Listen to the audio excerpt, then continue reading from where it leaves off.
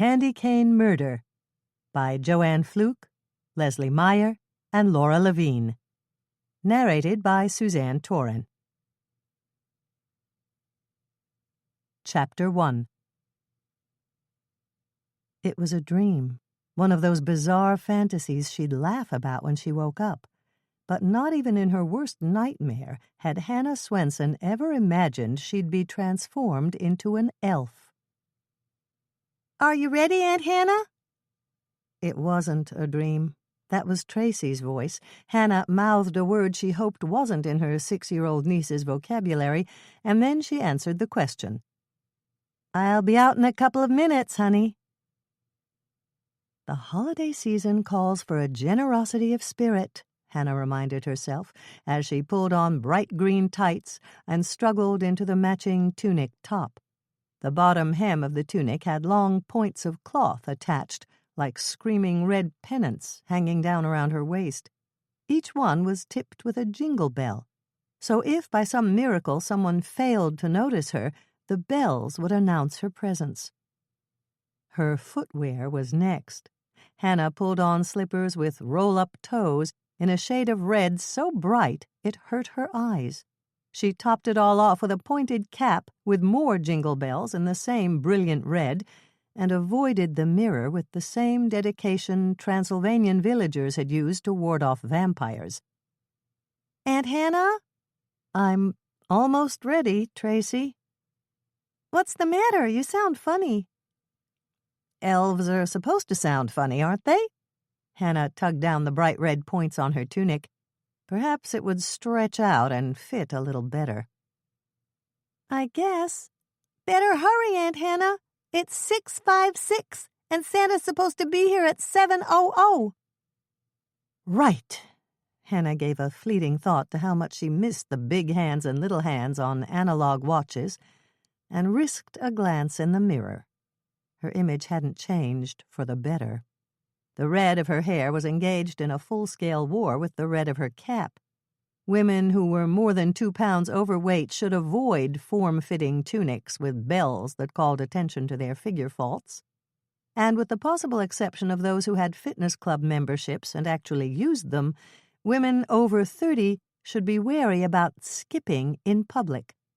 It was Santa who was supposed to jiggle like a bowl full of jelly, not her. "Aunt Hannah?" "Coming." Hannah tore her eyes away from the wreckage of her self-esteem. If a dozen determined designers had gotten together for the sole purpose of creating an outfit that would be most unflattering for her, they couldn't have done a better job.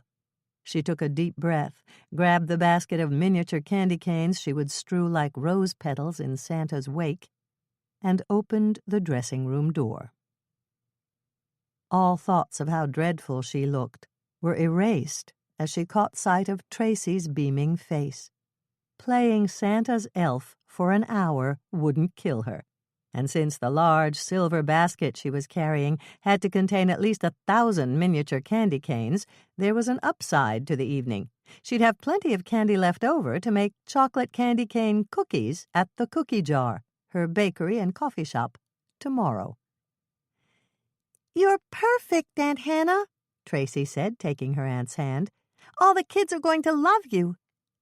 And with that vote of supreme confidence, Hannah and her niece headed for the temporary stage that had been erected in the dining room of the Lake Eden Inn to wait for Santa to arrive. "I see Mom," Tracy said, peeking through the crack in the curtain. "And Aunt Michelle's there, too. They're getting the kids lined up." Hannah walked over to take a look.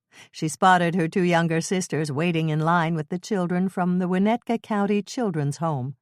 They had been bussed out for an early dinner and a gift from Wayne Bergstrom, who was playing Santa tonight. The children would go back to the home right after their visit with Santa, and then the adult Christmas party would begin. Tracy glanced at her watch. "It's 7:13, and Santa Wayne isn't here yet. I wonder why he's late." "I don't know," Hannah answered, "but make sure you don't call him Santa Wayne in front of the kids. You know that Wayne is one of Santa's temporary helpers at Christmas time, but the other kids don't." "Don't worry, Aunt Hannah. I won't tell." Hannah took another peek through the slit in the curtains. The children in line were beginning to fidget. If Wayne didn't get here soon, Michelle and Andrea would have an insurrection on their hands. And then it happened. Both Hannah and Tracy began to smile as they heard sleigh bells in the distance. From previous Christmas parties at the Lake Eden Inn, Hannah knew that Wayne carried a half-dozen sleigh bells attached to a red leather strap. They usually resided in one of the big patch pockets of his Santa costume, but he took them out when he came in the kitchen door and jingled them to build anticipation for his arrival, and as a signal for his elf to join him in the kitchen. Hannah took one last look at the line of children. All talking, coughing, and wiggling had ceased. Instead, there was silence. Perfect stillness of voice and body, large and small, and every face wore an expectant smile. Santa was coming, and even the teenagers, who had seemed so jaded and blasé only moments before, were now caught in the grips of heady expectancy. "Better take your place, Tracy," Hannah whispered, giving her niece a little push toward the throne-like chair where Wayne would sit. Since some of the little ones had been afraid of the big, red-suited man with the white fur and the booming voice in years past, Sally had asked Tracy to stand next to Santa and reassure them. When Tracy had taken up her position, looking like an angel with her shining blonde hair and white velvet dress, Hannah gave a little wave and headed off to the kitchen. Her least favorite part of the evening was about to begin, the part where she skipped behind Santa and scattered cellophane-wrapped candy canes as he wound his way through the crowded dining room and up the steps to the stage.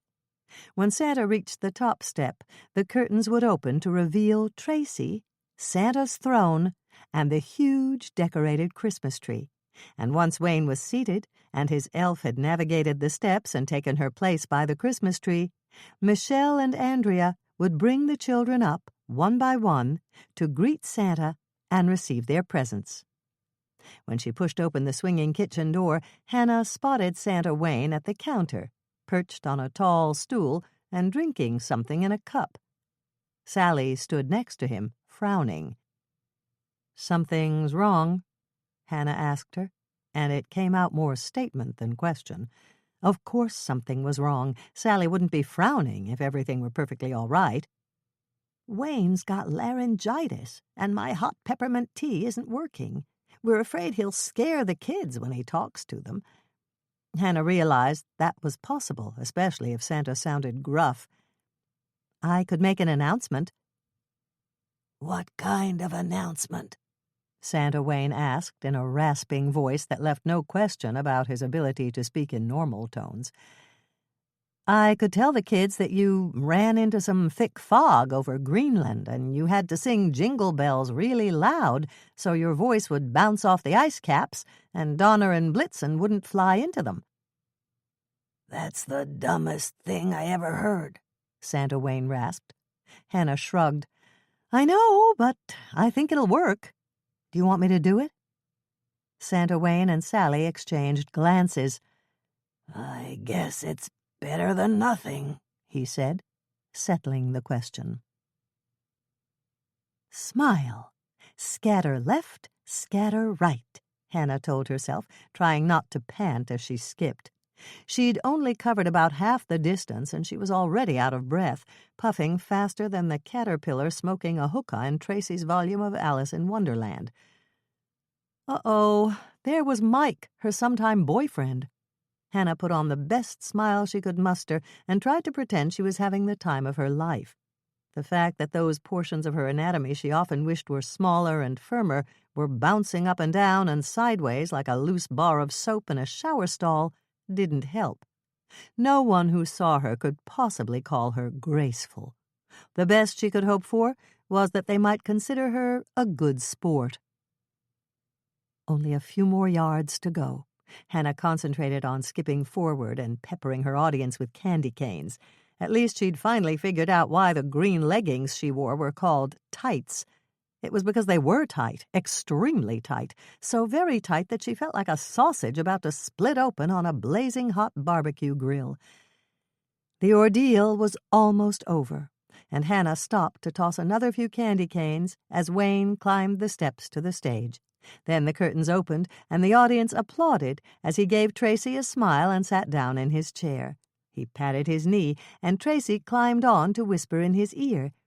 It was a sweet and heartwarming scene, and Hannah was grateful that everyone in the audience was watching Santa with Tracy as she climbed the steps to the stage and took her place to do what her Grandma Ingrid had always called speak her piece.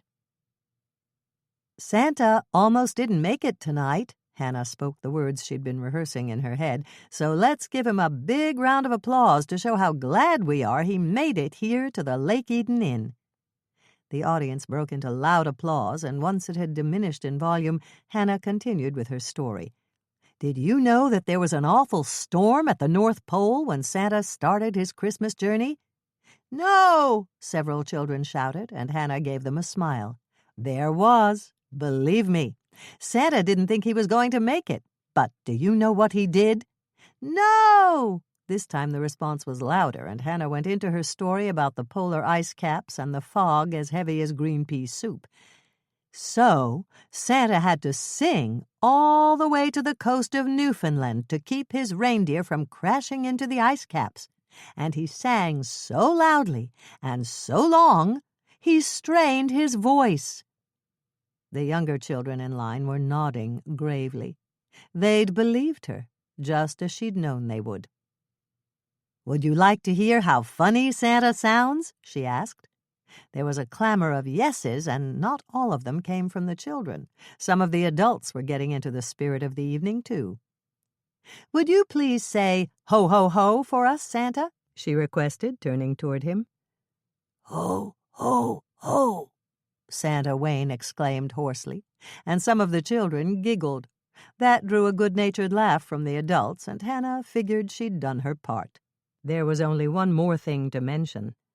"So, you won't be afraid of Santa's scratchy voice, will you?" "No!" several children shouted, and almost all of them shook their heads. Her mission was accomplished, and Hannah skipped over to take her place next to the mound of color-coded presents. The Santa, Tracy, and Elf show was about to begin. Hannah and Tracy knew the drill. They'd even rehearsed it with Sally. Hannah would hand Tracy the appropriate present, Tracy would carry it to Santa, and Santa would give it to the child on his lap. Norman Rhodes, Hannah's other boyfriend, would snap a picture for posterity. Then Michelle would escort the child to the rear of the line as Andrea brought the next child forward.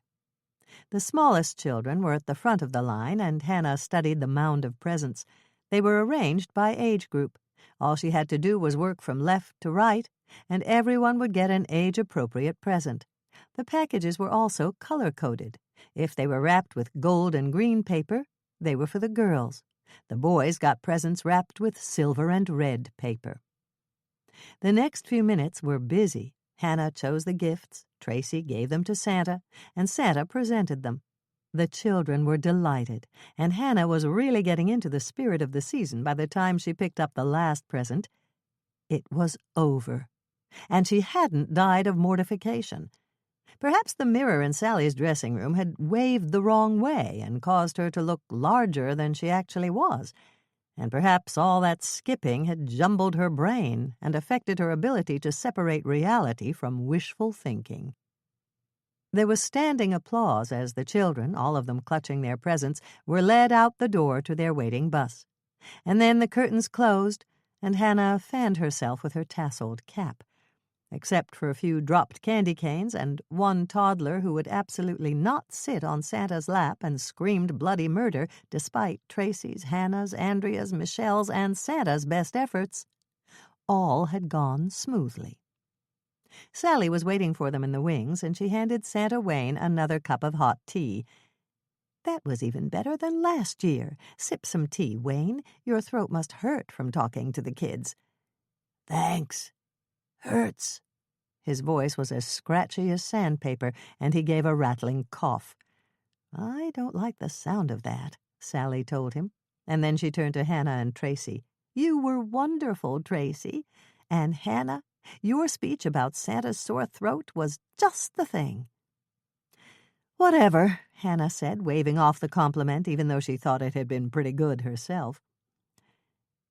"Here's your receipt for the presents, Wayne." Sally passed him a folded sheet of paper. "Mayor Bascom did it through the Lake Eden boosters this year." "My receipt?" "You know, the one you need for your corporate taxes. Mayor Bascom said to tell your accounting department that the boosters got their nonprofit status in June last year. He'll fax you a copy of the paperwork for your files." "Right."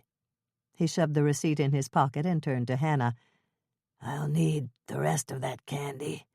I'm playing Santa at the store tomorrow." What a cheapskate, Hannah thought.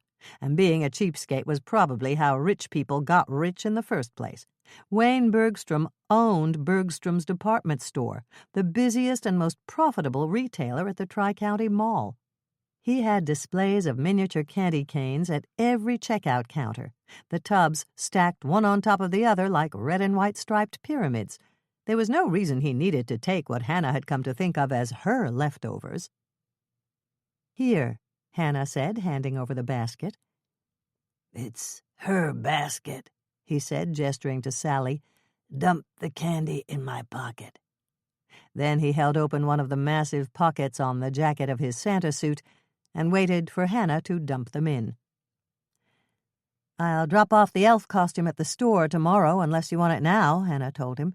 "It'll only take me a couple of minutes to change." "Keep it. We couldn't sell it anyway, now that you stretched it out. You can use it again next year."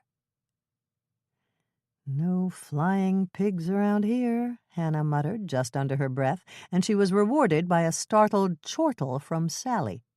When Sally had asked her if she would be Wayne's regular elf for future Christmas parties at the Lake Eden Inn, Hannah had responded with, "Sure, when pigs fly." With Sally struggling to maintain her composure, Hannah was just searching around for a topic of polite conversation when Sally's husband, Dick, walked up. "Good job, Wayne." Dick clapped him on the back. "The kids loved you. Go change out of your suit and I'll mix you a peppermint martini." "Tempting, but not tonight," he answered in his husky voice. "Gotta rest my throat." "Hot water, honey, and lemon," Hannah advised him. "It's like making hot lemonade. Then pour in a little brandy and top it off with grated nutmeg." "Does the brandy help?" he asked her, clearing his throat with obvious difficulty. "Not really. Your throat still hurts just as much, but after 3 or 4 cups, you don't care anymore." Peppermint Martini. Hannah's first note. These recipes are from Richella and Priscilla, Dick Laughlin's bartenders at the Lake Eden Inn. Dick says if you don't have martini glasses, you should run right out and buy them. Both Dick and Sally swear that these martinis taste 100% better in martini glasses. 5 ounces good-grade vodka, 2 ounces white creme de menthe, 1/2 ounce peppermint schnapps. Combine in a shaker and shake with ice. Strain into 2 martini glasses and garnish with miniature candy canes hooked over the rims of the glasses. Pepper-mint martini. Hannah's second note. Here's the second recipe. You may notice that pepper and mint are separated in the title. The reason will become obvious when you read the recipe. 6 ounces pepper vodka, 2 ounces white creme de menthe, 1 fresh sprig of mint. Crush the mint with the back of a spoon. Combine with the other ingredients in a shaker and shake with ice. Strain into 2 martini glasses and garnish with miniature candy canes hooked over the rims of the glasses.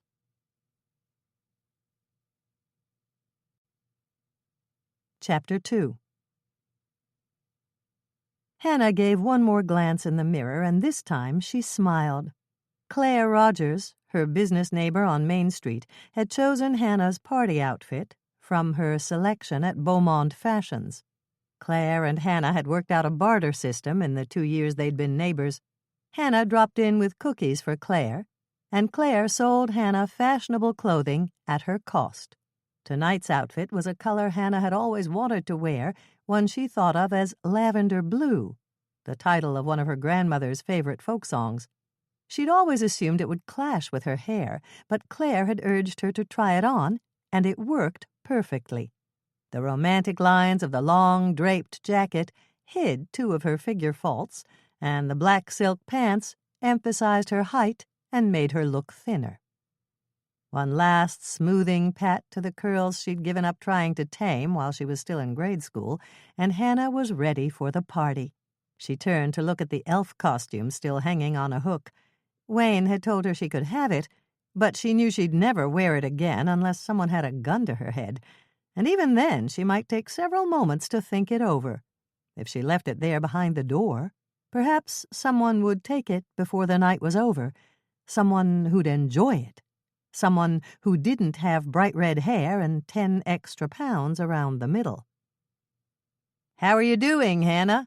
A voice greeted her as she stepped out of the dressing room, and Hannah turned to see Corey Reynolds, Wayne Bergstrom's brother-in-law, leaning up against the wall. Since there was no other reason he'd be in this particular hallway, he was obviously waiting for her.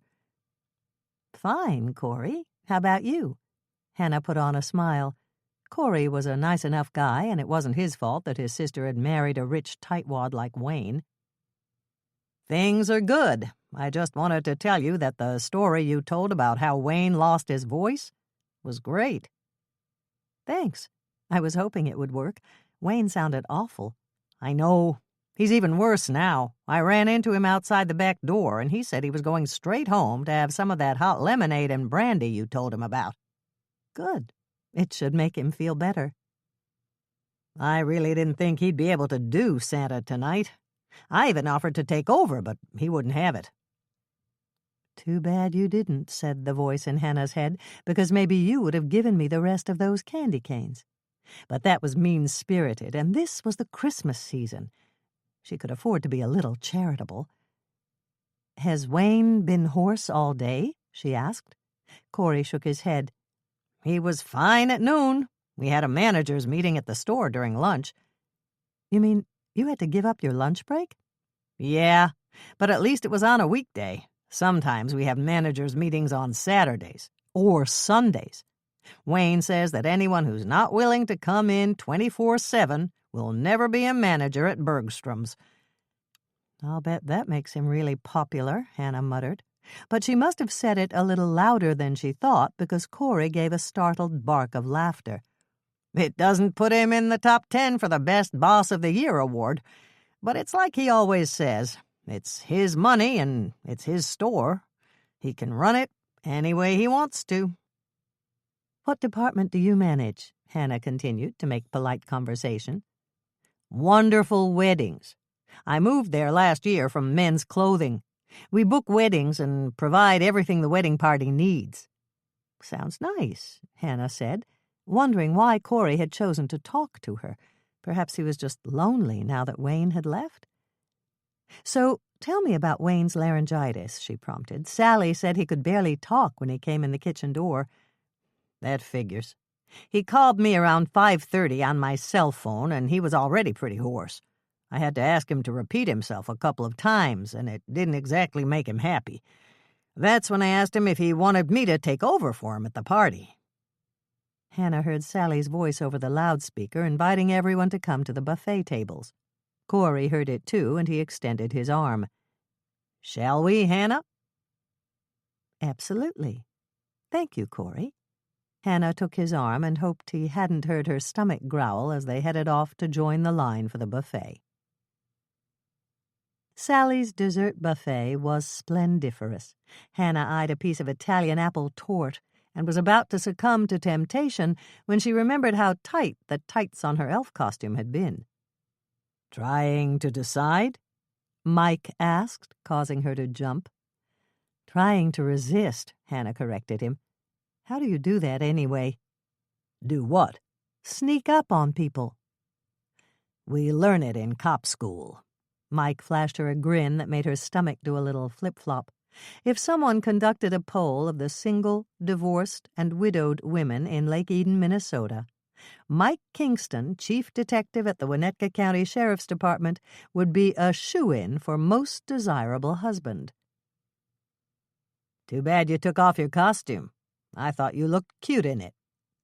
Hannah stared at him for a minute in utter disbelief, and then she said, "I think the county pays for that."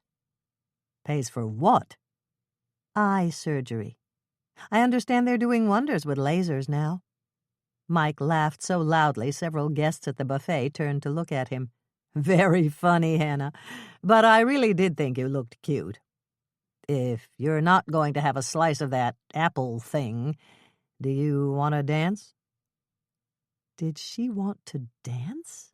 Hannah ranked that question right up there with, "Do you want to breathe?" Did she want Mike to put his arms around her and hold her close? Did she want to look up at him and realize that their lips were only inches apart? Did he even have to ask? "Hannah?" Mike prompted, and Hannah came out of her musings to realize that he was holding out his arm. "Thanks, Mike. I'd love to dance," she said quickly, accepting his arm and walking with him to the dance floor. Dancing with Mike must have broken the ice, because once the last notes of music had faded away, Norman appeared to claim her for the next dance. After that, Andrea's husband, Sheriff Bill Todd, piloted her around the floor. Then there was a series of local men, one right after the other, including Corey Reynolds, Mayor Bascom, Doc Knight, Reverend Knudsen, her host Dick Laughlin, and the town druggist John Walker.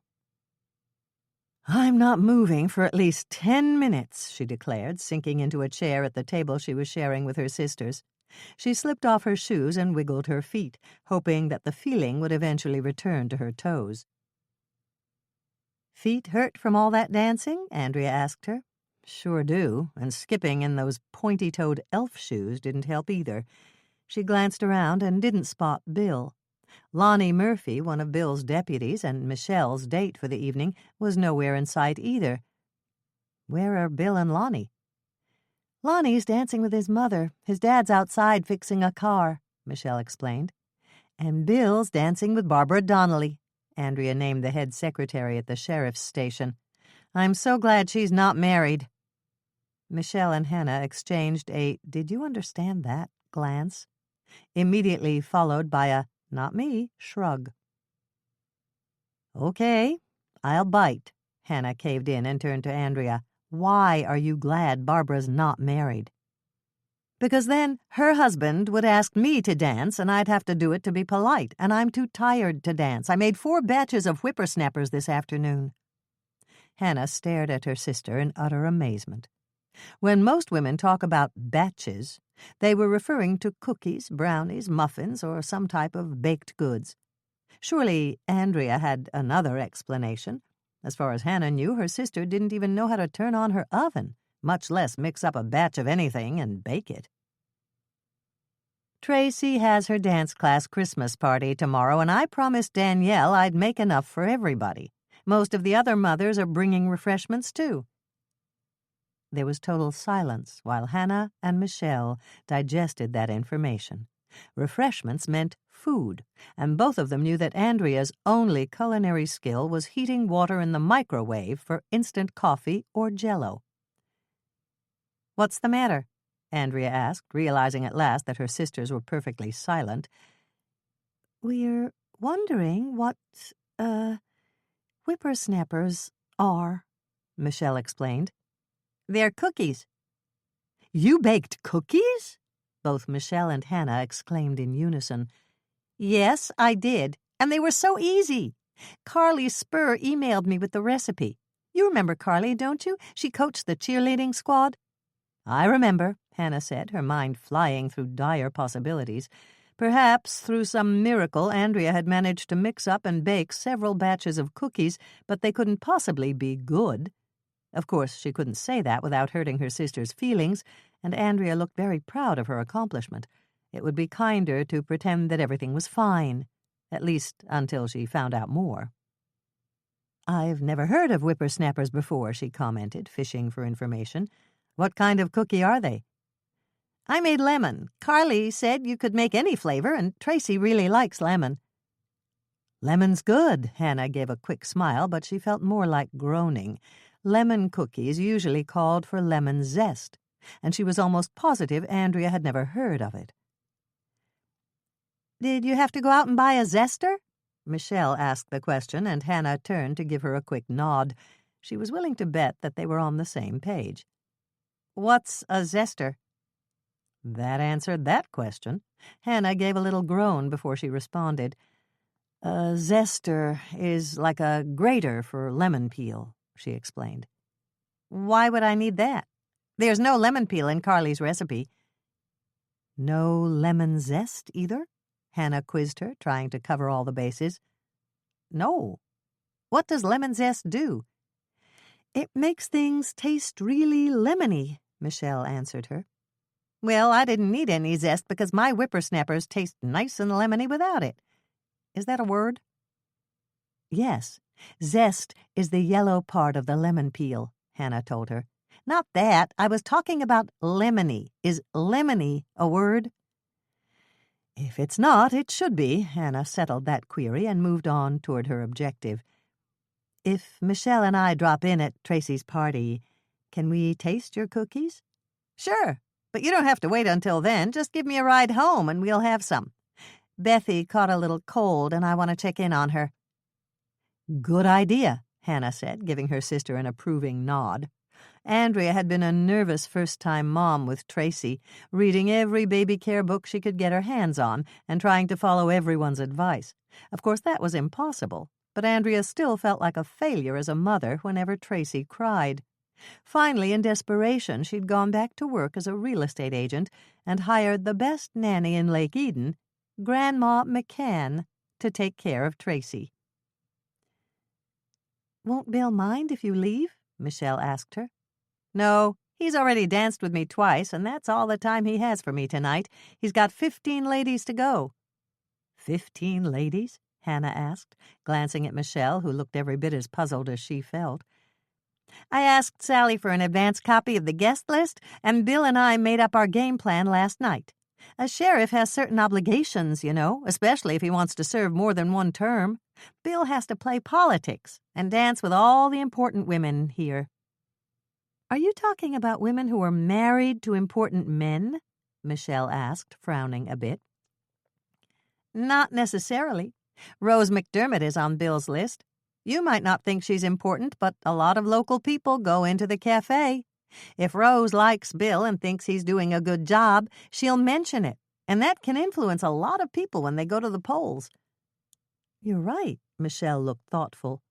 "And then there's Bertie Straub. She's not shy about telling her customers down at the Cut and Curl who they should vote for." Hannah was amused. The next election for county sheriff was over 3 years away. "So you're already launching Bill's campaign?" "It's never too early to play politics." Andrea glanced around the room and spotted her husband deep in conversation with Mayor Bascom. "Just let me tell Bill I'm leaving and we can go." "Can I go with you?" Michelle asked when Andrea had left. "Sure, but I thought Lonnie was bringing you back to my place." "He was, but he's pulling a late shift and it'll save him a trip." "If you go with us, you're going to have to taste Andrea's cookies," Hannah warned.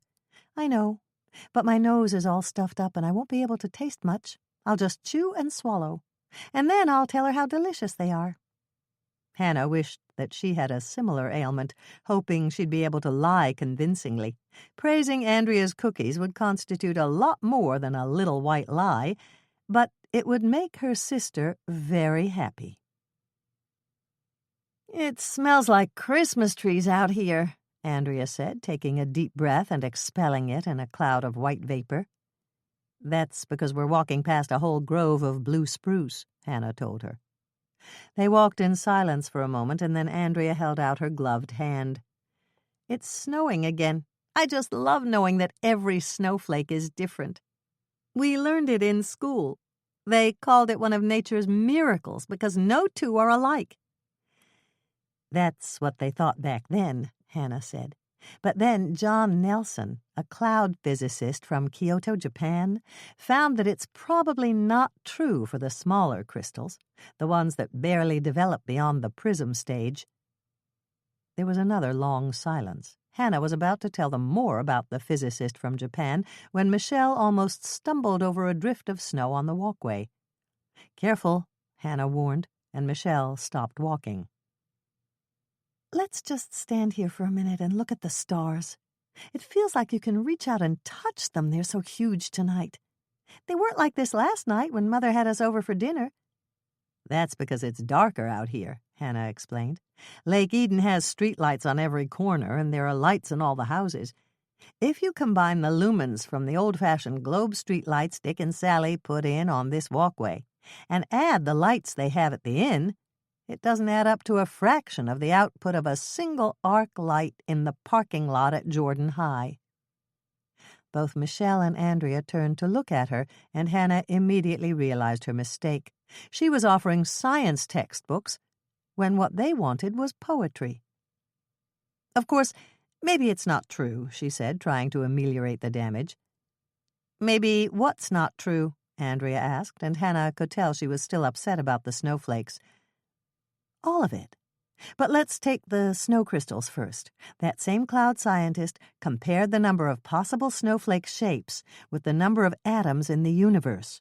It would be impossible for scientists to examine them all." "So he really doesn't know?" Andrea looked very relieved. "It's just a theory, right?" "That's right."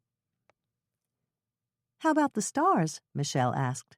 Hannah stuffed her gloved hands in her pockets. "They could be bigger tonight," she said, crossing her fingers. "It's not an absolute certainty. I like to think the stars and the moon react to us when we watch them. That makes the night magical." This drew smiles from both of her sisters, and Hannah relaxed a bit. She had to remember to curb her impulse to be realistic and practical when her sisters wanted whimsy and romance. "Uh-oh," Michelle stumbled again. "I just stepped on something slippery," she said. "What?" Hannah asked. "I don't know." "Hold on a second." Hannah drew a tiny flashlight from her pocket. "Norman gave this to me the last time I dropped my keys in the snow." She switched on the light and trained the beam on the walkway. "You were right here, and you slipped on this." "What is it?" Michelle asked. "A miniature candy cane wrapped in plastic." Hannah held it up so both of them could see it. "It's one of Wayne Bergstrom's, and he must have dropped it on his way to the parking lot." "You seem pretty happy about finding it," Michelle commented, reacting to the smile on her older sister's face. "I am. I know it's mean of me, but I'm glad he lost it. I wanted to keep the leftover candy canes to try out a new cookie recipe, but he told me he wanted them all back for his next Santa appearance." Andrea just shook her head. "Wayne's such a tightwad. It's not like he doesn't have more, and they probably cost him practically nothing. What were you going to use them for?"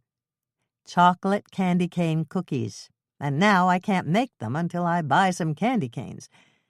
Both Andrea and Michelle gave little groans of dismay, and Hannah was gratified. "If Wayne dropped one, he probably dropped more, especially if he's got a hole in his pocket. Let's keep looking. I don't think it's snowed enough to completely cover them." "Are you going to use them for the cookies?" Michelle wanted to know.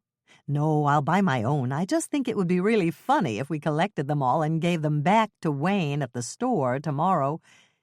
"Here's one," Michelle called out, spotting another cellophane-wrapped candy at the side of the pathway. "It looks like he's dropping one every 10 feet or so." "This is fun," Andrea commented, rushing ahead to pick up a candy cane. "It's like in Hansel and Gretel, except there aren't any birds or breadcrumbs." The walk to the parking lot had turned into a game, each sister trying to find the next candy cane. They had about a dozen when the trail of candy canes abruptly stopped. "What happened?" Andrea, the current holder of Hannah's miniature flashlight, spread the light around in a circle. "We haven't found anything for over 10 yards. "How do you know it's over 10 yards?" Michelle asked. "Believe me, I know how far you have to go for a first down. Bill used to play football, remember?" Neither Hannah nor Michelle voiced any argument to that. Not only had Bill been the best quarterback in the whole county, Andrea had been the head cheerleader at Jordan High. "Do you think Wayne ran out of candy canes?" Michelle asked Hannah. "I don't think so. The basket was big, and it was over half full when Wayne told me to stuff the candy canes in his Santa suit pocket." "The hole in his pocket didn't mend itself," Andrea pointed out. "Right. Wayne must have left the walkway for some reason. Let's check the sides of the path. If we can find the point where Wayne veered off, we'll start finding candy canes again." Michelle led them back to the point where she'd found the last candy cane. "This is the place," she said, pointing down to the snowy walkway. "Where do we look now?" "You and Andrea check your side of the path. If you don't find anything, come back and give me the flashlight so I can check my side. If Wayne is still leaking candy canes, we'll find them." "Why wouldn't he be leaking candy canes?" Andrea wanted to know. "I could be wrong about how many are left. Or maybe he noticed that they were falling out and he put them in another pocket." Hannah waited while Andrea and Michelle checked their side of the walkway and came back. "Your turn," Andrea said, handing her the flashlight. "We'll wait right here while you check." Hannah moved forward with the flashlight, sweeping the beam over the snow. She was about to give up and admit defeat when she spotted 4 candy canes near the edge of the path. "I've got some," she called out, and her sisters hurried over. "Why are there so many?" Michelle asked, bending down to pick them up. "It looks like they all fell out at once." "Maybe he slipped," Hannah theorized. "Or maybe he got tired of holding his hand over the hole and decided it wasn't worth it," Andrea added her take on it. "I don't think he'd do that, though." "Why not?" Michelle asked. "Because he's too cheap. Every time he dropped one, he'd be adding up how much it cost him. Mother used to say that Wayne had the first nickel he ever made." "I remember that," Michelle said with a laugh. "She told me Wayne pinched it so hard the buffalo squealed and ran away." "Look at this." Hannah pointed to another candy cane a foot or so away. "The trail picks up again here and keeps going." The 3 sisters followed the candy cane trail to a bank of hard-packed snow the plow had left when Dick had cleared the inn's parking lot after the last snowfall. Behind it, and a few feet back, was another bank of snow and ice, rising even higher than the first. By the end of a snowy winter, there could be several banks lining the perimeter of the lot. When one berm got too high for the snowplow blade to reach and dump, Dick started another snowbank in front of it. "I see candy canes going all the way up that snowbank," Michelle said, illuminating them with Hannah's flashlight. "I wonder why Wayne climbed way up there." "There's only one way to find out," Hannah told her. "Not me," Andrea pointed down at her high-heeled boots. "That's hard-packed snow, and these boots were expensive. I could break off a heel." "I can go with you," Michelle offered. "No way. Mother just bought you those suede boots, and they're going to get ruined." "It's okay. I really don't mind." "No, but Mother will. And if Mother minds, I'll never hear the end of it. Just stay here with Andrea, and I'll take a quick peek." Hannah dug in with her heels and her hands and started to climb up the bank of snow. It was a good 8 feet tall, with fairly steep and slick sides, and the ascent wasn't easy. She slipped a couple of times, but she kept going until she'd pulled herself up on the top. She opened her mouth to make a joke about being king of the hill, a reference to the children's game they'd played in the winter every recess in grade school. But then she saw what was on the other side, and the joke died a quick death on her lips. There was a figure spread-eagled on the snow at the base of the berm. It was Wayne Bergstrom, and he'd obviously been pushed. Making snow angels wasn't in his repertoire. "Anything there?" Michelle's voice floated up to her, and Hannah swallowed with difficulty. She took a deep breath, expelled it in a cloud of white, and croaked out one shaky word. "Yes." "You sound really funny," Andrea commented. "Are you all out of breath?" Hannah knew she wasn't the one who was out of breath. Wayne Bergstrom was, but she couldn't quite manage to say anything that sarcastic. "Hannah?" Michelle sounded worried. Are you okay?" "I'm okay," Hannah choked out the words and took another deep breath.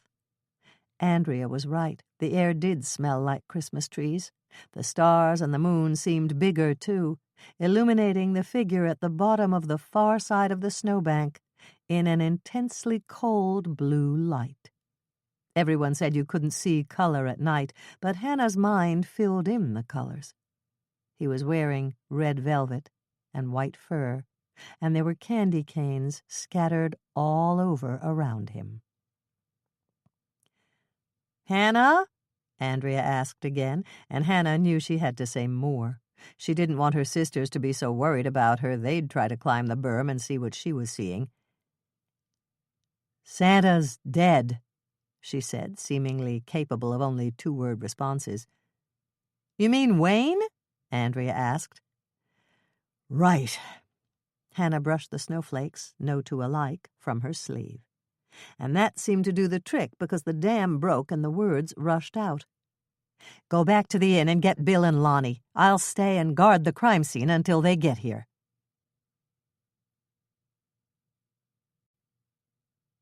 Chapter 3. "He is just the sweetest kitty in the world," Andrea crooned, scratching Moisha under the chin. The moment they'd entered Hannah's living room, the 20-something-pound orange and white cat that Hannah had found shivering on her doorstep over 2 years ago had made a beeline for Andrea and climbed up in her lap.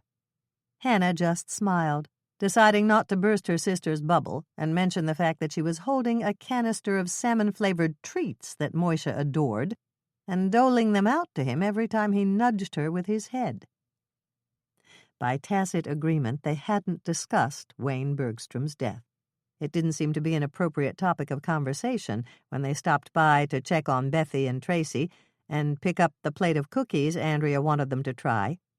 Hannah had pulled Grandma McCann aside to fill her in, but the three sisters hadn't mentioned Wayne's name on the trip to Hannah's condo complex either. Perhaps it was simply an attempt at avoidance. If they didn't mention it, it might go away. Or perhaps it was a delaying tactic, and all three of them wanted to enjoy their time together for a little while longer before discussing such a gruesome topic. Hannah figured they'd have coffee first. A little fortification with a mug of Swedish plasma was in order when they tasted Andrea's cookies, and then they'd talk about Wayne Bergstrom and the distressing sight she'd seen from the top of the snowbank. "The coffee should be ready soon," Hannah said, craning her neck to see if the carafe was full. It wasn't, and she glanced at the plate of cookies that Andrea had baked. The cookies were pretty, a nice rich yellow with powdered sugar on the tops. They looked good, but looks didn't count for everything when it came to baked goods. "I hope Bill isn't late," Andrea said, frowning slightly. "He told me he thought they'd be here by midnight to take our statements, but something could happen to delay him." "If he's really late, you can catch a nap on the couch," Hannah told her. "Or share the guest room with me," Michelle offered. "It's a king-size bed." Andrea shook her head. "I don't think I could sleep, not after what I saw tonight." "What, who saw?" Hannah begged to differ. "You didn't see anything." "No, but you told me about it, and I have a very active imagination. There's something really awful about Santa being dead." "Wayne being dead," Michelle corrected her. "Don't think of him as Santa, and it won't seem so bad. Think of him as that old skinflint department store owner who wouldn't approve you for a Bergstrom's credit card so you could charge that luggage you wanted for your honeymoon." Andrea blinked. "You're right, and that does help. Not that he deserved to die, but I really didn't like Wayne at all." She turned to Hannah. "Do you think that's really bad of me?" "Not really. As far as I know, there's no rule of etiquette that says you have to like somebody just because they're dead. If you didn't like them alive, you probably won't like them after they're dead either." She paused to crane her neck again and gave a sigh of satisfaction. "The coffee's ready. I'll go get it, and then let's taste your cookies." "Oh," Andrea looked very nervous. "I really hope you like them. They're the first cookies I've ever made by myself." Hannah made quick work of gathering what they needed in the kitchen. The topic of Wayne's death had come up earlier than she'd expected. When she came back with a tray containing 3 mugs of coffee and cream and sugar for Andrea, she set it down in the center of the table and reached for one of Andrea's cookies before she could take the coward's way out and claim that she was too full from Sally's Christmas party buffet. "Family love knows no bounds," she said to herself, but the words that came out of her mouth were different. "These look wonderful," she said, taking a leap of faith and biting into one of her sister's cookies. Hannah was well aware that both Andrea and Michelle were watching her like hawks as she chewed, and swallowed, and smiled.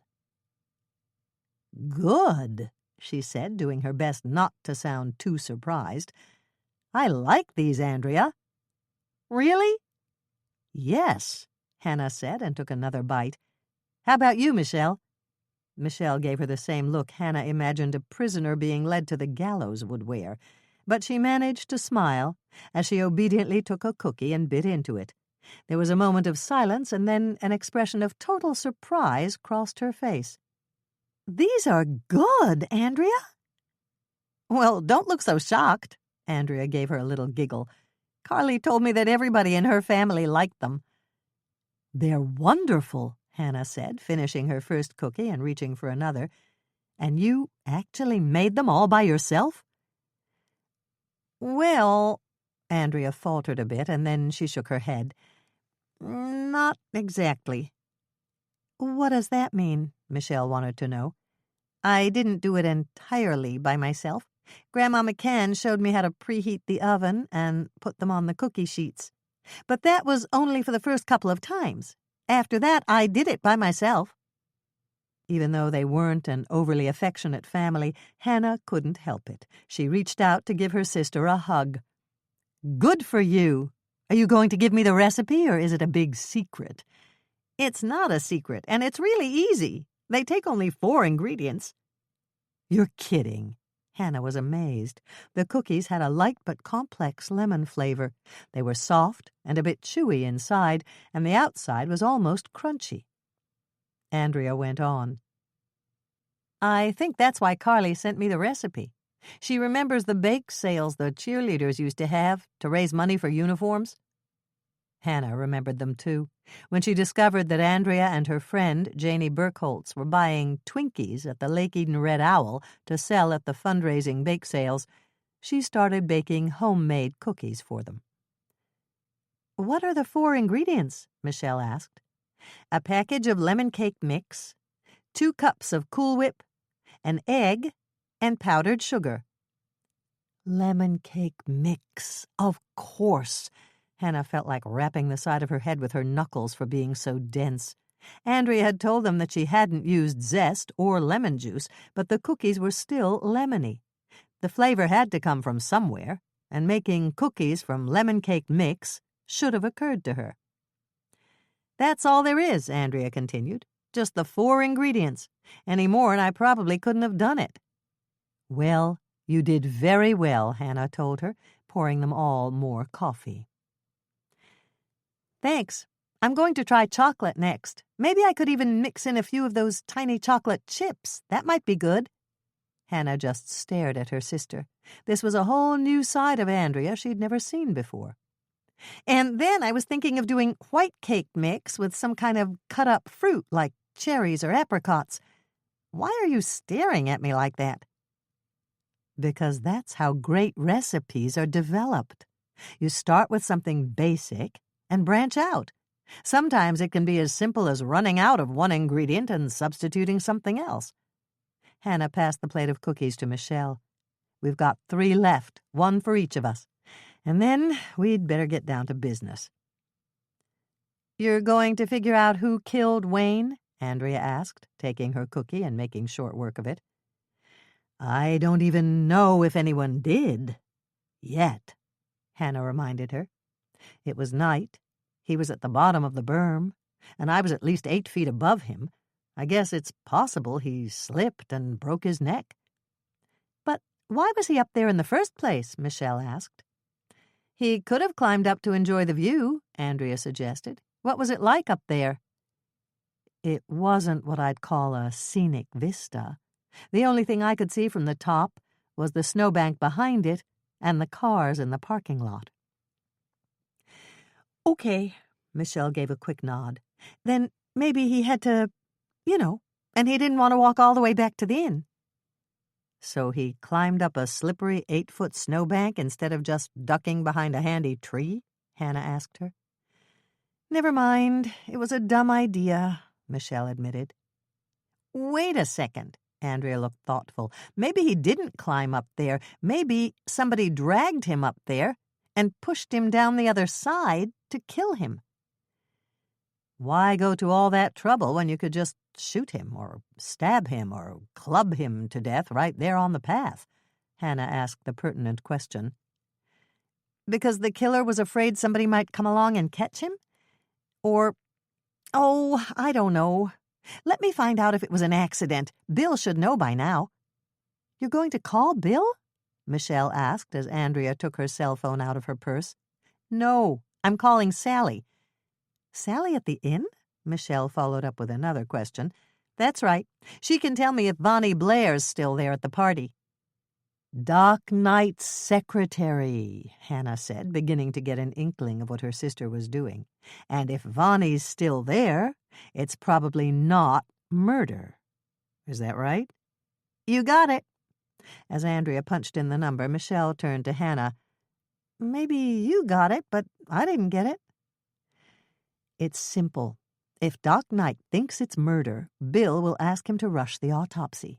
Doc knows how important it is, and he'll do it right away.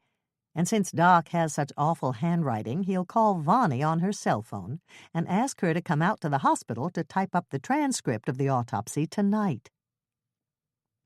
Michelle's puzzled expression smoothed out, and she looked very impressed. Wow! Andrea's devious. She gets it from Mother, Hannah explained. Mother can think of the most roundabout ways to get the latest gossip. Thanks, Sally, Andrea said and snapped her cell phone shut. And then she looked over at them. It's murder. Vonnie left with the paramedics who transported Wayne to the hospital. Doc Knight must have been able to tell right away. As usual, Andrea was the scribe.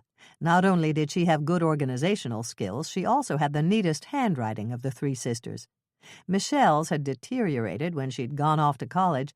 After 2 years at McAllister, her notes were cryptic, filled with abbreviations that only she could decipher. Hannah, on the other hand, tended to print whenever she wrote something she hoped to read later.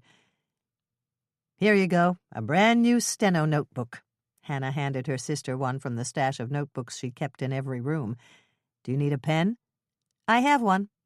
Andrea reached in her purse and pulled out what Hannah termed a dress pen, since the barrel was gold and studded with sparkling white stones. Pretty fancy, Michelle commented, leaning closer to gaze at the pen. Are those rhinestones or diamonds? I'm pretty sure they're rhinestones.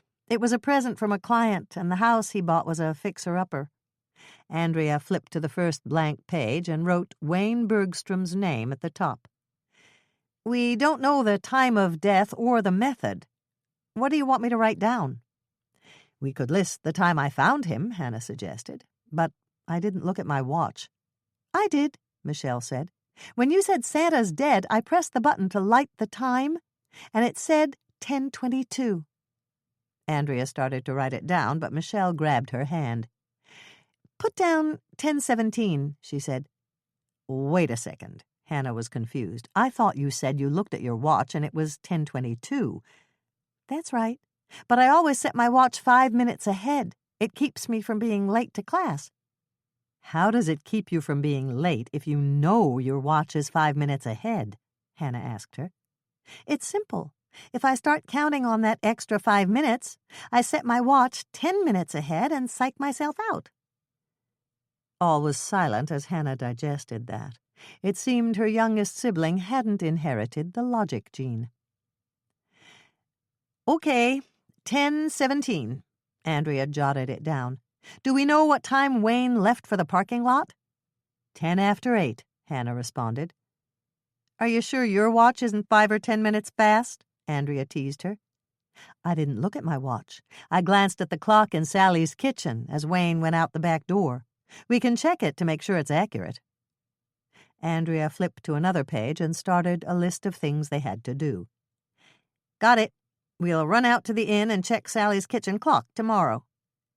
That means Wayne was killed between 8:10 and 10:17, Michelle pointed out. That's a window of just a little over 2 hours. When we go out tomorrow, let's see how long it takes to walk from Sally's kitchen to that berm, Hannah suggested. Even if you're poking along, taking your time, it can't be more than 5 minutes. Andrea made another note. Got it, she said. If you're right, it means that Wayne was probably killed around 8:15 or 8:20. Unless he stopped to talk to someone on the path, Michelle argued. You know how people are when they meet each other at a party? They stop and talk for a while. He could have met up with his killer after he talked to somebody. Good point, Hannah said. We should get a guest list from Sally and check to see if anyone at the party met Wayne on the walkway. Merrily winking rhinestones, or diamonds, or whatever they were, Andrea's pen flew across the page. It's a couple of degrees above freezing tonight. If you were dressed for the weather, you could stand there and talk for 5 or 10 minutes without getting cold. Michelle nodded. But Wayne wasn't dressed for the weather. Hannah said he was wearing his Santa suit. She turned to Hannah. Do you think it was as heavy as a parka? I don't know. It looked heavy, especially with all that fur, but I didn't actually feel the material. They sell the same Santa suit at Bergstrom's, Michelle told them. I saw a whole rack of them when I was shopping for boots with Mother. We'll go out there and check. Andrea added another line to her to-do page, and then she let Moisha capture her pen and bat it around for a moment. Mother! Hannah exclaimed. What about Mother? Her sisters chorused in perfect unison. When she calls to read me the riot act for finding another body, I'll ask her to go shopping at Bergstrom's and check out the Santa suits. It's her favorite store at the mall. And she'll be so pleased she's helping us solve Wayne's murder, she'll forget all about criticizing you, Michelle guessed. That's the general idea. It could work, Andrea offered her opinion. Mother's hard to distract, but a trip to Bergstrom's right before Christmas could do it. Lemon whippersnappers. Preheat oven to 350 degrees Fahrenheit, rack in the middle position. 1 package, approximately 18 ounces, lemon cake mix, the size you can bake in a 9-inch by 13-inch cake pan. Andrea used Betty Crocker. 2 cups Cool Whip. Measure this. Andrea said her tub of Cool Whip contained a little over 3 cups. 1 large beaten egg. It's okay to just whip it up in a glass with a fork. 1/2 cup powdered confectioner's sugar in a separate small bowl. You don't have to sift it unless it's got big lumps. Combine dry cake mix, Cool Whip, and beaten egg in a large bowl. Stir until it's well mixed. Drop by teaspoon into the bowl of powdered sugar and roll to coat the cookie dough. Place the coated cookie drops on a greased, Andrea used Pam, but any nonstick cooking spray is fine, cookie sheet, 12 cookies to each sheet. Bake the cookies at 350 degrees Fahrenheit for 10 minutes. Let them cool on the cookie sheets for 2 minutes or so, and then move them to a wire rack to cool completely. Yield approximately 4 dozen light and lovely cookies. Hannah's note. Andrea showed me the recipe. Carly wrote that this is an old church recipe and that you can use any flavor cake mix in these cookies. She especially likes lemon whippersnappers in the summer because they are simple to make and very refreshing.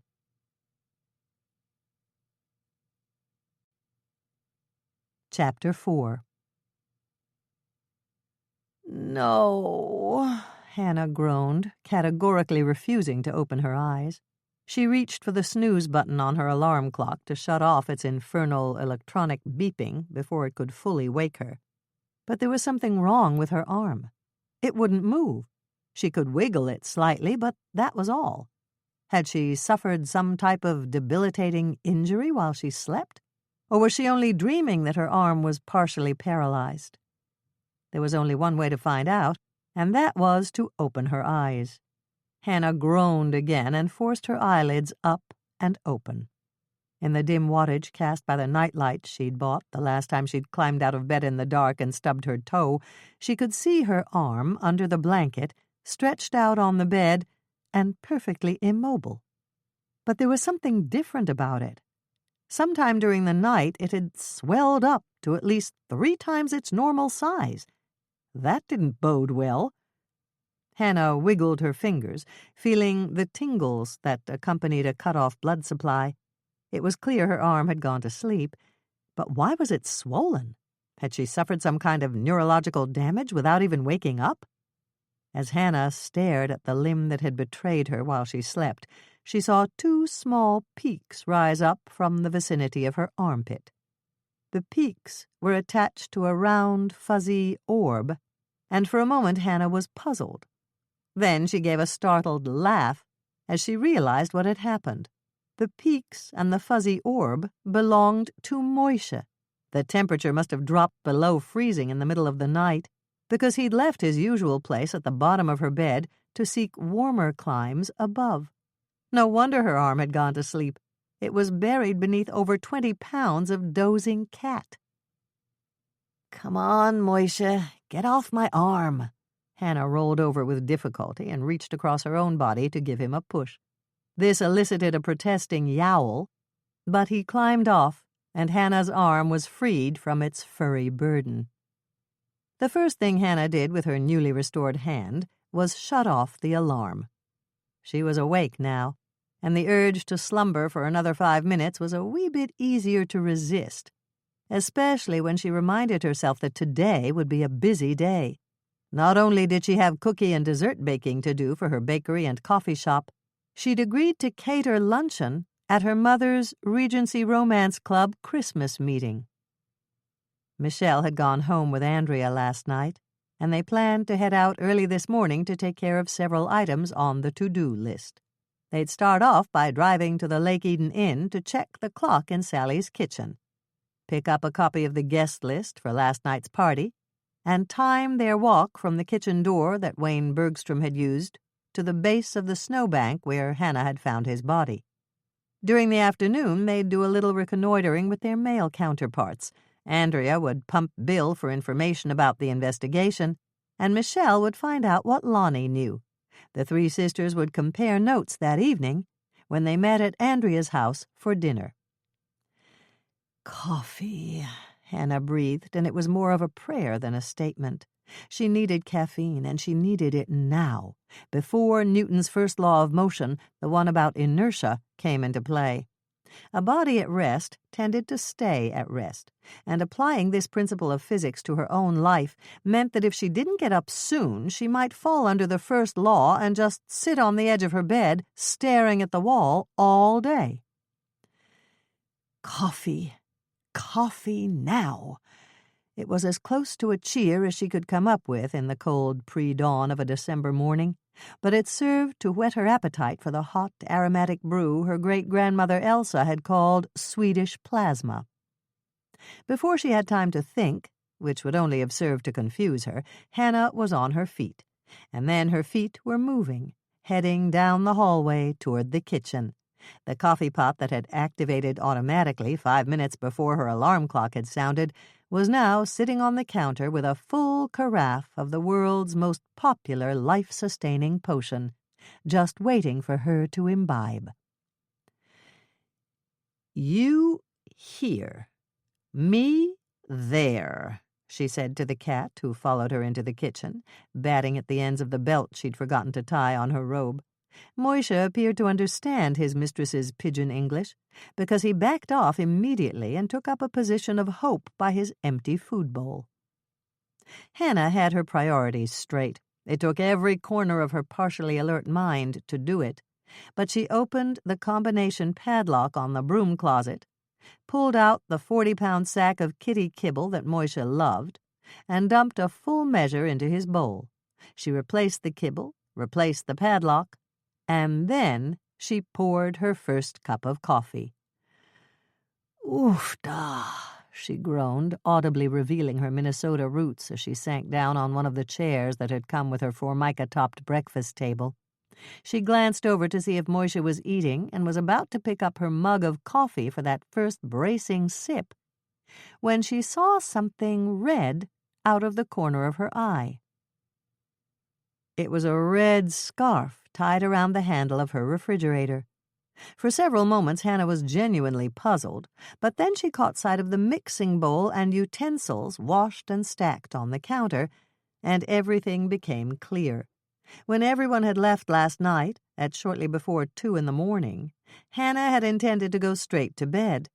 Unfortunately, her mind was still racing, and there was no way she could sleep. Instead of wasting valuable time tossing and turning, she'd flicked on the lights in the kitchen and mixed up a batch of cookies. They were experimental, something she'd been planning to try for several months, and the dough was chilling in the refrigerator. That was the reason she'd tied her scarf around the handle of the refrigerator. It was to remind her to take the dough with her when she left for work, so that she could bake it at the cookie jar. If the cookies were as good as she expected them to be, she'd serve them at her mother's club luncheon. "First things first," Hannah told herself, raising the mug of coffee to her lips. She breathed in deeply, inhaling the antioxidants in the steam that some researcher claimed would save coffee kiosk employees from lung cancer. Hannah thought that would be lovely, but she didn't believe it for a second. On the other hand, what could it hurt? She'd been inhaling the steam from coffee for years simply because she loved the aroma. Another deep coffee-flavored sniff, and it was time to enjoy the brew. Hannah was just about to take that first scalding sip when the telephone rang. "Mother!" she exclaimed in the same voice she would have used if she'd skidded off the road and into a ditch. She swallowed fast, taking a sip while she could, and glanced over at her mother barometer. Sure enough, Moisha's fur was bristling, and he'd puffed up like a Halloween cat. He'd also begun to make the growling sound deep in his throat that meant, "Maybe you're bigger than I am, but I'm gonna shred those pantyhose you're wearing." It wasn't a guarantee that Dolores Swensen was on the other end of the line, but Hannah's feline roommate was right a whole lot more than he was wrong. Hannah took another sip of her coffee, and then she stood up to reach for the wall phone. She sat right back down again, knowing that no previous conversation with her mother had ever lasted less than 15 minutes, and answered. "Hello, Mother." "I wish you wouldn't do that, Hannah." Dolores gave a deep sigh that was so forceful it almost tickled Hannah's ear. "What if it wasn't me?" "Then you'd need to see a psychiatrist because you'd have an identity crisis." "Hannah!" "Sorry, Mother." Dolores gave an exasperated sigh that was almost as loud as her previous sigh. "You always say that, and you still answer the phone that way. But I didn't call to argue with you." "I'm glad to hear that," Hannah said, winking at her cat, who was still puffed up several times his size, preparing to take on any predator. "I'm not going to argue, but I do have a bone to pick with you, Hannah." Hannah took another sip of coffee, wisely saying nothing. Her mother was only mildly upset. If she'd been extremely upset, she would have called Hannah by her first and middle names. "Bill called me this morning to ask me about Melinda." "Melinda who?" Hannah asked, wondering what in the world her mother was talking about. "Melinda Bergstrom, Wayne's wife. Surely you remember Wayne Bergstrom. You found his body last night, and you found it practically in front of your sisters." Dolores delivered another sigh that made the phone give an odd little sound that probably meant it had exceeded its decibel level. "You have got to stop doing this, Hannah Louise." Uh-oh. Hannah's mind shouted out a warning. Dolores only used her middle name when she was what her father had called loaded for bear. "I'd love to stop doing it. It's not like I enjoy finding murder victims or anything like that. I only climbed up on that snowbank because we were curious, and I didn't want them to do it." There was silence for a moment. Dolores was thinking it over. "Well," she said finally, "that's good. It's good that you were sparing your sister's sensibilities. That's an admirable quality." Hannah came very close to gasping out loud in surprise. She'd never gotten off so easily before. It was best to change the subject now while she was still ahead of the game. "Thank you, Mother. Now, about the luncheon today, I need some sort of a timeline." "What do you mean?" "We're having quiche, and it's best if it's warm. How many awards will you be presenting before you want me to serve lunch?" "Let me see. 3 of our members are getting their 5-year manor houses. They're darling little miniatures of English manor homes. I found them in a catalogue and ordered them from London." "Will there be speeches after you present them?" "No, dear. They're limited to 30 seconds to thank us. But there will be 3 more presentations.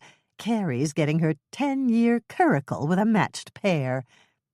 Hannah knew her mother was talking about a carriage pulled by 2 horses. "To put in front of her manor house," she guessed. "Exactly. Since she's the oldest living member, I told her she could have 1 minute to speak." "Okay," Hannah said, hoping her mother wouldn't use that particular phrase. Carrie Rhodes, her mother's friend and partner in the antique business, wouldn't appreciate being called the oldest living member. And come to think of it, did that imply that the Lake Eden Regency Romance Club also had members who were dead? "Did you hear me, Hannah?" Her mother's voice pulled her back from contemplating whether one had to be alive to be a member of an organization. And Hannah was quick to apologize. "Sorry, Mother, I didn't quite catch that." "I asked if you'd have enough quiche so that Norman could eat with us. He's coming to take pictures of the award ceremony on his lunch hour." "Of course. I always have extra. You know that, Mother." "And you did remember that I asked for a vegetarian alternative?"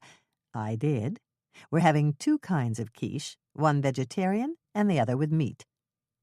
"How about dessert?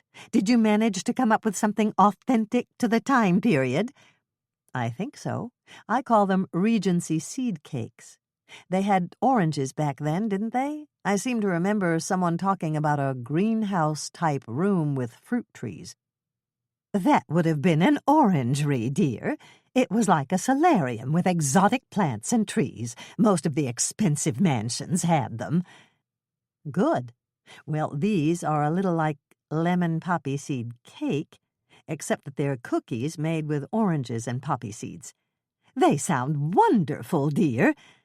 I hope so, Hannah thought, but she didn't want to worry her mother by telling her the Regency seed cakes were last night's invention, and she hadn't had time to test them yet.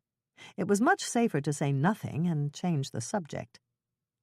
"What time do you want me to serve the quiche, Mother? If you can give me an estimate of the time, I'll make sure they're still warm." "Let me think, dear." There was silence for a moment, and then Dolores spoke again. "We're starting at noon, and the awards are first. I think we should be through in 10 minutes, although we do have a special award for Jenny Perkins, of course." "Jenny who?" Hannah asked. She was almost certain she'd never met a Jenny Perkins at any of her mother's club meetings.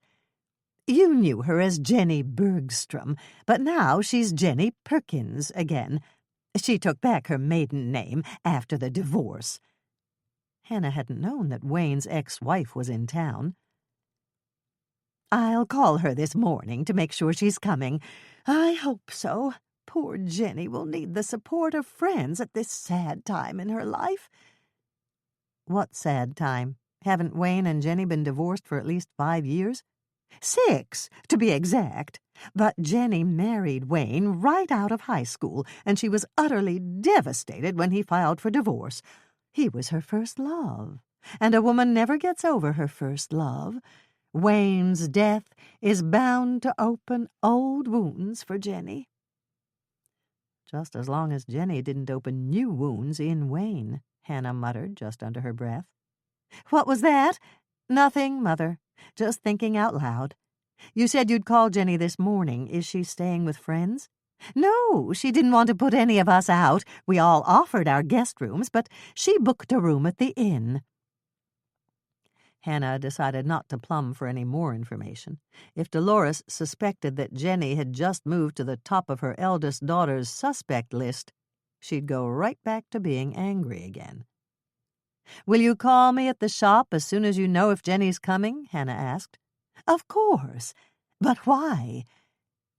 "So that I can watch her like a hawk and maybe even interrogate her while I'm serving the quiche," Hannah thought. But of course she didn't say that to her mother. Instead, she settled for, "I'll pack up some chocolate cookies and send them back to the inn with her." "That's a good idea, dear. Chocolate always helps in times of stress. I was thinking of picking up some chocolate truffles at Fanny Farmer's." The light bulb went on in Hannah's mind and grew into a powerful halogen. Fanny Farmer's was in the Tri-County Mall, and so was Bergstrom's department store. Now was the perfect time to ask her mother to find out about the Santa costumes they sold at Bergstrom's. "Chocolate truffles would be great, Mother. And since you're going to the mall anyway, could you do one little thing for me?" "You want me to buy you that absolutely darling purse I told you about?" Dolores guessed. Her mother sounded so hopeful, Hannah almost caved in.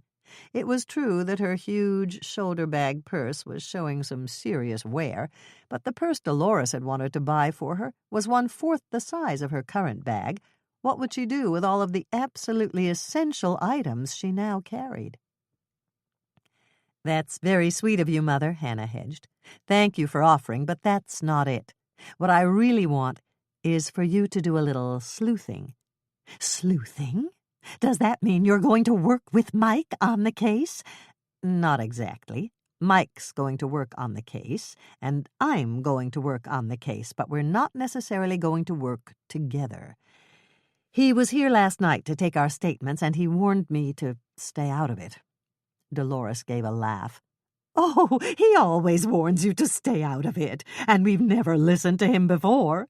He gets his nose out of joint every time we come up with a good lead, but he knows how much he needs our help. He just can't admit it, that's all." Hannah grinned. Her mother was using the plural personal pronoun, and that meant she was ready to join in the hunt for Wayne's killer. "You're probably right, Mother." "I know I'm right. On the other hand, there's no sense in antagonizing him. He is the law, after all. We'll just have to be very hush-hush about what we're doing. Now, what sleuthing can I do for you at the mall, dear?" "Could you go into Bergstrom's and pick up one of those big tubs of miniature candy canes for me? I'll pay you back later." "Of course I can. But what does that have to do with Wayne's murder?" "Absolutely nothing. But while you're there, I'd like you to take a look at the Santa suits they sell. I need to know how warm they'd be if you wore one of them outside in the winter." "Oh, my! I had no idea." Hannah was confused. "No idea of what?" "That poor Wayne was wearing his Santa suit when he was murdered. Just wait until I tell the girls. Of course, I have to be careful not to say anything in front of Jenny. I wouldn't upset her for the world." Hannah just shook her head. Dolores had one foot on the end of the dock and the other in the rowboat. It would be interesting to see which foot won out. Would it be friendship or juicy gossip? "I have to hang up now, dear. I need to call Carrie and fill her in. I'll take her out to Bergstrom's with me. Her niece works in fine jewelry, and we can pump her for information." There was a click, and the line went dead. Hannah shrugged, hung up the phone, and turned to glance at her kitchen clock. Her mother's call had lasted less than 5 minutes. That was a new world's record. "It's okay. She's gone now," she said to the cat who was staring at the phone with deadly intent. He had taken an instant dislike to Dolores, and not even the shrimp she occasionally brought him had sweetened his opinion of her. "Come on, Moisha, let's get you some more breakfast." Under normal circumstances, the word breakfast would have resulted in an immediate dash to the food bowl. But this time the culinary magic of Kitty Crunchies didn't work. Moishe continued to stare at the phone with his fur bristling and his tail swishing back and forth like a scythe. "Uh-oh," Hannah breathed, wondering what she should do. She had to take a shower and get ready for work, but there was no way she could leave Moishe alone with the phone without risking a cord peppered with puncture wounds. "Okay, I'm calling in the big guns." Hannah picked up the phone and dialed. A moment later, she had Lisa on the phone. "Did I wake you?" she asked. "No, we were just sitting down to breakfast. I heard about Wayne Bergstrom on KCOW. Hannah sighed. She should have known that Jake and Kelly, the wacky radio hosts of News at O'Dark 30, would have the latest scoop. "Did they say anything about me?" "Oh, yes." Hannah's young partner gave a little chuckle. "They said you discovered Wayne's body. And then they joked around about how Lake Eden's cookie lady had murder on the menu again." "We're going to be packed today," Hannah said with a groan, "and I've got the Regency Club luncheon." "That's okay. I can handle a shop by myself." "I know you can handle it on a normal day, but everybody and their cousin's going to stop in to ask questions." "And you won't be there to answer them," Lisa pointed out. "So I guess they'll just have to sit there and buy more cookies and coffee while they wait for you to come back."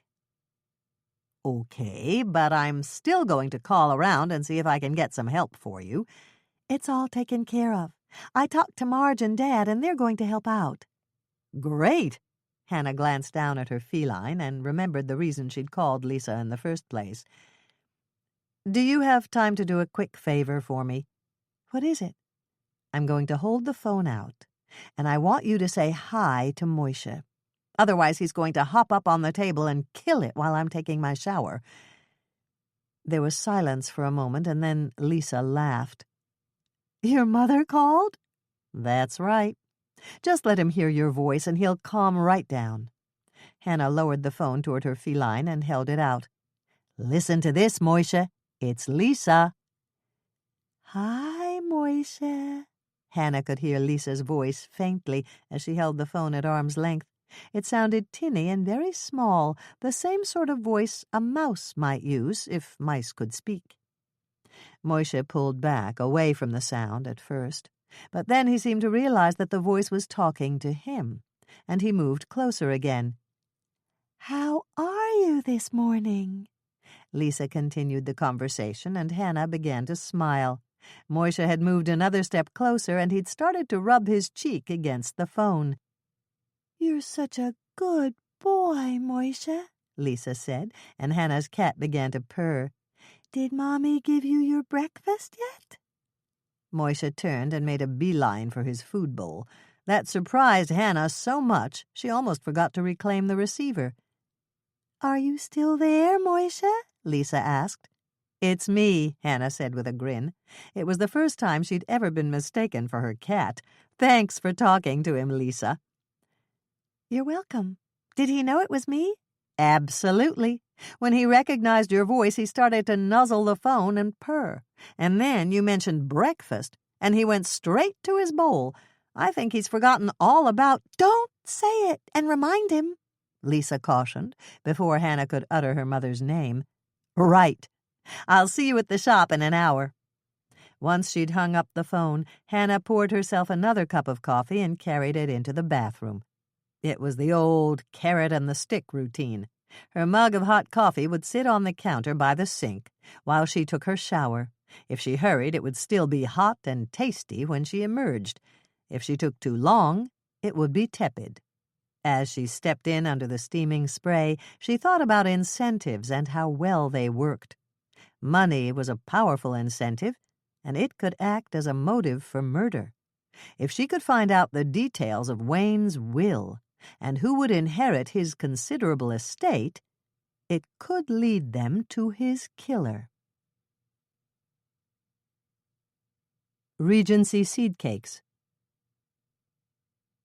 Do not preheat oven. This dough needs to chill. 1 cup, 2 sticks, 1/2 pound butter, 2 eggs, 2½ cups white granulated sugar, 6 tablespoons poppy seeds, 1 teaspoon baking powder, 1 teaspoon baking soda, 1 teaspoon salt, 1 teaspoon orange extract, 1/2 teaspoon orange zest, optional, 5 cups flour, don't sift it, 3/4 cup orange juice. I used 3/4 cup Minute Maid. You will also need 1/2 cup white granulated sugar in a small bowl for later when you bake the cookies. Hannah's first note. You can mix up these cookies by hand, but it's a lot easier with an electric mixer. Melt the butter in a pan on the stove or in the microwave in a small bowl or measuring cup for 1 minute 15 seconds on high. Let it cool while you mix up the following ingredients. In a large bowl, combine the eggs with the white sugar. Beat them until they're well blended. Add the poppy seeds, baking powder, baking soda, and salt. Mix them in thoroughly. Add the orange extract and then the orange zest if you decided to use it. Orange zest is finely grated orange peel, just the orange part and not the white. The white is bitter and leaves a bad aftertaste. If you can't find orange extract in your store, you can use vanilla instead. Mix well. Cup your hands around the bowl with the melted butter.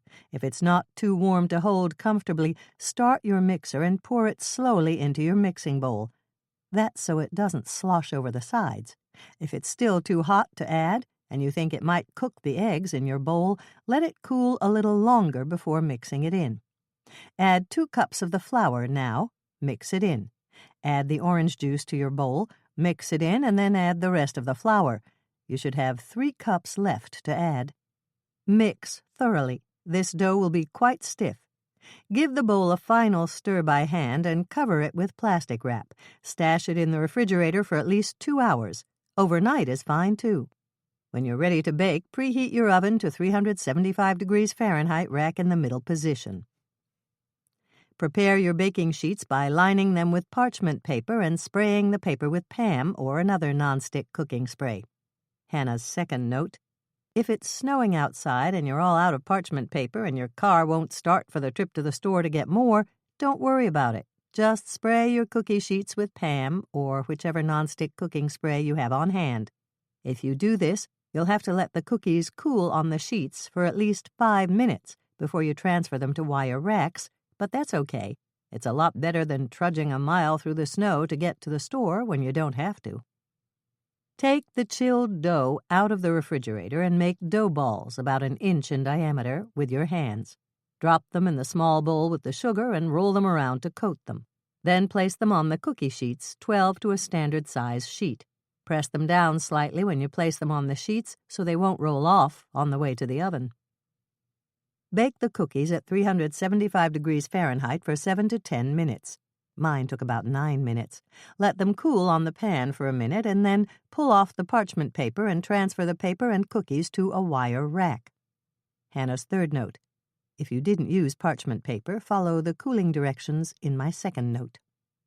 If the dough begins to get sticky and you start to have trouble rolling it with your hands, return it to the refrigerator while the cookies are baking and take it out again when you need to make more dough balls. Yield approximately 8 dozen tasty cookies.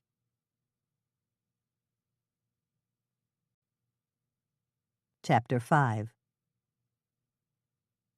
Hannah had just finished packing up everything she needed for the luncheon when Lisa came in through the swinging restaurant-style door carrying a tub of miniature candy canes and a large shopping bag with Bergstrom's logo emblazoned on the front. "Your mother was just here and she dropped these off for you," she said. I know about the candy canes. I asked her to pick them up for me. I'm almost afraid to ask, but what's in the shopping bag? 2 things. The first is a Santa suit. But I wanted her to look at it, not buy it. Lisa laughed. That's exactly what she said you'd say. She bought it for Bill so that he could play Santa at the Sheriff's Department Christmas party. She says she'll give it to him later, after you take a good look at it. Okay. What's the second thing in the bag? A new purse. She says she just wants you to see it. You don't have to keep it if you don't want to. Hannah groaned. So you think she'll be insulted if I don't keep it? She's your mother. Of course she'll be insulted. You have to use it at least once, Hannah." Hannah wanted to object, but Lisa was right. It was inevitable. Dolores was determined to give her the purse, and it might just be time to clean out her old one, although she hated to admit it.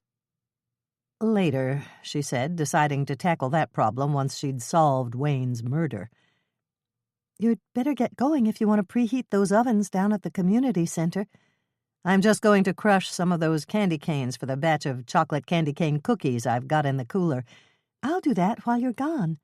Do you need help loading your truck? Marge and Dad are out front taking care of the customers, so I can carry stuff out for you."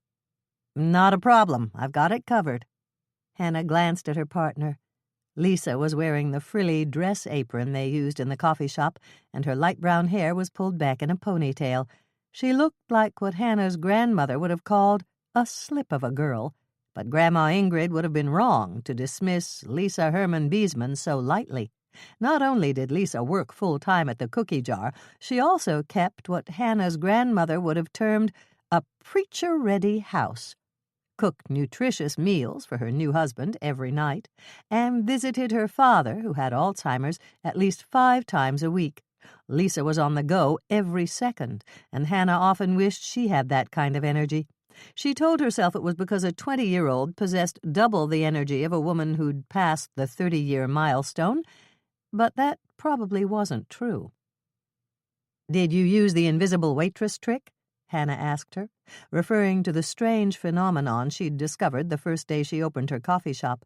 If 2 customers were having a private conversation, they kept right on talking about confidential matters while Hannah or Lisa refilled their coffee mugs or delivered their cookie orders. It was as though the moment Hannah or Lisa picked up a coffee carafe or a tray of cookies, they became incapable of overhearing anything that was said.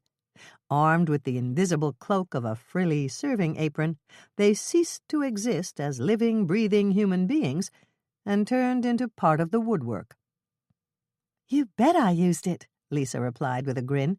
"When you first told me about it, I thought you were crazy, but it works every time I do it. I didn't hear anything, though, not unless you want to count Cyril Murphy's crazy theory about what happened to Wayne." "What's Cyril's theory?" "The part I heard had to do with alien abductions gone bad." "I didn't know Cyril believed in aliens." Lisa shrugged. "It doesn't surprise me. It's a lot like believing in the little people. Cyril tells everybody he believes in them." "He's Irish. He has to say he believes in leprechauns, even if he doesn't. It goes with the territory, along with the pot of gold at the end of the rainbow, kissing the Blarney Stone, and drinking green beer on St. Patrick's Day. What did you hear Cyril say?"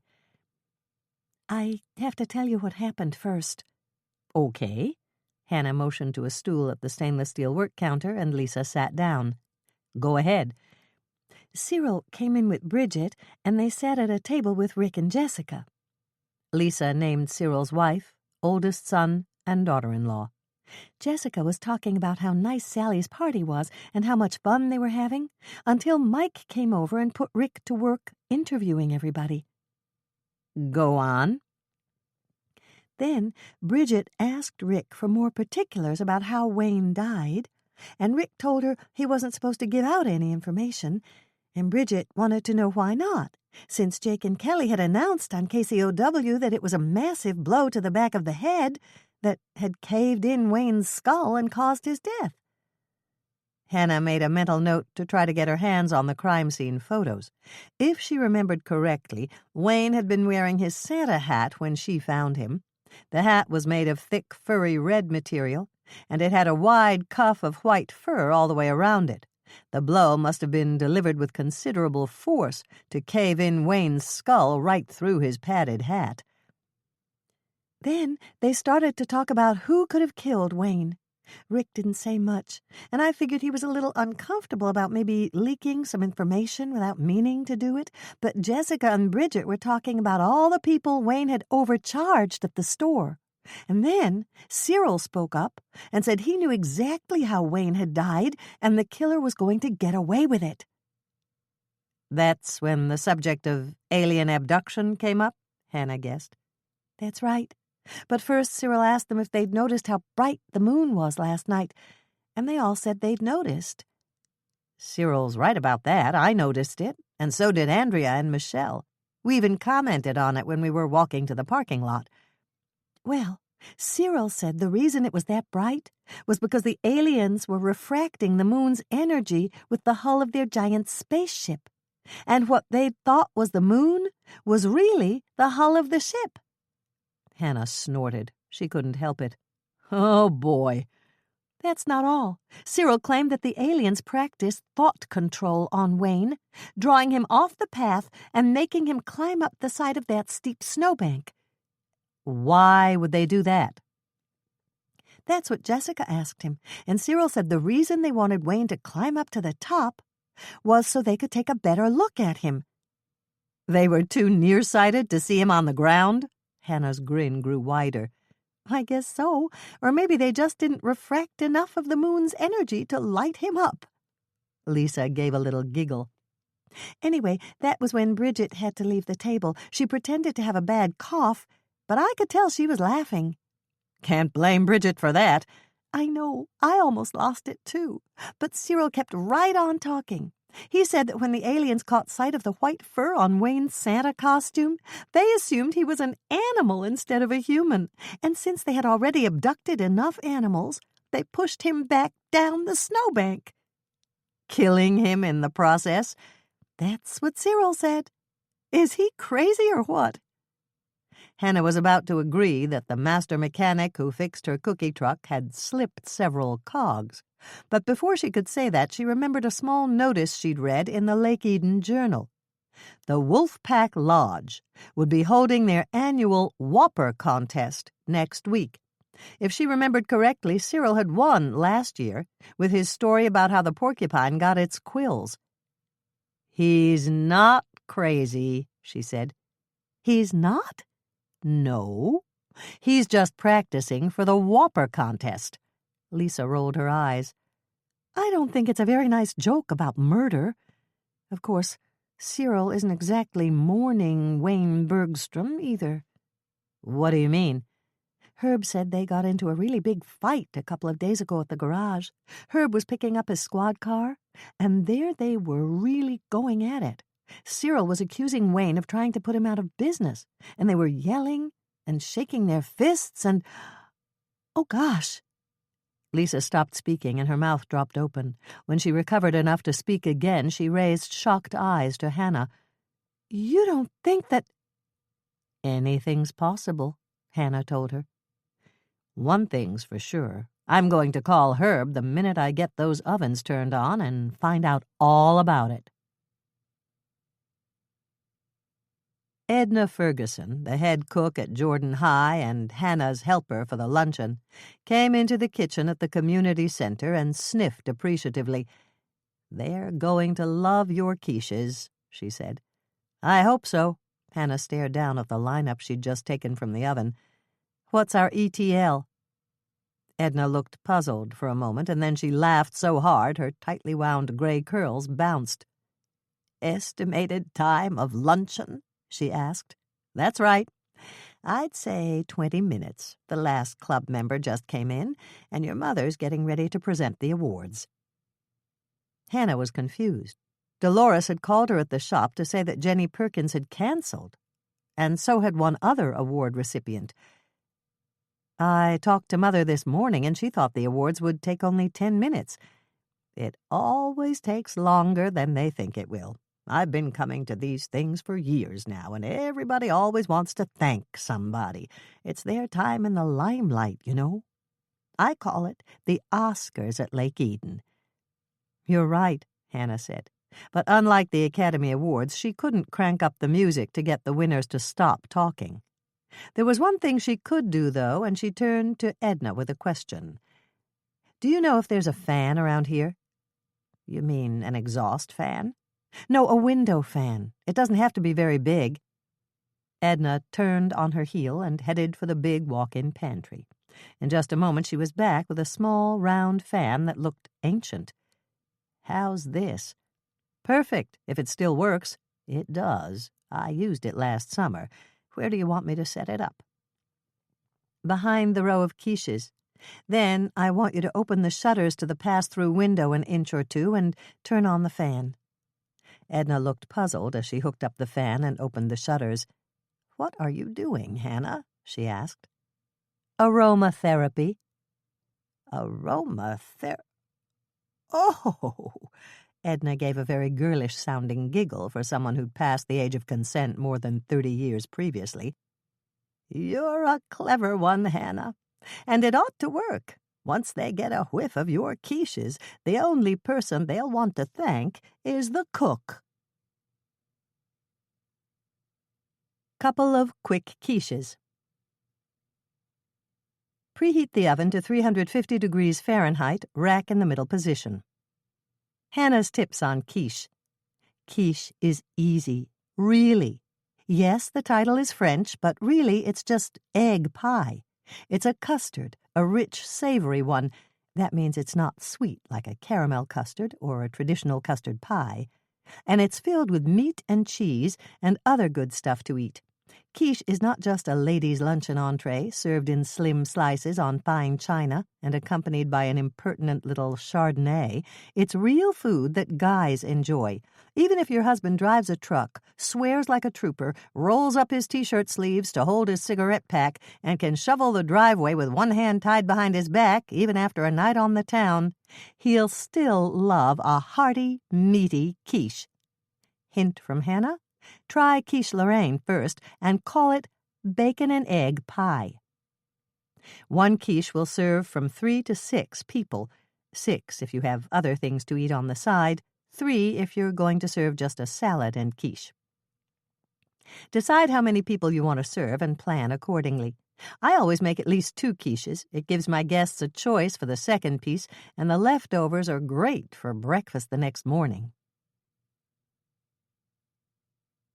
Quiche Lorraine. Preheat the oven to 350 degrees Fahrenheit, rack in the middle position. The quiche Lorraine pie shell. You can mix up your favorite pie crust recipe and line a 10-inch pie plate, or you can buy frozen shells at the grocery store. If you decide to go the grocery store frozen pie shell route, buy 9-inch deep dish pie shells. Hannah's first note. There's no need to feel guilty if you choose to use the frozen pie shell. They're good, and it's a real time saver. I happen to know that Edna Ferguson, the head cook at Jordan High, has been known to remove frozen pie shells from their telltale disposable pans and put them in her own pie tins to bake. Sorry, Edna, I just had to tell them. Stack your pie shells in the refrigerator or leave them in the freezer until 2 hours before you're ready to use them. Prepare your pie crust by separating 1 egg. Throw away the white and whip up the yolk with a fork. Brush the bottom and inside of your pie crust. Prick it all over with a fork and bake it in a 350-degree Fahrenheit oven for 5 minutes. Take it out and let it cool on a wire rack or a cold stovetop while you mix up the custard. If bubbles have formed in the crust, immediately prick them with a fork to let out the steam. The quiche Lorraine custard. 5 eggs.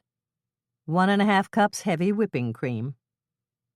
If you and your guests are on a diet, you can substitute half and half for the heavy cream, but it won't be as good. Hannah's second note. You can do this by hand with a whisk or use an electric mixer, your choice. Combine the eggs with the cream and whisk them, or beat them with an electric mixer, until they're a uniform color. When they're thoroughly mixed, pour them into a pitcher and set it in the refrigerator until you're ready to assemble the rest of your quiche. You may notice that you're not adding any salt, pepper, or other seasoning at this point. You'll do that when you assemble the quiche. Hannah's third note. You can mix up the custard ahead of time and store it in the refrigerator for up to 24 hours. When you're ready to assemble your quiches, all you have to do is whisk it smooth and pour it out from the pitcher. The quiche Lorraine filling. 2 cups grated Gruyere cheese, approximately 7 ounces. 1 cup diced, well-cooked and drained bacon. 1/2 teaspoon salt. 1/2 teaspoon freshly ground black pepper. 1/4 teaspoon ground cayenne pepper. Optional. Use if you like it a bit spicy. 1/4 teaspoon ground nutmeg. Freshly grated is best, of course. If you can't find Gruyere, use really sharp white cheddar and that'll be fine. And if you can't find white cheddar, use really sharp yellow cheddar. Sprinkle the grated cheese in the bottom of your cooled pie shell. Spread the cup of diced bacon on top of the cheese. Sprinkle on the salt and grind the pepper over the top of the bacon. Sprinkle on the cayenne pepper, if you decided to use it. Grate the nutmeg over the top. Put a drip pan under your pie plate. I line a jelly roll pan with foil and use that. This will catch any spills that might occur when you fill your quiche with the custard mixture. Take your custard mixture out of the refrigerator and give it a good whisk. Then pour it over the top of your quiche Lorraine, filling it about halfway. Open your oven, pull out the rack, and set your pie plate and drip pan on it. Pour in more custard mixture, stopping a 1/4 inch short of the rim.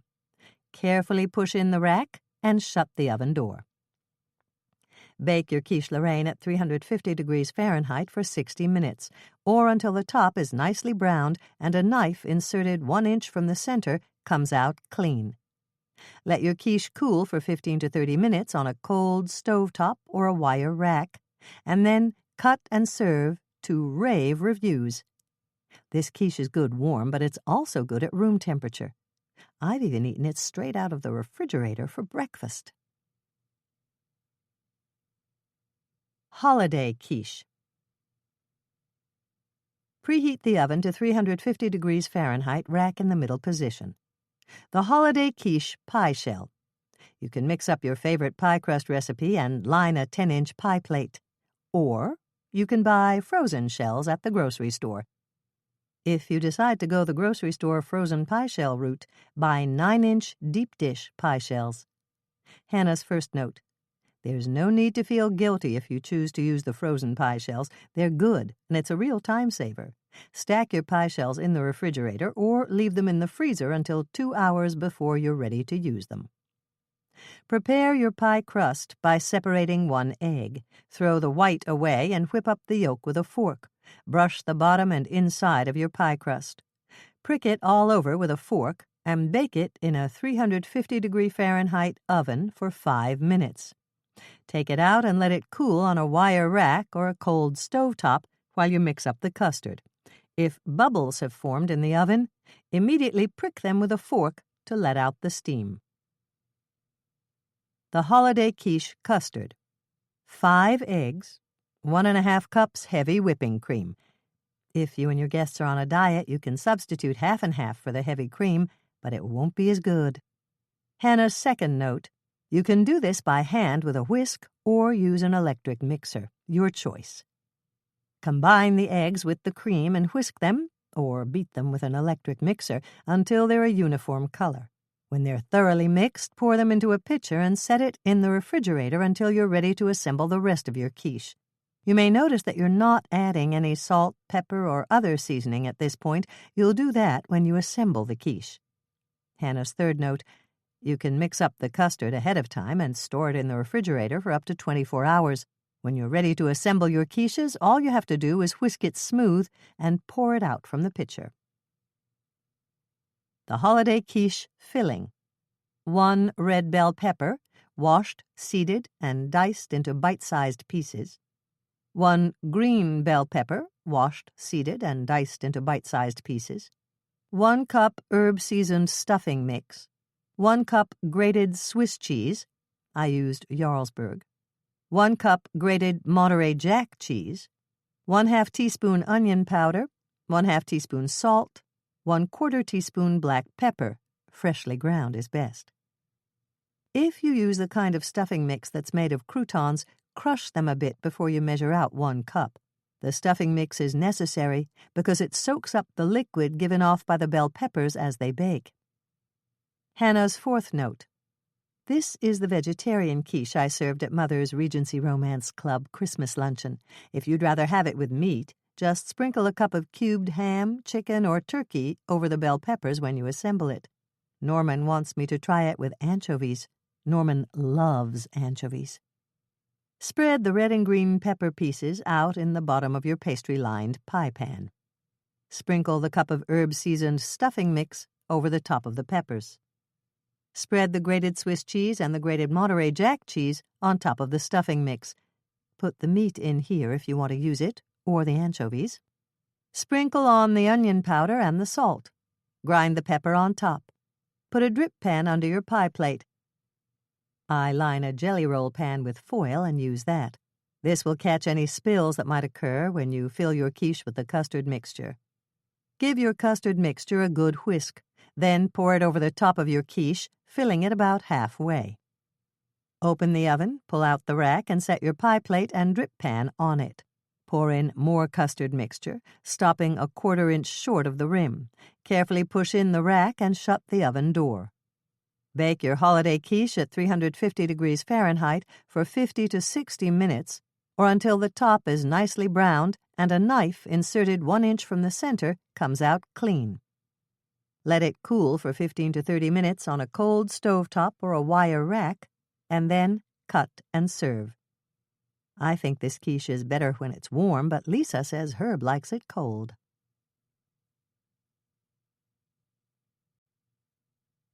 Chapter 6.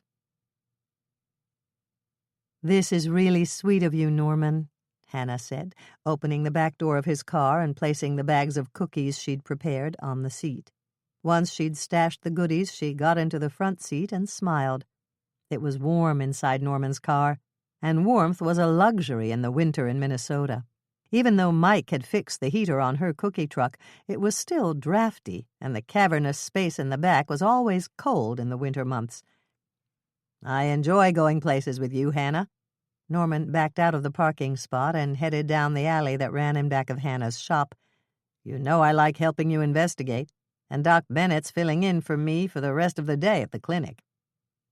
Hannah glanced at Norman's profile as he drove down the alley and turned onto 3rd. He wasn't what any woman would call a heartthrob, but he was nice-looking. It was his personality that catapulted him straight to the top of the handsome category. Her great-grandmother Elsa used to say, "Handsome is as handsome does." And it was true. Norman was kind, intelligent, sweet, and caring. They were qualities that Hannah held dear, right along with Norman's sense of humor, his kindness, and his willingness to indulge her chocolate-loving soul. The afternoon sun sparkling on the snow that had fallen the previous night was so bright that Hannah almost wished she'd worn sunglasses. And then, before she could do more than think it, Norman had opened the glove compartment and was handing her a pair. "Here," he said. "It's really bright out today." Hannah slipped on the sunglasses. "So, how long have you been doing it?" "Doing what?" "Reading my mind." Norman waggled his eyebrows at her. "As kindred souls, we share our thoughts in a way that others can only envy." "Very poetic. I know. It must be a reaction to all that flowery language at the Regency luncheon." "That could be. But you did read my mind." "Not really. I just noticed that you were squinting, that's all." Norman clicked on his turn signal, and they made a left turn at the bright green shamrock-shaped sign that spoke of Cyril's heritage. Hannah's truck hadn't required Cyril's services for several months, and she hadn't had occasion to visit the garage. During this time, a new building had been erected between the huge corrugated shed that housed the used cars Cyril sold and the garage itself. The garage was a fairly large structure containing 4 work bays in the rear and gas pumps out in front. The new building was attached to the side of the garage, and there was a bright green sign just under the roof that read Shamrock Limos. The building had a door that was presently rolled up, and Hannah could see 3 sparkling white limousines parked inside. "Looks like Cyril is branching out," Norman said, pulling past the pumps and parking at the side of the new building. "The last time I was out here, he had just 1 limo." "Business must be good," Hannah said, reaching in back to select one of the bags, while Norman got out and walked around the car to open her door. They had arrived at an unspoken arrangement over 2 years ago. Norman knew that Hannah could open her own car door, but he liked to do it for her.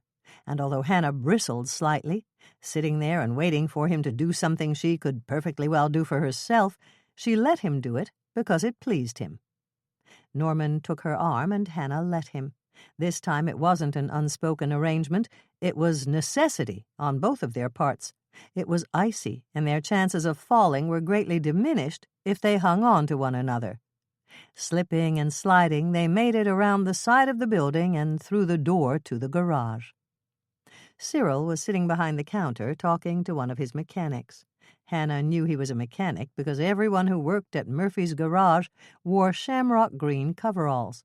Cyril gave them a wave to acknowledge them, said something about rotors, tolerances, and millimeters, and the mechanic hurried back into the first work bay. "Hannah! Norman!" Cyril gave them a smile that made his eyes crinkle. He was what Hannah's dad would have called black Irish. His hair was curly black, and his eyes, under dark, expressive brows, were such a deep blue color the pupils were just barely distinguishable from the irises. "Something wrong with the cookie truck?" "Not a thing," Hannah answered, handing him the bag of cookies. "These are for you. They're Christmas date cookies." Cyril looked pleased as he accepted the bag.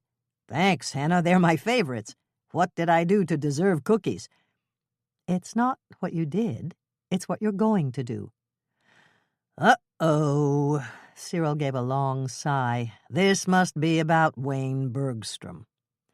I figured you'd hear about that fight we had sooner or later, and it looks like it's sooner. Who told you?" "Two people," Hannah said, and left it at that. It was a slight exaggeration, but it all depended on how you counted. Lisa had told her about the fight, but Herb had been the one to tell Lisa. "So you think I killed Wayne?" "Of course not," Hannah shook her head. "You couldn't have done it. You're Irish." "What does that have to do with it?" "Your heritage is part of your personality. My dad was part Irish, and he explained it to me. If an Irishman's mad enough to kill somebody, he doesn't lie in wait like some coward and attack when nobody's looking. He takes his enemy on fair and square in front of everybody in town." Cyril threw back his head and laughed.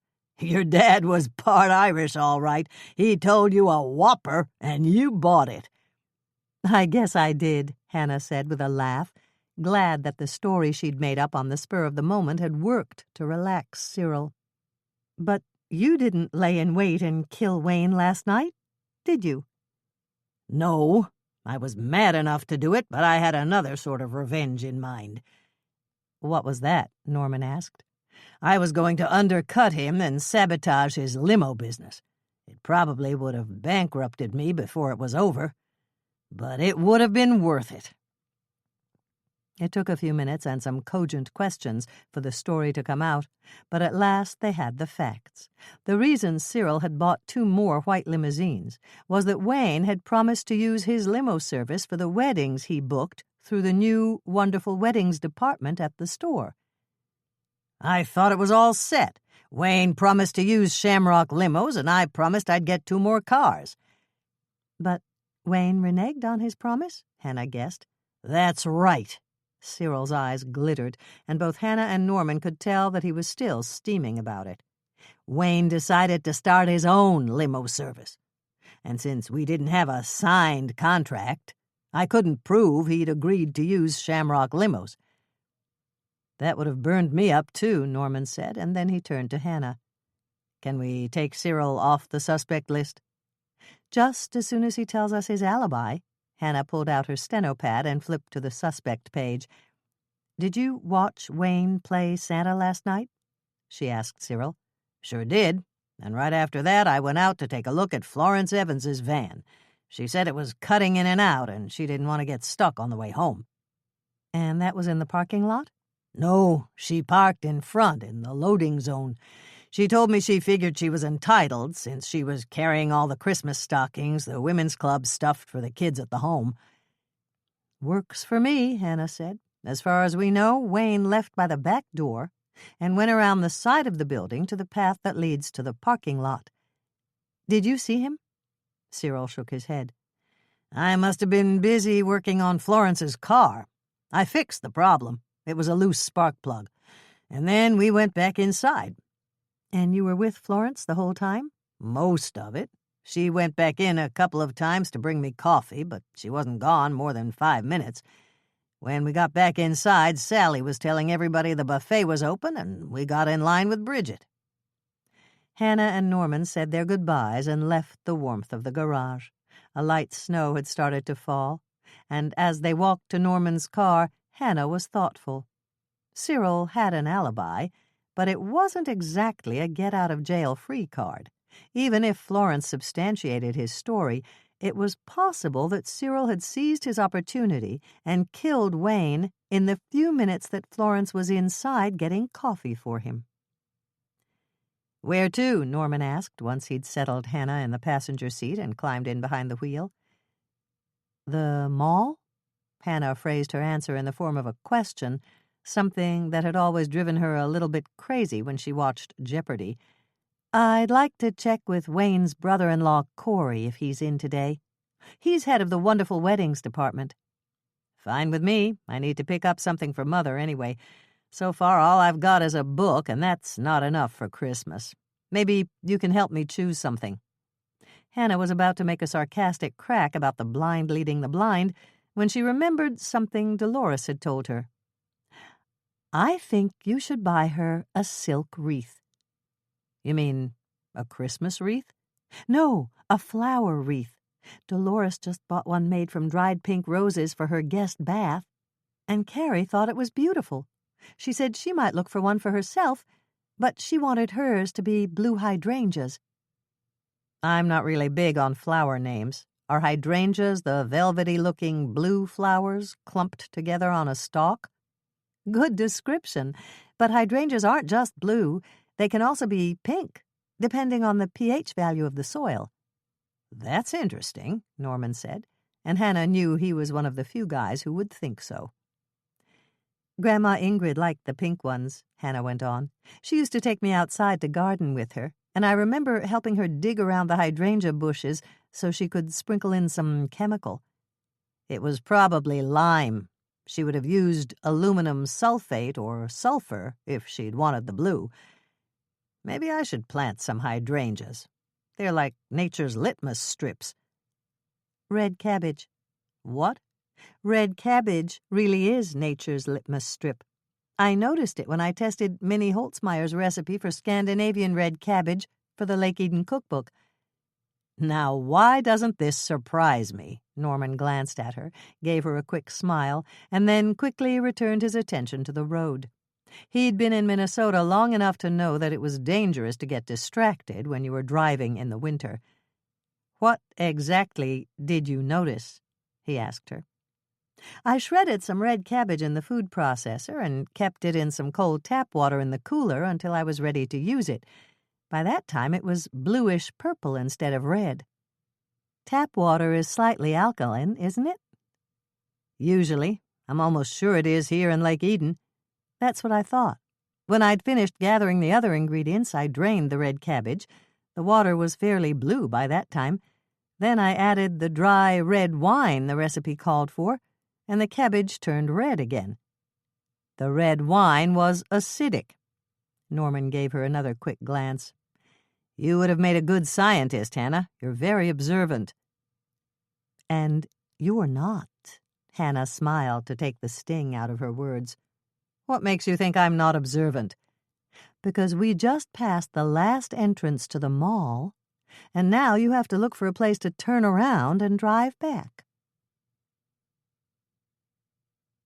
Christmas date cookies. Do not preheat oven quite yet. This dough must chill before baking. 2 cups chopped pitted dates. You can buy chopped dates or sprinkle whole pitted dates with a 1/4 cup flour and then chop them in a food processor. I couldn't find chopped dates, and a 10-ounce by weight container of whole pitted dates ended up being exactly 2 cups when I chopped them in my food processor.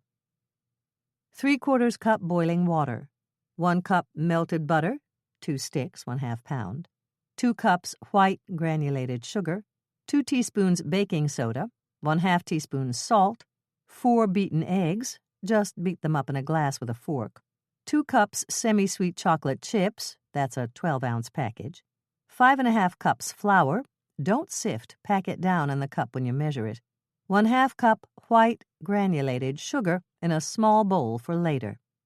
Pour the boiling water over the chopped dates, give them a stir with a fork, and set them aside on the counter to cool. Melt the butter in a microwave-safe bowl. I used a pint Pyrex measuring cup for 90 seconds on high. Set the melted butter on the counter to cool. In the bowl of an electric mixer, combine the white sugar, baking soda, salt, and eggs. Beat well. If you don't have an electric mixer, don't worry. You can do this by hand, but it'll take a bit of effort. Feel the bowl with the date mixture. If you can hold it comfortably in your hands, add it now and mix thoroughly. If it's too hot, let it cool another couple of minutes. Once the dates are mixed in, add the chocolate chips to your bowl and mix. Then add the melted butter and mix thoroughly. Add the flour in half-cup increments. That'll be 11 half-cups, beating after each addition. Take the bowl from the mixer, give it a final stir by hand, cover it with plastic wrap, and place it in the refrigerator for at least 2 hours to chill. Overnight is fine, too. When you're ready to bake, preheat the oven to 325 degrees Fahrenheit, rack in the middle position. Yes, that's 325 degrees Fahrenheit. Most of my cookies bake at 350 degrees Fahrenheit, but these are best if they bake slowly at a lower heat. Roll the dough into walnut-sized balls with your hands. This dough may be sticky, so roll only enough for the cookies you plan to bake immediately, and then return the bowl to the refrigerator. Roll the dough balls in the bowl of white sugar and place them on a greased or sprayed with nonstick cooking spray cookie sheet, 12 to a standard sheet. Flatten them slightly with your hands so they won't fall off on the way to the oven. Bake at 325 degrees Fahrenheit for 10 minutes. Cool on the cookie sheet for a minute or two, and then remove the cookies to a wire rack to finish cooling. Yield 8 to 10 dozen great cookies. You can freeze any extras for up to 3 months in freezer bags. Hannah's note.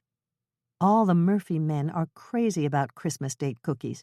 Michelle said she baked a whole batch one day when Lonnie was visiting her at McAllister. They ate about a dozen, and then they ran out of milk.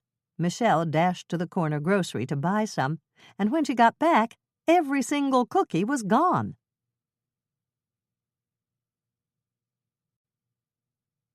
Chapter 7. The shadows of the pine trees were beginning to lengthen and cant toward the east as Hannah and Norman turned in at the Tri-County Mall.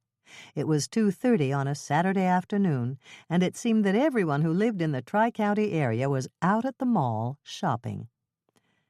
"I've never seen it this crowded before," Hannah said, eyeing the rows of cars in the parking structure. "Only 15 shopping days before Christmas." Hannah turned to him in surprise. "I didn't know you counted things like that." "I don't. There was a big sign at the entrance." "I didn't notice." "I know. So now who's the observant one?" "Neither one of us. Or maybe both of us." "Whatever," Hannah grinned and shrugged it off. "I think we're going to have to park in the back 40 and walk in." "The back 40? It dates back to the days when there were large family farms. The back 40 was the section of land farthest away from the farmhouse." "Oh, like the Tuoleys." "Right." Norman turned down another row and braked to a stop when he encountered a driver parked in the middle of the garage, effectively blocking traffic from both directions. "There's one in every parking lot," Hannah commented. "She's waiting for that couple to load all their packages in the trunk, and she's determined to get their space. And she's going to make everyone behind her wait until she does," Norman added. "Makes you wish for an accordion car." It took Norman a moment, but then he nodded. "One with collapsible sides?" "You got it. Then we could skin right past her, idle in front of her, and snag that parking spot before she could get it. But they don't make accordion cars, so we're stuck. Do you want a cookie while we wait?" "Sure. Do you have anything in chocolate?" Hannah laughed. "I've got 4 different kinds, and 3 are chocolate. Do you want angel pillows, devil's food cookies, or chocolate candy cane cookies?" "Hold on. I've never had a chocolate candy cane cookie. What are those?" They're rich dark chocolate cookies with a sugary candy cane topping. Sounds great. I'd like to try one of those. Hannah turned around and reached into the back seat for the correct bag. I brought another dozen of these in one of my signature bags for Corey. She pulled out 2 cookies and handed one to Norman. Here you go. The cookies were exactly as she'd described them, and the contrast of the sweet dark chocolate with the tongue-tingling peppermint coating was deliciously startling. "These are your best cookies," Norman said, finishing his first cookie and dipping in the bag for a second. "I thought the old-fashioned sugar cookies were your favorites." "They were, until I tasted these." "Fickle," Hannah teased him. "If I am, it's understandable. My favorite cookie is the cookie I'm eating at the moment." Norman stepped on the gas as the driver ahead of them finally pulled into her parking spot and ceased being a roadblock. "I feel lucky. Let's try that first row again." Norman's lucky feeling turned out to be a premonition of good things to come. As they turned down the first row, a van parked right next to the entrance backed out. Norman quickly nabbed the spot, and before you could say, "Jolly old St. Nicholas," Hannah and Norman were stepping through the double entrance doors and into the mall. "Whoa!" Hannah said, stopping in her tracks. "This way, Hannah." Norman pulled her out of the mainstream of traffic and over to the side. "What's wrong?" It was a rare occasion for Hannah. She was completely at a loss for words. Strains of loud Christmas carols were assaulting her ears, the combined scents of popcorn and potpourri were overpowering, and the voices of hundreds of holiday shoppers created a roaring buzz in her head. "Are you okay?" Norman asked her. "I will be. It's just too much to take in all at once." Hannah eyed the milling crowds of people, the flashing colored lights and the Christmas decorations, combined as a class that she called holiday madness. They seemed to be occupying every available foot of wall and floor space. All these people, all these flashing lights and decorations, all this noise. Christmas is breaking out all over. Norman laughed. "You don't do much Christmas shopping at the mall, do you?" he said, and it was more a statement than a question. "Not if I can avoid it. If Claire doesn't have what I need at her dress shop, and I can't get it from the drugstore, I pick up the phone and order it from a catalog. Maybe we should just forget it, Norman. I'm not sure if Corey's here today anyway. I can always call him at home tonight." "No way. We drove all the way out here, and at least we can check to see if he's there." Norman reached out to take her arm. "Just hang on to me, and I'll get you to Bergstrom's." "But really, Norman, maybe we should just—" Hannah's protests died a quick death as Norman pulled her forward and out into the Christmas melee. It was exactly as advertised. Shopping was better in Bergstrom's. It had nothing to do with the quality of the merchandise or the availability of helpful, well-informed sales clerks. The interior of the posh department store was quiet, almost hushed, compared to the hubbub outside in the mall. There were considerably less people in Bergstrom's, and Hannah thought she knew why. The exclusive department store was expensive, and the words clearance, blowout sale, and rock-bottom price had never passed the lips of the staff. Bergstrom's was not the place to shop if you were looking for a Christmas bargain. Everyone, including Hannah, knew that. "Better?" Norman asked, leading Hannah toward the escalator in the central part of the store. "Much better. We'd better find a clerk and ask where the wedding department is." "I know where it is. It's on the 3rd floor, right across from the travel agency." "You've been there?" Hannah was so surprised she almost stumbled as she stepped onto the escalator. "No, but I've used the travel agency. They booked my flight to the dental convention in Seattle last year. There was a wall with a sign on it that said, 'More progress at Bergstrom's. Please excuse our dust.' When I asked one of the workers what they were building, he said they were putting in a wedding department." Hannah felt vaguely disappointed as they rode up to the 3rd floor. She wasn't sure why. She was glad that Norman hadn't made plans for a wedding when he'd asked her to marry him, plans that he would have had to cancel when she'd decided not to marry anyone quite yet. At the same time, it would have shown his commitment and proven to her that his proposal hadn't been just a gut reaction to the fact that Mike had proposed first. Telling herself she had no right to want such a commitment when she was unwilling to reciprocate, she stepped off the escalator, turned toward the wedding department, and came face to face with a pair of giant gold wedding bells tied together with a giant gold ribbon that said, "Wonderful Weddings." "This is it," Norman said, quite unnecessarily.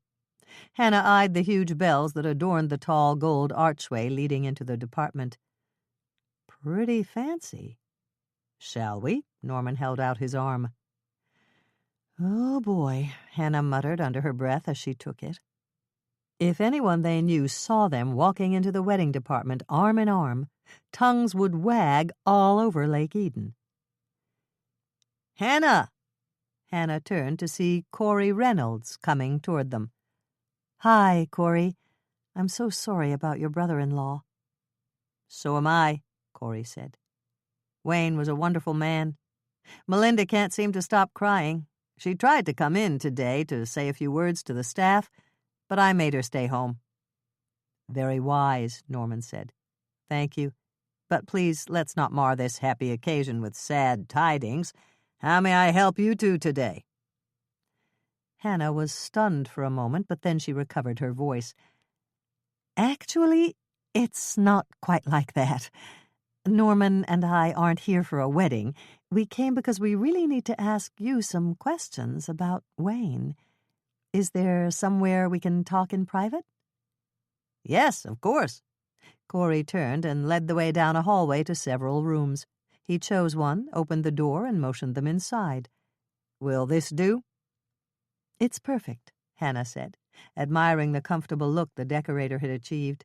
The room resembled a living room with comfortable furniture, some tasteful flower prints on the walls, and a tray containing bottled water and an ice bucket. "Water?" Corey asked them. "No, thanks," Hannah answered for both of them. "I hear you're looking into Wayne's death," Corey opened the conversation as he took a bottle of water for himself. "Yes, unofficially," Hannah made that clear. "It's just that I saw Wayne only minutes before he died, and then I found him like that." Corey shivered slightly. "I know. All night I kept thinking that if I'd walked out to the parking lot with him, I might have prevented it." "Or you might have been killed right along with your brother-in-law," Norman pointed out. Corey was silent for a moment. He was clearly thinking it over. "You're right. What-ifs don't do any good. I didn't go out to the parking lot with Wayne, so I'll never know what would have happened if I had."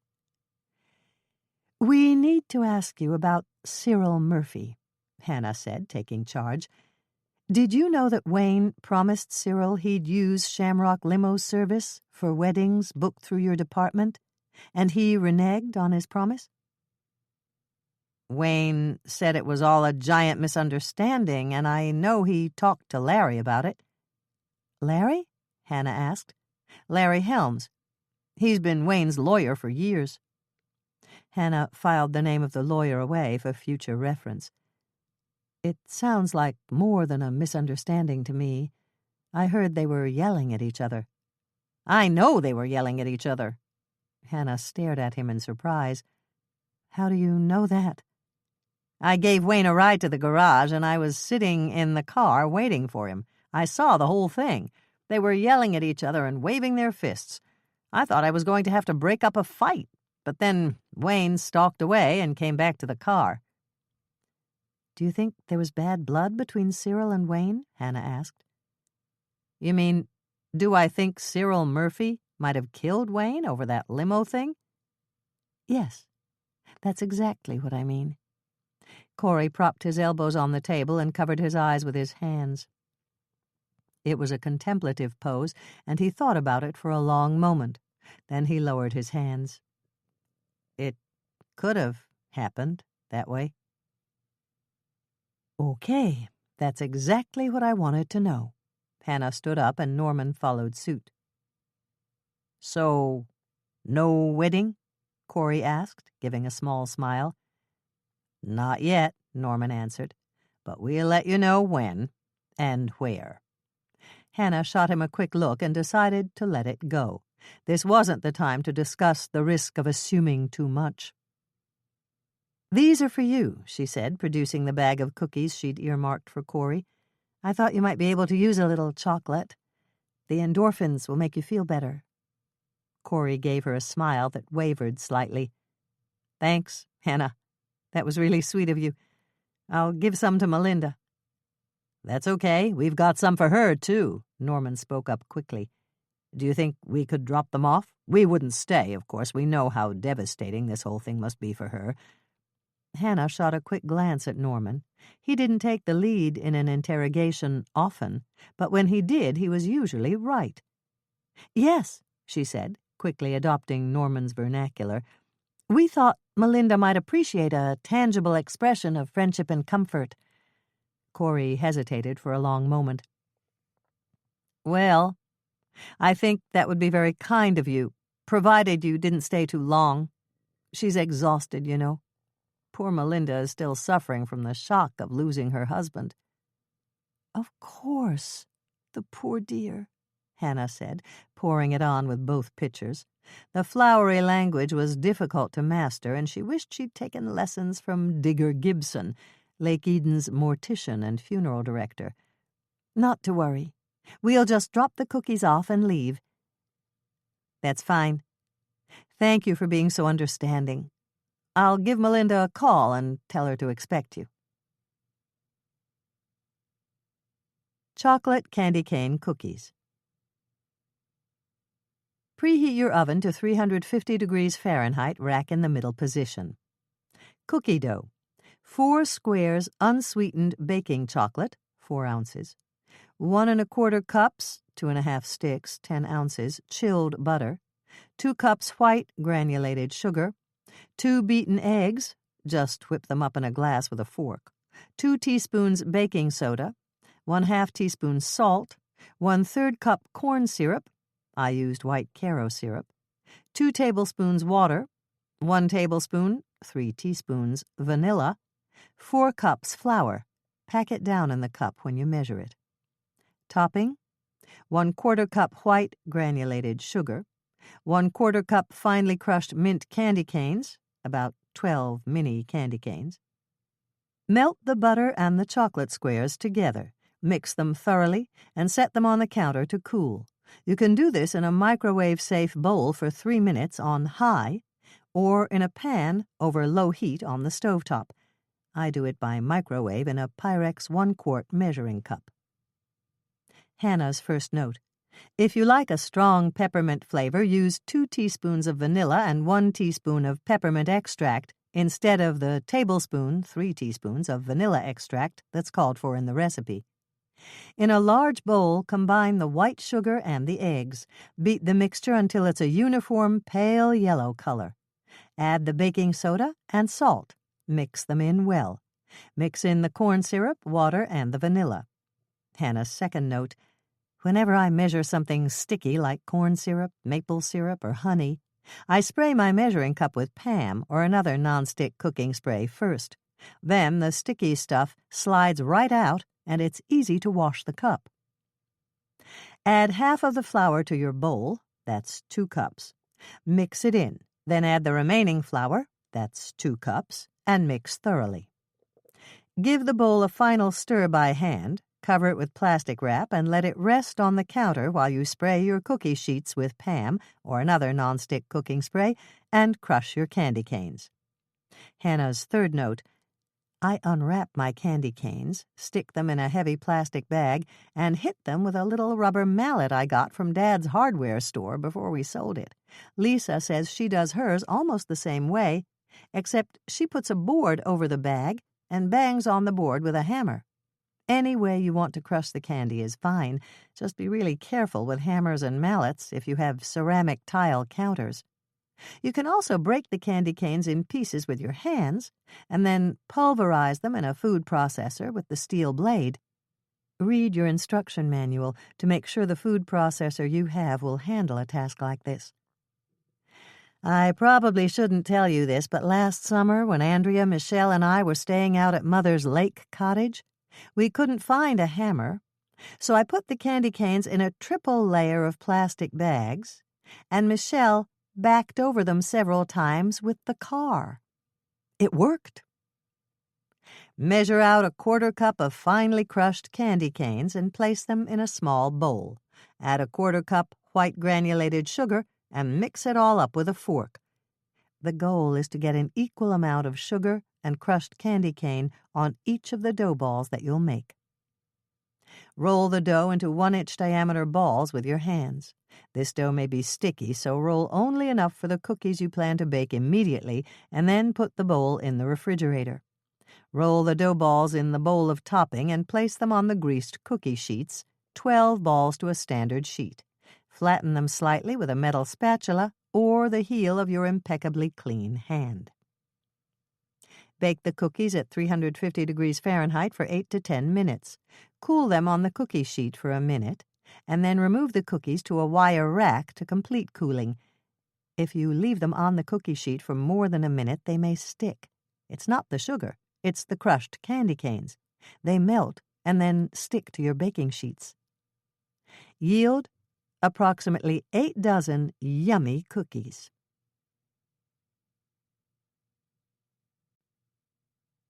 Chapter 8.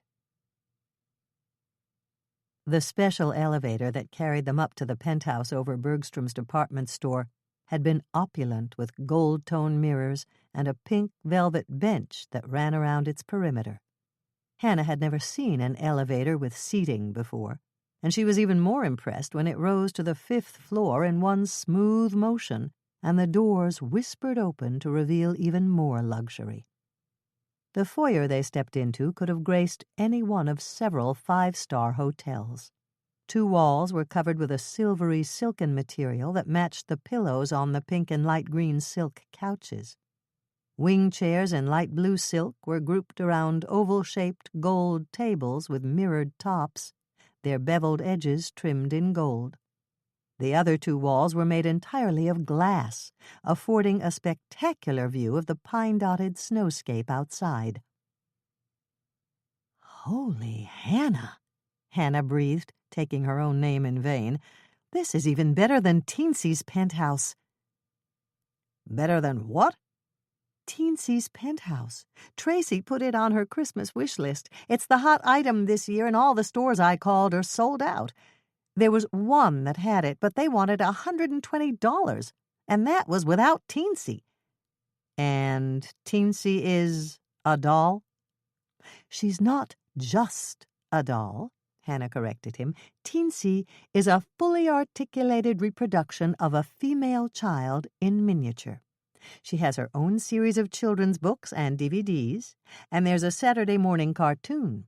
She's a little rich girl with a fabulous wardrobe and all sorts of places they call environments, like ski chalets, thoroughbred horse farms, and ocean cottages.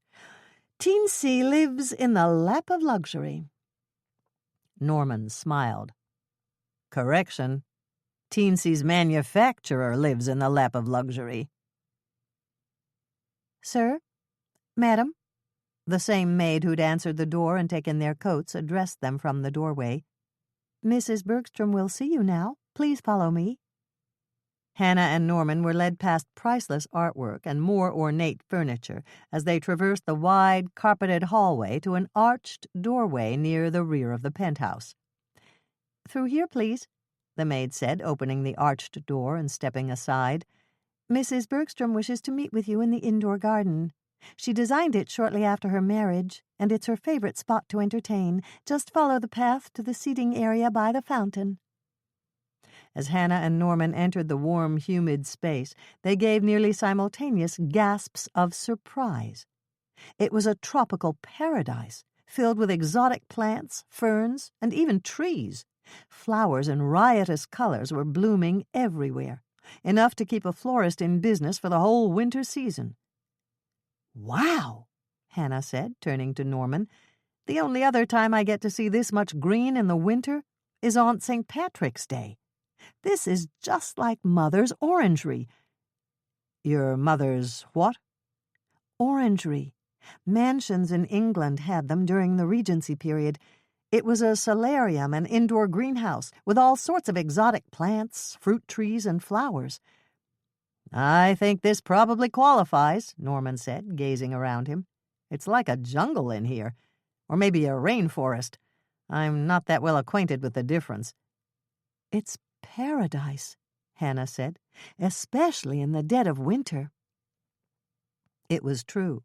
Melinda's solarium was a paradise, requiring only constant temperature and humidity monitoring and expert gardening. To add to the sensory delights, the indoor garden had 2 walls and a ceiling made of glass. The frigid winter scene outside was a startling juxtaposition to the lush, tropical illusion inside. "This way," Norman indicated a path made of smooth, round stones. "She said there was a fountain, and I can hear falling water." Hannah looked down at the stones on the walkway as she followed Norman. She figured they were probably fabricated.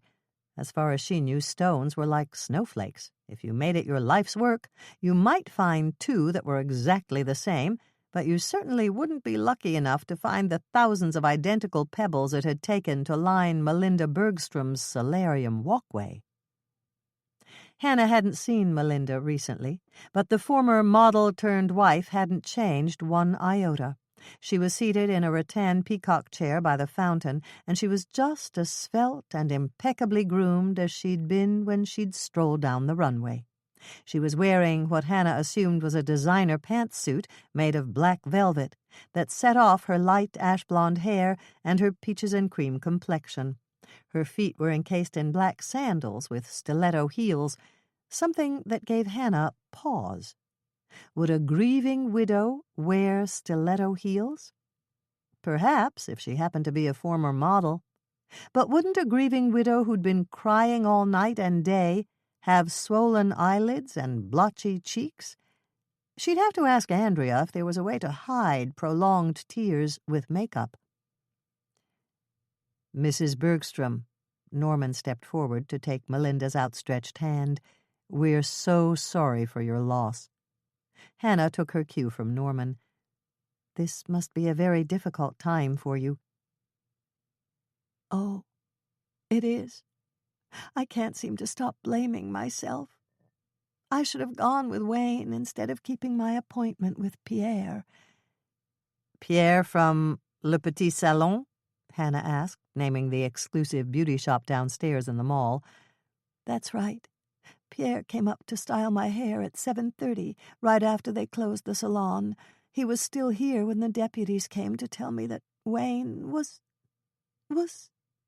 Melinda gave a quavering sigh and her voice trailed off. "I'm glad you had someone with you," Hannah said, filing away the information she'd been given for later. "Corey probably told you, but Norman and I came up to bring you some of my devil's food cookies. We thought maybe the chocolate might help to make you feel better." "How sweet of you." Melinda accepted the bag Hannah handed her and peeked inside. "They smell so good." "They're very popular down at the cookie jar. Have one and tell me if you like them." "I really shouldn't. So many calories. You make them with real butter?" "Yes." Of course she made them with real butter. Minnesota was a dairy state, and no scientist had yet found a perfect substitute for butter. "Maybe I'll have one tonight, after dinner." Melinda folded the bag closed and set it on the rattan table in front of her chair. "Do sit down. Would you care for coffee or tea?" Hannah shook her head. "No, thank you. I'd like to use your powder room, though, if that's all right." Norman shot her a startled look. He knew she'd gone off to the ladies' room shortly before they'd caught the elevator to the Bergstrom penthouse. "Certainly. I'll ring for Emily. She can show you the way." "There's no need to call your maid." Hannah stood up. "Just give me directions and I'll find it."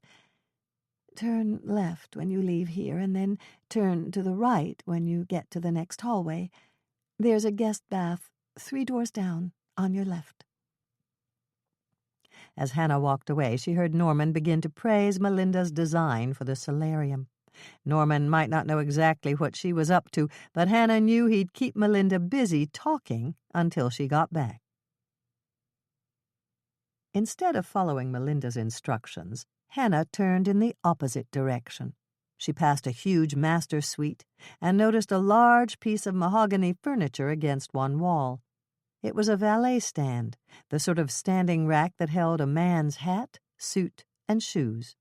This piece of furniture was a quadruple valet stand with an upholstered bench in the center. Each side was flanked by 2 valet stands, one raised as high as the mirror in back of the bench, and the one at normal height. The massive piece of furniture was decorated with carvings of stag and deer and moose. It was the most magnificent piece of furniture Hannah had ever seen. Hannah paused, letting her eyes roam the room. This master bedroom was larger than her whole condo. There were walk-in closets on either side of the room, and the doors were open. Hannah spotted men's clothing in one closet and absolutely nothing in the other. Had Melinda moved out of the master bedroom, unable to bear the loneliness of the suite she'd shared with her husband? Afraid she might be caught staring for too long, Hannah moved on down the hallway. She turned the corner and passed another bedroom with an open door. This one was obviously Corey's. There was a shirt hanging just inside the door. It was in a see-through dry cleaner's bag, and she recognized the distinctive gold and silver shirt that Corey had worn the previous evening. Hannah walked on to the next room. The door was ajar, and she made it even more so. This was a woman's bedroom. There were fresh flowers on the ornate dresser, and another set of see-through dry cleaner bags containing party dresses and women's suits. Hannah was about to go on to greener pastures when something she spied turned this room into a shade of emerald she couldn't resist. It was a photo album, sitting on a table by the window. Photos could be revealing, and Hannah wanted to take a quick peek.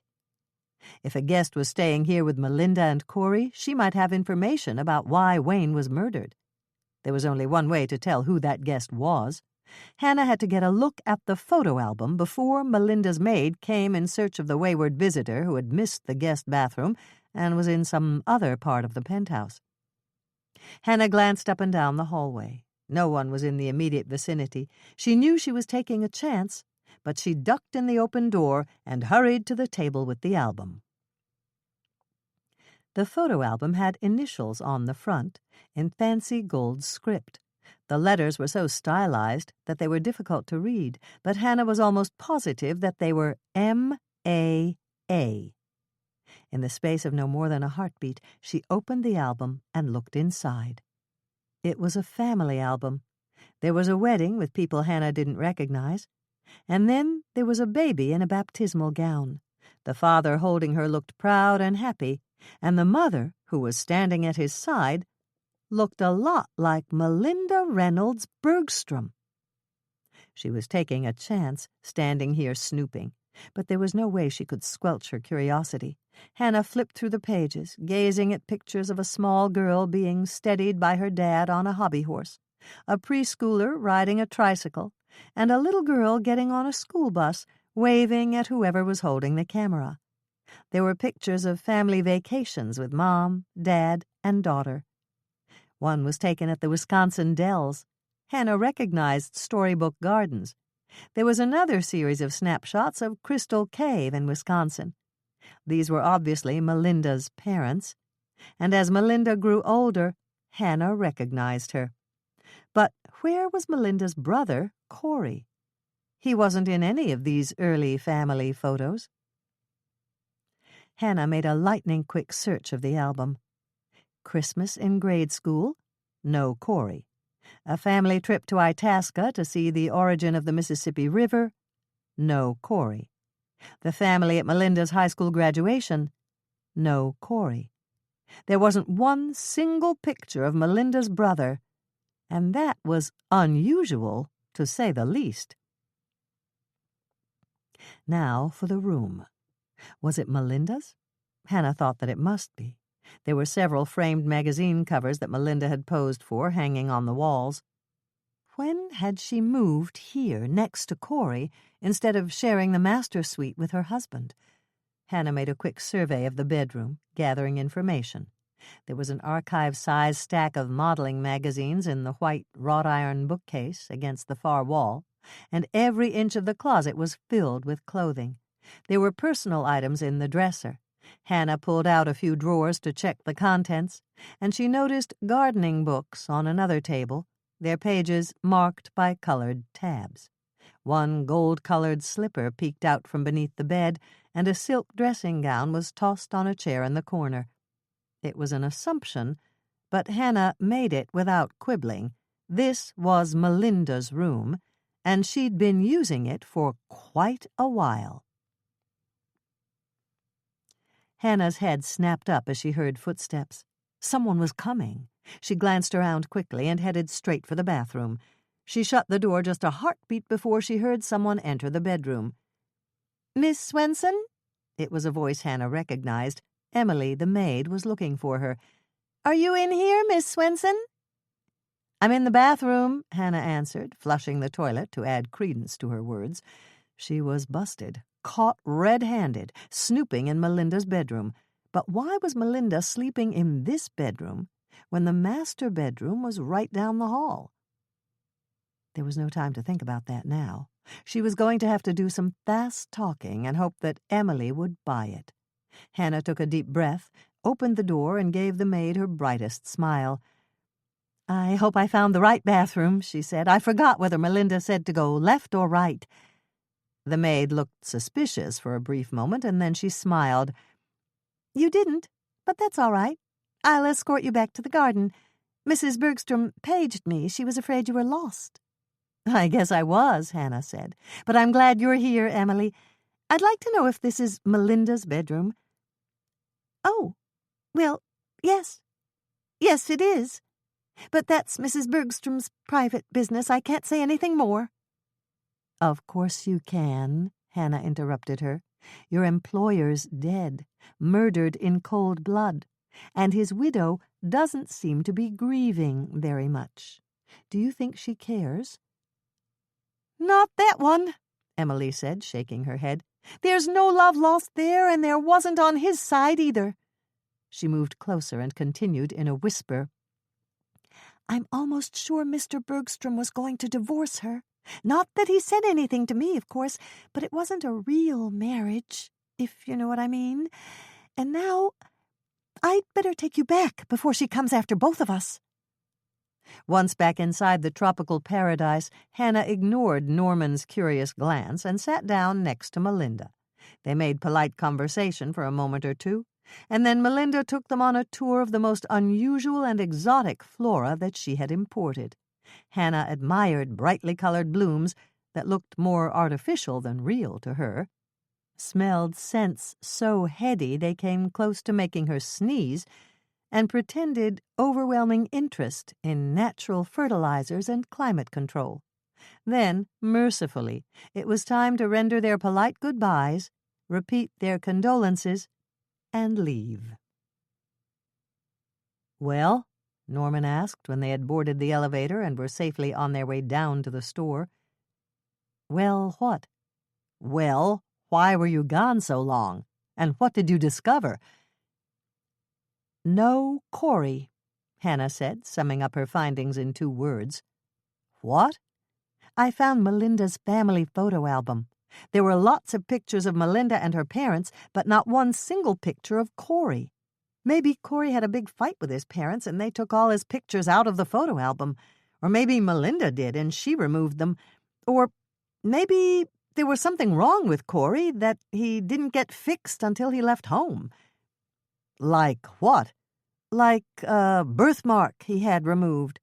Or maybe Corey was really Melinda's sister, Corinne, before she had the sex change." Hannah started to laugh, but she quickly sobered as she thought of another possibility. Or maybe Corey isn't Melinda's brother, and that's why he isn't in the family album. "That's interesting," Norman commented. Don't you want to know what I found out while you were gone? Absolutely. I found out everything I really didn't need to know about exotic plants, flowers, and berries. Lucky you. Hannah stepped off the elevator and spotted the decorator dried wreath department right where Dolores had said it would be. Let's go buy a peony wreath for your mother, and then go straight back to the cookie jar. I want to see if Lisa's hit pay dirt with her invisible waitress trick. Devil's Food Cookies. Do not preheat oven. This dough needs to chill. 2 cups flour, 1 3/4 cups white granulated sugar, 1/2 cup cocoa powder, 1/2 teaspoon salt, 1 teaspoon baking soda, 1/2 cup melted butter, 1 stick, 1/4 pound, 1 beaten egg, just whip it up in a glass with a fork, 1/2 cup extra strong coffee, I brewed French roast double strength, 1/2 cup white sugar in a small bowl, for later. A word of warning about cocoa. When cocoa is used in any of my recipes, make sure to use plain old American cocoa. I usually use Hershey's unsweetened cocoa. There are many designer cocoas on the market. They're wonderful in their own right, but they won't work in my recipes. Make sure you don't buy cocoa mix, which has powdered milk and a sweetener added. Stay away from Dutch processed cocoa. It has alkaline added.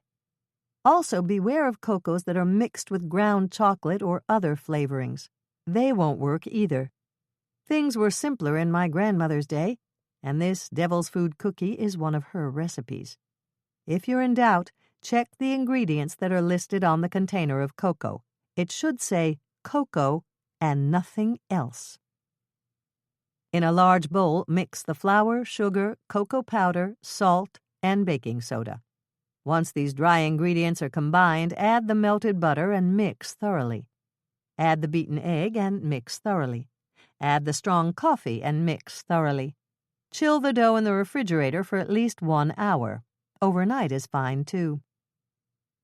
When you're ready to bake, preheat the oven to 350 degrees Fahrenheit, rack in the middle position. Roll the dough into 1-inch diameter balls with your hands. This dough may be sticky, so roll only enough for the cookies you plan to bake immediately, and then return the bowl to the refrigerator. Roll the dough balls in the bowl of white sugar and place them on a greased cookie sheet, 12 balls to a standard sheet. Flatten them slightly with the heel of your impeccably clean hand so they won't roll off on their way to the oven. Bake at 350 degrees Fahrenheit for 8 to 10 minutes. Cool on the cookie sheet for a minute or two, and then remove the cookies to a wire rack to finish cooling. If you leave them on the cookie sheet for too long, they'll stick. Hannah's note. When Lisa wants to make these fancy for a cookie catering job, she drizzles them with fine horizontal lines of white powdered sugar icing. Then she mixes up chocolate powdered sugar icing and drizzles them with fine vertical lines. Here are the frostings she uses. White powdered sugar icing. 1 cup powdered confectioner's sugar, 1/2 teaspoon vanilla, 1/4 teaspoon salt, 2 to 4 tablespoons light cream. Lisa's first note, there's no need to sift the powdered sugar unless it has big lumps. Line up your cookies shoulder to shoulder on a sheet of waxed paper. Mix the powdered sugar with the vanilla and the salt. Add the light cream gradually until the frosting is the consistency you want. Put the frosting into a plastic food storage bag. Twist the top closed and cut off one of the bottom corners to let out the frosting. Squeeze it out and drizzle it in fine lines over your cookies. Chocolate powdered sugar icing. 1 cup powdered confectioner's sugar, 1/4 cup cocoa, 1/2 teaspoon vanilla, 1/4 teaspoon salt, 3 to 6 tablespoons light cream. Turn the paper with the partially frosted cookies 90 degrees so that the thin lines of chocolate frosting will crisscross the white frosting. Mix the powdered sugar with the cocoa. Blend it in until the resulting mixture is a uniform color. Add the vanilla and the salt. Add the light cream gradually until the chocolate frosting is the consistency you want. Put the chocolate frosting into a plastic food storage bag, twist the top closed, and cut off one of the bottom corners to let out the frosting.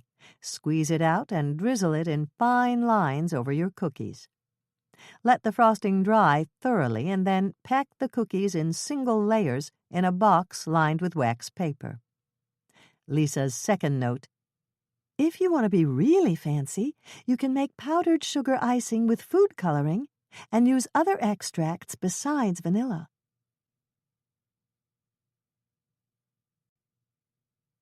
Chapter 9. It was all speculation, Lisa answered Hannah's query when they got back to the cookie jar. but there was one interesting thing. And that was? Hannah prompted. Carrie thinks Jenny Bergstrom was in the family way when she left Lake Eden. Norman raised his eyebrows. My mother actually said, in the family way? Yes. Lisa turned to Hannah. And your mother said, "No way, Jose! Dream on!" Norman gave a huge sigh, but Hannah noticed that his eyes were twinkling. I always suspected it, but now I know it's true. What's true? Hannah asked. Your mother is cooler than my mother. Lisa cracked up, and both Hannah and Norman turned to look at her. Sorry, she said, still giggling. It's not cooler anymore. Now it's rad or fat or something like that. It changes every month or so. The only way you can keep up is to watch the sitcoms on television. Hannah turned to Norman and gave him a little pat on the arm. It's okay. I knew exactly what you meant. Vernacular aside, do you think my mother knew what she was talking about? Norman asked Lisa. She seemed pretty sure of herself. Lisa turned to Hannah, and she managed to convince your mother. If she convinced Mother, it's probably true. Jenny left town before she started to gain weight or anything, and she never said anything about it in her letters to her friends in Lake Eden. Okay. Hannah got up to pour more coffee for all of them. Marge and Jack were still manning the shop, and they had a little time to talk. What else did Carrie say? She said she almost came right out and asked Jenny, but then she heard about the divorce, and she thought she must be wrong. Why? Hannah was curious. Because Wayne always wanted children, and he would have forgotten all about marrying the bimbo. Lisa glanced at Norman, your mother's word, not mine, and gone straight back to Jenny if she'd told him that she was pregnant. Oh, boy. Norman gave a little groan. The one thing I always loved about Lake Eden was that it could never be featured on a reality show. But now, I'm not so sure. Hannah laughed. Don't worry about it. Gossip in a small town isn't that interesting unless you live there. And Dancing with the Bovines won't make it. Unless they decide to hold the Summer Olympics on Winnie Henderson's farm. Lake Eden doesn't have a prayer of being on national television. Hey, Hannah. Mike strode in shortly after Norman had left, and Hannah's heart began to beat like a trip hammer. Why did he have this effect on her? She wished she could control it, but that sudden breathlessness and leap in blood pressure seemed to be eons beyond the control of biofeedback. Mike, Hannah replied, pouring 2 mugs of coffee from the kitchen pot while her hand was still steady. Would you like a couple of Linda's shortbread pecan cookies? Who's Linda? Lisa's cousin. She sent us the recipe. Sure, I'll try a couple. I promise I'll never refuse anything you offer me. You can count on that. Mike gave her a devilish grin, and Hannah almost didn't make it to the work island with the mugs of coffee intact. He was implying a lot more than he should, but she didn't really dare to react. If she accused him of a suggestive comment, he'd act all innocent and tell her it was all in her head. Hold on, and I'll get a plate of cookies, she said, setting the coffee down on the work island and never quite meeting his eyes. It didn't take long to fill a plate with cookies and put them down in front of Mike. Hannah waited until he'd eaten 2 and washed them down with a whole mug of coffee. Then she got up to pour them more. "So, how did you like them?" she asked, sitting down across from him once more. "Great. Cover them with a napkin or something, will you, Hannah? Otherwise I'm going to eat them all." "You're going back out to the sheriff's department, aren't you?" "Right after I leave here." "Mother picked up something for Bill, and she doesn't want him to hang it in his closet at home. She's afraid Tracy will see it and stop believing in Santa Claus." "I take it it's a Santa costume?" "Bingo. She bought it this morning at Bergstrom's." "No problem. I'll take it out there and hang it in Bill's closet." Hannah waited, but Mike didn't say anything else. The man was a genius when it came to holding his tongue. They sat there in silence for the space of a half cup of coffee, and then Hannah caved in. "How's the investigation going?" she asked. "It's going. How about you?" "What do you mean?" Hannah assumed the most innocent expression she could muster. "I know you're asking questions, and I know people talk to you. Do you have anything I should know about?" Hannah took a brief second to consider what she should give Mike so that he could give her something in return. "One thing," she said. "What's that?" "I know the name of Wayne's lawyer if you want to ask about his will." "That was next on my list, but you can save me some time. Who is it?" "Larry Helms. He's with Helms, Jackson, and Connors out at the mall." Mike reached in his pocket for his notebook and pen and wrote it down. "Thanks, Hannah." "You're welcome. Did you happen to examine the Santa suit that Wayne was wearing?" "Not personally. The crime lab has it. What did you want to know about it?" "I was just wondering if there were any candy canes left in Wayne's pocket." "Why do you want to know that?" "Just curious. Wayne was such a tightwad about those candy canes. I asked him if I could have the ones that were left, and he told me he needed them for the next time he played Santa, and he told me to pour them in his pocket. I guess they all fell out the hole." "What hole?" "The one in Wayne's pocket. There must have been a hole, and the candy canes dropped out of the hole and onto the path. That's how we found him. We followed the trail of candy canes." "Right. Do you want me to find out about the hole and the candy canes?" "Sure, if you've got a spare minute. But I'm just satisfying my curiosity. I figured Wayne was being cheap when he said he needed to use the rest of the candy canes." "I've heard that before." "Heard what?" Hannah asked, wondering how many other people had asked about Wayne's candy canes. "What a cheapskate Wayne was. Even his ex-wife implied that. She thought it might relate to his murder. But I came away with the impression she still had a lot of affection for him." "You talked to Jenny?" Mike flipped open his notebook. "Jennifer Perkins Bergstrom. That's right." "What did you think of her?" "I told you already, she's the only one I've talked to so far who seemed really sorry her ex-husband was dead." "I hope she's okay. I have to go out to the inn to see her tonight." "To ask her questions?" "No, to deliver cookies. Mother wants me to take a dozen of something chocolate to Jenny. She thought it might help." "Good idea. It doesn't happen often, especially when I'm working a murder investigation, but I couldn't help feeling sorry for her. She was the grieving widow. The current wife didn't seem all that upset." "I agree," Hannah said before she could think better of it. "You saw Melinda Bergstrom today?" "Actually, I brought her some cookies. Chocolate." "Your mother's idea again?" "No, it was Corey's.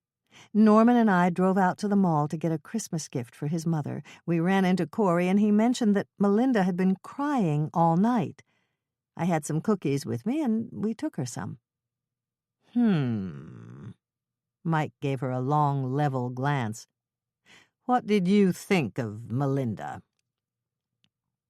To give or not to give, that was the question. Hannah decided that it couldn't hurt to have the law on her side. "Melinda didn't seem to be mourning Wayne's death very much. But you already know that. I found it particularly interesting that she didn't share the master suite with her husband. Her bedroom's down the hall, right next to her brother's." "She told you that?" "No, I just—" Hannah searched for a phrase to explain that she'd fibbed and snooped, but she couldn't come up with one that was socially acceptable. "I just found out, that's all." Mike gave her another long, level glance, and Hannah was sure it was the same glance he used in the interrogation room. "What else did you just find out?" he asked. "Well, nothing, really, except that she knows a lot about plants. Her maid is named Emily, if that helps." "Right." Mike stood up to go. "Let me know if you hear anything you think I should know. And remember to leave the investigating up to the professionals." Hannah finished the sentence in tandem with him. "Hold on a second and I'll wrap up these cookies. You can take them out to the station with you." Linda's Pecan Shortbread Cookies. Preheat oven to 350 degrees Fahrenheit, rack in the middle position. 1 cup white granulated sugar, 1 cup brown sugar, 1 cup, 2 sticks, 1/2 pound salted butter, 1 cup vegetable oil. Canola is not a vegetable. The oil's from a weed. 1 beaten egg, 2 teaspoons vanilla, 1 teaspoon baking soda, 1 teaspoon salt, 1 teaspoon cream of tartar, critical, 1 cup uncooked oatmeal. I used Quaker's Quick. 1 cup Rice Krispies, 4 cups flour, 2 cups chopped pecans. Measure after chopping. Brown sugar is nothing more than white sugar with added molasses. All you have to do to make 1 cup brown sugar is to measure out a cup of white sugar and drizzle in 2 teaspoons of molasses and then mix well.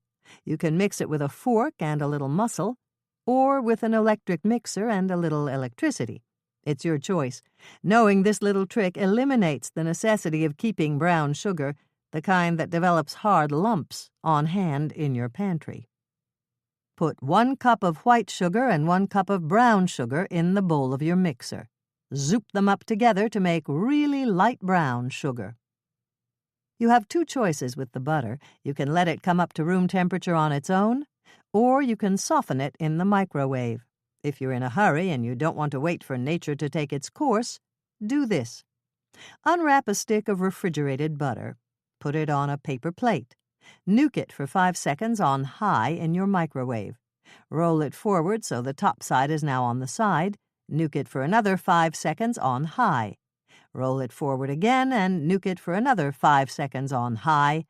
Repeat rolling forward again and nuking for 5 seconds once again. You're done. Take the plate out of the microwave and dump the butter into your mixing bowl. Repeat the whole thing for the second stick of butter. Once you've added the butter to your mixing bowl, mix it until it's smooth. Pour in 1 cup of vegetable oil and add 1 egg. Mix it all up together at slow speed. Add the vanilla, baking soda, salt, and cream of tartar. Mix it all up together. Add the cup of oatmeal and the Rice Krispies. Mix thoroughly.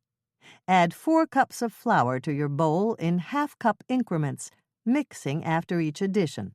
Take the bowl from the mixer, give it another stir with a spoon, and mix in 2 cups of chopped pecans by hand.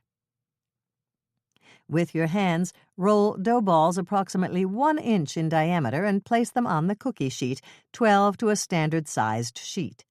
Bake at 350 degrees Fahrenheit for 12 to 15 minutes or until golden brown around the edges. Mine took exactly 12 minutes. Let cool on the cookie sheet for 2 minutes and then transfer to a wire rack to complete cooling. Yield 9 to 11 dozen yummy shortbread-type cookies.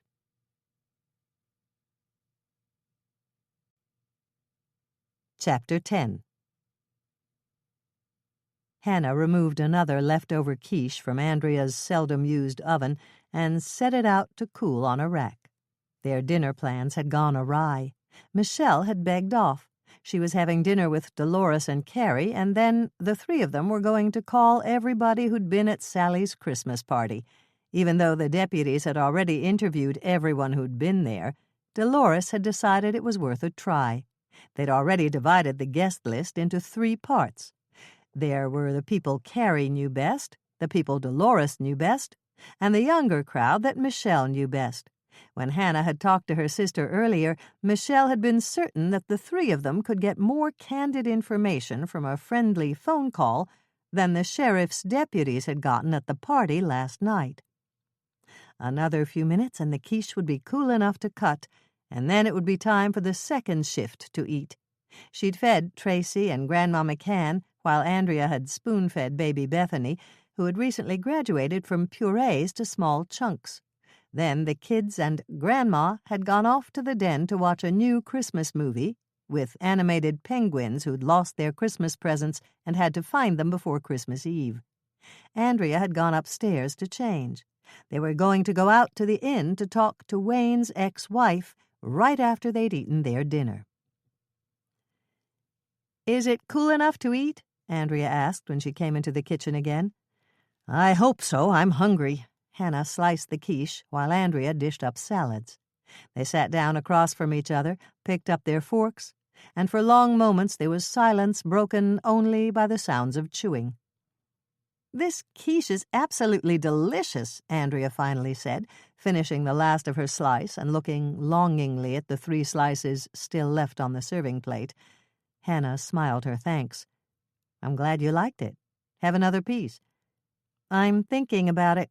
It's made with cream, right?" "Yes." "Uh-oh. And there's butter in the crust?" Andrea waited until Hannah nodded, and then she asked her next question. "How about cheese?" "There are a couple of kinds of cheese." "A couple? Uh-oh. How much cheese?" Hannah thought about dissembling, but it wasn't nice to mess with somebody else's diet. "Quite a bit of cheese," she admitted. "Probably the equivalent of 2 ounces per slice." Andrea gave a little whimper. "I don't suppose you used low-fat cheese?" "Nope." "Uh-oh. Tell me about the bacon pieces." Hannah thought about that for a moment. "They're well drained," she said. "Oh, good." Andrea gave a relieved smile. "Then I guess I'll have another piece." The parking lot at the Lake Eden Inn was full, but Hannah found a space by parking at an angle with the rear end of her cookie truck partially elevated on the rim of hard-packed ice that had been left by the snowplow around the perimeter. "Okay," she said, opening her door. "You're wearing boots, aren't you?" "Of course. They're the ugly silver moon boots Bill gave me when I got pregnant with Tracy and he was afraid I'd slip on the ice. I thought you hated those." "I do, but they keep me from slipping on the ice. And besides, nobody's going to see me until I get inside, and then I'll change to my shoes." Hannah glanced down at her old moose-hide boots. She'd left her shoes at the cookie jar. Unless she wanted to leave her boots in the cloakroom and pad up to see Jenny in her stocking feet, she'd better look for the pair of ballet-type pull-on slippers she usually carried in the back of her truck. "You do have shoes, don't you?" Andrea asked, glancing down at Hannah's boots. "I do." Hannah did her best to exude confidence as she opened the back of her truck and rummaged around for her slippers. Luck was with her, and she found them. "Here they are," she announced, holding them up for Andrea to see. "Great. Let's go, then. It's freezing out here." The air was crisp, the night inky black with the moon shining blue and cold against the snow. When Hannah looked up at the night sky, the stars appeared jagged, as if they were made of shattered ice crystals. There was a beauty in the frosty night that made her wonder what it would have been like to live in an ice cave. If anyone could live in an ice cave, she really wasn't sure. "Brrr, it must be close to 0. Andrea moved a little closer to Hannah. "I'm worried about the crabapple tree Bill and Tracy planted in the backyard. I hear it's supposed to drop down to -15 tonight." Her sister's comment brought Hannah back from thoughts of woolly mammoths and glaciers. Where did you hear that? I saw the weather report on KCOW. Andrea named the local television station. Then don't worry. They're always wrong. Are you sure? Positive. Remember last August when they said we were going to have a whole week of rain? They called it the storm of the century and said it would bring us at least 6 inches before it cleared up. And then it was sunny and warm every day. I remember. I stood in line to buy a new umbrella and I never used it. Hold on, Hannah said, grabbing Andrea's arm. Stand right here and look over at the inn. But why should... Andrea swallowed the rest of her own question as realization dawned. Never mind, I get it. This is where you left the path last night, and you found Wayne's body just a few feet from here. Exactly. That's why I want you to look at the inn. How many windows can you see from here? There was a moment of silence while Andrea peered into the night. I can't see the first floor at all, she said. The trees are too tall, but I can see the last 4 rooms on the second floor. And if I can see them, they can see us. Exactly. The moon was bright last night, and if someone in one of those rooms happened to be looking out toward the parking lot... They could have seen Wayne's killer, Andrea interrupted her. Do you want to check with Sally to see who had those rooms last night? Absolutely. Chances are all Sally's guests were at the party, and those rooms were empty at the time Wayne was murdered, but it can't hurt to ask.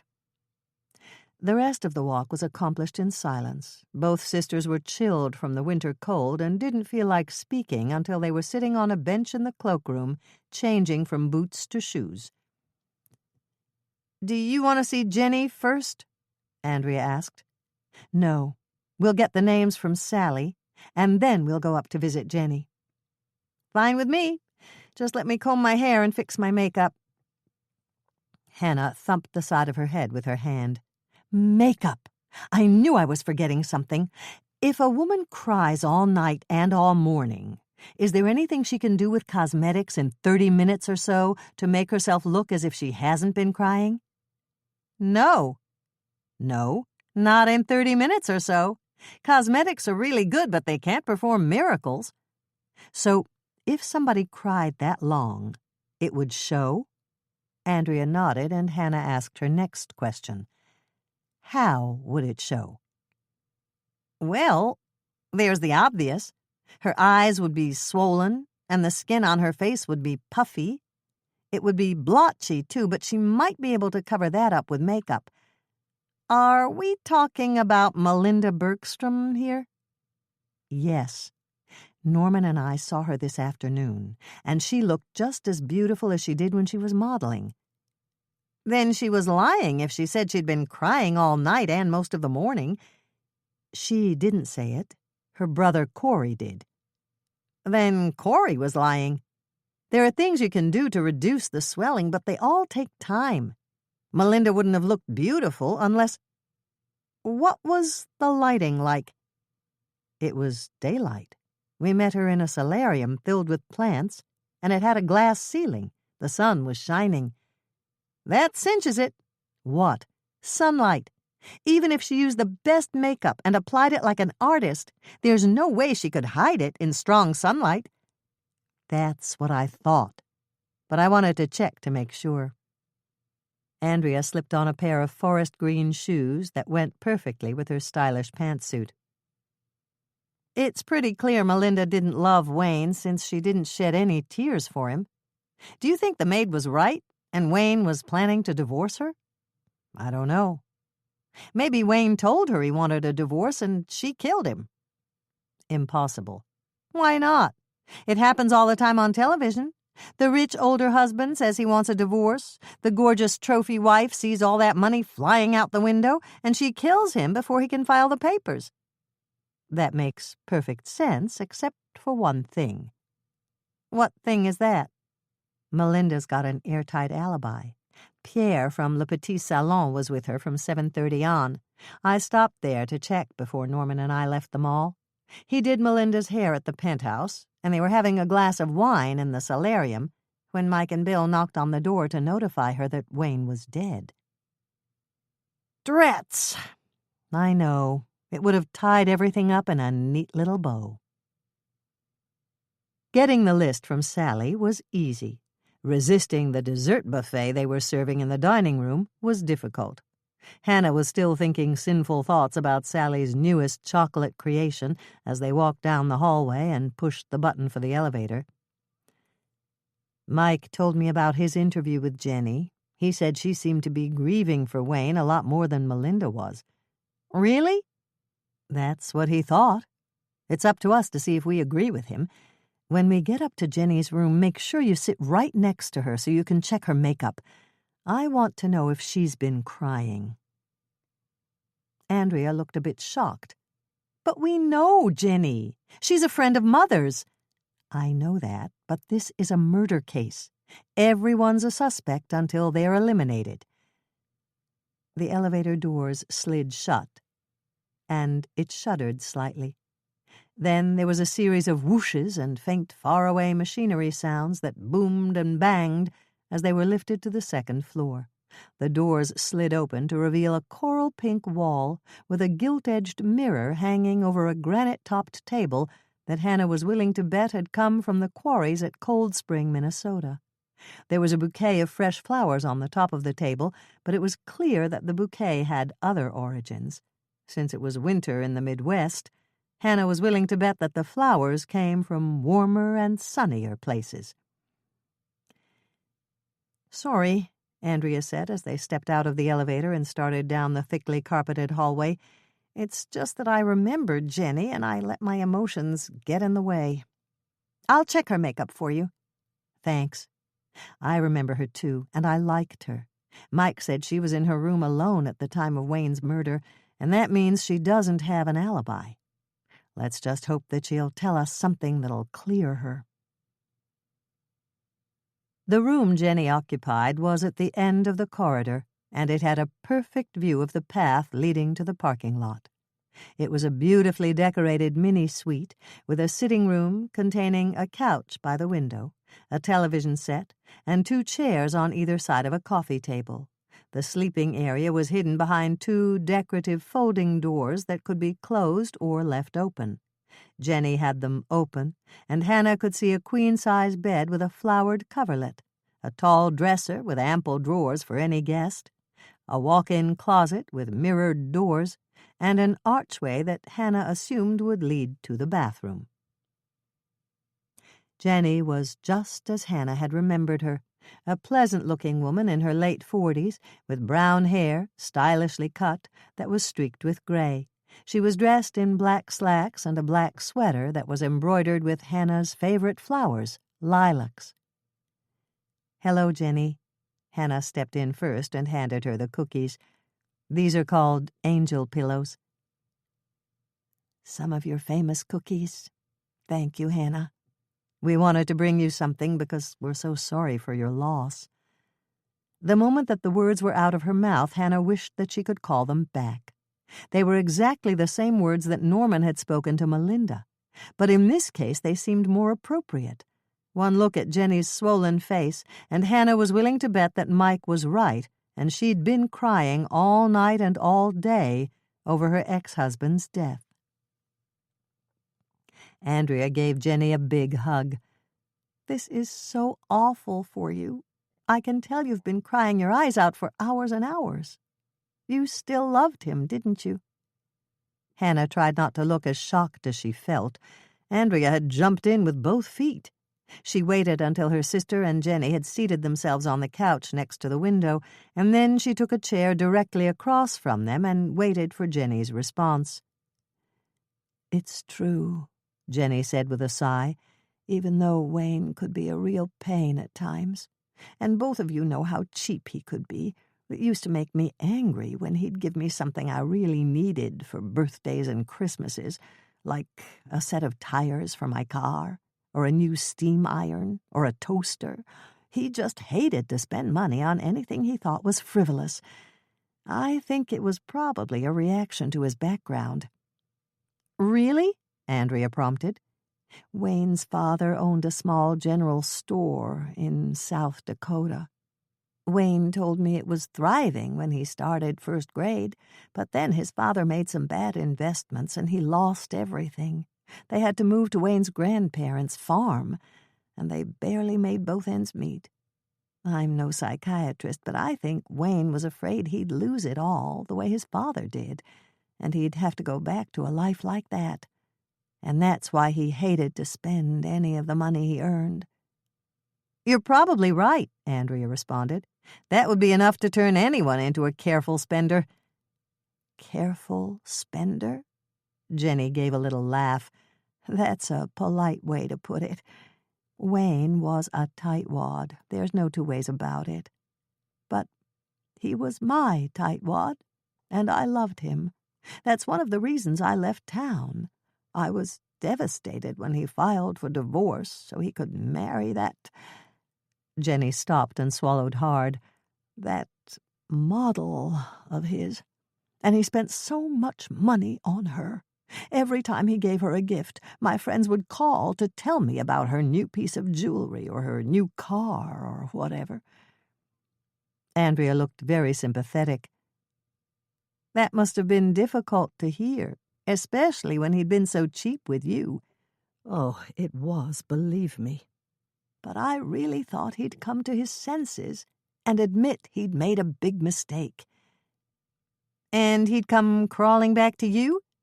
"That's right. But he didn't. And after the divorce was final and they set a wedding date, I had to leave." "But he gave you enough money to get along, didn't he?" "Yes, I didn't get rich, but I got a decent settlement." "Do you mind if I use your bathroom, Jenny?" Hannah broke into what had been basically a two-person conversation. "Of course I don't mind. Just go through the bedroom and to the left." Hannah was glad when Andrea started talking, claiming Jenny's attention once again.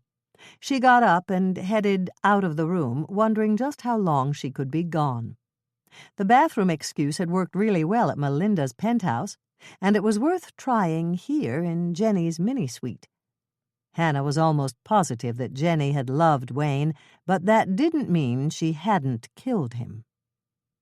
Since the folding doors were open and Jenny could be watching, Hannah headed straight for the bathroom. Once inside, she was hidden from view, and Hannah leaned against the door jamb, letting her eyes do a search of the room. Everything was perfectly ordinary, from the 3 nice suits hanging in the closet to the array of cosmetics on the dresser table. Hannah was actually considering crawling across the floor to search under the bed when she spotted something unusual in the corner. It was a large pink box with purple stars scattered across its surface. Because she'd tried to buy it for Tracy, Hannah knew that Teensy's environments came in bright pink boxes with purple stars.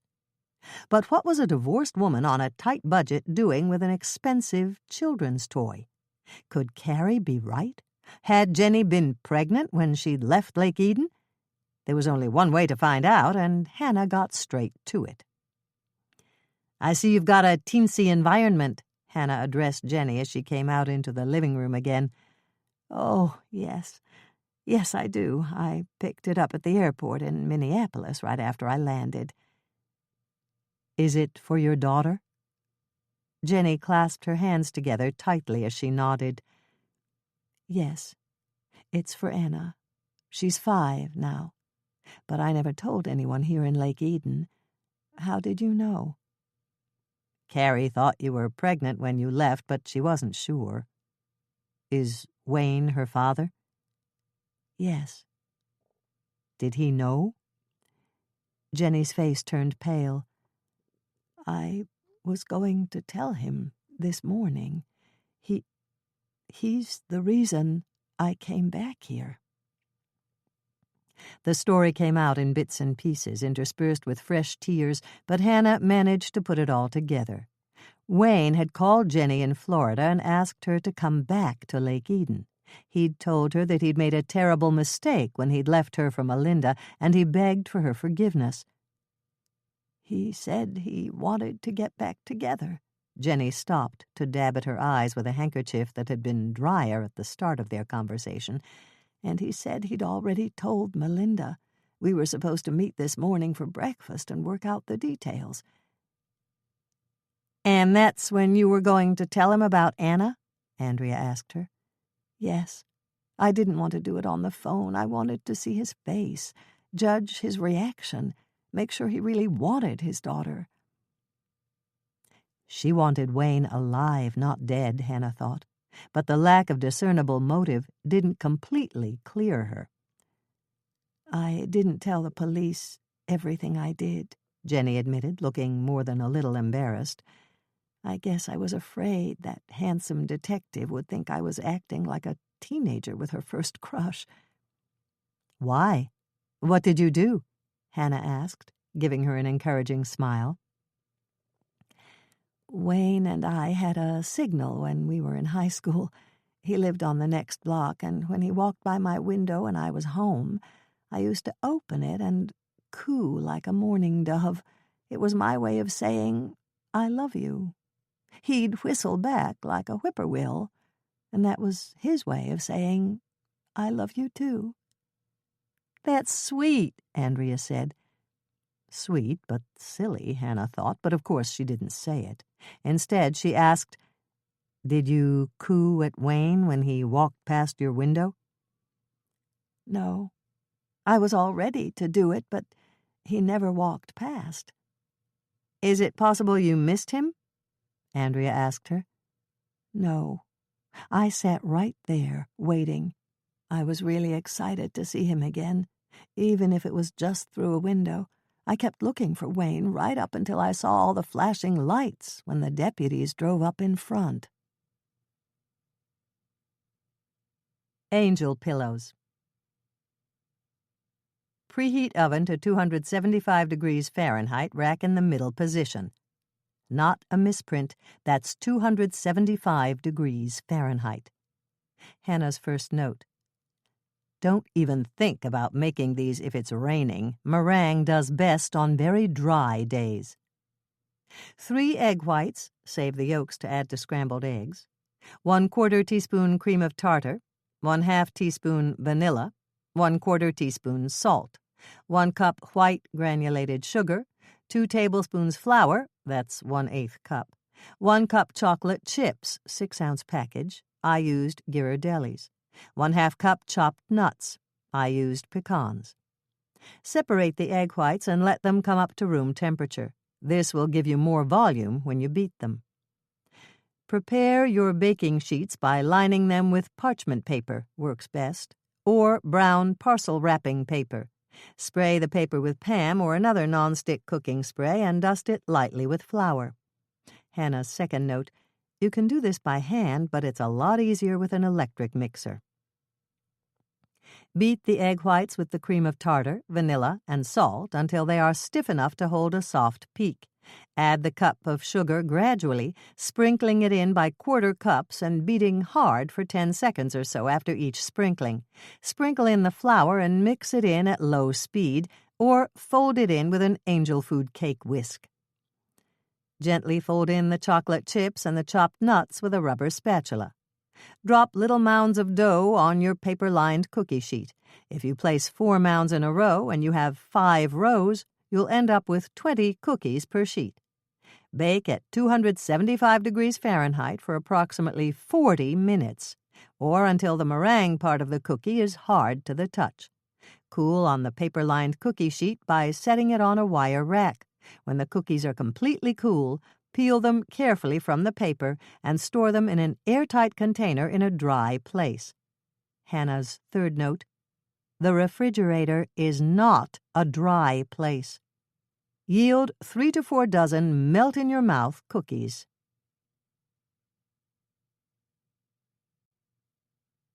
Chapter 11. "Sorry I'm so late tonight, Moisha," Hannah apologized to her furry roommate as she spooned some vanilla yogurt into one of the antique-cut glass dessert dishes that Dolores had given her several Christmases ago. It had been 7:30 by the time she'd dropped Andrea off at her house and driven home. Of course, she'd fed Moishe right away, and now it was time for a little dessert. "Go ahead and eat," Hannah told him, carrying the dish out to the coffee table and setting it down. "I'll have mine later. I need to make a few notes while the conversation with Jenny is still fresh in my mind." While her cat licked rather daintily at the yogurt, oblivious to the fact that Hannah's mother would have suffered a coronary event if she'd seen how her expensive gift was being used, Hannah paged through what she thought of as her murder book and jotted down the new facts she'd learned from Wayne's ex-wife. "Wayne had to walk around the side of the building," she said, causing Moishe to look up at her in mid-lick. "There's no other way to get to the parking lot. But Jenny swears he didn't. And that's substantiated by Cyril Murphy, who also swears he didn't see Wayne." Chin in hand, unaware that she was a modern, female, clothed version of Rodin's The Thinker, Hannah went through the possibilities. "There's only one conclusion to reach. Even though I saw him go out that way, Wayne didn't walk from the back door to the parking lot." Moishe looked up at her and purred, and Hannah interpreted that as approval for her logic. "Thanks. I know my conclusion is logical, but it doesn't make sense. I followed the trail of candy canes that fell out of the hole in Wayne's pocket, and his body was only a few feet from the path. The way it stands now, I said goodbye to Wayne, and he went out the back door in his Santa suit. He disappeared before he went around the side of the building and down the path to the parking lot. But he reappeared behind the snowbank, dead. That's impossible. Or if it's not impossible, I can't think of any scenario that could account for it." The phone rang, and Hannah almost cheered. It temporarily interrupted her frustration, and she was smiling as she reached out to answer it. It was Norman, and her smile grew wider. "Hi, Norman. What's new with you?" "A lot. I just finished doing a little research. One of the plants Melinda showed us this afternoon has small pink blossoms that contain deadly poisonous stamens in the center." "Which plant was that?" "Frescendodendron roclopeus, the giant variety. The dwarf is perfectly benign." "I don't remember it." "No reason you should. It was just a plant with green leaves and small pink blossoms. The only reason I looked it up was that you said it was pretty, and Melinda gave kind of a funny smile." "But she must have shown us 100 different plants. How did you remember the name?" "I didn't. I took along my pocket recorder and— Hold on, Cuddles is climbing the bookcase again, and she's stuck on the Republic." Hannah waited while Norman rescued Cuddles, the cat he'd recently adopted, and he was back on the line. "I didn't know you read Plato." "One of my friends in Seattle gave me his complete works. She thought it would expand my mind." Hannah gripped the phone a little tighter, wondering if the friend had been Beverly Thorndyke, Norman's former fiancé, who was now a dentist in Seattle. But before she could even think about asking, which she wouldn't have done in any case, Norman went on talking. "The plant's common name is flower of the shroud, and the symptoms of poisoning are virtually undetectable unless you already suspect it and know what to look for." "And you know what to look for?" "I do now. It causes renal failure over a period of several weeks.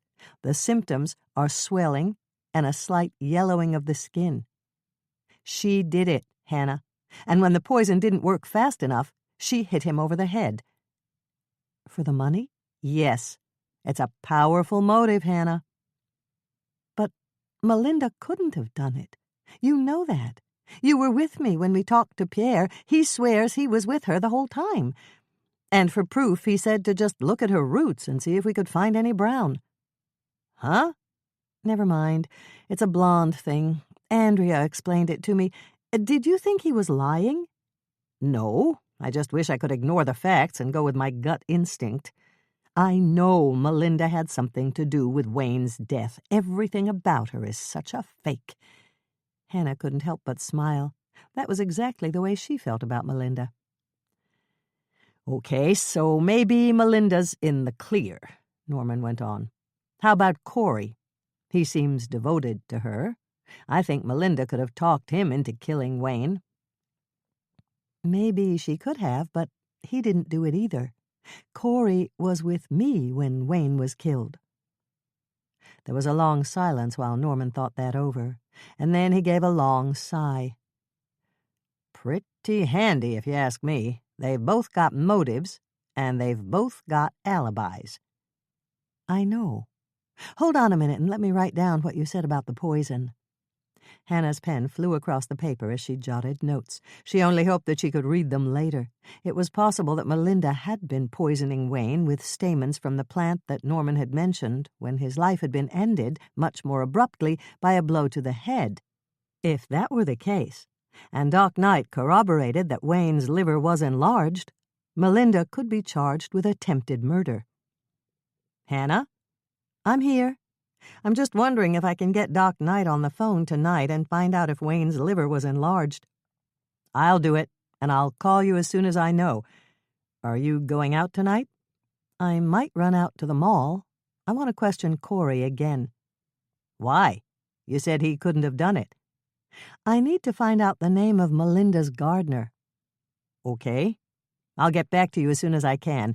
Take your new cell phone with you, and don't forget to turn it on. Doc Knight will probably have to get back to me, and I'll let you know as soon as I know." "Thanks, Norman," Hannah said, hanging up the phone and turning to the cat, who couldn't be less interested. "I have to know if Melinda or Corey requested that particular plant, or if either of them knew it was poisonous. I'll think of some excuse to ask Corey for the gardener's name." Moishe looked up at his mistress and gave a yowl that was midway between "Figure something out, lady with no fur," and "If you're leaving, don't forget to give me more food." Hannah recognized the look and gave him more food. She was about to go out the door when the phone rang again. "So soon?" she said, assuming it was Norman with Doc Knight's answer. "So soon what?" It was Mike's voice. Hannah did an abrupt turnaround and apologized as she did so. "Sorry, Mike, I thought you were someone else." "I was me the last time I checked." "Of course you were. So what's up?" "There isn't any." "There isn't any what?" "Hole. There's no hole, Hannah. I called the crime lab and they checked it for me. No hole." It all came back in the rush. She'd asked Mike to check the Santa suit Wayne was wearing for the hole in the pocket, but there wasn't a hole. And that meant that Andrea had been right about her Hansel and Gretel analogy. The miniature candy canes had been dropped deliberately. Had Wayne known that he was in danger and dropped candy canes to lead someone to the scene of his murder? Hannah reined in her imagination. No, that was simply too far-fetched. But what if the killer had murdered Wayne and then dropped the candy canes deliberately so that the body would be found? "Are you okay, Hannah?" "I'm fine." Hannah pulled herself together enough to answer normally. "Anything new on your end?" "Not really. It's all speculation." "Okay, then. Let me know if you get anything." "I will."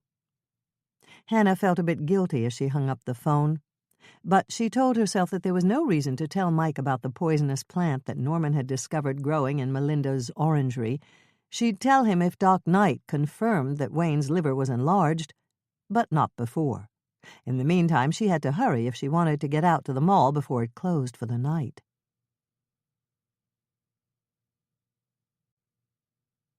Chapter 12. The mall was closing. Hannah could tell by the long string of cars coming toward her as she approached the entrance. One frustrated Christmas shopper was beeping his horn as if the sound might make the dozens of cars in front of him go faster. Hannah turned in at the outside entrance to Bergstrom's department store. There was no one behind her, and the parking lot that flanked the Christmas tree lot at the side of the store was deserted. Hannah pulled right up in the loading zone next to the lot and jumped out of her truck to rush toward the door. She ran past a sign saying that they were expecting a fresh shipment of Douglas fir trees tonight, past another that listed the prices per foot, and around the corner of the building to the entrance. The bright lights were off, and there was only dim lighting inside the store, but she hoped she could catch an employee leaving late who would call Corey and ask him to come down from the penthouse and talk with her. The door was locked, but she could see someone moving inside. Hannah hammered on the door with gloved fists until she got his attention, and he moved toward her. The lights were dim, but as he drew closer, she realized that he was in a Santa suit. "I'm Hannah Swensen, and I need to see Corey," she shouted, hoping he could hear her through the heavy glass door. "It's really important." "Hold on," the man dressed as Santa shouted back. Then he unlocked the door and ushered her in. "Is Corey still here?" Hannah asked him. "He's here." The Santa gave a chuckle and pulled off his hat, white wig, and beard. It was Corey. Hannah was so startled her mouth dropped open. "I didn't recognize you in that costume," she said, feeling a bit embarrassed. "I guess you must have been playing Santa tonight." "That's right. The guy I hired to replace Wayne called in sick." "Well, you make a great Santa," Hannah complimented him, and then she got down to business. "I came out here to ask you a couple of questions." "Ask away," Corey said. "The first thing I need is the name of Melinda's gardener." "Why do you need that?" Hannah was all ready with her excuse. She'd devised it on her drive out to the mall. "I told Mother about Melinda's beautiful solarium, and one of her friends wants to hire her gardener to do something similar on a smaller scale for her." "Okay, it's Curtis something or other. I can't think of his last name right now, but he comes tomorrow, and I'll get his card for you." "There's one more thing." "What's that?" "I'm having trouble with the timeline on the night that Wayne was killed. I saw him leave the inn the back way wearing his Santa suit, and that's the last time I saw him alive. I found his body later in the evening." "Right. What's troubling about that?"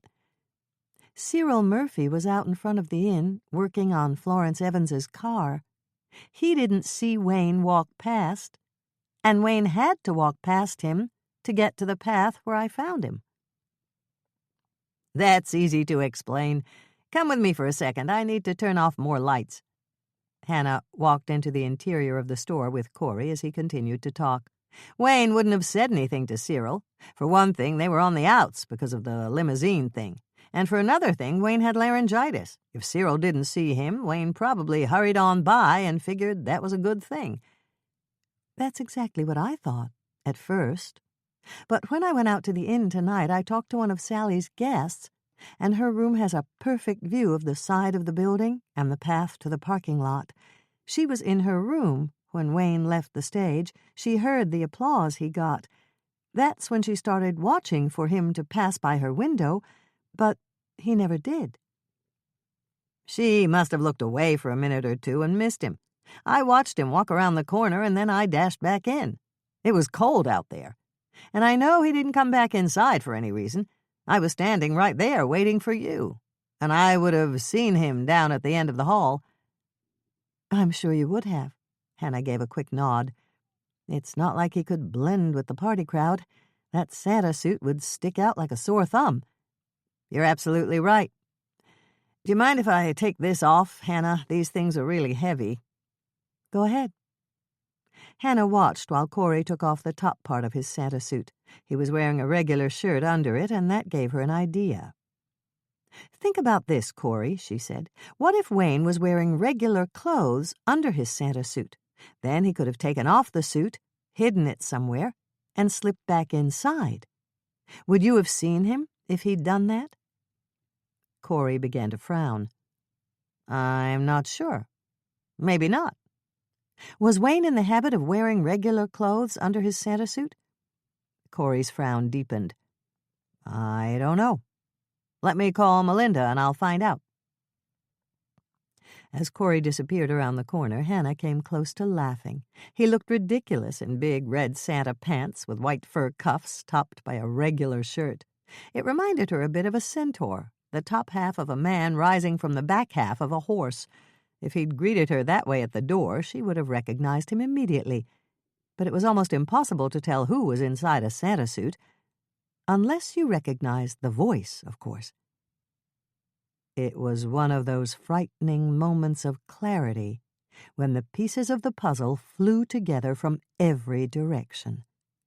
They locked into place with a series of lightning-fast clicks, sounding like a million tiny firecrackers that illuminated the dim and confused picture in her mind. Corey killed Wayne. He'd rolled Wayne's body behind the snowbank, planted the candy canes so someone would discover him, and then, while everyone was waiting for Wayne to appear as Santa, he'd put on another Santa suit, perhaps even the one he was wearing tonight, and appeared in Sally's kitchen as Santa Wayne with laryngitis. It was the reason he'd seemed a bit confused when Sally had handed him the receipt from Mayor Bascom. Santa Wayne would have known what it was, but Santa Corey didn't. Immediately after the party, Santa Corey had stepped outside the back door, ditched his Santa suit, and stepped back in, dressed for the party. He used me as his alibi, and I fell for it, Hannah thought, gritting her teeth. Norman's gut is right. Corey is probably in it with Melinda.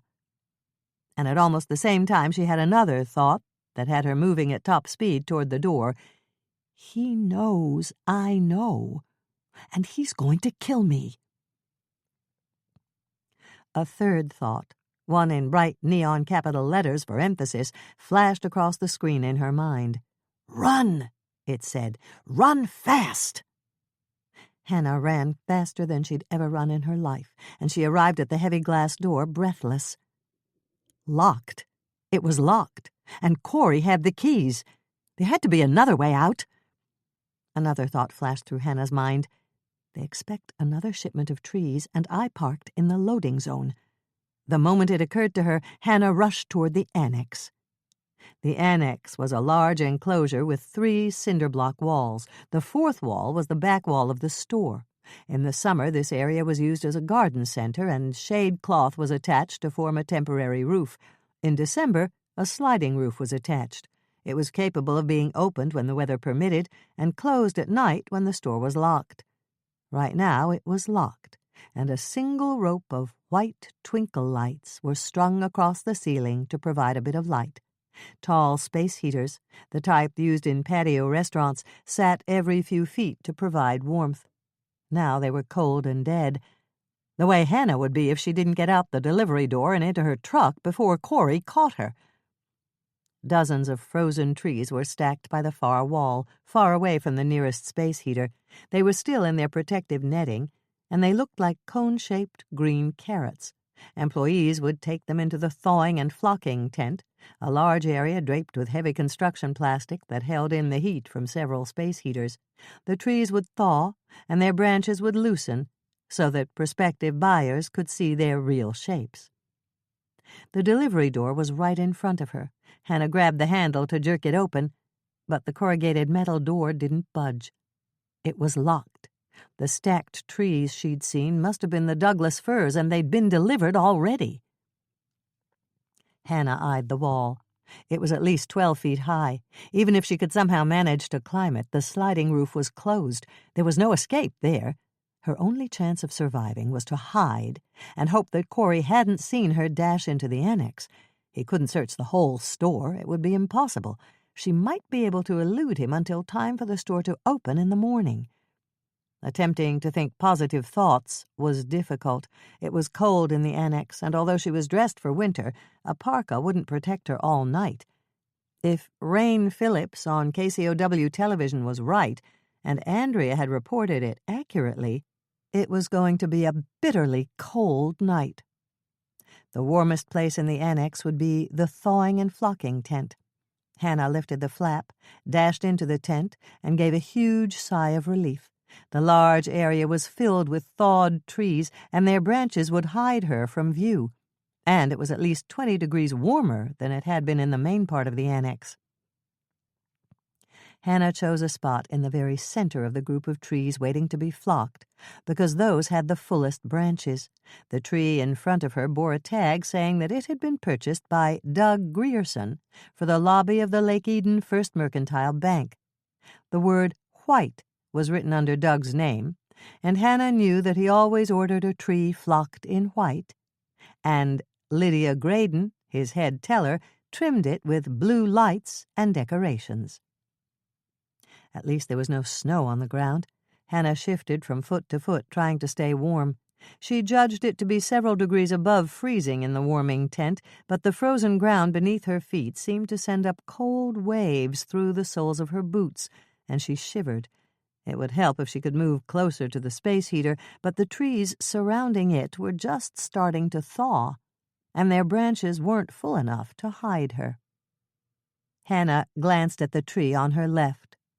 It was for Bertie Straub, the owner of Lake Eden's beauty parlor, the Cut and Curl. Naturally, Bertie's tree would be pink. 2 cans of pink flocking sat on the ground under her tree, caps already loosened, all ready to be used in the morning. The former owner of the Cut and Curl had decorated the shop with pink flamingos. While Bertie wasn't as wild about the huge birds as the former owner had been, she did like pink, and she'd left the walls and the shades that color. Hannah's heart leapt into her throat as she heard heels clicking against tile. Someone was coming. The door to the annex opened, letting in a bright burst of light, and Corey stood there in silhouette. "I know you're here, Hannah. I saw you run in the door." Hannah's heart raced, thumping so loudly she was almost afraid he'd hear it. Corey knew she was here, but perhaps he was just faking, hoping that she'd panic and give away her position. "Guess the cat's got your tongue, but that's fine. We can do this the hard way. I haven't played hide-and-seek since I was a kid. You can change hiding places if you like. I'll be right back." The door closed, cutting off the bright light. Hannah wasn't sure whether Corey had left or not. It didn't really matter.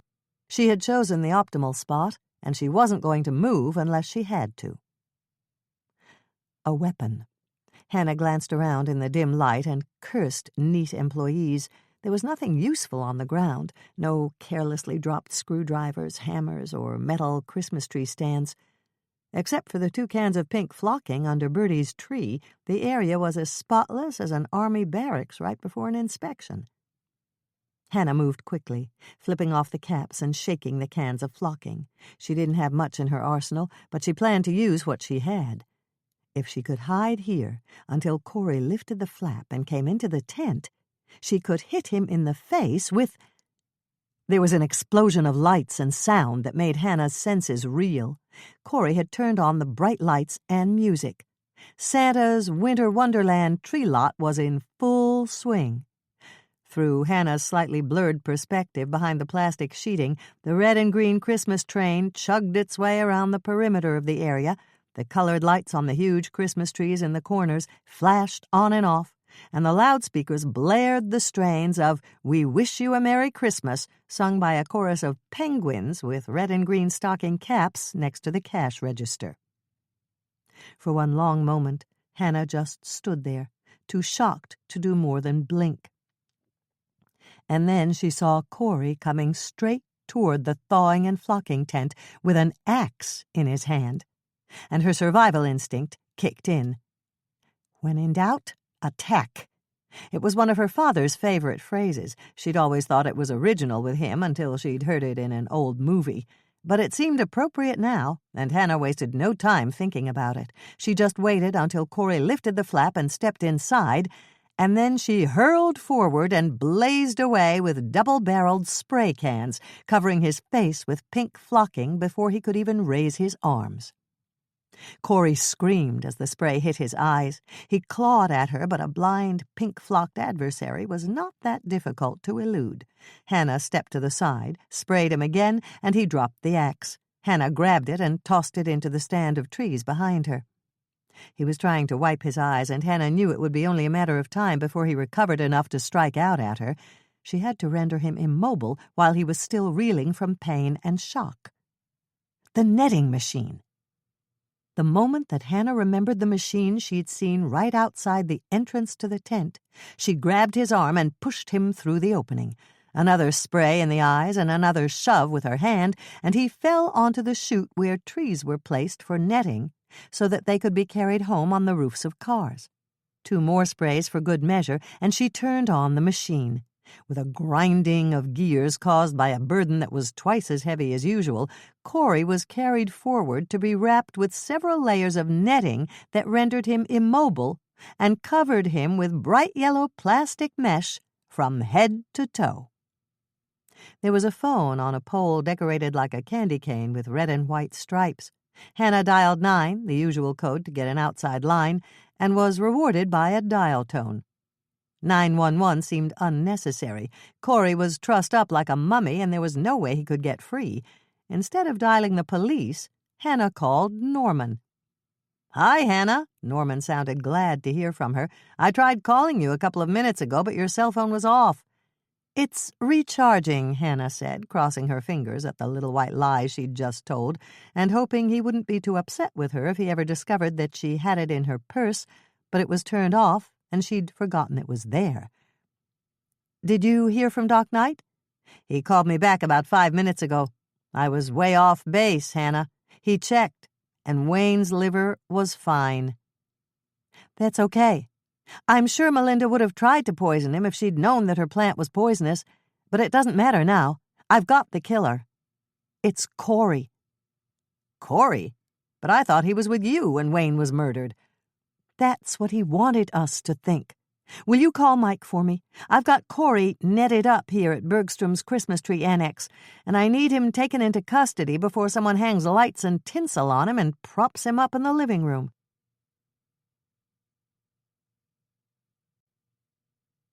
Chapter 13.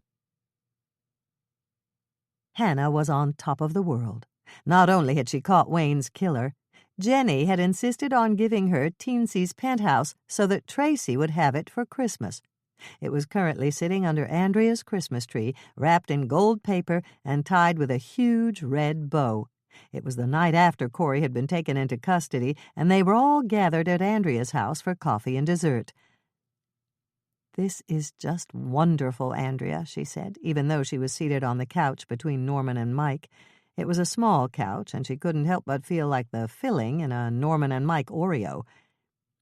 "It's a gorgeous tree," Michelle said, admiring the huge Norway pine that sat in front of the picture window. "Thanks. Bill picked it out at Bergstrom's. I love to get trees there. They're so careful with the netting." Andrea stopped and made a face. "Sorry, Hannah. I forgot for a second." "That's okay. I'm just glad their netting machine could take a few extra pounds." "That reminds me," Norman leaned forward to talk to Mike. "How'd you get that netting off Corey?" "We rolled him on his back and used scissors." Norman shook his head.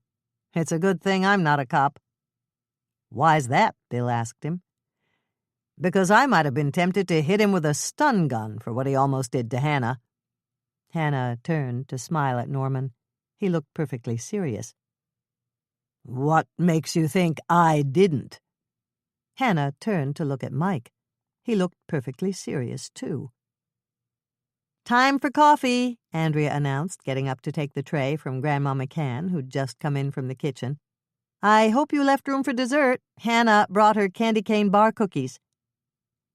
"Because Corey's behind bars?" Norman asked. "Of course." Hannah turned to Bill. "I just wish we could have gotten Melinda for something or other. I know she didn't poison Wayne, but I wish she wouldn't inherit all that money." "She won't. Want to tell her, Mike?" Mike turned to Hannah. "I did a little checking after we talked. I kept thinking about how his former wife was the one who was grieving, and she was getting nothing. And Melinda, who didn't seem to care about Wayne at all, was inheriting everything. So I ran her." "Jenny?" "No, Melinda." "And you came up with something?" Hannah crossed her fingers, a leftover habit from childhood. "It turns out she's Melinda Ann Ames Reynolds Bergstrom." "Melinda Ann Ames?" Hannah asked, remembering the photo album with the initials M.A.A. on the cover. Ames was Melinda's maiden name. Reynolds was the name of her first husband, and she never bothered to get a divorce from Cornell Reynolds. "Corey?" "One and the same. They had a good thing going, living in luxury at Wayne's expense.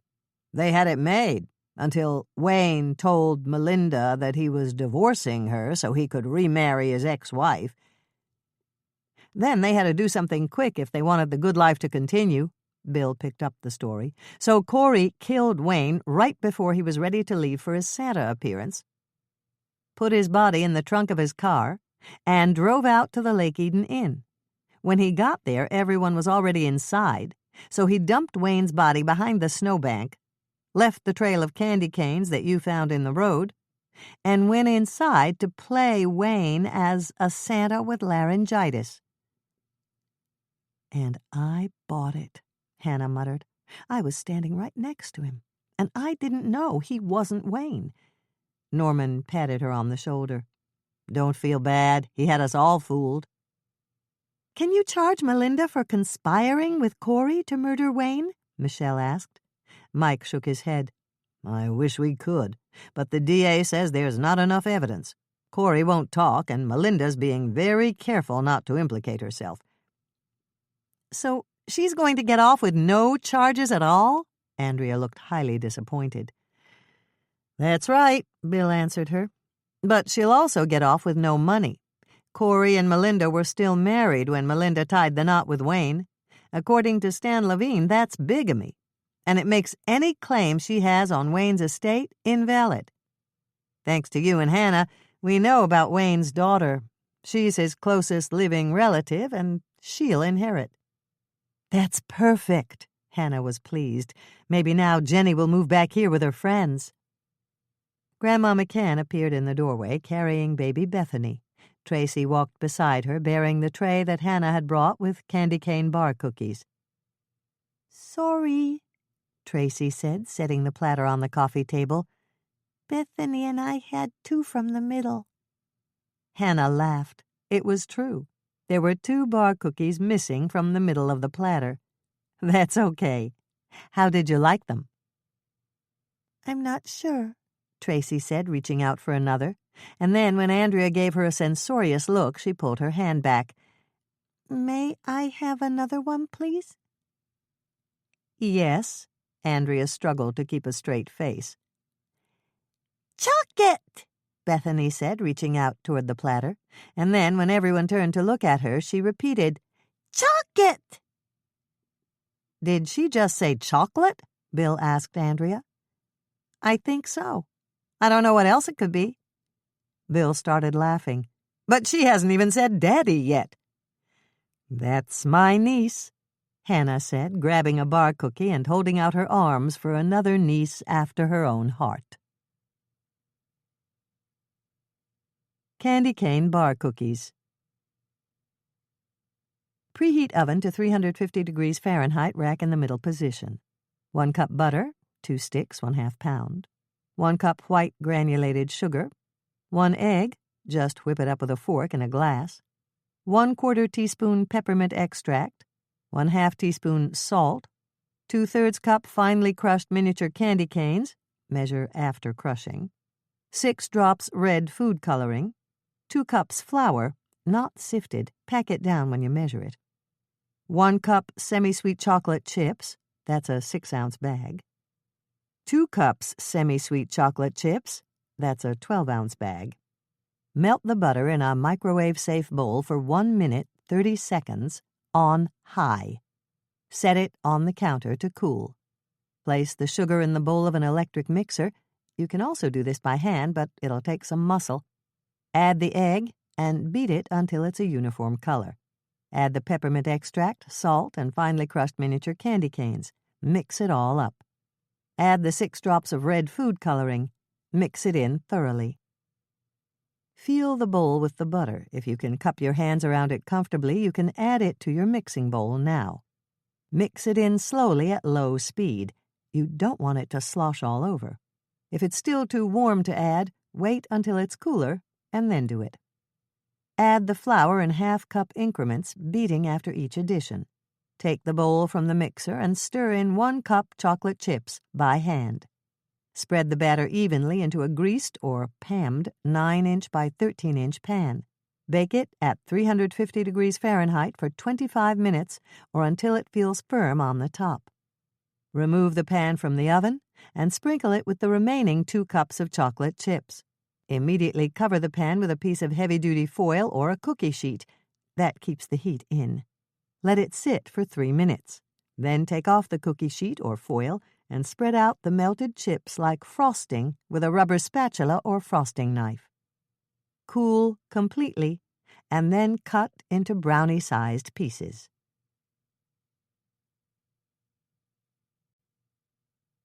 The Dangers of Candy Canes by Laura Levine. Chapter 1.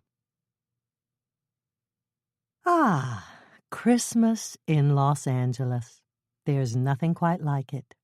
Chestnuts roasting on an open hibachi, Jack Frost nipping at your frappuccino, Santa in cutoffs and flip-flops.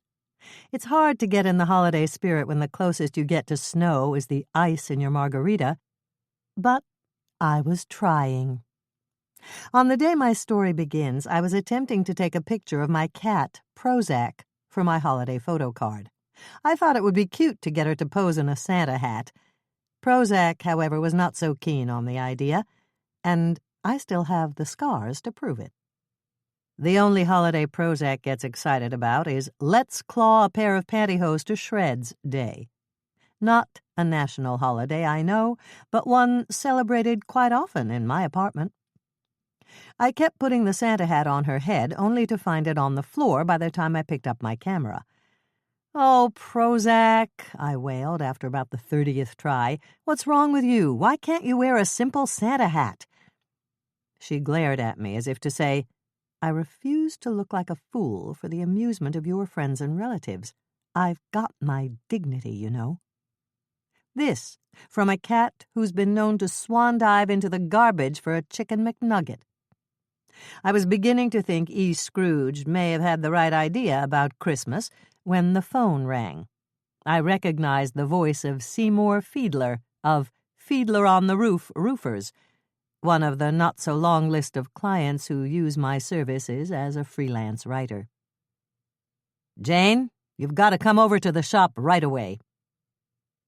I wondered if he wanted me to punch up the Yellow Pages ad I'd just written for him, although for the life of me I couldn't see how I could possibly top "Size doesn't matter. We do big jobs and small." But he wasn't calling about the Yellow Pages ad. "I'm in big trouble," he said, his voice a hoarse whisper. "What's wrong?" "I'm being accused of murder." Mild-mannered Seymour Fiedler, a man I'd never once heard utter an angry word, accused of murder? Impossible. "Hang on, Seymour, I'll be right over." I grabbed my car keys and headed for the door just in time to see Prozac celebrating a whole new holiday, Let's Poop on a Santa Hat Day.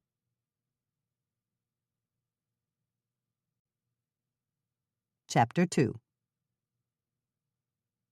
Seymour's shop was in the industrial section of Santa Monica, a no-frills box of a building whose only concession to whimsy was a huge plaster fiddle on the roof. His wife, Maxine, who doubled as his bookkeeper, sat at her desk out front, weeping into a Kleenex. "Oh, Judy," she cried, looking up at me with red-rimmed eyes, "it's all too awful." Maxine was a 50-something woman with fried blonde hair and a fondness for turquoise eyeshadow, most of which had now rubbed off on her Kleenex. For as long as I'd been working for Seymour, she'd been calling me Judy. Every paycheck she'd ever written had been made out to Judy Austin, often in the wrong amount. Not exactly the sharpest blade in the Vegematic. "Seymour's waiting for you," she said, gesturing to his office.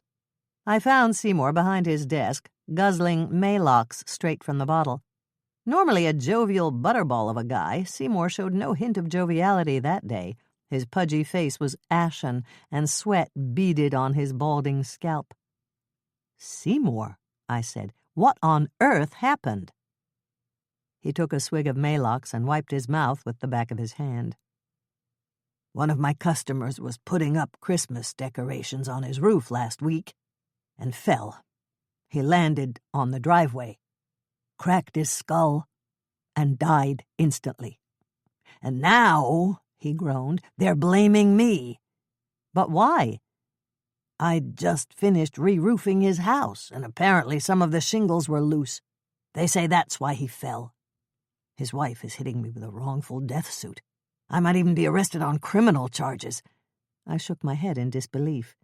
The police are conducting an investigation, he said, but they're just going through the motions. They're pretty much convinced it was my fault. Any chance one of your workmen screwed up? I asked, wondering if maybe the cops were right. No way. I personally inspected the job when they were through. Oh, Jane, he said, mopping his scalp with an already damp hanky. I'm going to be ruined. Don't you have insurance for things like this? He let out a big sigh. That's just it. Maxine's been distracted lately. Our daughter's getting married, and she's been so busy planning the wedding, she forgot to mail in the last 2 premiums. Holy tar paper. Poor Seymour was in deep doo-doo. I swear, Jane, when I left that roof, every shingle was nailed down tight as a drum. Something fishy's going on here, and I want you to investigate. You think somebody was trying to kill your client? That's exactly what I think. The only way those shingles could have gotten loose was if somebody went up there and loosened them. Now, those of you who picked up this book for Hannah Swensen's latest recipes are probably wondering, why was Seymour Fiedler asking a freelance writer to investigate a murder? Shouldn't he be talking to a private eye? Well, it just so happens I've solved a few murders in my time. It's a life-threatening hobby, I know, but it adds zest to my days and breaks up the monotony of writing about no-leak roof warranties. Of course, Seymour, I said. I'll be happy to investigate. How can I ever thank you, Jane? His eyes shone with gratitude. Money might be nice, I couldn't help thinking. Of course I'll pay you your going rate, he said, as if reading my thoughts. Now my eyes were the ones shining with gratitude. My job docket was a tad on the empty side, and I desperately needed the money for Christmas gifts. In fact, Seymour said, let me pay you something right now. He whipped out his checkbook and wrote out a check with a heartwarming number of zeros. I was sitting there thinking of the lavish gifts I could buy my parents, and, not incidentally, a new cashmere sweater I'd been lusting after at Nordstrom, when Seymour broke into my reverie. I, wouldn't try to cash that check right away. He looked at me sheepishly. I don't exactly have enough in my account to cover it. Between our daughter's wedding and my lawyer's retainer, I'm sort of strapped.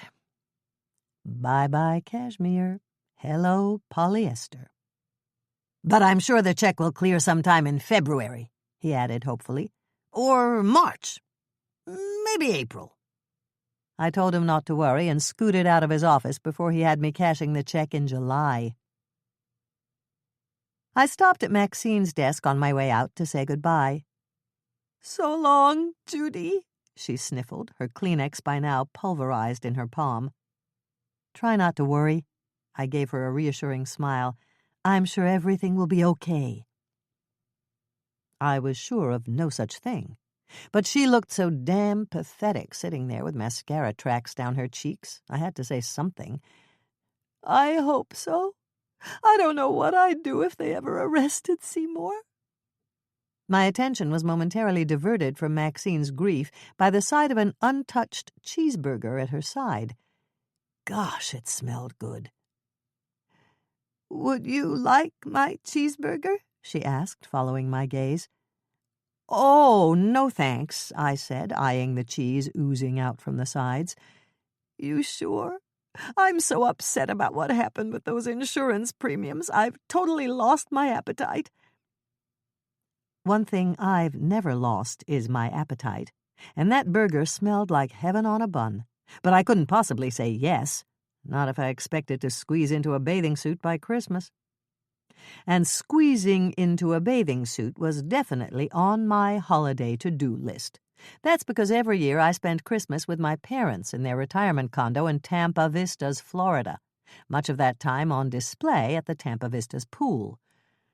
True, I'm not rich or wildly successful like some of the other kids on display, but I'm all they've got, and my parents are determined to show me off.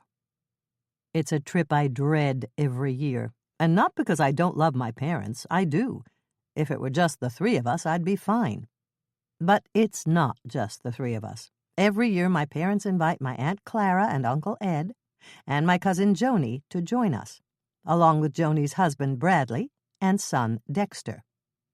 All of us bunking in a 2-bedroom condo. My mom calls it cozy. I call it hell. Joni and her family get to sleep in the guest bedroom. Uncle Ed and Aunt Clara camp out in the den. And lucky me, I get to sleep on the living room sofa right next to the Christmas tree. You haven't lived till you wake up Christmas morning with pine needles up your nose. And if all that weren't bad enough, I have to spend an entire week feeling like a blimp next to my cousin Joni, a perfect size 2. And that's after giving birth to Dexter. Suffice it to say, the last time I wore a size 2, I was in preschool. All of which explains why I turned down that cheeseburger. I simply had to shed a few pounds before Florida. True, I was feeling a bit hungry, but I made up my mind to stop off at the market and buy myself a nice, healthy, 100-calorie apple. That would tide me over till dinner. No burgers for me. No way, no how. Okay, so I didn't stop off at the market for an apple. I stopped off at McDonald's for a 1/4 pounder. What can I say? I got in my car with the noblest of intentions, but the smell of Maxine's burger hounded me like a Hare Krishna at an airport, and I couldn't resist. After licking the last of the ketchup from my fingers, I drove to the home of Garth Jankin, Seymour's recently deceased customer. Jankin lived in the megabucks north of Wilshire section of Westwood, a bucolic bit of suburbia, which, in the interests of protecting the innocent and staving off a lawsuit, I shall call Hysteria Lane. The houses were straight out of a town and country spread, dotted with gracious elms and white picket fences running riot with rose bushes. At this time of year, however, landscaping took a back seat to Christmas decorations. Clearly, the people on Hysteria Lane took their decorating seriously. No mere Christmas lights and a tree in the window on this block. Everywhere I looked, I saw animated Christmas figures. Santas waved, reindeers nodded, elves pranced. For a minute I thought I'd made a wrong turn and wound up at Disneyland. A far cry from my own modest neck of the woods, where the only animated figure I'd ever seen on a lawn was Mr. Hurlbutt, the guy in the duplex across the street, after he'd had one eggnog too many. The theme of Garth Jankin's house was Christmas in Candyland. I could tell this was the theme by the gold-embossed Christmas in Candyland banner draped out front. Candy canes and sugar plums dotted the pathway to the front door, and perched on the roof on a carpet of pink flocking, amid a jungle of even more candy canes, was an elfin creature that I assumed was either the Sugar Plum Fairy or Mrs. Claus after gastric bypass surgery. As I climbed out of my car, I saw a mailman approaching. I decided to question him, hoping he'd seen something that would get Seymour off the hook. "Excuse me," I flashed him my most winning smile. "Can you spare a few minutes?" "I'm afraid I'm sort of busy right now," he said, sorting through some letters. "These weeks before Christmas are nuts." He was an energetic guy in a pith helmet and USPS shorts, tanned and well-muscled from toting all that mail in the sun. What a difference from my mail carrier, a somewhat less than motivated employee who manages to deliver my Christmas cards just in time for Valentine's Day. "I promise it won't take long. I'm investigating Garth Jankin's death." "You a cop?" "No," I demurred. "I'm a private investigator." He looked me up and down, taking in my elastic waist jeans and unruly mop of curls lassoed into a scrunchie. "You're kidding, right?" I get that a lot. There's something about elastic waist jeans and scrunchies that tend to take away your credibility as a PI. "No, I'm not kidding. I'm representing Seymour Fiedler of Fiedler on the Roof Roofers, and I want to ask you a few questions about Mr. Jankin's death." Man, what a mess. he said, shaking his head. "They'll never get the blood out of the driveway." He looked over at the Jenkinses' house and sighed. "Poor Mrs. Jenkin. Such a nice lady. I hope she'll be okay." "Do you know if Mr. Jenkin had any enemies?" He barked out a laugh. "Ring a doorbell on this street, you'll find an enemy. Garth was an attorney. One of those sue-happy characters, always threatening to haul somebody into court. Just about everybody disliked the guy." "Anybody dislike him enough to want to see him dead?" He blinked in surprise. "You think what happened to Garth was murder?" "Possibly." His eyes took on a guarded look. "Hey, I don't want to go accusing anybody of murder." "Rats! I hate it when people are discreet." Then he took a deep breath and continued. "But Mr. Cox sure looked like he wanted to kill him sometimes." Yippee! He wasn't so discreet after all. "Mr. Cox?" He pointed across the street to a mock Tudor house with an elaborate display of animated reindeer out front. "Willard Cox. He and Garth were always at each other's throats, especially this time of year over the Christmas decorations." "They fought over Christmas decorations?" "It's nuts, I know. But the neighborhood association gives out an award for the best decorations, and the competition gets pretty fierce. Folks around here will do anything to win. You know what Garth's dying words to his wife were? Not, 'I love you,' or 'hold me close.' No, his dying words were, 'Call in a decorator and finish the roof.' Which is exactly what she did as soon as the police let her. Anyhow, Garth always won the contest, and it drove Willard crazy. Before Garth and his wife moved here, Willard used to take home the prize every year. He was constantly accusing Garth of stealing his ideas and sabotaging his displays. Last year, he claimed Garth beheaded his Santa Claus. Things really blew up a few months ago when Garth ran over Pumpkin." "Pumpkin?" "Willard's dog. Willard and his wife used to keep Pumpkin out in the front yard. She barked a lot, and Garth was always complaining about her. One day Pumpkin got loose from the yard while Garth was backing out of his driveway, and he ran her over. He claimed it was an accident, but Willard was convinced he did it on purpose. That's when I thought he was going to kill him." Wow, this guy was a fount of information.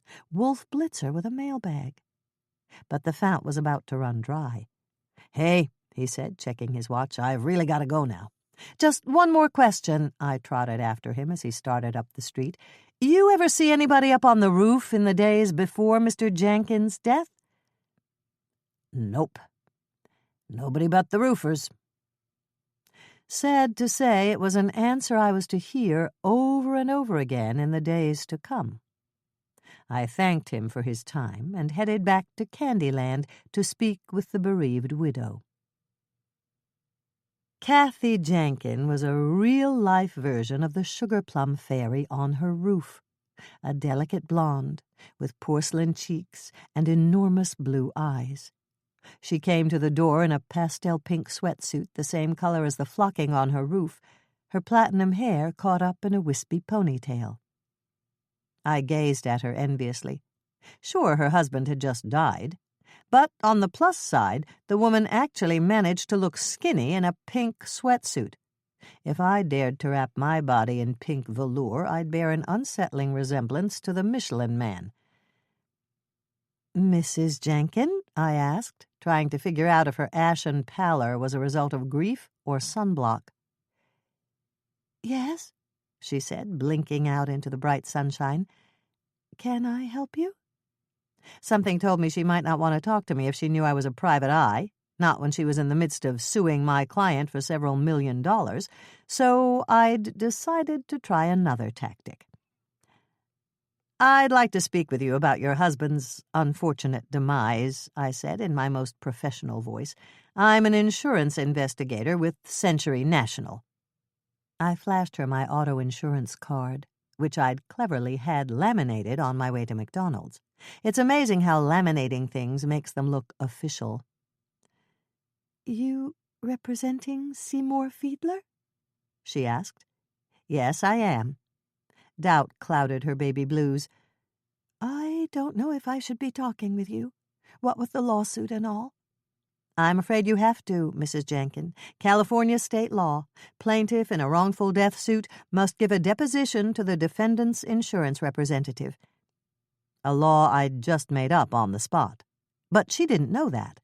At least, I hoped she didn't. Okay, she sighed. Come on in. Bingo! She bought it. She ushered me into her living room, a fussy space done in peachy silks and velvets.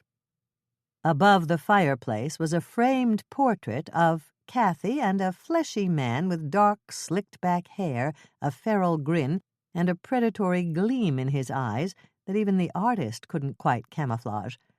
Presumably the late Garth Jenkin. I could easily picture this barracuda fighting tooth and nail to win the Christmas decorating contest. Kathy perched her wee bottom on a silk moire sofa, and I took a seat across from her on a dollhouse-sized armchair. I teetered on it cautiously, hoping I wouldn't break the darn thing, whose arms were as fragile as twigs. Resting on a coffee table between us was a cut-glass bowl of candy canes. I happen to have a particular fondness for candy canes, along with just about anything else containing the ingredient sugar. But no way was I going to have one, not after that burger I'd just scarfed down.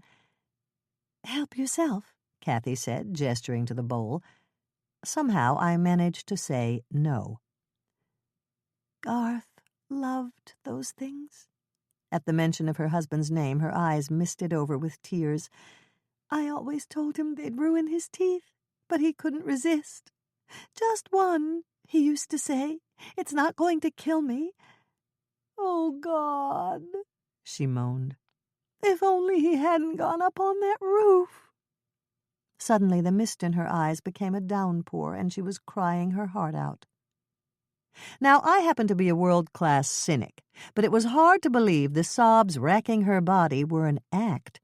For whatever reason, Kathy Jenkins seemed to have genuinely loved her husband. "Can I get you something?" I asked. "Some water?" "No, I'm okay." She took a hanky from the pocket of her sweatpants and blotted her tears.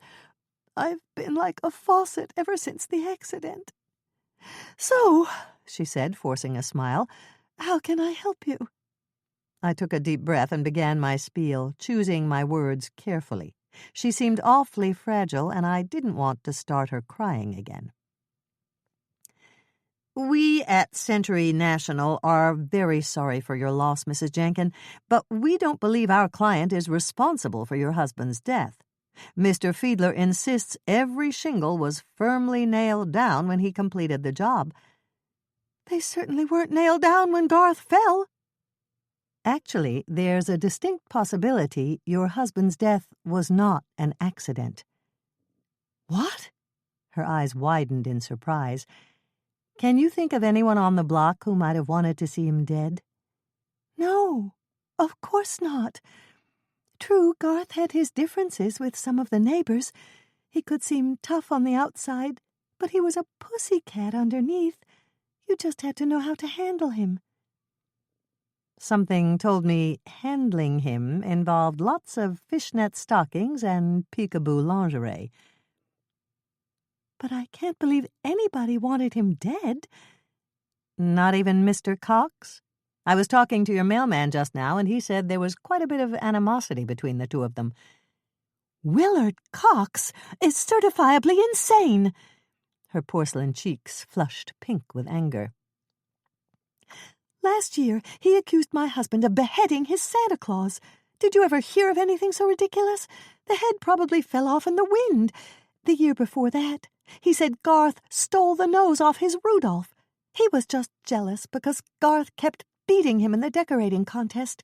He even accused Garth of bribing Prudence Bascom." "Prudence Bascom?" "President of the Homeowners Association. She judges the contest each year.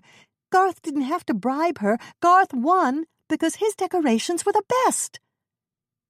I wasn't about to say so out loud, but I wasn't convinced Garth's decorations were the best on the block. I'd seen the prancing reindeer on Willard Cox's lawn, and they looked pretty darn impressive. I wondered if Garth had indeed been bribing the judge. I could easily imagine the barracuda in the portrait with payola up his French cuffs. "I'm telling you," Kathy said, as if sensing my doubts, "Willard Cox is crazy." "I heard he accused your husband of purposely running over his dog." "Can you believe it?" Once again her cheeks were dotted with angry pink spots. "He ran around telling everybody that Garth was a dog killer. Garth threatened to sue him for defamation of character. That finally shut him up." "So, do you think it's possible that Mr. Cox might have wanted your husband dead?" I asked.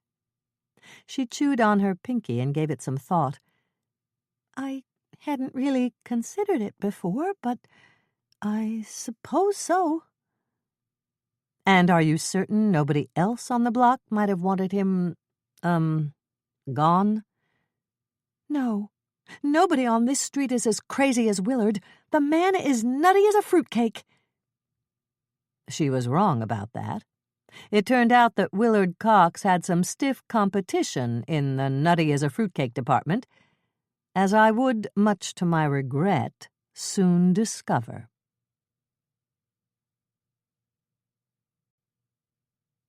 Chapter 3. Feliz Navidad, honey bun!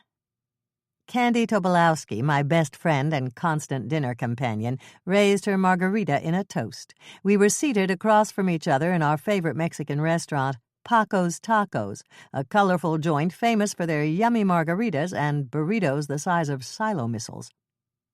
I took an eager gulp of my margarita. I'd spent a fairly frustrating afternoon questioning the neighbors on Hysteria Lane about Garth Jenkins' death. Willard Cox, my leading suspect, hadn't been home when I'd rung his bell. The few neighbors who were home on a weekday afternoon were no help whatsoever. They all agreed that Garth had been an unpopular guy, but nobody had any idea who might have hated him enough to kill him, nor had they seen anyone up on the roof in the days before his death, except for Seymour's roofers in their distinctive red Fiedler-on-the-Roof baseball caps. So it felt good to be here at Paco's, mellowing out with my good buddies Candy and Jose Cuervo. "You'll never guess where Dennis and Kate and I are going for Christmas this year," Candy beamed excitedly. Dennis and Kate were Candy's parents, a pair of avant-garde freethinkers who thought it cool to be on a first-name basis with their only child. My parents, on the other hand, would never dream of letting me call them by their first names. I was practically in college before I even knew their real names weren't Mommy and Daddy. "We're going skiing," Candy gushed, "in Aspen." "Do you even know how to ski?" "Well, no," she admitted, "but it doesn't matter. I can fake it." "Candy, I don't think you can fake skiing." "We'll take lessons. It'll be fun." She grinned at me over her margarita, and suddenly I was flooded with envy. Candy would have fun. I could just picture her sipping hot toddies by a roaring fire, flirting with a cute ski instructor, while I was sipping Metamucil at the Tampa Vistas clubhouse, listening to my father and Uncle Ed fight over who won at shuffleboard. By now, our basket of chips was empty. Final score, Jane 17, Candy 1.5. And I was happy to see our waiter approaching with our main courses. I debated between the low-cal chicken tostada and a simple grilled mahi-mahi. It was an interesting debate, but in the end I went with 2 deep-fried chimichangas smothered with sour cream. Candy, as always, ordered the chicken tostada, which is why she's an enviable size 6 on a fat day. I speared a hunk of guacamole from the top of my chimichanga. Yum. "So where are you off to for Christmas?" Candy asked, ignoring her tostada, although how anyone can ignore their dinner, even something as boring as a tostada, is beyond me. "Florida again?" I nodded wearily. "What are you going to do with Prozac? You're not taking her with you, are you?" Once again I nodded. "You've got to be crazy. Didn't the airline threaten some kind of lawsuit last year?" "Yes, but they never went through with it." There's no doubt about it. Flying with Prozac is as close as you can get to hell without actually dying. Last year she yowled non-stop for 30 minutes until the flight attendant broke down and brought her a first-class meal.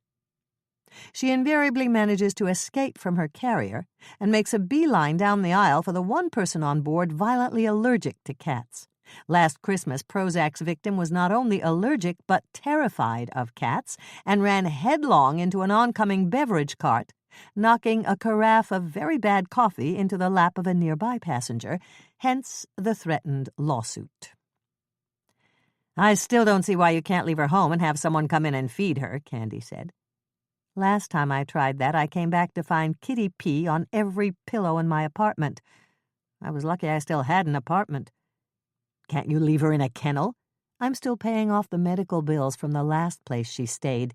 How she managed to bite her way through that kennel attendant's work gloves, I'll never know. But the poor guy had to be rushed to the emergency room for stitches. Anyhow, I can never go back there again. I'd be violating the restraining order." Candy shook her head in disbelief. "Someday I'm going to see that cat on America's Most Wanted."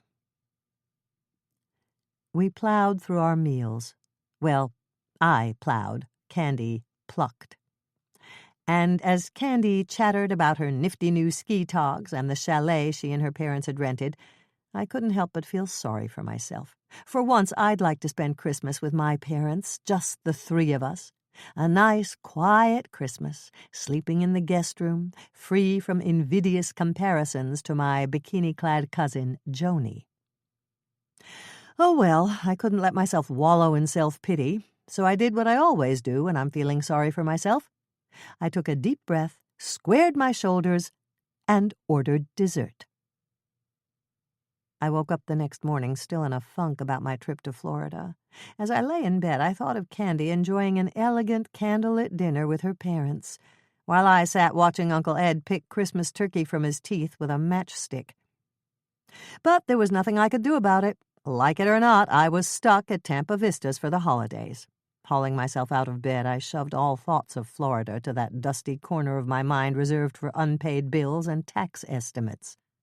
After a nutritious breakfast of Paco's leftovers, I hunkered down on the living room sofa with the morning paper. A headline in the calendar section caught my eye. "Girlfriends Change Lives." I read the article with interest.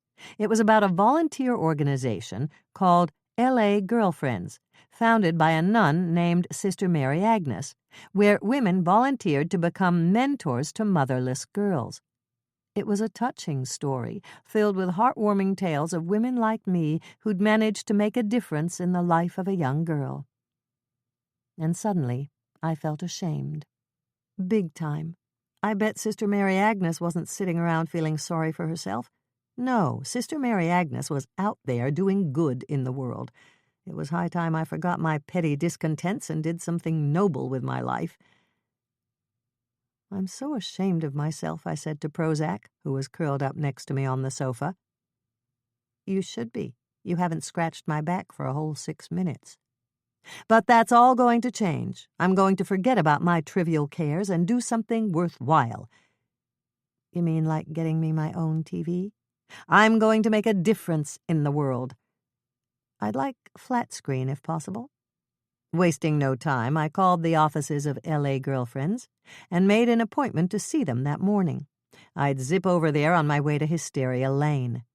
I hurried off to shower and dress, filled with a newfound sense of purpose. Not only would I get Seymour Fiedler off the hook for that pesky criminal charge, but I'd bring joy to the heart of a motherless child. I wondered if Mother Teresa started like this. I was hoping to meet Sister Mary Agnes when I showed up at the modest mid-Wilshire offices of L.A. Girlfriends. But the bird-like woman manning the reception desk explained that the good sister was away on a fundraising tour. I'd be meeting with one of her valued associates, she informed me, leading me down the hallway for my interview. "Miss Austen," she said, opening the door into a small but sunny office. "Meet Tyler Gerard." I blinked in surprise. I hadn't been expecting to see a guy, and certainly not one this cute. He had the kind of boyish good looks I'm particularly fond of. Big brown eyes, sandy hair that flopped onto his forehead, and a smile, as I was about to discover, sweeter than a Hershey's kiss. "So nice to meet you, Miss Austen," he said, flashing me his sweet smile. "Usually I'm wary when it comes to members of the sloppier sex. You'd be wary, too, if you'd been married to the Blob. That's what I call my ex-husband, a charming fellow who wore flip-flops to our wedding and clipped his toenails in the sink. But flying in the face of past experience, my heart was doing carefree little somersaults." "Have a seat," he said, "and I'll tell you about L.A. Girlfriends." As he talked about how Sister Mary Agnes started L.A. Girlfriends 15 years ago in a church basement, I found myself staring at the laugh lines around his mouth and wondering if he liked old movies and Chinese food as much as I did. This totally inappropriate reverie went on for some time until I came to my senses. I hadn't come here to meet a guy, I reminded myself quickly. I was here to do good in the world.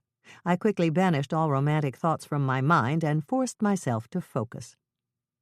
"So," Tyler said after he'd finished giving me a rundown on the organization, "tell me a little about yourself." I told him about my life as a jack-of-all-trades wordsmith, writing ads, brochures, resumes, and industrial films, and how lately I'd been wanting to do something more meaningful with my time, to contribute something to society, as it were, and that L.A. Girlfriends seemed like the perfect venue for my charitable impulses. I chattered on in this noble vein for a while, carefully omitting any references to the Jane Austen who has been known to watch Oprah in the middle of the afternoon with a cat and a pint of chunky monkey in her lap. He nodded thoughtfully throughout my spiel. "Have you ever worked with young people before?" "I used to babysit when I was a teenager, but I don't know if that counts. Most of the time," I admitted, "the kids were asleep." For what seemed like an eternity, but was probably only seconds, he looked into my eyes, saying nothing. I could see he was trying to get a reading on me. "Oh, dear Lord," I prayed, "please don't let him see my shallow, selfish side, the side that filches ketchup packets from McDonald's and tears the do not remove under penalty of law tags off pillows." Finally, he broke his silence with a smile. "I have good vibes about you, Miss Austen." He had good vibes about me. I was going to be an L.A. girlfriend. "Why don't you fill out our application? We'll do a background check on you and get back to you in a few days." Phooey, it looked like I wasn't a shoo-in after all. "Don't worry," he said, seeing the disappointment in my eyes. "I don't anticipate any problems. I'm sure you'll check out just fine." He flashed me another achingly sweet smile, and I left his office on a high, ready to start my new altruistic life, thinking of how I'd soon be bringing joy to a motherless young girl. Okay, so I was thinking about that smile of his, too. Heck, I'm only human.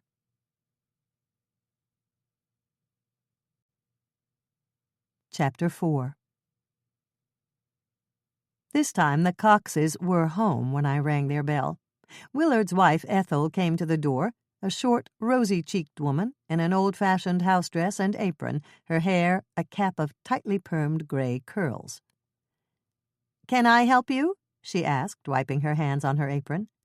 I flashed her my trusty Century National card and told her I was an insurance investigator looking into Garth's death. It had worked so well with Kathy Jenkin, I figured I'd try it again. "Oh, my," she said, shaking her curls in disbelief. "I still can't believe that poor man is dead." "You didn't happen to see anybody on the roof in the days before he died, did you?" "Only those roofers," she said, "the ones with the red baseball caps." "Do you mind if I talk to your husband? Maybe he saw something." She hesitated a beat, trying to decide whether I was a burglar posing as an insurance investigator. I guess I passed inspection. "Come in, won't you, Ms. What did you say your name was? I didn't get a very good look at your card." "Austen. Jane Austen." "Such an interesting name," she said, her eyes lighting up. "Are you any relation to the real Jane Austen?" "Afraid not. I smiled weakly, having answered that question about 8,976 times in my life. "Willard's out back," she said, waving me inside. "Come with me." I followed her past a living room that clearly hadn't been decorated since Nixon was president, and into her homey kitchen. "I was just fixing lunch," she said as my eyes zeroed in on a bowl of egg salad on her kitchen counter, thick with mayo and studded with chunks of hard-boiled eggs. Yikes, it looked good. I hadn't had lunch, and I was starving. "He's in the yard." "Who?" I asked, lost in thoughts of egg salad. "Willard. My husband." "Oh, right. "He's putting CDs in the orange trees." CDs in the orange trees? "It's supposed to scare away the squirrels. Personally, I think it's a lot of nonsense, but Willard insists it works." "Willard, dear," she called out the back door, "there's an insurance investigator who wants to talk to you." I walked out into the yard, lush with bougainvillea and orange trees. Yes, I know it's not fair that we Californians get to pick oranges off our trees in December, but on the downside, we get to crawl along on the freeways at 10 miles an hour for most of our commuting lives. Willard Cox was standing on a ladder at one of the orange trees, stringing CDs from the branches, an athletic man in his 70s. The guy was obviously capable of climbing onto the Jenkins's roof, I thought, as I watched him move with agile grace. "Hello, Mr. Cox," I called up to him. "Mind if I have a word with you?" "Just a minute," he barked with clipped military diction. "I'll be right down." Seconds later, he clambered down from the ladder, the CDs on his orange tree twinkling in the reflected light of the sun. "Keeps the squirrels away," he said, pinging one of the CDs. "They don't like the glare. Bet my wife told you they don't work, but they do." He snapped his ladder shut and propped it against the garage. "So, you're an insurance investigator." He looked me over with piercing gray eyes. Uh-oh, it wasn't going to be easy to fool this guy. "Yes, I'm representing Seymour Fiedler, the roofer who was working on Mr. Jenkins' house." "Is that so? What company you with?" "Century National," I said, praying he wouldn't ask me for identification. He'd never fall for my phony laminated card. I breathed a sigh of relief when he didn't. "So how can I help you?" he asked. "We at Century National don't believe Mr. Jenkins' death was an accident. We believe someone tampered with the shingles on the roof." "What are you saying? You think it was murder?" "Yes, we do." "It wouldn't surprise me. I hate to speak ill of the dead," he said, not hating it a bit, "but that man was a no-good cheat and a liar." "I heard he beat you a few times in the Christmas decorating contest," I prompted. Blood rushed to his weathered face. "He didn't win fair and square. He bribed the judge. That's why he won all the time. Not only that, he cheated. Last year, he beheaded my Santa Claus. He claimed it fell off in the wind, but it didn't just fall off. It was sawed off. Let me show you something." He grabbed the ladder, and I followed him as he brought it into his garage, a spotless haven complete with workbench and fancy built-in storage cabinets. A handyman's dream. Propped up along one of the walls, in stark contrast to the white cabinets, were a chorus line of large red and white striped neon candy canes. "Garth saw these being delivered to my house, and before I had a chance to put them up, he had candy canes up on his roof. He stole my idea." "Oh, Willard, honey, he didn't steal your idea. It was a coincidence." We turned and saw Ethel standing in the doorway. "Please, Ethel. He saw those candy canes being delivered and beat me to the punch." "Whatever you say, dear," she sighed. "I just came to tell you lunch is ready. You're welcome to join us if you like, Miss Austen. I've made an extra sandwich." "Oh, no," I said, thinking of all the mayo in the egg salad. "Not after those chimichangas I had last night." I really had to exercise some self-restraint if I expected to cram myself into a bathing suit in Florida. Thanks, but no.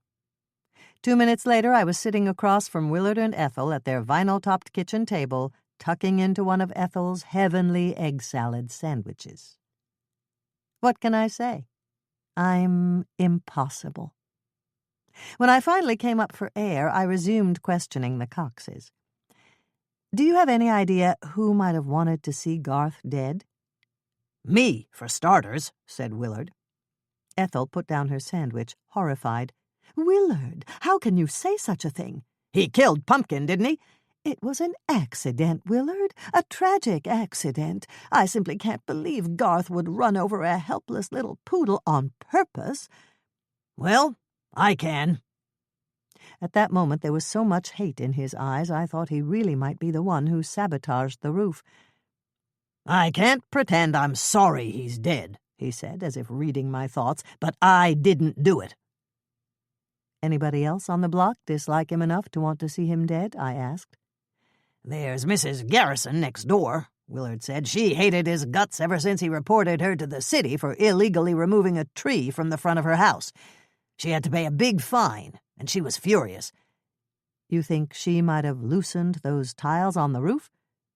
I doubt it, Ethel smiled wryly. She's 86 and uses a walker. How about Libby Brecker? Willard suggested, beginning to enjoy this game of finger-pointing. She looks like a potential killer to me. What an awful thing to say, Willard. I'm serious, Willard insisted. There's something about that woman that's downright creepy. She's just a little too perfect, if you know what I mean, like one of those Stepford wives.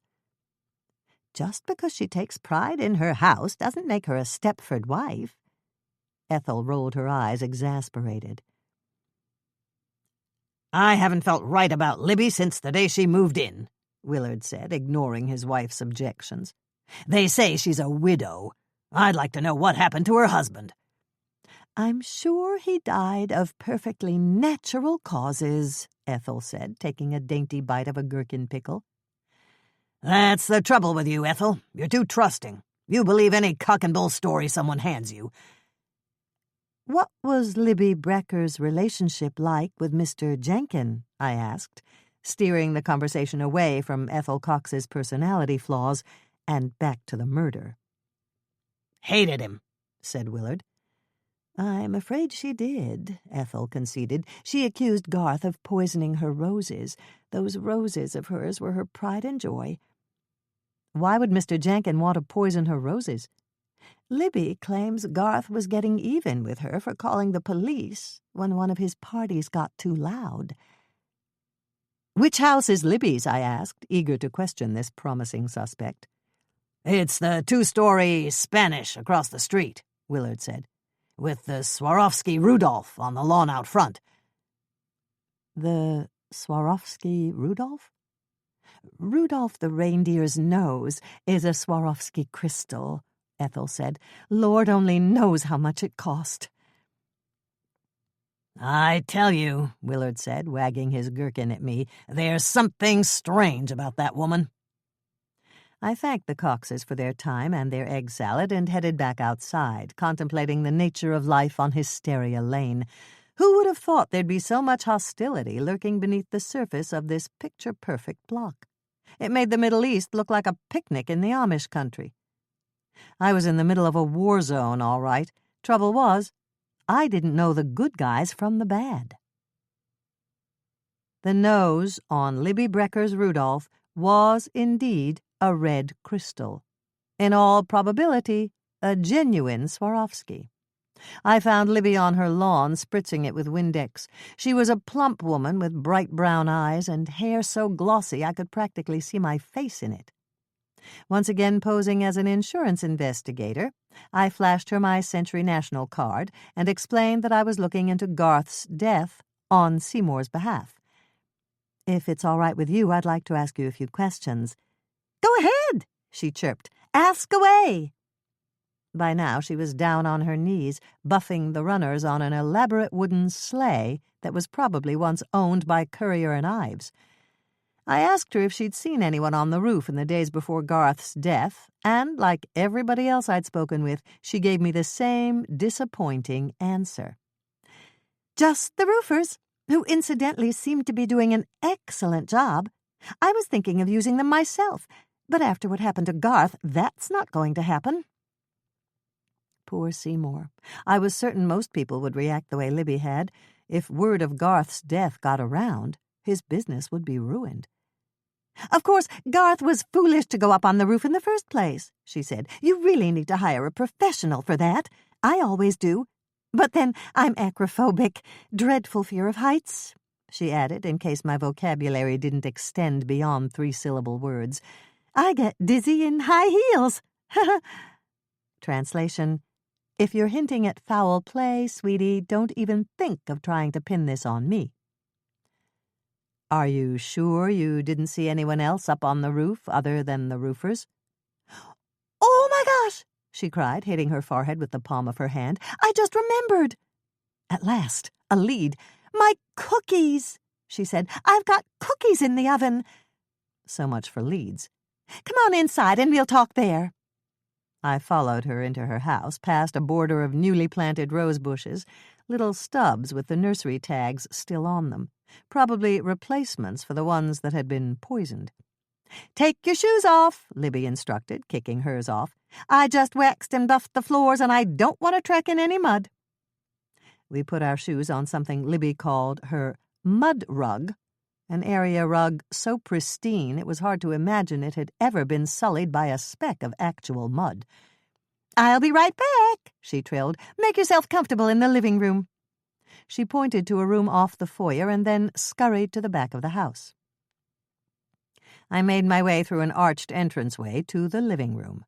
Yikes, I thought, looking around. The place was a real-life issue of Martha Stewart living. The furniture was upholstered in a palette of white and beige, accented by colorful throw pillows and strategically placed vases of fresh-cut flowers. Cinnamon spice potpourri scented the air, and framed in the window was a magnificent Christmas tree, studded with what looked like exquisite handmade ornaments, angels and snowflakes and fragrant pomander balls. What a masterpiece! It made the one at Rockefeller Center look like a blue light special at Kmart. I wondered if the resourceful Libby had grown the darn thing herself. Padding around the room in my socks, hoping I wouldn't skid into a tailspin on the freshly waxed floors, I came across a pine étagère filled with artfully arranged photos and mementos. There was Libby on the beach with a sunburned, pot-bellied man, both of them wearing leis, smiling into the camera. Her deceased husband, I presumed.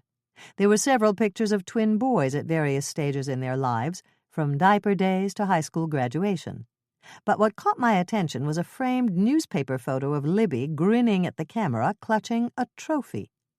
The headline above the photo read, "Libby Brecker, 42, wins annual rose competition for 5th consecutive year." And indeed, proudly displayed and dramatically lit on a center shelf, were 5 golden trophies from the West Los Angeles Gardening Club for Most Beautiful Rose. Interesting, I noted, how the roses got better shelf space than her husband and kids. Libby was crazy about her roses, all right. Crazy enough, I wondered, to have killed someone she thought poisoned them? "I see you're looking at my family pictures." I turned to see Libby sailing into the room with a tray of cookies and milk.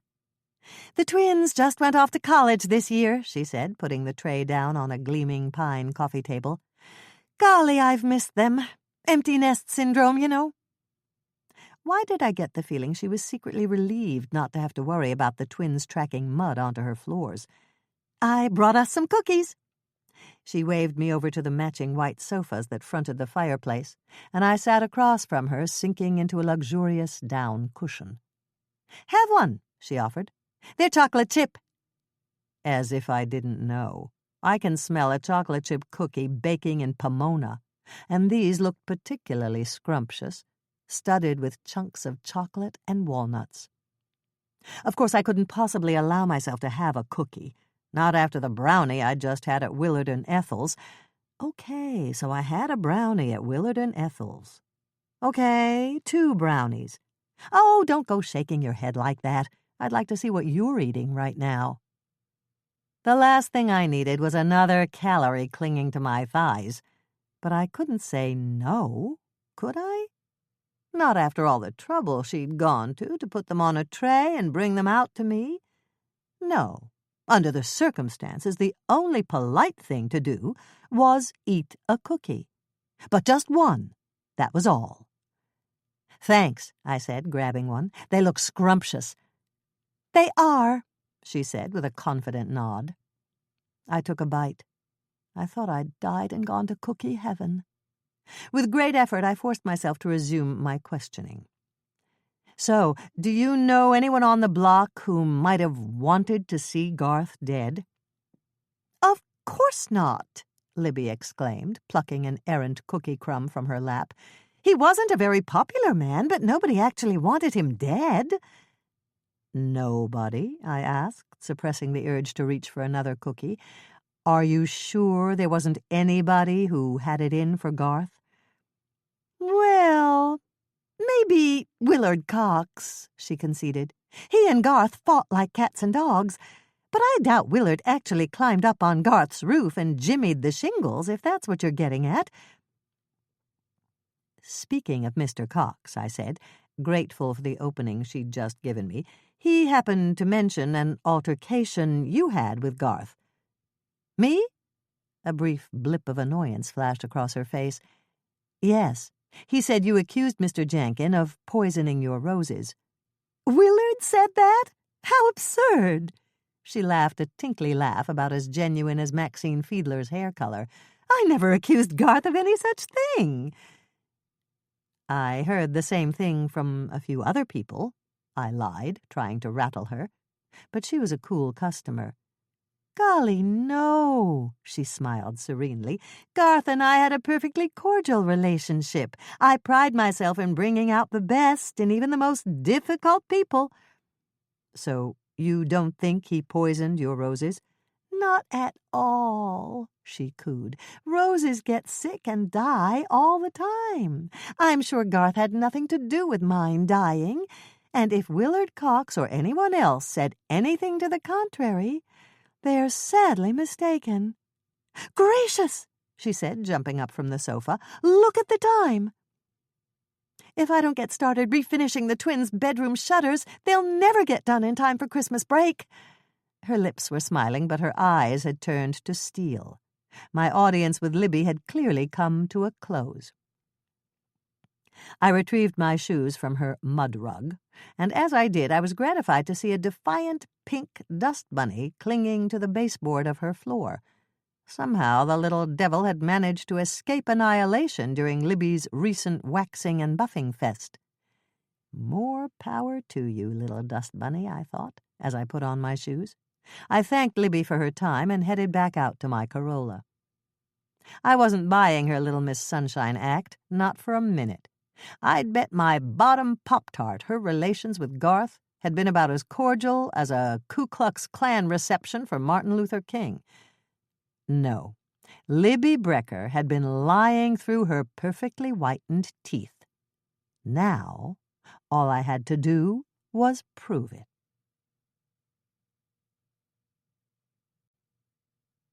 Chapter 5. That night, after a Spartan dinner of tuna and a toasted English muffin, honest, that's all I ate, I went out to the storage space behind my duplex and dug out my Christmas tree. It was one of those wimpy tabletop models with the ornaments already glued on, a sorry sight compared to the towering extravaganza at Libby's. I used to have real trees with real ornaments, but Prozac, convinced the ornaments were evil spirits from hell, was constantly diving at them with the ferocity of a kamikaze pilot. The poor trees never stood a chance. And so I was stuck with my pathetic tabletop model. I plopped it down on an end table, and after dusting it off and draping it with tinsel, I turned to where Prozac was lounging on the sofa. "How does it look, sweetie?" She glared at it through slitted eyes and got to her feet. Tail erect and waving in anticipation of an ornament ambush, she cautiously approached it. Then she put her nose to one of the branches and took a sniff. "So?" I asked. "What do you think?"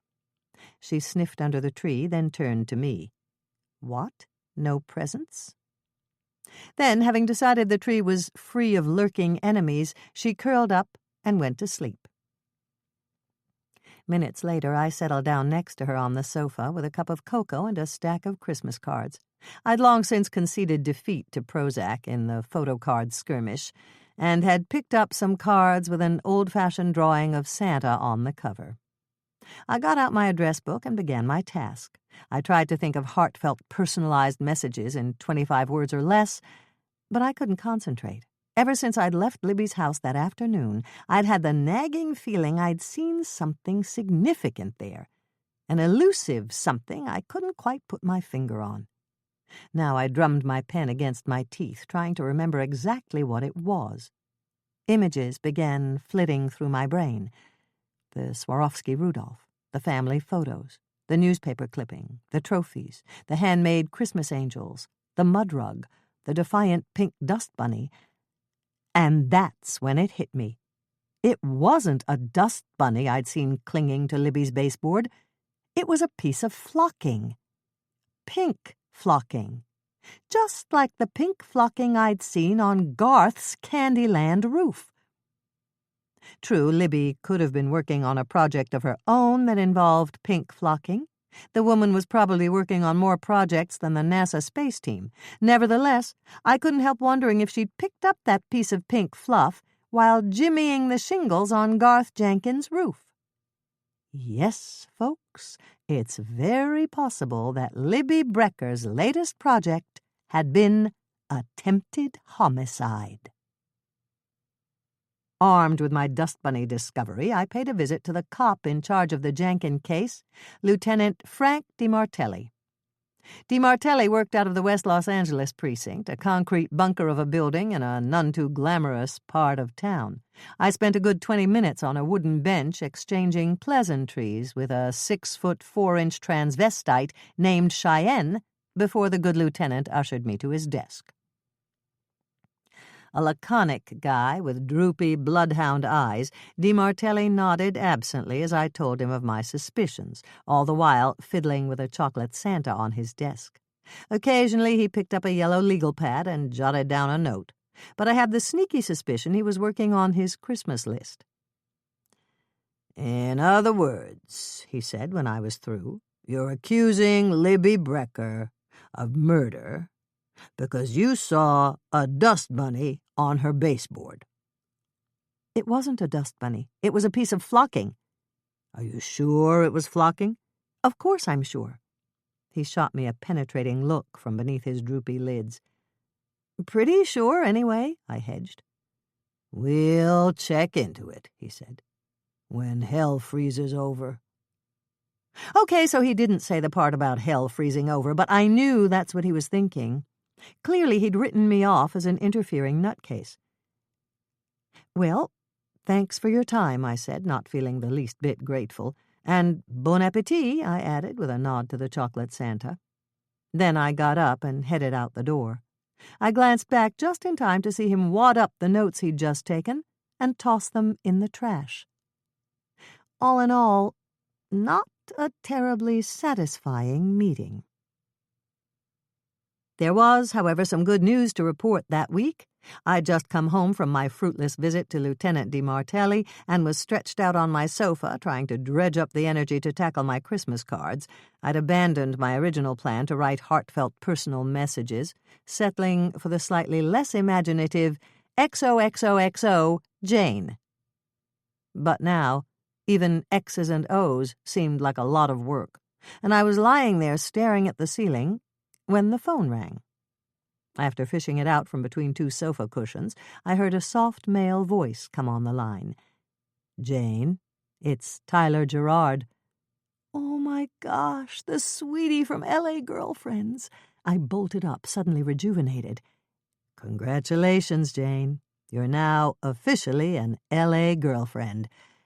"That's wonderful," I squealed. "I told you there wouldn't be any problems. We've already matched you with your girlfriend. When do I meet her?" "I'll fax you her background information and phone number, and you can set up a date."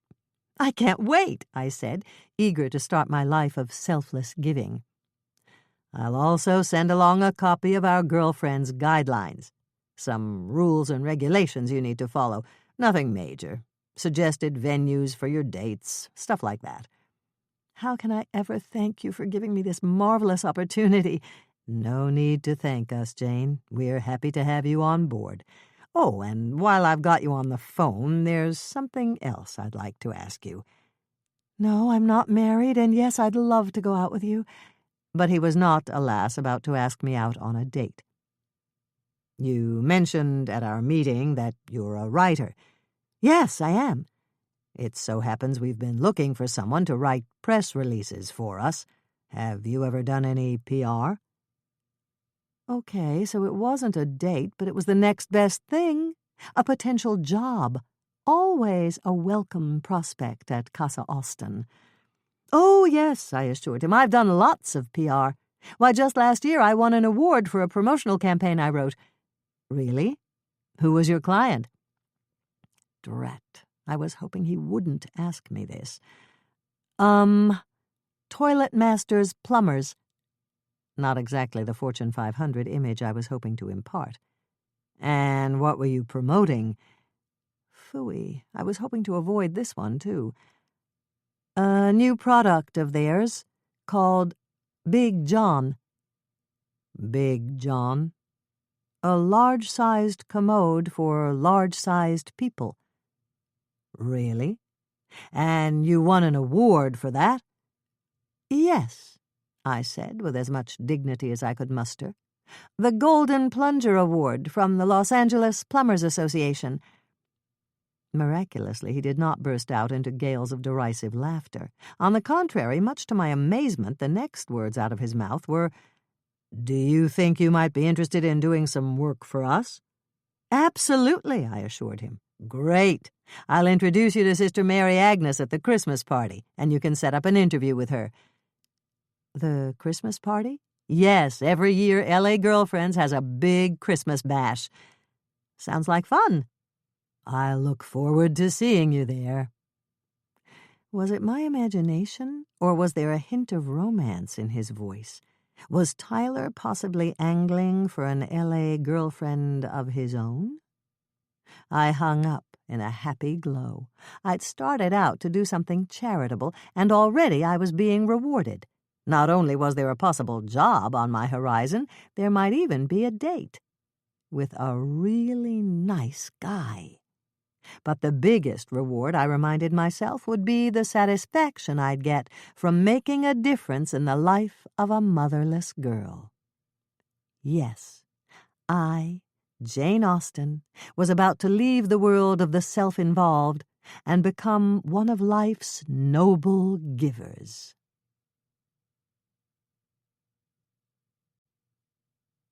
Chapter 6. I had a date with an angel. Really, that was my L.A. girlfriend's name, Angel Kavanaugh, a 12-year-old only child living with her dad, whose interests were listed on her profile as outdoor activities and the arts. When I phoned to set up the date, she was in the shower, and her father took the call. "We're so grateful you're doing this," he said. "It means the world to us." How wonderful to feel so appreciated. Why hadn't I discovered this volunteer stuff years ago? I asked him what Angel wanted to do on our date, and he said anything I planned would be okay with her. Then I hung up and went into a planning frenzy, making and discarding a dozen ideas. I finally decided that since Angel liked outdoor activities, it might be fun to drive out to the Santa Monica Pier and toss a frisbee on the beach. One of the rules in the Girlfriend's Guidebook was to stay away from expensive venues. The girls, they warned, mustn't see their mentors as a source of financial support, which was lucky for me since I was having trouble enough supporting myself. The day of my girlfriend's date dawned clear and bright, with a hint of winter chill in the air. A Los Angeles winter, that is. The temperature had dipped all the way down to the low 70s. A perfect day for a trip to the beach. And so it was with an air of eager anticipation that I fed Prozac her savory salmon entrails and nuked myself a bagel. I couldn't wait to get started on the first chapter of my new altruistic life. After a quick shower, I threw on a pair of jeans and a long-sleeved T-shirt and grabbed a hoodie in case it got chilly out on the pier. "Bye, Pro," I called out when I was ready to leave on my great adventure. "Wish me luck." She looked up from where she was napping on my keyboard. "I still don't see why you have to spend the day with some needy kid when you could stay home and scratch my back." But she couldn't work a guilt trip on me, not today. I headed out to my Corolla, brimming with good intentions, Mother Teresa in elastic waist jeans. I drove over to the address Angel's dad had given me, which turned out to be a low-rent apartment building a fender's throw from the 405 freeway. It was one of those two-story affairs with an outdoor stairway that looked like it had been a motel in a former life. As I climbed the metal steps to the Kavanaugh's apartment on the second floor, I could hear the dull roar of the freeway in the background. Kevin Kavanaugh answered the door, a skinny guy in his late 30s. With hollow cheeks and dark circles under his eyes, he had the look of a guy in desperate need of a vacation. Or, barring that, a nap. "So happy to meet you," he said, pumping my hand. "Come on in." He ushered me into his living room, and once again I was reminded of a motel. All the essentials were there, sofa and TV and coffee table, but none of the frills, no sign of a woman's touch anywhere. "Angel, honey," he called out, "Jane is here." We stood there smiling awkwardly at each other, waiting for Angel to come out. When some time had passed and there was still no sign of her, he shouted, "You ready or what?" "I'm coming!" And then, to my amazement, a 12-year-old hooker walked into the room. Her skinny body was jammed into spandex capris and a midriff-exposing T-shirt, the words "jailbait" emblazoned in sequins across her flat chest. Completing the outfit were a pair of kitten-heel flip-flops and a faux leopard skin mini-purse. Good heavens. She looked like she was auditioning for a remake of Taxi Driver. "For Pete's sake, Angel," her dad sighed, "you're not going to wear that, are you?" "Yes," she rolled her eyes, "I am." "Well, come and say hello to Jane," he said, shrugging helplessly. Angel clumped over on her kitten heels and gave me the once-over. Up close, I could see that underneath her cloud of heavily teased dishwater blonde hair, she was actually quite pretty. Clear gray eyes, nice little nose, slightly protruding teeth, but all in all, a cute kid. "She's my girlfriend?" she whined, eyeing my elastic waist jeans and baggy T-shirt. "I told them I wanted someone who looked like Jennifer Aniston. Somebody who dresses nice." Uh-oh. Maybe my new life of selflessness wasn't going to be so rewarding after all. "Angel, that's no way to talk," her dad chided. "Apologize this minute." "Okay," she said with another roll of her eyes. "I'm sorry." "Kids," he said, shooting me an apologetic smile. "What are you going to do?" A little discipline might help. Of course, I didn't really say that. Lord only knew what it was like trying to rein in this kid. "Don't worry about it," I said with a confidence I didn't feel. "I'm sure we're going to get along just fine." I shot her a hopeful smile. "Right, Angel?" "Let's go already," was her cheerful reply. "Do you have to go to the bathroom before you leave?" Kevin asked her. "No, I don't have to go to the bathroom." "Are you sure?" "Yes, I'm sure." "What about a sweater? You're going to need one in that top." "Your father's right, Angel," I said. "We're going to the beach. It might get chilly out there." "I don't need a sweater," she snapped. "Now, are we going or what?" Kevin Kavanaugh shot me one last apologetic smile as we headed out the door. I was beginning to understand his hollow cheeks and baggy eyes. "Good luck." With a feeble wave goodbye, he shut the door behind us. How I envied him being on the other side of that door. Angel and I started down the metal steps, Angel clumping along in her rickety heels. Are you sure you're going to be okay in those shoes? Yes, she hissed. I'm going to be okay. Here's my car, I said, trying to sound chirpy as I led her over to my Corolla. This is it? She eyed my geriatric Corolla with unalloyed disdain. Ugh! If I wanted to ride around in a crummy car, I could hang out with my dad. And even our car is nicer than this. Just get in, I said, resisting a sudden impulse to leap in and drive off without her. She settled down on the passenger seat with a petulant plop. Buckle your seatbelt, I instructed. I don't want to buckle my seatbelt. It'll wrinkle my top. Buckle your belt, I said through gritted teeth.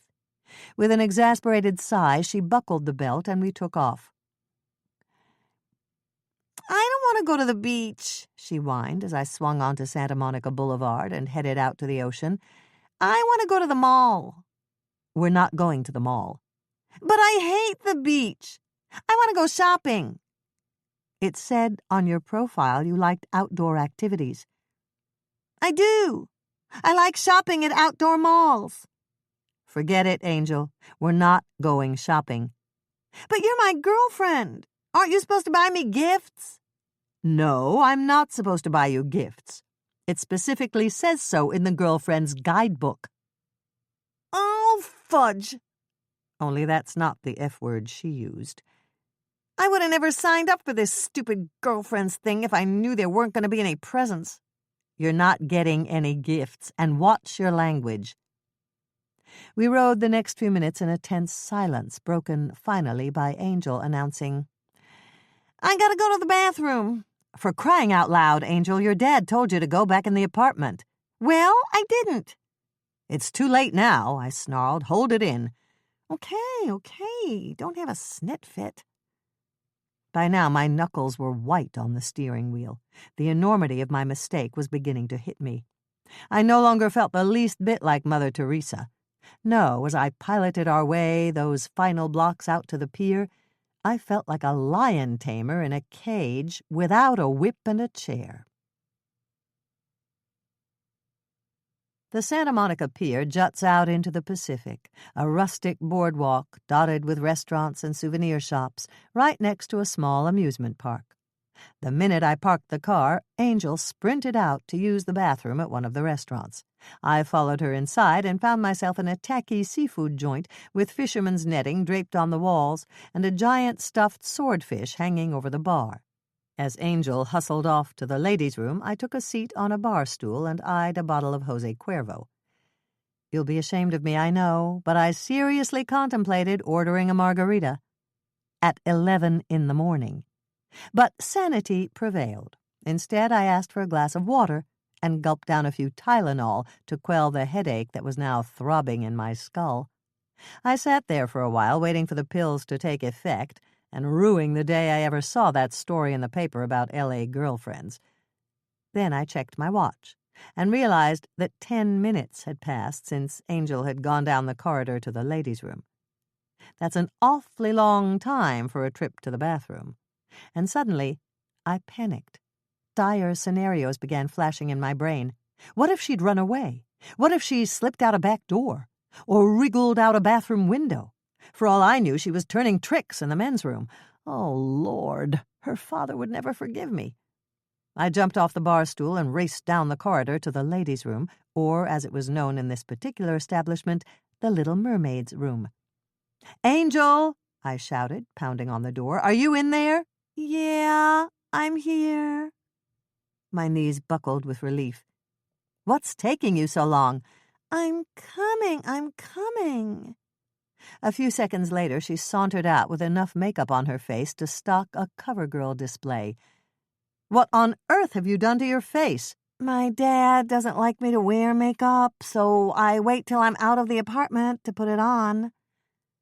I considered making her take it right off again, but I knew it would be a battle royal, and frankly, I didn't have the energy. Let's go. I took her by the hand and hustled her outside. So, what are we supposed to do now? She asked, squinting into the sun. My first choice, going back inside for a round of margaritas, was clearly out of the question. "How about a ride on the merry-go-round?" I suggested. "Are you kidding?" she sneered. "That's for kids." "What about the roller coaster?" "Nah, I don't want to miss my hair." "Then let's just walk around the pier." "Okay, but if we run into any kids from my school, pretend you don't know me." I ground my teeth in annoyance, wondering if anybody would notice if I tossed her over the pier. And right away, I felt ashamed. I really had to stop this negative thinking and give the kid a chance. So Angel was a little difficult. That was all part of being a mentor. I bet Sister Mary Agnes dealt with lots of difficult kids over the years. I had to try to establish an emotional rapport, like they said in the Girlfriend's Guidebook, and get her to open up to me. "So, tell me about yourself," I said. "What's your favorite subject in school?" "Please! I hate that place. It's like a prison. They won't even let you wear bustiers." "You have any idea what you want to do when you grow up?" "Marry a rich guy and move to Bel Air." Why was I not surprised? I asked her a few more questions, most of which were greeted with monosyllabic grunts. It was like talking to a fire hydrant. "Look," she said when I'd finally run out of steam. "There's a souvenir shop." "Forget it, Angel. I'm not buying you a present." "Well, you have to buy me lunch," she pouted. "I'm hungry." For once we were on the same page. I was a little peckish myself. "How about a burger?" I said, pointing to a nearby burger stand. "I don't want a burger," she whined. "I want nachos." Needless to say, they didn't have nachos at the burger stand 2 feet away from us, so we trekked to every restaurant and snack shop on the pier till we finally found a place that sold them. I got a burger, and Angel got her precious nachos, and we settled down on a bench to eat them. This burger is good," I said, wolfing it down with impressive speed. Angel took 2 bites of her nachos and yawned. Then, before I could stop her, she tossed them in the trash. "What did you do that for?" I wailed. "We traipsed all over the pier for those stupid nachos." "I wasn't hungry anymore," she shrugged. "Why'd you throw them away? I could have eaten them." "I bet you could," she said, her voice ripe with innuendo. "What's that supposed to mean?" "Nothing," all wide-eyed innocence. "You said you could eat them, and I agreed." "Come on." I wadded my burger wrapper and slammed it into the trash. "Let's go play Frisbee." "Do we have to?" "Yes, we have to." "But I'll ruin my shoes." "So take them off." I took her by the hand and practically dragged her down to the beach. "I'm cold," she whined as we made our way toward the ocean. "Your dad told you to take a sweater." "Well, I didn't." "Take mine." I took off my hoodie and handed it to her. She looked at it like I'd just handed her a dead rat. "Do you want it or don't you?" "Oh, all right," she said, putting it on. It hung on her tiny body like a bathrobe.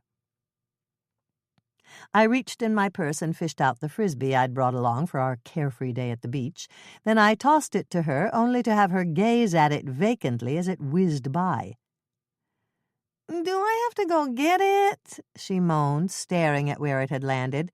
"It's so far away." "Yes, Angel, you have to get it. That's how playing Frisbee works. If you miss the Frisbee, you have to go get it." She took her sweet time and sauntered over to pick it up. At the rate she was going, I'd be on Medicare by the time she threw it back to me. At last she got it and tossed it back. A feeble toss that landed practically at her feet. "Now it's your turn to get it," she smirked. My jaw clenched in annoyance. I ran over to her and picked it up. I was standing so close to her when I tossed it back she had no choice but to catch it. "Okay," I grunted. "Now throw it back." I'd had gum surgery more fun than this. Then, to my surprise, she flung her arm back and hurled the Frisbee with decathlon force. I watched as it sailed into the ocean. "Your turn to get it," she trilled. For a minute I was tempted to let it float out to sea, but that's just what the little brat wanted. So I took off my shoes, rolled up my jeans, and waded out into the surf.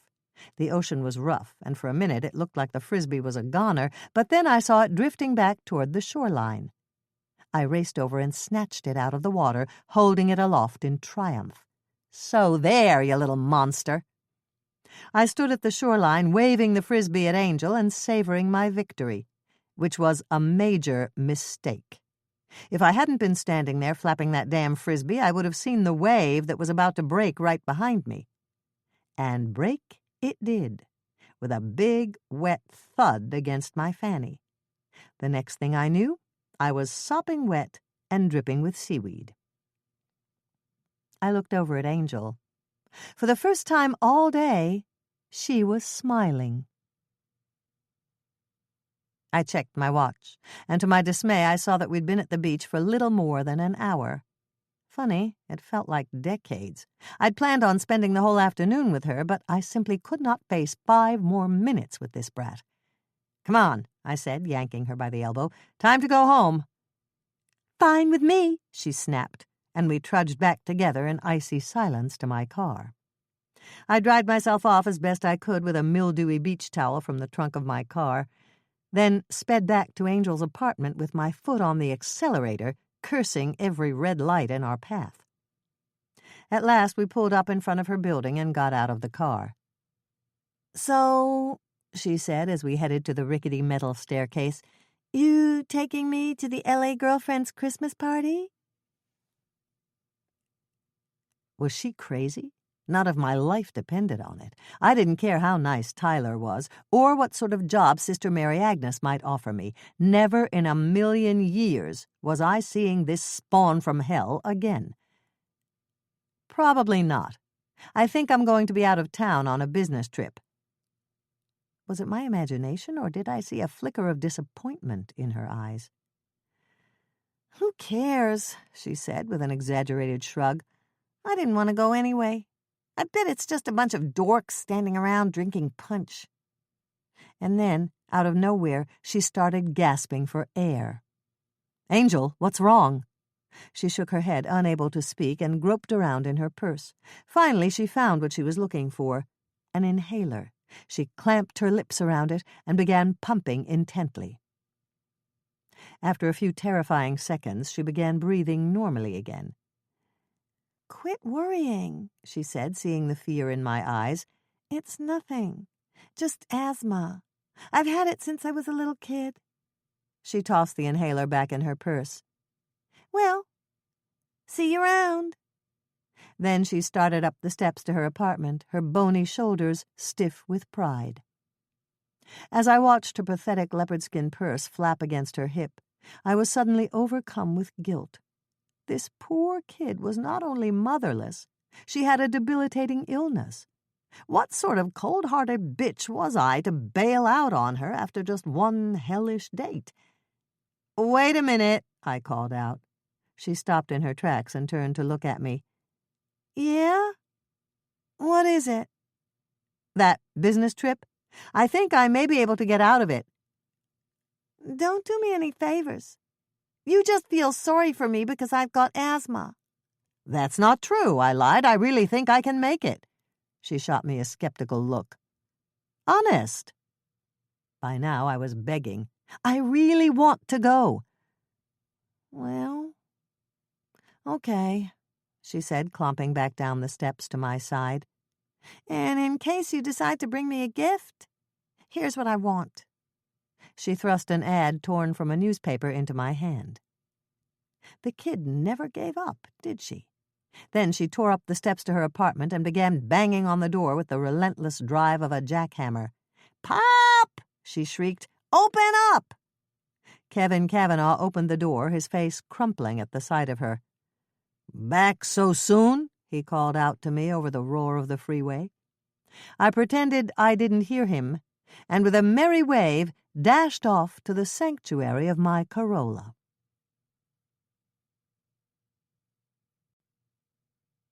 Chapter 7.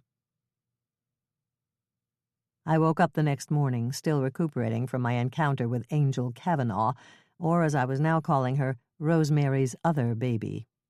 I'd staggered home from our date, damp and shivering, and spent the next hour or so soaking in the tub, Prozac gazing down at me from her perch on the toilet tank. I told you should have stayed home and scratched my back.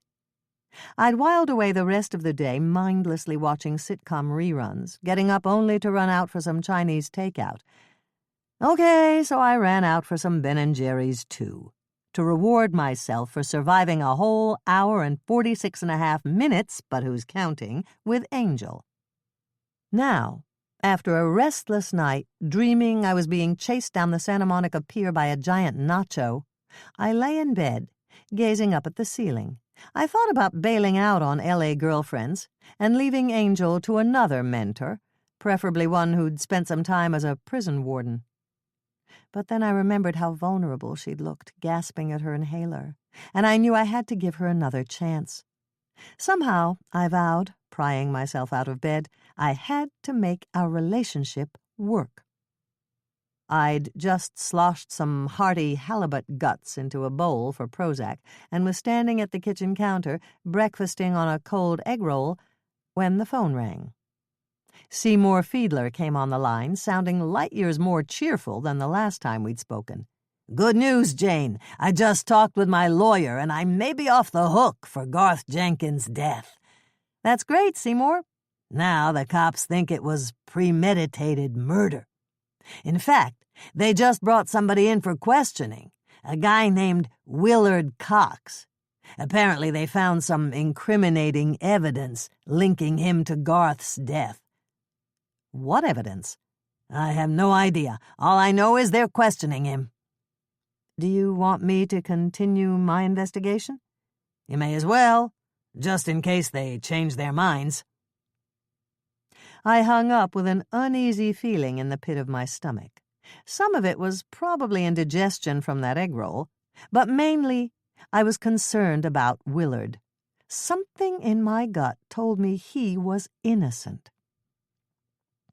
I know he hated Garth, but there's a big difference between wishing somebody were no longer around to bother you and actually trying to kill him. Besides, if Willard were really the killer, would he have been so openly vitriolic about Garth? No. My gut was telling me that the cops had brought in the wrong suspect for questioning. But what, I wondered, was the incriminating evidence they'd found? I decided to pay a little visit to Ethel Cox and find out. I made my way past the frolicking reindeer on the Coxes' front lawn and rang the bell. Ethel came to the door, still in her nightgown. A far cry from the happy housefrau I'd met the other day. Her gray curls had lost their bounce, and her once rosy cheeks were drained of color. "Ethel," I asked, in what had to be one of the top 10 world's most rhetorical questions, "are you okay?" "Willard's gone," she cried, her eyes wide with fear. "The police took him away for questioning." "Try not to worry, Ethel. They'll probably release him in a few hours. Let me come in and make you some tea." She nodded numbly and allowed me to lead her down the hallway to her kitchen. Minutes later, we were seated across from each other with steaming cups of tea, laced with lemon and plenty of sugar. The warmth from the tea seemed to calm her a bit. "Oh, Miss Austen," she said, taking a grateful sip, "it's just awful. The police found a Fiedler on the roof cap in Willard's toolbox out in the garage. They think he was the one who loosened those shingles on Garth's roof." So that was the evidence Seymour had been talking about. "I don't know how it could have gotten there," she said, bewildered. Clearly, this woman didn't have a suspicious bone in her body. "Somebody must have put it there, Ethel, to frame Willard for Garth's murder." "Oh, dear." "Did any of the neighbors have access to the garage?" "Actually, they all did. There's a little door on the side of the garage we never lock, in case the gardener wants to get in." To think, she said, the color rushing back to her cheeks, that some awful person would try to blame Garth's death on Willard. Who would do such a terrible thing? The first person who sprang to my mind was my lead suspect, Libby Brecker. Hadn't she said she'd been watching the roofers work? What if she'd seen one of them leave his cap behind? How easy to snatch it up, disguise herself as a roofer, and clamber up the roof to set Garth's death trap. And how easy to slip over when the Coxes were away and plant the cap in Willard's toolbox. My musings were interrupted by the shrill ring of a phone. "Oh, dear," Ethel said, jumping up. "Maybe that's Willard." She hurried out of the room, her granny gown billowing behind her. I sat there stirring my tea, wondering whether Libby Brecker was indeed Garth's killer, or whether Ethel had any brownies left over from the other day. I know.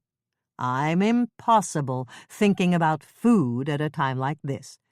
I bet Sherlock Holmes never sat around wondering if Dr. Watson had any brownies in his kitchen. I was in the midst of giving myself a stern lecture when Ethel came bursting through the door. "Willard's in jail," she cried. "They arrested him?" She nodded miserably. "He got into a fight with one of the police officers and threatened to punch his lights out. Now they're holding him without bail." She sank into a kitchen chair, dazed. "Oh, Willard," she moaned. "What have you done now?" Then she turned to me and said, "Do you know how to write a check, Jane?" I nodded, confused. Where the heck had that come from? "Willard told me to pay the gas bill." And I don't know how to write a check. Can you believe that? I'm 72 years old, and I don't know how to write a check." She put her head on the table and burst out sobbing. "Oh, God, what am I going to do without him?" I jumped up and wrapped my arms around her. "Don't worry, Ethel. They can't keep him there for long if he's innocent." She looked up at me, her eyes wild with panic. And in that moment, I knew that even worse than the fear of coping by herself, Ethel was afraid her husband might have really killed Garth Jenkin. After teaching Ethel the fine art of check writing, I left her with a hug and a promise to keep in touch, and headed out into the bright sunshine, convinced that somebody had planted that roofer's cap in Willard's toolbox. I simply couldn't believe he'd be foolish enough to leave it there himself. My money, as you know, was on Libby Brecker. But I had no proof she was the killer. I wasn't even certain that the flocking I saw on her rug came from Garth's roof, or that it was indeed flocking. I had no idea where to turn next. My interviews with the residents of Hysteria Lane had been a bust, yielding no leads whatsoever. No juicy gossip about decorating wars or poisoned roses. Just some tepid complaints about Garth hosting loud parties, turning away trick-or-treaters at Halloween, and being, in the words of 86-year-old Mrs. Garrison, an old grouch puss. It was one of those moments when a lesser detective would have given up hope and drowned her frustrations in Ben & Jerry's. But not me. I wasn't about to waste valuable detective time driving around in search of ice cream. No, sir. I drowned my frustrations in an almond joy I found buried at the bottom of my purse. Actually, the rush of sugar was just what I needed. Standing there, inhaling my candy bar, I remembered that there was someone I still hadn't questioned. Prudence Bascom, president of the local homeowners association.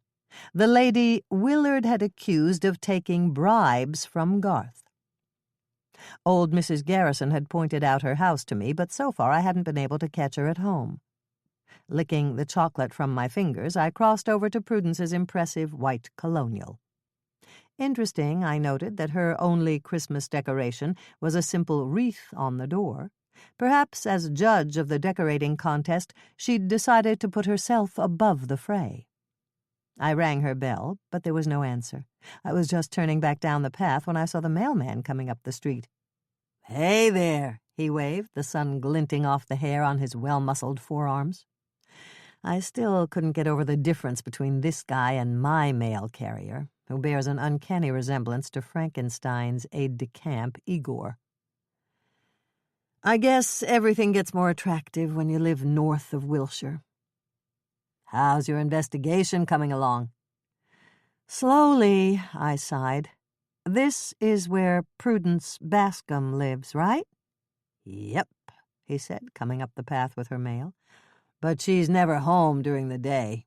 She's an attorney. He deposited the letters in her slot with brisk efficiency. Has her own law office. In Century City, I think. Thanks. I'll try reaching her there. No problem, he said, hustling off on his rounds. I whipped out my cell phone and got the number for Prudence Bascom, Esquire, then called her office to set up an appointment. Her first available slot is 2 weeks from Monday, her secretary informed me curtly. The law biz was clearly booming for Prudence. I was hoping for something a bit sooner, like today. Are you kidding? She said, as shocked as if I'd just asked her for a loan. That's out of the question. Just tell Miss Bascom I want to talk to her about Garth Jenkins' death. Hold on, she commanded. For the next few seconds I was treated to the soothing strains of classical music, and then Ms. Congeniality came back on the line. Can you be here in 20 minutes?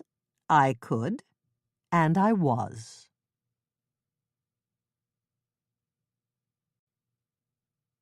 Chapter 8. Prudence Bascom got up to greet me, a tall, cool redhead in a designer suit that cost more than a Kia. To call her 40th floor corner office impressive would be like calling the Grand Canyon large. Furnished with sleek, modern furniture straight out of a decorator's showroom and carpeting so plush I could hardly see my Reeboks, it was an executive's dream come true. But the most impressive feature was the view. Sweeping floor-to-ceiling windows revealed a breathtaking panorama of the city. On a clear day, which it was, you could see out to the ocean. With an office practically in the clouds, one thing was certain. Prudence Bascom was not afraid of heights. I stood in the doorway, suitably awed. "Come in," she said, waving me inside. "Have a seat." She gestured to a sleek chrome and leather chair. I sat down across from her, marveling at her sculpted cheekbones and startling green eyes. "Can I have my secretary get you an Evian?" "No, thanks." When it comes to no-calorie water, I'm always able to just say no. "Then let's get started, shall we? You wanted to talk about Garth Jenkins' death?" "Yes. I'm afraid his fall from the roof may not have been an accident." "Oh?" she said, her face an impassive Chanel mask. "I think someone tampered with the shingles. Someone who wanted to kill Garth." "Isn't that a little far-fetched?" she asked with a dismissive smile. "Not really. In fact, the police think so, too. They just arrested Willard Cox this morning." "Willard Cox?" Her brows lifted a fraction of an inch, her version of surprise. "I knew he and Garth had their differences, but murder? I find that hard to believe." "I agree with you. I think somebody else is trying to frame him for Garth's death. The real killer." "And who might that be?" "I'm not sure. That's why I came to see you. Do you know anybody who might have wanted to see Garth Jenkins dead? Anybody he was at odds with?" She smiled wryly. Garth Jenkins was at odds with half the neighborhood. The man made enemies like Pringles makes potato chips. But I can't believe anybody on Hysteria Lane is a killer. Same old, I thought, stifling a sigh. "Wait a minute," she said, tapping a perfectly manicured nail on her cheek in thought. There was somebody else he was fighting with. I sat up, interested. Who? Peter Roberts, Garth's law partner. I heard through the grapevine that he and Garth were going through a particularly vicious split-up. How foolish of me.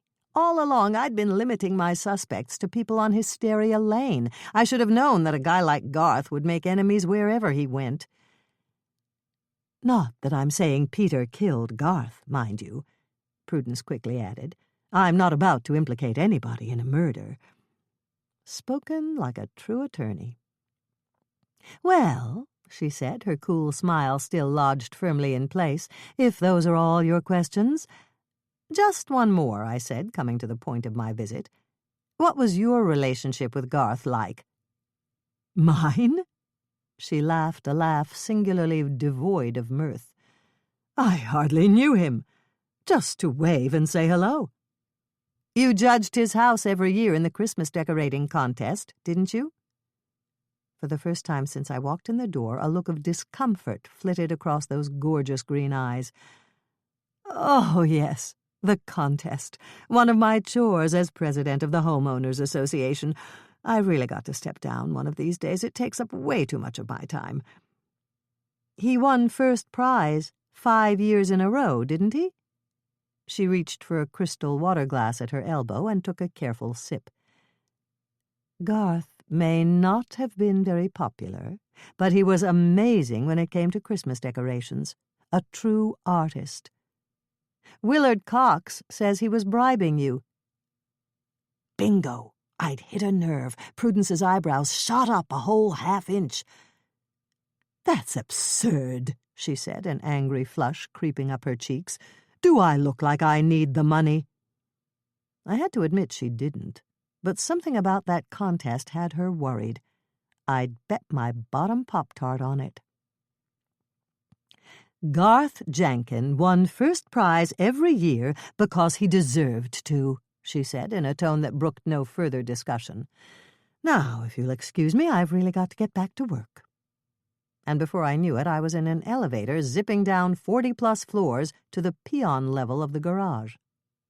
I headed to my car, filled with a much-welcome sense of accomplishment. My 10 minutes with Prudence Bascom had yielded 2 important facts. Fact number 1, there was something decidedly fishy about the Hysteria Lane Christmas decorating contest. And fact number 2, Garth Jankin had a law partner who hated his guts.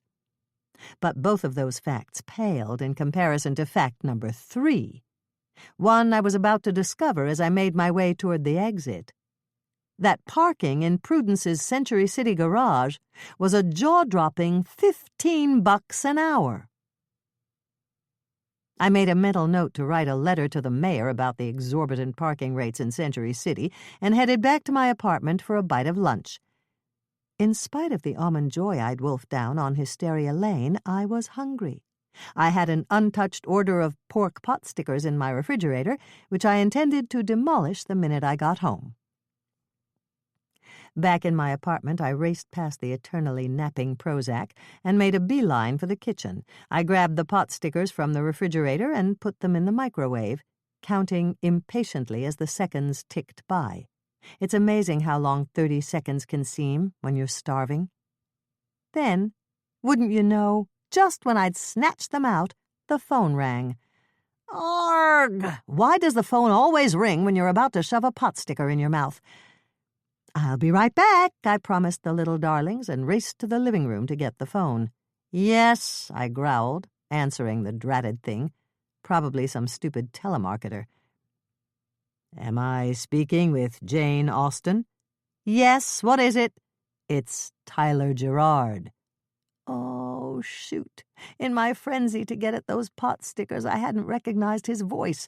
Why had I been so grouchy? I wanted him to think I was sweet and upbeat, not a snarling harpy. Oh, hi, Tyler, I gushed. It sounds like you were in the middle of something. Well, yes, actually, I was baking cookies for the homeless. Huh? Where had that come from? Why on earth had I made up such an outrageous lie? For the Union Rescue Mission, I added in a fit of lunacy, referring to a local soup kitchen. Really? I didn't know they accepted homemade goods. I thought the stuff had to be packaged for security reasons. Oh, they know me down there. I've been doing it for years. In fact, they call me the cookie lady. If I told one more lie, I'd be struck by lightning. So, he asked, how was your date with Angel Kavanaugh? Fine. Terrific. We definitely began to bond. Would the whoppers never end? That's so gratifying to hear. It's always nice to know we've made a good match. I hope we'll see you at the Christmas party. We? I smelled a significant other lurking in the wings. Yes, I told Sister Mary Agnes all about you, and she can't wait to meet you. I breathed a sigh of relief. The she in his we was Sister Mary Agnes. Well, you'd better get back to those cookies. Cookies? For the homeless. Oh, right, my cookies. I hung up, vowing to someday actually donate cookies to the homeless, and praying that Angel wouldn't spill the beans about our disastrous date. Then I hurried back to the kitchen for my pot stickers, whose heavenly aroma had now drifted out into the living room. What happened next was absolutely heartbreaking. Sensitive readers may want to get out their hankies. I bounded into the kitchen, only to find Prozac curled up on the kitchen counter, belching softly, surrounded by what just 5 minutes ago had been my pot stickers. Now they were mangled bits of dough, pathetic dim sum corpses. Prozac, the little devil, had burrowed her way through the doughy wrappings and devoured every speck of pork inside. "Prozac!" I wailed. "How could you? That was my lunch." And quite delicious it was, too. I picked up a limp piece of dough and stared at it balefully. How can one cat eat so much so fast? Pretty impressive, huh? For a desperate instant, I considered eating the shards of dough, but don't have the vapors, I didn't. Instead, I had a nutritious lunch of English muffins and martini olives. After which, I put in a call to Garth's law partner, Peter Roberts. "Law offices of Jenkin and Roberts," a perky receptionist answered. "Oops, I mean law office of Peter Roberts." Interesting, I noted that Jenkin had top billing in the law practice. "May I help you?" she asked in a friendly voice, about a zillion times more friendly than Prudence Bascom's Dragon Lady secretary. I asked if I could speak with Peter. "Oh, I'm so sorry. He's in court all week. Would you like to leave a message?" Once again, I posed as an insurance investigator looking into Garth Jenkin's death, and asked her to please have Mr. Roberts call me back as soon as possible. "Of course," she promised. "I'll get the message to him right away." Not 2 minutes after I hung up, the phone rang. Wow, that was fast. Miss Perky really had gotten the message to him right away. I answered it eagerly. "Mr. Roberts?" "No, this is not Mr. Roberts," a no-nonsense woman replied. "Am I speaking with Jane Austen?" "Yes." "This is Elizabeth Drake from Century National Insurance Fraud Unit." Gulp. I smelled trouble ahead. "Ms. Austen, we received a call from a Mrs. Libby Brecker inquiring about a Century National investigator named Jane Austen." Damn that Libby. "The only Jane Austen we have on our records is you, and you're a customer." "A loyal customer, too," I hastened to assure her. "Be that as it may, I must insist that you cease posing as a Century National representative, or we shall be forced to terminate your policy." After much groveling and promising to behave myself, I finally got off the phone. Oh well, it served me right for trying to pawn off my insurance card on Libby. I should have known that a woman who spent her days Windexing reindeer noses would turn out to be a sniveling tattletale. Somewhat shaken from my brush with the formidable Miss Drake, I settled down on my sofa to work on my Christmas cards while I waited for Peter Roberts to return my call. By the time I'd XOXOXO'd my way through my address book at 5 p.m., I still hadn't heard from him. It wasn't until later that night, when Prozac and I were in bed watching Roman Holiday — Prozac has a thing for Gregory Peck — that he finally called. I launched into my theory about Garth's roof being sabotaged and asked him if he had any idea who might have done it. I wasn't the least bit surprised to learn he had no idea, none whatsoever. But then I got down to why I was really calling. "By the way," I said, trying to sound casual, "I hear that you and Mr. Jenkin were on the verge of dissolving your partnership." As a matter of fact, we were. We'd been together 15 years, and we decided it was time to call it a day. It was an amicable parting of the ways. Accent on the amicable. Garth and I were very good friends. He sounded about as believable as a congressman running for office. "That's not what I heard. I heard your breakup was pretty ugly." "Whoever told you that was wrong," he said, daggers in his voice. "Dead wrong." And then he did a little casual questioning of his own. "My secretary tells me you're an insurance investigator. Exactly who do you work for?" "Oh, no," I said, eager to stay out of the clutches of the Century National Fraud Unit. "Your secretary must have misunderstood. I'm a private investigator." "Is that so? Got a license?" "Of course," I lied, and got off the phone before he could grill me any further. That was no help at all. Peter Roberts would go to his grave, or possibly mine, insisting that he and Garth Jenkin were best buds. How the heck was I going to find out the truth behind their split-up? And then I remembered his perky secretary, and thought of an idea.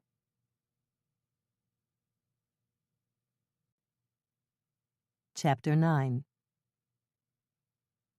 The next afternoon I got gussied up in a bizgal pantsuit I keep around for job interviews and IRS audits, and headed downtown to pay a little visit to Peter Roberts's secretary. Peter's office was in a glass-and-steel high-rise right off the freeway. A glance at the directory in the lobby told me the place was a veritable beehive of attorneys. I took the elevator up to the 12th floor and made my way down the hallway to the law offices of Jenkin and Roberts. I was happy to see that Peter hadn't gotten around to taking Garth's name down from the door. It would make it that much easier to bring it up in conversation. I checked my watch. 10 of 5. Right on schedule. Launching phase 1 of my plan, I took a deep breath and poked my head in the door. Peter's secretary, a pert Latina in her early 20s, sat at her computer, biting her lower lip in concentration as her fingers flew over the keyboard. "Oh, hi!" she grinned when she noticed me. I was relieved to see that she was as friendly in person as she had been over the phone. "I'm afraid Mr. Roberts isn't in right now. He's away in court all week." Just what I'd been counting on. "Actually, I wanted to talk to you." "Me?" "Yes. I just had a job interview down the hall, and I'm wondering if you can tell me what it's like working here in the building. I'm trying to scope the place out before I make a decision." "No problem," she said, waving me in. "Give me a sec, and I'll be right with you. I was just finishing up for the day." Exactly why I'd waited till late afternoon to drop by. I sat down across from her, gazing enviously at her creamy olive skin and eyelashes thick as velvet. I really had to start moisturizing more often. "Finito!" She closed out her program with a flourish and swiveled to face me. "So, which attorney did you interview with?" "Allison Whitaker," I said, reeling off a name I'd seen on one of the offices down the hall. "Of Whitaker and Wirtz." Her lush lashes blinked in surprise. "Allison's secretary is leaving? Betty?" "Yes, Betty," I nodded. "I wonder why she didn't tell me. I guess her husband must have landed that job in Bakersfield." "Hold on a sec," she said, reaching for the phone. "I'm going to call Betty and congratulate her." This was definitely not part of my plan. "You can't do that," I cried. "Why?" Because Betty just went home. I saw her get on the elevator." "Oh, well," she shrugged. "I'll talk to her tomorrow." Much to my relief, she put down the receiver and began filling me in on the doings at Whittaker and Wirtz. "You'll like working for Miss Whittaker. Once in a while she'll ask you to pick up her dry cleaning, but that's about as bad as it gets. Watch out for Wirtz, though. Their office is known around here as Whittaker and Flirts. The man comes on to all the secretaries, which is pretty nauseating considering he has a wife and 3 kids and a gut the size of the Goodyear blimp. He made a pass at me my first day on the job. My boyfriend was furious when he found out. Correction, I should say my fiancé. Hector and I just got engaged last month." She thrust out her left hand, beaming with pride. A tiny diamond sparkled on her wedding finger. "How lovely," I cooed. "It's a whole half-carat. I told Hector I didn't need a real diamond. I said, 'Hector, cubic zirconia is good enough.' But he insisted. 'Nothing but the best for my Silvia,' that's what he said. That's my name, incidentally, Silvia Alvarez." "I'm Charlotte," I lied, just in case she remembered my name from my earlier phone call, but her mind was miles away from office business. "Hector and I are getting married in June," she announced proudly. "How wonderful! Congratulations. Hey, let me ask you something." She opened her desk drawer and pulled out a copy of Modern Bride. "Which dress do you like better?" she asked, pointing first to a picture of an elegant Vera Wang-ish A-line and then to a frilly traditional nipped-at-the-waist model. "They're both really nice. But if you had to choose, I guess I'd go with the A-line." "Really?" Her brow furrowed in doubt. "I like the clean lines, but I've always dreamed of getting married in a Cinderella dress. With a figure like yours, you're bound to look great in either one." A little shameless flattery couldn't hurt. And besides, I wasn't lying. The fattest part of her body were her eyelashes. "You don't think I need to go on a diet?" Why do the skinny ones always want to go on a diet? "Absolutely not," I assured her. "You look amazing." And then I added, in what I must confess was a brilliant segue, "I guess you stay thin working for 2 attorneys. They must keep you hopping. What are they like, anyway?" "Oh, I only work for Mr. Roberts. Mr. Jenkin is deceased." She lowered her voice to a confidential whisper. "A horrible accident. He fell off his roof putting up Christmas decorations. Did you ever hear of anything so gruesome? I told my father, 'Papi, don't you dare put Christmas lights on the roof this year. You could fall and hurt yourself. A tree in the window is good enough.'" It looked like little Sylvia was a bit of a chatterbox. Now all I had to do was get her to chatter about Garth and Peter. "What about Mr. Roberts? What's he like?" And just like that, an invisible screen slammed down between us. "Oh, he's a very nice gentleman," she said stiffly. Although perfectly willing to share the details of her wedding and her parents' Christmas decorations, she wasn't about to badmouth her boss. Not yet. Not until she knew me better. Clearly, I'd have to win her trust, which was where Phase 2 of my plan went into effect. "So," I asked, "is there a place to have lunch here in the building?" "Oh, sure, there's a coffee shop downstairs. The food's pretty good." "Any place to unwind after work?" "There's the Legal Eagle right next door. They have a fantastic happy hour. People from the building go there all the time." Just what I wanted to hear. I love their buffalo chicken wings. I've tried to make them at home, but I can never get the spices right. I think I'm adding too much cumin. Or maybe it's chili powder. I always get the sea spices confused. "Hey," I said, as if I'd just thought of it on the spur of the moment. "Want to go there right now? I'm sort of wiped out from that interview, and I could really use a margarita." "I don't know," she hesitated. "I really should get home. My treat, for helping me out." She flashed me another grin. "Okay, what the heck? Hector's working late tonight anyway." She locked up the office, and off we trotted to the Legal Eagle. Phase 2 of my plan now in full swing. With any luck, I'd get Sylvia tootled enough to dish the dirt about Garth and Peter and their amicable split-up. Sylvia was right about those buffalo wings. They were scrumptious. Spicy, but not too spicy. I absolutely could not allow myself to eat more than 2. 3 tops. Okay, 5 at the outside. Happy hour had just begun when we showed up and the place was doing a brisk business. It was one of those ersatz turn-of-the-century pubs with a massive mahogany bar and mock gaslight sconces on the walls. We managed to snag 2 seats at the bar, in grabbing distance of the buffalo wings, and I quickly proceeded to order us 2 frosty margaritas. I was thrilled to see Sylvia suck hers up like a hoover. This was going to be a piece of cake. She'd be tootled in no time, and dishing the dirt with a trowel. Or so I thought. She got tootled, all right, but all she wanted to talk about was that dratted wedding of hers.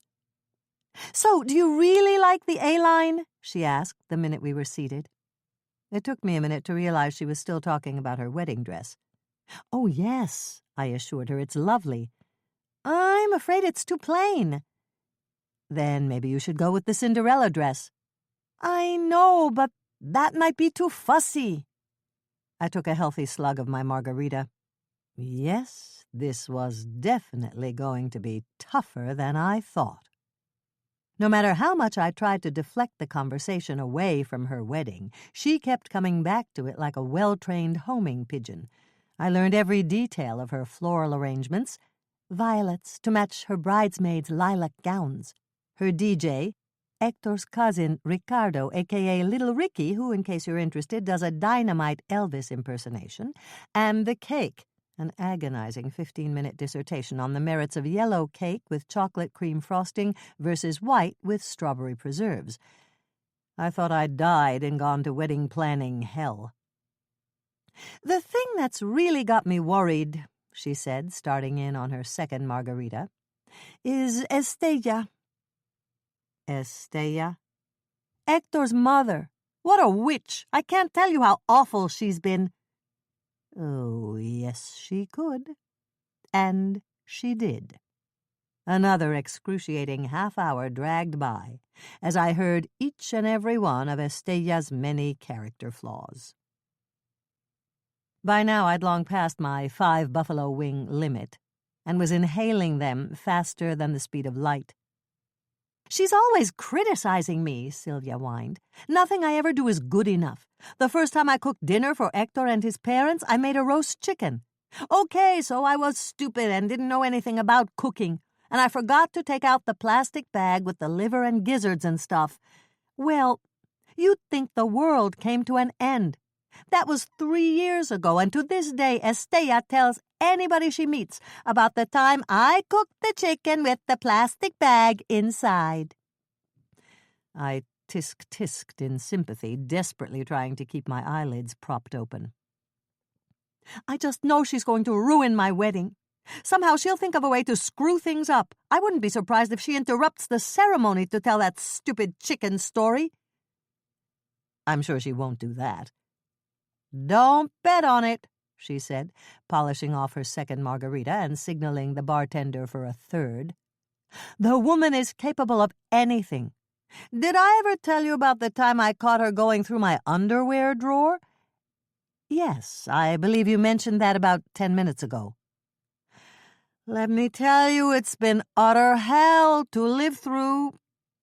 And listen to, too. "At least there's no stress at your office," I said, gamely trying to steer the conversation back to Garth and Peter. "Your boss sounds like a really nice guy." "He's okay, I guess," she said, licking the last of the salt from the rim of her margarita glass, "although he can be awfully fussy when it comes to his coffee. He swears he can tell the difference between equal and sweet and low.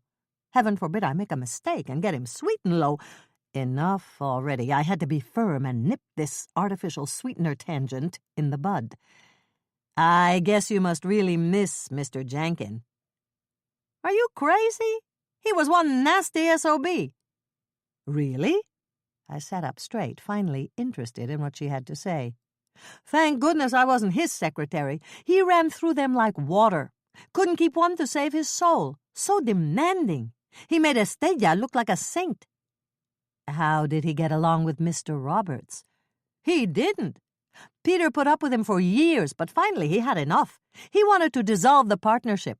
At first, Garth didn't seem to care, but then when he learned that his biggest client was switching his account over to Peter, he hit the roof. Garth stormed into Peter's office screaming at the top of his lungs. At last, after packing away 3 margaritas and 2 $12 shrimp cocktails, she was finally on a roll. I was sitting at my desk, and I heard him clear as day. "If you think you're taking the great litigator with you," he shouted, "you're crazy." The great litigator? That's what Garth called his client because the guy was constantly suing people. "You're not taking him or anybody else with you," he told Peter. "I know what you did back in Ohio, and I've got evidence to prove it. I intend to report you to the Bar Association, and when I do, you're going to lose your license so fast your head will be spinning." Ohio? What did Peter do in Ohio? "I don't know," she said, shrugging. "Little Ricky called to talk about wedding music then, and I got distracted." Darn that little Ricky. Oh, well, I'd still gotten quite an earful. Garth had been threatening Peter with disbarment, which sounded like a viable motive for murder to me. "Gosh, look at the time," I said, making a big show of checking my watch. "It's been fun chatting, but I really should be going." "Thanks for the margaritas, Charlotte, and the shrimp cocktails. I can't believe I ordered 2 of them." Neither could I, but I assured her it had been my pleasure and waved to the bartender for the check. He brought it over with impressive speed, and just when I was stifling a gasp over the total, I heard someone say, "Hey, Sylvia, how's it going?" I looked up and saw a tall, well-dressed black woman heading toward us. "Betty!" Sylvia blinked, confused. "What are you doing here? Charlotte said she saw you leaving hours ago."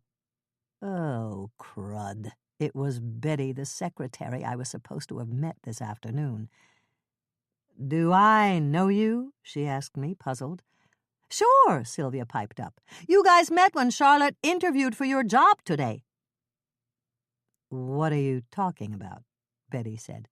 "I'm not leaving my job, and I didn't go home hours ago." Uh-oh, my cue to exit. "Well, see you around." And without any further ado, I slapped $50 on the bar, grabbed a chicken wing for the road, and got the heck out of there. I drove home filled with a sense of accomplishment and enough buffalo wings to stock a chicken farm. Thanks to my successful, if costly, rendezvous with Sylvia, I now had a new suspect to add to my list. Garth had been threatening to rat on Peter Roberts to the Bar Association. What incriminating evidence had Garth been holding over Peter's head? And, more important, how the heck was I going to get my hands on it? I'd bet my bottom Pop-Tart it was stashed away somewhere in Garth's house. Which meant I had no choice, really, but to tootle over to Hysteria Lane and break into the place.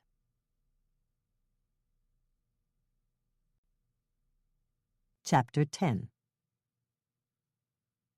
At 7 a.m. the next morning, I was parked across the street from Kathy Jenkins' house on my first ever professional stakeout. It had been hell hauling myself out of bed at 6 to get ready for this gig, but now that I was here, I was starting to feel quite private eye-ish. I'd come fully prepared, with breakfast, lunch, a thermos of coffee, and an audio tape of Anna Karenina I'd bought ages ago and never got around to listening to. And, of course, a bottle to tinkle in. Hey, I'd seen Stakeout 1 and 2. I knew the ropes. I was prepared to camp out in my car until I saw Kathy leave her house, at which point I'd scoot over and do a little breaking and entering. I was keeping my fingers crossed, though, that none of my stakeout accessories would be necessary. I remembered the sweatsuit Kathy had been wearing when we first met, and I was hoping she was one of those maddeningly noble people who start the day with a workout at the gym. But no such luck. Hour after hour dragged by with no sign of Kathy. By 8 a.m., I'd finished my breakfast. By 9 a.m., I'd finished my lunch. I tried to get into Anna Karenina, but in spite of 3 cups of coffee zinging through my veins, I was bored to tears. By the time the last chapter rolled around, I was rooting for the train. 5 hours, 4 coffees, and 2 Diet Cokes later, I was desperate to take a tinkle. I took out the empty liter bottle of Sprite I'd brought along for this purpose and eyed it with dismay. How on earth was I ever going to do this? I could never get my aim straight in the ladies' room at my gynecologist's office. No way was I going to do it in a Sprite bottle. Had I lost my mind, bringing along a bottle with such a tiny neck? Now what the heck was I supposed to do? I couldn't very well ring a neighbor's bell and ask to use their bathroom. For a few agonizing minutes I tried to hold it in, but it was impossible. With an angry curse, I started the car and sped over to the nearest Jack-in-the-Box, where I availed myself of their facilities. Okay, so I picked up an order of fries while I was at it. It had been ages since I'd eaten my lunch at 9 a.m., and I was hungry. Grabbing my fries, I got in the Corolla and raced back to Hysteria Lane. Just my luck, Kathy had probably strolled out of the house the minute I'd gone. But no.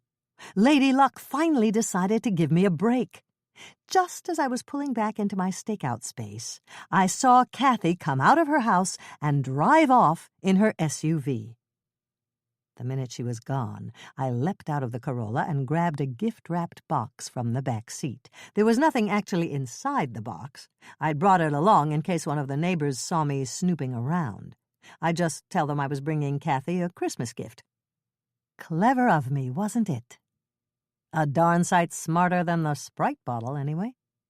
I reached back in the car for a final handful of fries, then trotted across the street and rang Kathy's bell. I wanted to make sure nobody was home. Maybe there was a cleaning lady inside just waiting to pounce on me. But nobody answered the door, and satisfied that the coast was clear, I crept around the side of the house, testing for open windows. Everything was sealed tighter than a Beverly Hills facelift. And suddenly I was overcome with doubts. What if none of the windows were open and I had to force open one of the doors? I'd brought along my professional breaking and entering tool, a shish kebab skewer I'd grabbed at the last minute. But really, I had no idea how to force open a door. I had a hard enough time getting the wrapping off a CD. What made me think I'd be able to hack my way past a deadbolt? And even if I did, what if Kathy had an alarm system? True, there weren't any security signs out front, but what if she had one? Just when I was about to slink back to the Corolla in defeat, I spotted a small window above a jasmine bush at the back of the house. The bush was camouflaging the window, but on closer inspection, I saw that it was open. Thank heavens. I wouldn't have to force any doors and set off any alarms. I scurried to the window and tossed my empty Christmas package under the jasmine bush. Then I hoisted myself up to the ledge, which was no easy feat with those prickly jasmine branches scratching my fanny. Shoving my upper body in the room, I saw that it was a guest bathroom. What a lucky break that Kathy had left the window open. And that's when my luck came to a screeching halt. The upper half of my body sailed through the window without incident, but, sad to say, my lower half did not have such an easy time of it. Somewhere in the dreaded hip-tush zone, I'd come to a standstill. Yes, like 99% of all the bathing suits I've ever tried on in my life, the window frame was too small for me. My hips simply wouldn't squeeze through. In defense of my hips, I should tell you that the window was pretty darn small. That's probably why Kathy had left it open in the first place. Clearly she wasn't expecting any anorexic cat burglars. I should have realized I might not have squeezed through, but I hadn't. And it was too late now. I'd just have to climb down and give up this stupid breaking and entering plan. I started to push myself back out of the window, but, to my horror, I couldn't budge. Oh, crud. I was stuck. What a nightmare.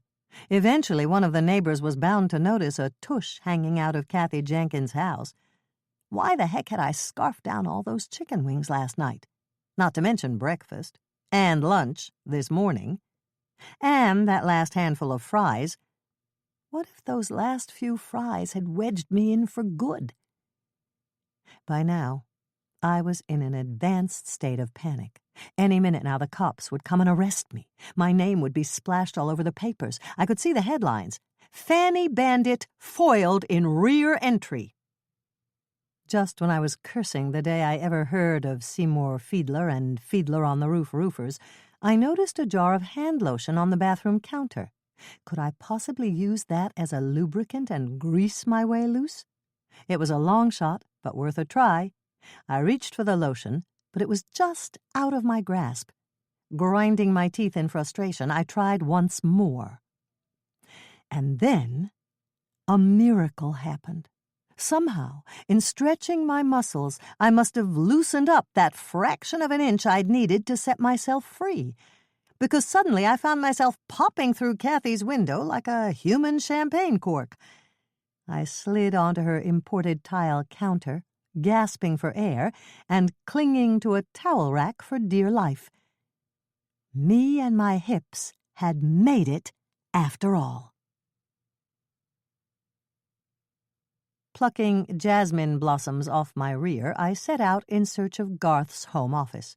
After everything I'd just been through, I sure hoped he had one. I found what I was looking for at the front of the house, across from the living room. A masculine library-cum-office with built-in bookcases, leather furniture, and hunting prints galore. Very British lord of the manor. But what caught my eye was the cherrywood desk by the window, complete with laptop and hand-tooled leather desk accessories. Wasting no time, I scooted over to it and began rifling through the drawers. The top drawer contained the usual assortment of rubber bands and paper clips, as well as a bottle of Viagra and a lifetime membership card from the Hair Club for Men. I now knew that the impressive mane of hair I'd seen in Garth's portrait wasn't his own, and that he'd needed a little help in the dipsy-doodle department. All very interesting, but no help whatsoever in my search for incriminating evidence against Peter Roberts. I hoped I'd have better luck with the two deep file drawers on either side of the desk. The first one contained nothing but some old computer manuals and a pair of gym socks, and the other was locked. Oh well, I'd just have to break out my trusty shish kebab skewer and bust the lock open. But, as I was about to discover, shish kebab skewers are totally useless when it comes to breaking a lock. After a frustrating 10-minute struggle, I gave up on the skewer and finally managed to pry the drawer open with Garth's Mark Cross letter opener. Much to my relief, I saw that it was filled with files. I quickly started rifling through them, first under the P's for Peter, then the R's for Roberts. Nothing. Then I remembered what Sylvia overheard Garth saying to Peter, "I know what you did back in Ohio." I looked under the O's, and sure enough, there it was, a file labeled Ohio. Inside I found a single piece of paper, a reprint of a newspaper clipping from the Cleveland Plain Dealer dating back 20 years about the arrest of Peter Robert Simmons, 19, for grand theft auto. You didn't have to be Sherlock Holmes to figure out that Peter Roberts and Peter Robert Simmons were one and the same. Young Peter had no doubt gone straight, dropped the Simmons from his name, and become a successful attorney, and he would have gone on suing people happily ever after if Garth hadn't dug up his criminal past and threatened to rat on him to the Bar Association. All of which meant Peter Roberts had a perfect motive for murder. That clipping had just catapulted him to the #1 spot on my suspect list. I debated about whether I should take it with me and hand-deliver it to the cops, but I decided against it. Removing it from the house without a warrant would probably be tampering with state's evidence. I'd just have to leave it there and tell the cops about it later. I was putting it back in the drawer when I saw a familiar name on one of the files. In my earlier haste to find Peter's name, I hadn't noticed it, but now it popped out like a neon sign. Right behind plumbing expenses, I saw a folder labeled Prudence. I reached for it eagerly and pulled out an 8x10 photo of a gorgeous redhead posed against a velvet backdrop wearing nothing but a smile and a G-string. Down at the bottom of the picture it said, Brandy Alexander, stripper extraordinaire. I'd never seen that naked body before, but the face was unmistakable. It was Prudence Bascom. A lot younger and a lot trashier, but it was Prudence, all right. Holy Moses! Garth hadn't been bribing Prudence to win the Christmas decorating contest. He'd been blackmailing her. For all I knew, he was putting the squeeze on her for money, too. What a motherload of evidence I'd just uncovered. Between digging up dirt on Peter and Prudence, Garth had been one busy little extortioner. Thrilled with my discoveries, I returned Prudence's file to the drawer and headed back out to the foyer. I just hoped Kathy wouldn't notice the mangled lock on the desk. I was about to slip out the front door when I glanced into the living room and saw the bowl of candy canes that had been there the day I first visited Kathy. Gosh, they looked good. Oh, for crying out loud, what was I thinking? Hadn't I just gone through the humiliation of having my hips wedged in a bathroom window? I couldn't possibly allow myself to feed them one more empty calorie. Absolutely not. No way, no how. As if. 2 seconds later, I was sprinting into the living room, reaching for one of the little suckers. Just as I was about to grab it, I heard the front door open. "Come on in," I heard Kathy saying. Damn it! Kathy was home, and she had someone with her. I looked around for a place to hide. Not a closet or armoire in sight. So I made a mad dash for the sofa and crouched down behind it. Please don't let them come into the living room, I prayed. Let them go to the kitchen or the dining room, anywhere but the living room. "Come on into the living room," Kathy said. "Arg! I can't stay long, babe," I heard a man reply as they walked into the room. "I've got to get back to work." Whoa, Nellie! There was a man in the house, and he was calling Kathy babe. Something told me this wasn't a condolence call. "Come on, Jimmy," Kathy cooed. "Work can wait. And besides, didn't you have a present you wanted to give me?" "So I did, dollface. So I did." Before I knew it, Kathy and this Jimmy guy were on the sofa, going at it like two crazed rabbits. Clothes started flying. Lace bra, thong undies, a pair of boxer shorts. Finally, a man's blue denim shirt sailed over the back of the sofa and landed at my feet. And not just any blue denim shirt. I blinked in amazement when I saw a U.S. Postal Service logo on the front. Yikes! It looked like Kathy Jankin was having an affair with the hunky neighborhood mailman. I'll spare you the details of what happened next. Let's just say I'm surprised they didn't set fire to the sofa cushions. "Oh, Jimmy," Kathy sighed when it was over. "We're going to be so happy together. You'll never have to lift another mail pouch for as long as you live. I've got more than enough money for both of us. Garth left me a very wealthy woman." "You know I don't care about money," Jimmy protested feebly. Yeah, right. Just like I didn't care about pepperoni pizza. I really gotta get back to work now, babe, he sighed. I still got mail to deliver. Ack! The moment I'd been dreading. Any second now he was going to reach behind the sofa to pick up his shirt and discover me cowering there. I thought about making a run for the door, but was too terrified to move. Don't go, Kathy pleaded. Not yet. How about a nice hot bath for two? Yes, please, take a bath. You both need one after the gymnastics you've just been through. Let's make it a quick shower. I got 1,000,000 packages in my truck. Okay, a shower's good too. Just go. And they did. Limp with relief, I heard them scampering up the stairs. The minute the shower started running, I crawled out from behind my hiding space and raced into the foyer, past Jimmy's mail cart, and out the front door. The last thing I heard as I made my break for freedom was Kathy singing Bésame mucho at the top of her lungs. So much for the grieving widow. My muscles had been through the ringer that afternoon, what with crouching behind a sofa for 20 minutes and being shot like a cannonball from a bathroom window. So the minute I got home, I ran myself a steamy, muscle-relaxing bath, billowing with strawberry-scented bubbles. I sank down into it and sighed in ecstasy. What a difference 48 hours makes. Just 2 days ago, I had one measly suspect, and now I had them coming out of my ears. For starters, there was Kathy Jankin. I was still reeling over the tender love scene I'd just witnessed. Clearly her tears on my first visit had been an act. She probably disliked Garth as much as everybody else, maybe even more.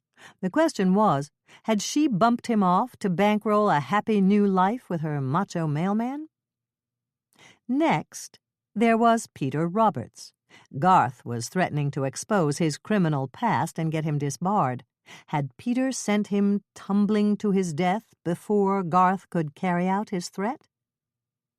And what about Prudence Bascom, a.k.a. Brandy Alexander, stripper extraordinaire? Did she scamper up Garth's roof to put an end to his pesky blackmail demands? Last but not least, there was Libby Brecker. I hope you haven't forgotten that pink flocking stuck to her baseboard. I sure hadn't. No, she was still very much alive and well on my suspect list. So, who did it? I asked Prozac, who was sprawled on top of the toilet tank. What do you think? I think it's time you got out of that tub and fixed me dinner. She jumped down from the toilet and started waving her tail in her patented feed-me wag. Forget it, Pro. Minced mackerel guts would be nice. It's not going to happen. With bacon bits on top. I am not budging from this tub, not for at least a half hour. There's dry food in your bowl if you want some. But I want minced mackerel guts. More tail-waving, accompanied by a plaintive yowl. You'll get your minced mackerel guts in a half hour, not a minute sooner. Okay, be that way. She shot me a dirty look and slunk out the door. I really had to start disciplining that cat more often. The way she bossed me around was disgraceful. No wonder she ran riot on an airplane. She was spoiled rotten. I vowed that from then on, I was going to be a new, sterner cat owner. I was lying there feeling quite proud of the new disciplinary me when Prozac came sashaying back in the room with a brand-new pair of pantyhose dangling from her mouth. How that cat manages to open my lingerie drawer is beyond me, but she does it all the time. I'm surprised she hasn't figured out how to call for pizza. I think I'll nibble on your pantyhose while I'm waiting for dinner. Needless to say, 30 seconds later, I was in the kitchen, water puddling around my ankles, opening a can of minced mackerel guts. Prozac stood at my feet, gazing up at me with what I could swear was a smirk. I thought you'd see it my way. Someday I swear I'm going to put you up for adoption. Yeah, in the meanwhile, Don't forget the bacon bits.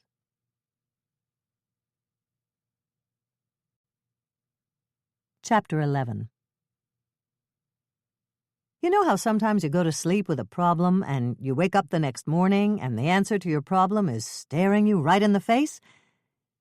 Well, that may happen to you, but it sure didn't happen to me. I got up the next morning still clueless about which of my suspects had sabotaged Garth's roof. Oh well, I'd just have to let everything percolate in my brain and hope that the answer would come to me eventually. In the meantime, I needed to take time off from the case and go Christmas shopping. Every year I vow to buy gifts early and avoid the last-minute crunch. But you know me. I make a lot of vows I don't keep. See Discipline the Cat vow. In just a matter of days, I'd be boarding a plane to Florida, and so far, I hadn't bought a single gift. I couldn't afford to procrastinate 1 minute more. So, fortified with a wholesome breakfast of peanut butter on a Pop-Tart, I headed off to do battle at the mall. I zipped over to Century City and pulled into a coveted parking space right near the escalators, congratulating myself for getting out of the apartment by 10 a.m. and beating the crowds. My game plan was simple. This year, I would not stand in a daze, agonizing over what to buy. I would be a kamikaze shopper, choosing my gifts quickly and decisively. It didn't matter what I bought, anyway. Whatever the gift, my mom always said, "Oh, darling, I could have bought it for less on the shopping channel." Really, if you bought my mom a new house, she'd tell you she could get it for less on the shopping channel. No, this year I would march into Macy's and buy practical gifts that everybody could return for something they really wanted. No dithering, no shilly-shallying. If I stuck to my schedule, I'd be out of there in an hour. Ha! 3 hours later, I was still wandering around in a daze, wasting time looking at impractical, impossible-to-pack items like rotisserie cookers, musical flower pots, and macrame hammocks, perfect for Cousin Joni's Chicago condo. By the time I finally managed to get my act together and pick out my unimaginative assortment of ties, scarves, pajamas, and slippers, the stores were crowded and long lines were snaking at the registers. What would have taken minutes to buy hours ago now took forever. Finally, when the whole horrible ordeal was over and my credit card lay gasping in my wallet, begging for mercy, I headed over to the food court to reward myself with a corn dog and fries, which, I have to say, were pretty darn delicious. I sat there inhaling my food, grateful that I had a whole 364 days before I had to go through this nightmare again. And then, just as I was polishing off my fries, I remembered Angel Kavanaugh and her sledgehammer hints for a Christmas gift. I'd checked out the L.A. Girlfriend's guidebook, and sure enough, although normally frowned upon, modest gifts were permitted at Christmas. I rummaged in my purse till I found the newspaper ad Angel had given me for a pair of jeans from a store named Hot Stuff. Scrawled in the corner of the ad, in day-glow pink marker, were the words, "I wear a size 0. I almost choked on my Coke when I saw what they cost. $80! No way was I spending $80 on that kid. $20 was modest enough for me and my MasterCard. Then I remembered Angel sucking at that inhaler of hers, gasping for air, and a wave of sympathy washed over me. I thought of her crummy apartment and her overworked dad. Something told me she wasn't going to be getting a lot of gifts this Christmas, or any other Christmas, for that matter. Oh, what the heck. I was already in hock to MasterCard for decades to come. What was another $80? With a weary sigh, I tossed my corndog wrapper in the trash and set out to buy a pair of Hot Stuff jeans. Luckily, there happened to be a Hot Stuff store in the mall. But not so luckily, when I got there, I discovered they were sold out of jeans in Angel's minuscule size 0. "Would you like me to see if I can find a pair in another store?" the bouncy teenage clerk asked. Hot Stuff was one of those stores geared to the Clearasil set, whose idea of a size large was my idea of a handkerchief. "That would be great."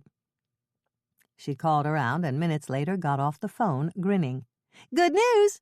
They've got 1 pair left out in Glendale. I told them to hold it for you." "Glendale?" I gulped in dismay. Do you know what it's like getting from Century City to Glendale in L.A. Christmas traffic? Think the Donner Party with palm trees. No way was I going to trek all the way out there for Angel Kavanaugh. Then, once more, the image of Angel sucking on that inhaler flashed before my eyes, and the next thing I knew, I was crawling along on the freeway, watching my fingernails grow. I swear I would have made better time on a walker. It took me nearly 2 hours to get there, and another 20 minutes to circle around looking for a parking spot. Finally, I found one at the far end of the lot and hiked over to the Hot Stuff store. A vacant-eyed teenager sat at the checkout counter chatting on the phone in what I could only assume was a personal call. "She didn't. Really, Cheryl? She actually said that? Why, I'd never speak to her again if I was you, Cheryl. No, sir. I'd tell her exactly where she could put that pom-pom of hers." I stood there listening to this fascinating monologue for a few minutes, then finally managed to get her attention. "Hey, you with the phone glued to your ear? You've got a customer. Remember us, the people you're supposed to be helping?" Okay, so what I really said was, ahem, but she got the message. "Hold on a sec," she said to Cheryl, then turned to me with an irritated sigh. "How may I help you?" "You're supposed to be holding a pair of jeans for me at the register." She stared at me blankly. "I don't have any jeans here." "Sure you do. They called a couple of hours ago from Century City." "I don't know about any call. I just started my shift 5 minutes ago." "Could you please just look behind the counter for a pair of jeans?" "Oh, all right." With a grudging sigh, she poked behind the counter. "Nope," she gloated. "No jeans here." "Are you sure?" "Look for yourself if you don't believe me." I looked, and she was right. Nada. Zip. A jeans-free zone. Grinding my teeth, I showed her the ad from the paper. "You have any of these jeans?" "Over there," she said, pointing vaguely to a rack in the back of the store. I hurried over to the rack and checked out the jeans. Thank heavens there was 1 pair left in a size 0. I was just about to reach for them when I felt someone tap me on my arm. I turned to see a short, roly-poly woman at my side. "Would you mind helping me out?" she said, smiling sweetly. "I need one of those sweaters." She pointed to some sweaters stacked on a shelf above the jeans. "No problem," I said. "Thank you so much. I need a pink one in a size small. It's for my niece. All the kids seem to love this place." "Don't I know it?" I said, reaching up to get the sweater. I turned to hand it to her, and I saw, to my consternation, that she'd taken my size 0 jeans from the rack. "Excuse me, I was going to buy those." "Oh?" she said, still smiling sweetly. "So was I." "But I saw them first." "Well, I've got them now." For the first time, I noticed a glint of steel behind that smile of hers.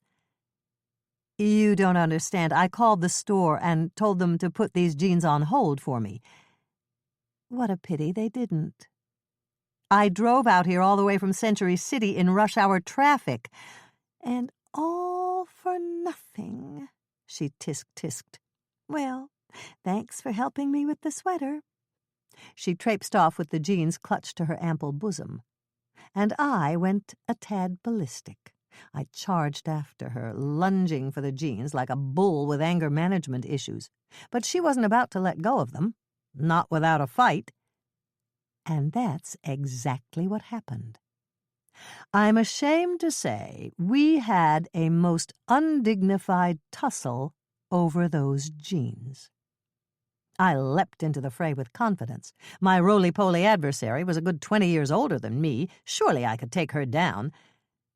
But she was a surprisingly tough fireplug of a lady. After much mutual pushing and clawing, she managed to land a powerful shove that left me flat on my fanny, the contents of my purse scattered on the floor around me. "Bye now," she trilled, skipping off to the register. "And thanks again for the sweater." Muttering a string of curses not fit for your delicate ears, I gathered my belongings and stormed over to the checkout counter where the clerk was ringing up her sale. "I just love the holiday season," she chirped to the bored teenager. "It's such a happy time of year, don't you think?" "Whatever," grunted the clerk. "I hope you can live with yourself," I hissed in Ms. Fireplug's ear. But she went on chatting, blithely ignoring my eyes boring holes in her back. Finally, the clerk finished her end of the transaction and asked Ms. Fireplug for her credit card. "Of course, dear." She reached into her purse, and suddenly her good mood vanished. "My wallet!" she gasped. "I've lost my wallet." "Ha!" I crowed. "That's what you get for being such a low-down sneak." "If you're not going to buy this stuff," the clerk sighed, "I gotta do a void." "I'll take those jeans," I piped up. Together, the clerk and I managed to pry the jeans from Ms. Fireplug's fingers, and after the original sale was voided, I whipped out my credit card and paid for them. Now it was Ms. Fireplug's turn to stand glaring at me. "There you go, ma'am," the clerk said, handing me the jeans in a gift box. "Have a nice day." "Oh, I will. I most definitely will."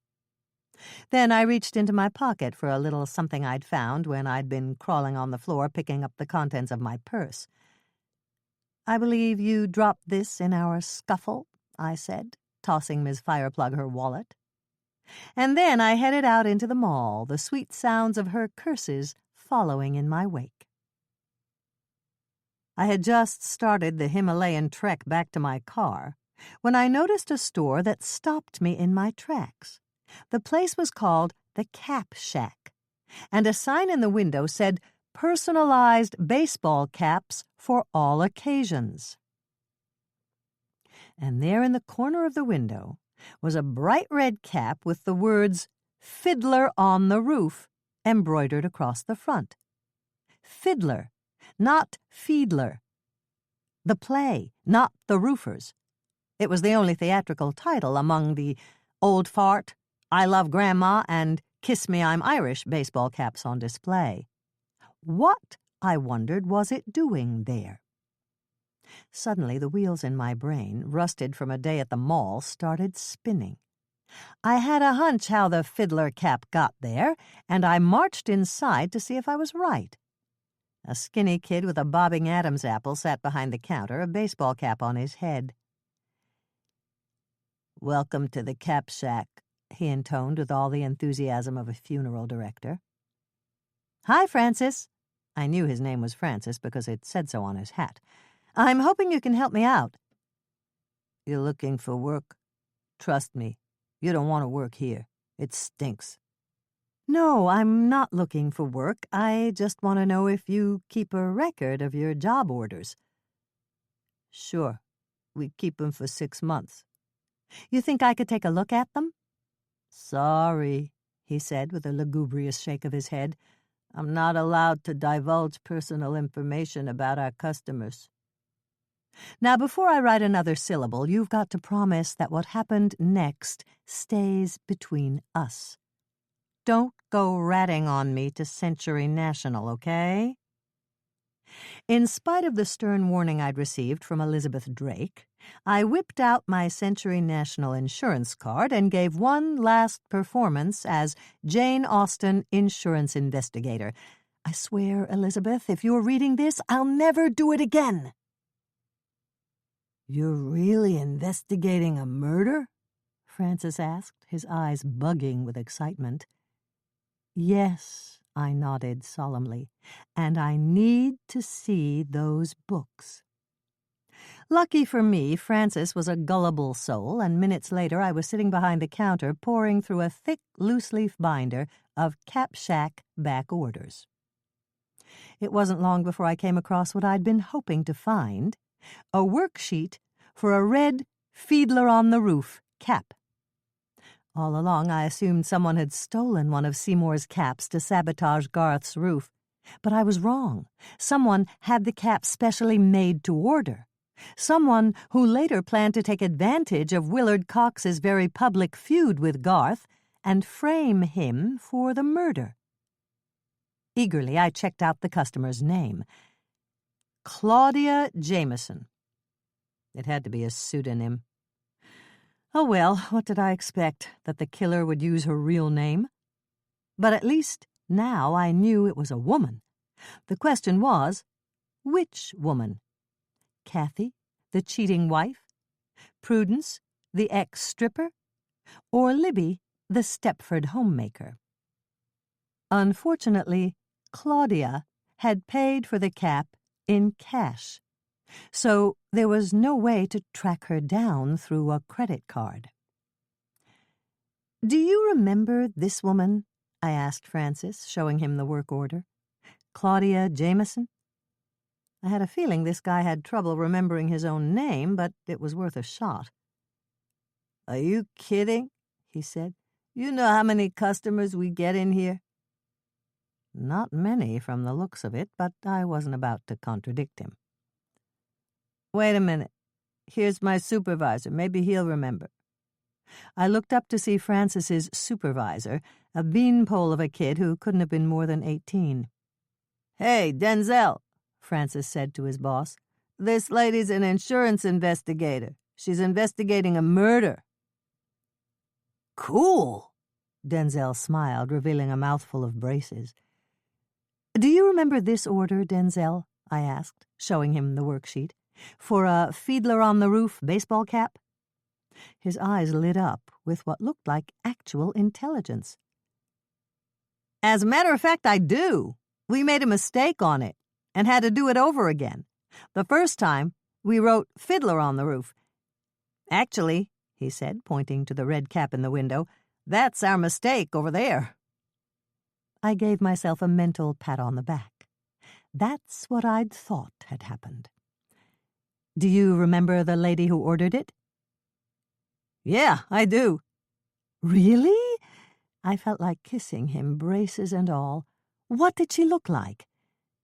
"She was a tiny lady wearing a pastel sweatsuit."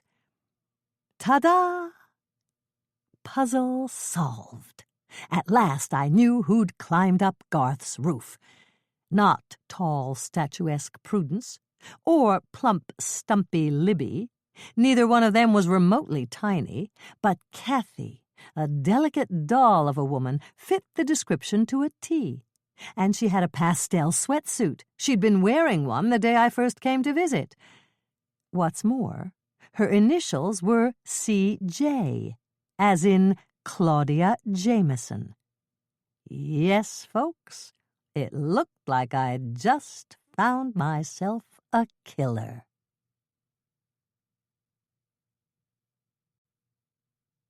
Chapter 12. It had been ages since I'd scarfed down that corn dog at lunch, and by the time I got home, I was starving. And I wasn't the only one. Prozac looked up from her perch on top of the TV and greeted me with a hostile stare. "Where the heck have you been? I'm fainting with hunger." "Oh, don't be such a drama queen," I said, dumping my Christmas gifts on the sofa. "There are cats in Asia who could live for a week on one of your snacks. Just move it, okay?" After feeding Prozac a gourmet dinner of luscious liver tidbits and grabbing a fistful of pretzels for myself, I put in a call to Lieutenant de Martelli, eager to tell him about Claudia Jameson, a.k.a. Kathy Jenkin. But he wasn't there, so I left a message begging him to pretty please get back to me as soon as possible. I figured I'd wait for his call, soaking in the tub with a glass of wine and a pepperoni pizza. But when I checked my phone messages, all plans for a catered bath went flying out the window. Hey, Jane. Tyler Gerard's voice came on the machine. I'm calling to remind you tonight's the night of the L.A. girlfriend's Christmas party. Hope you haven't forgotten. Ack! I sure had. The fun starts at 7. See you there. 7? Holy mackerel, it was already 6:45. Kissing my bath goodbye, I showered and dressed with Indianapolis 500 speed. Then I grabbed Angel's gift and headed for the door. Bye, Pro! She didn't look up from where she was snoring on my computer keyboard. Now that she'd gotten what she wanted, she had no more use for me. If I didn't know better, I'd swear she was my ex-husband. I drove over to the party, humming an off-key version of Frosty the Snowman, not the least bit tired from my 8 grueling hours at the mall. On the contrary, I was feeling quite perky at the thought of seeing Tyler. How nice of him to call and remind me about the party. I couldn't help thinking that he was interested in me, and not just as a volunteer. I pulled into the parking lot of St. Philomena's, a beautiful old church out in Santa Monica where the party was taking place, and checked my hair in the rearview mirror. Not a pretty picture. There'd been no time to blow it straight, and now I was stuck with the ever-popular finger-in-the-light-socket look. Oh well, I thought, getting out of the car, there was nothing I could do about it. At least I'd managed to throw together a decent outfit. Jeans, a red cashmere turtleneck, and a yummy pair of high-heeled suede boots I'd bought on sale at Nordstrom. Pulling my sweater down over the dreaded hip-tush zone, I sucked in my gut and headed inside. The unmistakable aroma of Swedish meatballs greeted me like an old friend when I walked in the door. The party was in full swing. L.A. girlfriends milling about, filling their plates from a buffet table groaning with goodies. A Christmas tree was set up in a corner of the room, and in an ecumenical nod to the minorities, a Hanukkah menorah and Kwanzaa candle holder were both aglow with candles. I was relieved to see that most of the girlfriend volunteers were pleasant, average-looking gals, much like yours truly, hovering in the non-threatening middle to upper middle of the 1 to 10 scale. When it came to Tyler Gerard, I didn't need any competition, thank you very much. Hey, Jane. I was afraid you weren't going to make it. Speak of the darling devil, there he was at my side, smiling that endearing smile of his. I'd been so busy scoping the competition, I hadn't seen him come up behind me. I'm sorry I'm late, I said, thinking how nice he looked in his chinos and crewneck sweater. Oh, I understand. Traffic's a bear. Sister Mary Agnes just called. She's going to be late, too. How nice, I murmured. Uh-oh, that hadn't been the right thing to say, had it? I'd been staring at Tyler's eyes, trying to decide if they were brown or hazel, and hadn't really been paying attention. I meant, how nice that I'll finally get a chance to meet her. She's really looking forward to meeting you, too. Then he glanced down at my hot stuff package. I see you brought a present for Angel. Who? Angel. Your girlfriend. Drat! I really had to stop staring at him and concentrate. Oh, right. It looks expensive. I hope you didn't go over the $20 limit. Actually, I did. I know I shouldn't have, but it's something Angel had her heart set on. That's very kind of you. Well, Angel and I really bonded on our date.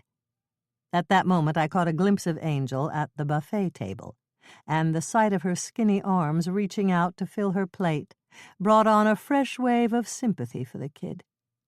Maybe we hadn't bonded on our date, but I knew we would, eventually. I'm so glad it worked out, Tyler said. I was afraid she might be a handful. Oh, no, I fibbed. Not at all. Well, now that you're here, let's go get you some dinner. You hungry? A little, I said, trying not to look like the kind of person who can peck away a dozen Swedish meatballs in a single seating. "We'd better grab your chow before the festivities begin." "Festivities?"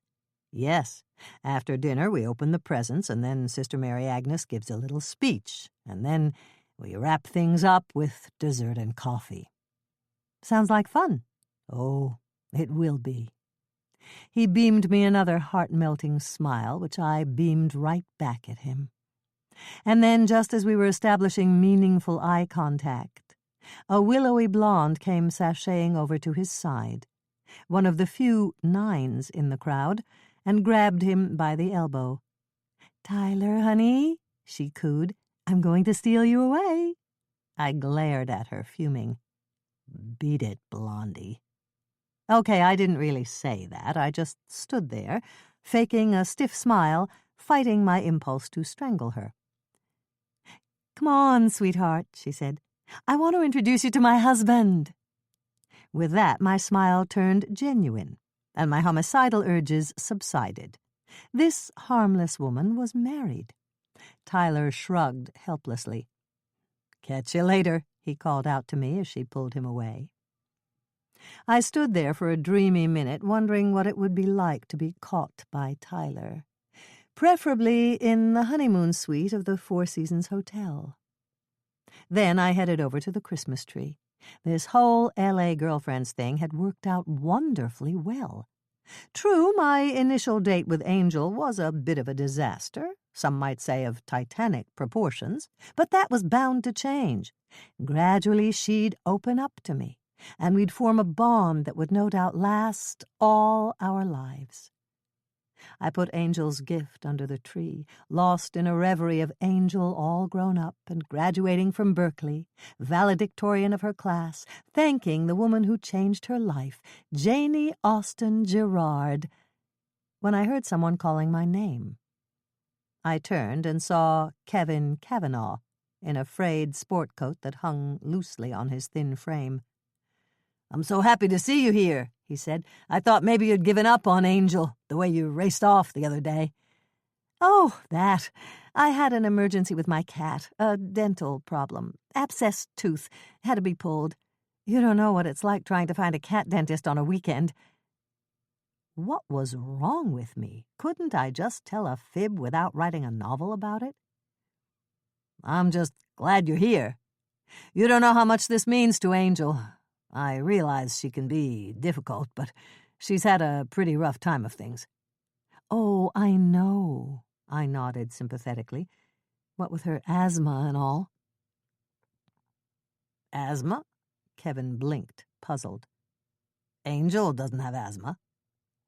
"What?" "Don't tell me that's what she told you." "Well, actually, no, I mean it. Don't tell me. If I hear that kid has told one more lie, I don't know what I'll do." He shot me a pleading look, his pale eyes watery with despair. The guy was just a step away from jumping off a cliff into a mental breakdown, and I wasn't about to push him over the edge. "Oh, no," I assured him. "She never said that. I must have misunderstood. I'll go have a little talk with her now and straighten everything out." I gave him a cheerful wave goodbye, hoping he couldn't see the vein in my neck that was throbbing with fury, and marched over to Angel, who was still at the buffet table. I thought of all the trouble I'd been through to get those jeans, the hours stuck in traffic, the horrible battle with Ms. Fireplug, all because I felt sorry for the poor little asthmatic waif. I was so mad, I was surprised steam wasn't coming out of my ears. I found Angel in front of the Swedish meatballs, poking another little girl in the chest. "But I can't afford to pay you protection money," the other kid wailed. Stepping between them, I took the other kid by the shoulders and knelt down so we were face to face. "Don't pay Angel a dime, sweetheart," I told her. "If she threatens you again, call me. I'll take care of it." I gave her one of my business cards, then got up and turned to Angel, breathing fire. "Did you bring my present?" she had the nerve to ask. "Yes," I snarled, "I brought your present." Good. I'm going to get it right now and make tracks out of here. This party's nothing but a bunch of dorks. Not so fast, kiddo, I said, grabbing her by the elbow. We need to talk. In private. My hand a vice around her wrist, I dragged her to a small pantry behind the buffet. Inside was a table laden with the desserts that were to be served after the gift-opening ceremonies. I was glad to see that nobody else was there. What do you want? She whined as I yanked her inside and shut the door behind us. The truth. I know you don't really have asthma. She shot me a defiant stare. So? So you lied to me. And you fell for it. And then she smirked. The little monster was actually proud of herself. What about that inhaler? I found it in the garbage. Still smirking. I'm really angry, Angel. Oh, wow. I'm shaking in my shoes. Do you have any idea how much I paid for those jeans? Yeah. $79.99. Plus tax. And then with that smirk planted firmly on her face, she said one more word that pushed me over the edge. Sucker. That's what you think, kiddo, I hissed. I turned and started for the door. Where are you going? To get my gift back. You can't do that, she wailed. Oh, yeah? Watch me. I just made it to the door and was about to reach for the knob when I felt something soft and squishy hit me in the neck. I scraped it off and looked down at the remains of a chocolate eclair on my fingers, and my cashmere sweater, and my beautiful suede boots, which, needless to say, weren't so beautiful anymore. Angel's smirk had now blossomed into a malicious grin. I marched back to the dessert table, determined to wipe it off her face, and grabbed an eclair. You wouldn't dare hit a kid, Angel sneered as I held it aloft. I hated to admit it, but she had a point. I was a grown woman. I wasn't actually going to demean myself by getting into a food fight with a 12-year-old, was I? Apparently, yes. Because the next thing I knew, I was smushing that eclair in Angel's face and loving every minute of it. Ha! I cried. Actually, I only got as far as huh, because just then she lobbed me in the mouth with a double fudge brownie, which, I might add, was quite delicious. But for once I did not take time to savor my chocolate. I lobbed her right back with a wedge of pumpkin pie, and she zapped me with a fistful of mocha mousse.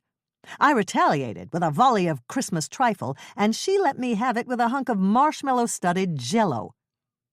I don't know how long we continued in this disgraceful vein. All I know is she just dumped the entire contents of an eggnog bowl over my head when I heard, "Jane, what's going on here?" Wiping eggnog from eyes, I looked up and saw Tyler in the doorway staring at us aghast. She attacked me, Angel said, suddenly the wide-eyed innocent. She started it, I cried. She squished an eclair in my face, Angel sniffed, summoning fat tears to her eyes. Man, this kid deserved an Oscar. Did you actually hit her with an eclair? Tyler asked me, radiating disbelief. Only because she hit me first. And then she threw pumpkin pie at me. And trifle, too, Angel moaned piteously, channeling Orphan Annie, Little Eva, and Tiny Tim all in one. Tyler's disbelief had turned to disgust. How could you, Jane? She's just a little girl. Oh, no, Tyler, that's where you're wrong. She's not a little girl. She's the devil's spawn. 5 minutes with this kid is like a year in Guantanamo. I drove 2 hours in freeway traffic to buy her a pair of $80 jeans and had to fight Ms. Fireplug all because I thought she had asthma, which was a total lie. And I don't care if I did find Garth's killer at the mall. She got the inhaler from the garbage. Okay, so I was rambling a tad. I was upset. Killer? What killer? Tyler asked. And who's Garth? I never got to answer his questions because just then we were joined by another visitor. What on earth is happening in here? Tyler gulped. Sister Mary Agnes! I looked over at the stumpy woman standing in the doorway and blinked in disbelief. Oh my gosh. It was Ms. Fireplug. Whatever happened to the good old days when nuns wore wimples and long black robes so you knew they were nuns and didn't wind up wrestling them to the floor for a pair of hot stuffed jeans? I mean, really, if I'd had any idea that Ms. Fireplug was a nun that afternoon, I would have handed over the jeans, wished her a Merry Christmas, and trotted off to the food court to drown my frustrations in a frozen yogurt. I knew she was trouble the minute I saw her, she now said to Tyler. Do you two know each other? He asked. We've met, I managed lamely. She stole my wallet. That's not true, I protested. She dropped it and I was returning it to her. Tyler stared at me, slack-jawed, disillusionment oozing from every pore. Whatever spark I'd felt between us had been stomped to oblivion. It's no use trying to explain, I sighed. I'll just go. Maybe you'd better, he said softly. By now, a gaggle of L.A. girlfriends had gathered around the pantry door, whispering among themselves. With as much dignity as I could muster under the circumstances, I plucked a piece of fudge brownie off my fanny and walked past the gauntlet of their disapproving stares. Outside the church, I passed a statue of Philomena, the patron saint of lost causes.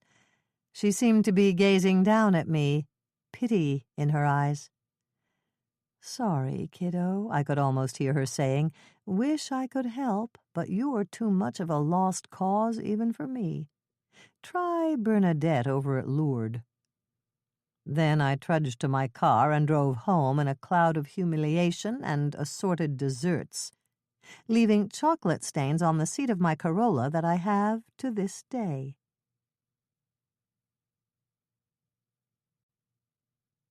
Chapter 13.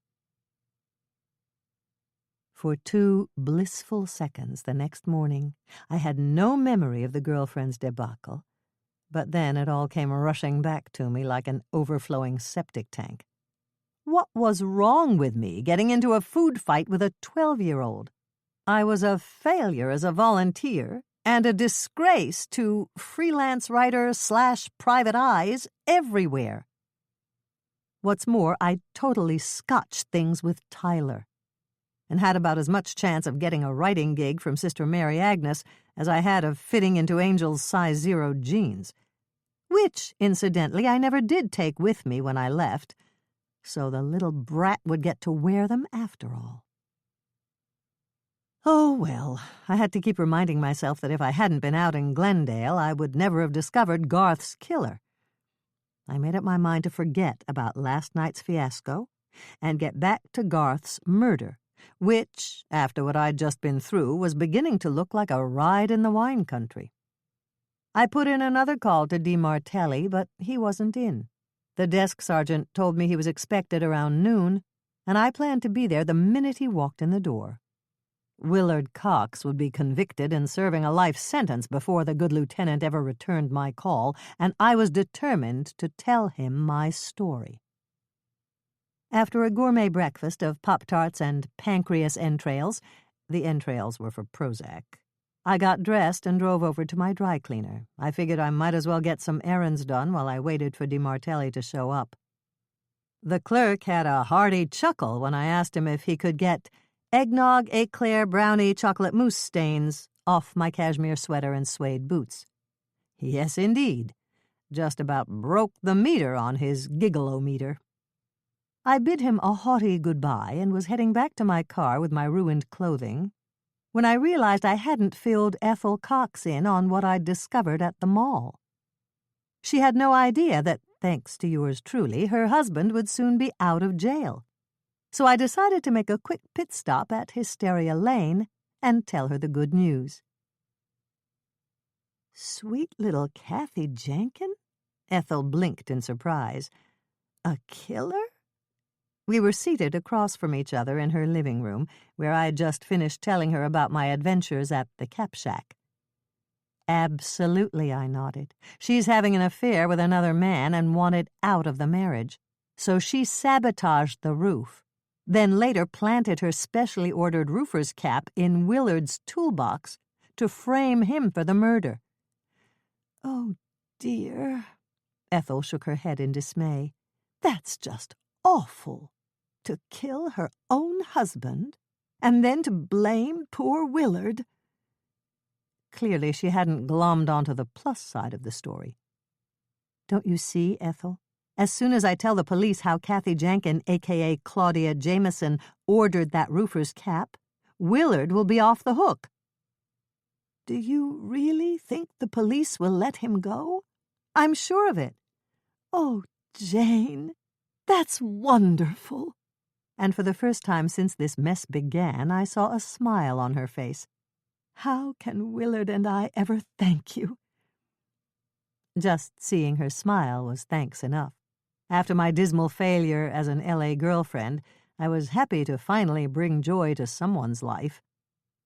"I know," she said. "Let's celebrate with some tea and homemade brownies." You'd think after last night's flying dessert-a-thon I'd never be able to look at another brownie again. But you'd be wrong. "Sure," I said, as always unable to resist the lure of chocolate. "Make yourself comfy, sweetheart," she said, bustling off to the kitchen, "while I make the tea." Alone in the room, I got up to admire the Coxes' stately Christmas tree in the corner, heavily laden with elaborate reindeer ornaments. With any luck, Willard would soon be home to celebrate his reindeer-themed Christmas. I wandered over to the fireplace, where a single stocking hung from the mantel, embroidered with the name Pumpkin. Poor Pumpkin, I sighed. Clearly Ethel was having trouble letting go of her beloved pet. I was just about to head back to the sofa when I noticed an airline ticket lying on the mantel. Snoop that I am, I picked it up and peeked at it. It was a round-trip ticket to Bermuda, in Ethel's name, leaving Christmas Day. How odd. Why would Ethel be going to Bermuda at a time like this? Maybe she had relatives there and was going for emotional support. Still, it was strange she'd be leaving Willard alone in his time of crisis.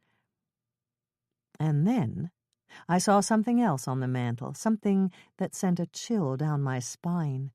It was a brochure for a quaint bed and breakfast. It wasn't the inn itself that jolted me. In fact, it looked like a very lovely place. No, what made the little hairs on my neck stand at attention was the name of the inn, the Claudia Jameson House. Holy Moses! Could it be? Was Ethel Claudia Jameson? At that moment I became aware of footsteps behind me. I whirled around to see Ethel coming at me, not with tea and brownies, but wielding one of Willard's huge neon candy canes. The last thing I noticed before it came crashing down on my skull was what Ethel was wearing. A pastel sweatsuit. Just like Claudia Jameson. I came to on the floor near the Christmas tree, my wrists and ankles bound tightly with packing twine, my head throbbing like a bongo drum. Ethel was kneeling over me, putting the finishing touches on the twine around my ankles. How wrong I'd been about Ethel. All along I thought she was a helpless housefrau. The woman was about as helpless as a Sherman tank. I tried to lift my head and set off 1,000 drumbeats of pain. "Oh, dear," Ethel looked around, startled. "I didn't realize you'd come too. You poor thing," she said, clucking in sympathy. "Your head must be pounding. I'd give you an aspirin, but you'll be dead soon anyway, so why waste an aspirin?" I gulped at this latest news bulletin, setting off a fresh wave of bongo beats. If indeed I was headed for my final reward, I'd be darned if I was going to go without a fight. "So, you killed Garth," I said, stalling for time. "Well, duh, as you young people say. Of course I did. Such fun pretending to be a roofer and loosening those shingles." "But why?" "Because he killed Pumpkin. That was no accident. Garth ran over my poor baby on purpose. So naturally, he had to die." "But I don't understand. Why frame Willard for the murder?" "Oh, Willard," she said with a dismissive wave. "I'm so tired of that man, always bossing me around. Gave me his lunch order every day like I was a waitress at a restaurant. I swear I never want to cook another meal for him as long as I live." So, Kathy Jenkin wasn't the only one who'd wanted to dump her husband. I'd been pinning my suspicions on the wrong desperate housewife. "What a pill," Ethel grumbled. 43 years of marriage, and we went on the same dratted vacation every summer. Fishing on Lake Arrowhead. I hung around the cabin all day, bored silly, while he caught fish. And then I had to clean the stinky things. I begged him to take me places. All my life I've wanted to lie on the sand in Bermuda. But no, he's so selfish. Everything's got to be his way or no way. So, you see, dear, I had to get rid of him." "Ever hear of a little thing called divorce?" "Oh, no!" Ethel blinked, horrified. "I could never do that. It's a sin, you know." Yikes. Murder and sending her husband to jail was okay, but divorce was a no-no. The woman had enough loose screws to open her own hardware store.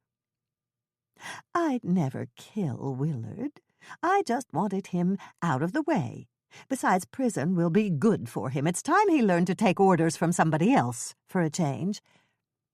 Our cozy chat was interrupted by the sound of my cell phone ringing in my purse.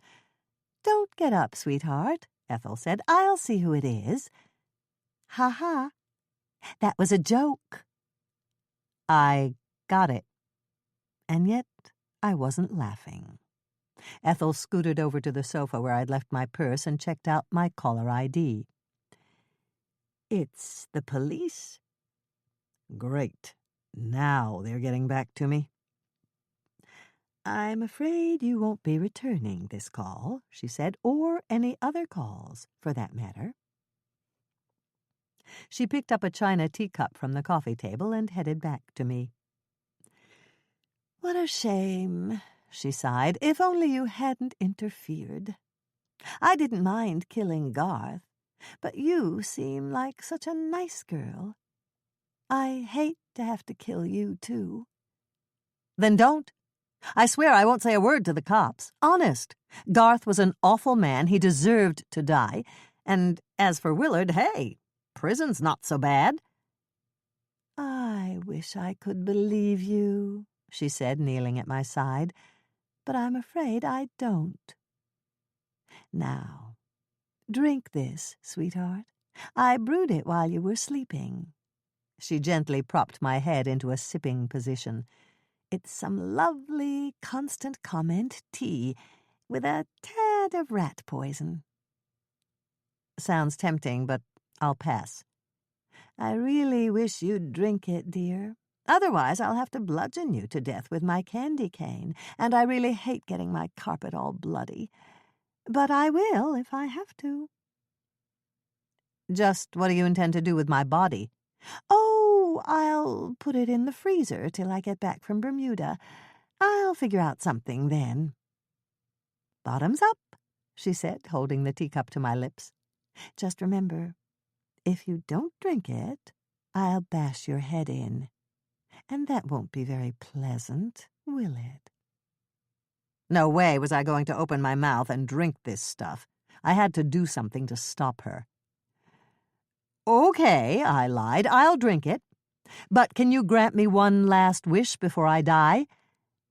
That depends. What's the wish? I'd really love one of your brownies. They were so darn delicious. How sweet of you to say so. She blushed with pleasure. It's so nice to get a compliment for a change. I must have cooked 60,000 meals for Willard. But did I ever get a thank you? No, I did not. So, can I have one? I'm afraid they're in the freezer. Can't you nuke one for me and maybe heat up the tea? It looks sort of cold. Well, okay. But after the brownie, then you promise you'll die without a fuss? Cross my heart. Much to my relief, she got to her feet and started off for the kitchen. Don't even think of crying out for help while I'm gone, she warned.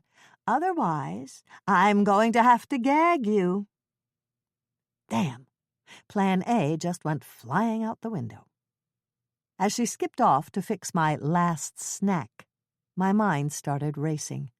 How the heck was I going to get out of this mess? I craned my neck, looking for something sharp to cut the twine binding my wrists and ankles, but saw nothing. Then I thought of another plan. It was a long shot, but it was the only shot I had. My head throbbing with every bump, I managed to roll myself behind the Christmas tree. Lucky for me, Ethel was not an expert in bondage. She'd bound me only at the wrists and ankles, which meant I could still bend my knees and elbows. And that gave me some degree of mobility. I had just managed to prop myself into a sitting position with my back up against the wall when Ethel returned with my brownie and poisoned tea. "Oh, Jane," she sighed, "aren't you silly trying to hide? I'm certain to find you." She looked around the room and then spotted me behind the tree, as I was hoping she would. "There you are, you foolish girl." She started toward the Christmas tree. This was it, the moment of truth. I raised my knees to my chest and sent up a last desperate prayer to the heavens. Get me through this, and I swear I'll never have a food fight with a 12-year-old or wrestle with a nun for as long as I live. Then, with every ounce of strength in my body, I kicked the tree trunk. For a terrifying fraction of a second, it looked like it wasn't going to fall. But then my prayers were answered. Ethel's eyes widened in shock as the tree toppled over, sending reindeer ornaments flying and pinning her underneath. Now it was her turn to lie on the floor unconscious. I scanned the wreckage for something sharp enough to cut twine. Not 2 feet away, I saw my instrument of escape, a shattered teacup, the one that had just a few seconds ago held my poisoned tea. I maneuvered myself over to it and managed to pick up a sharp shard of china. It wasn't easy with my wrists bound together, but eventually I sawed through the twine on my ankles. Then I sprang to my feet and raced over to Ethel's phone. Somehow I managed to punch 911 and scream for help. 5 minutes later, just as I was cutting through the twine on my wrists and the cops were banging at the door, Ethel regained consciousness. She looked up at me, bewildered, from under the tree. "That's the police," I told her. She moaned softly. "Don't get up, sweetheart," I said. "I'll let them in."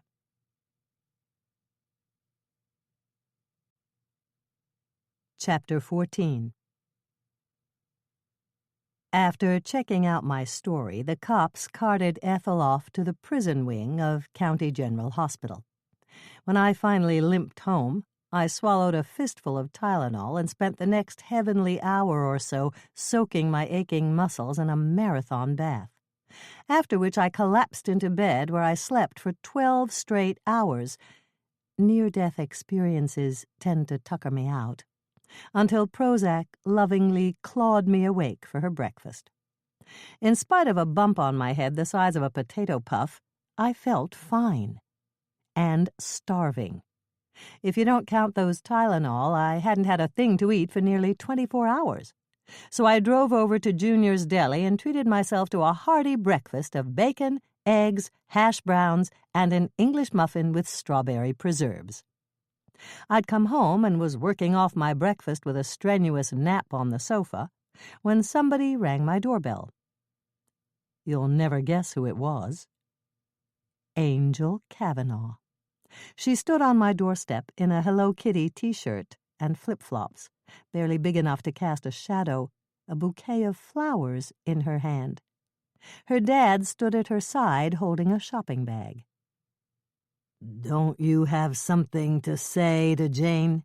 he said, nudging her with his elbow. "I'm really sorry," Angel said, looking up at me with sheepish eyes. "For lying to you, and for getting you in trouble with Sister Mary Agnes." Alert the media. She actually seemed to mean it.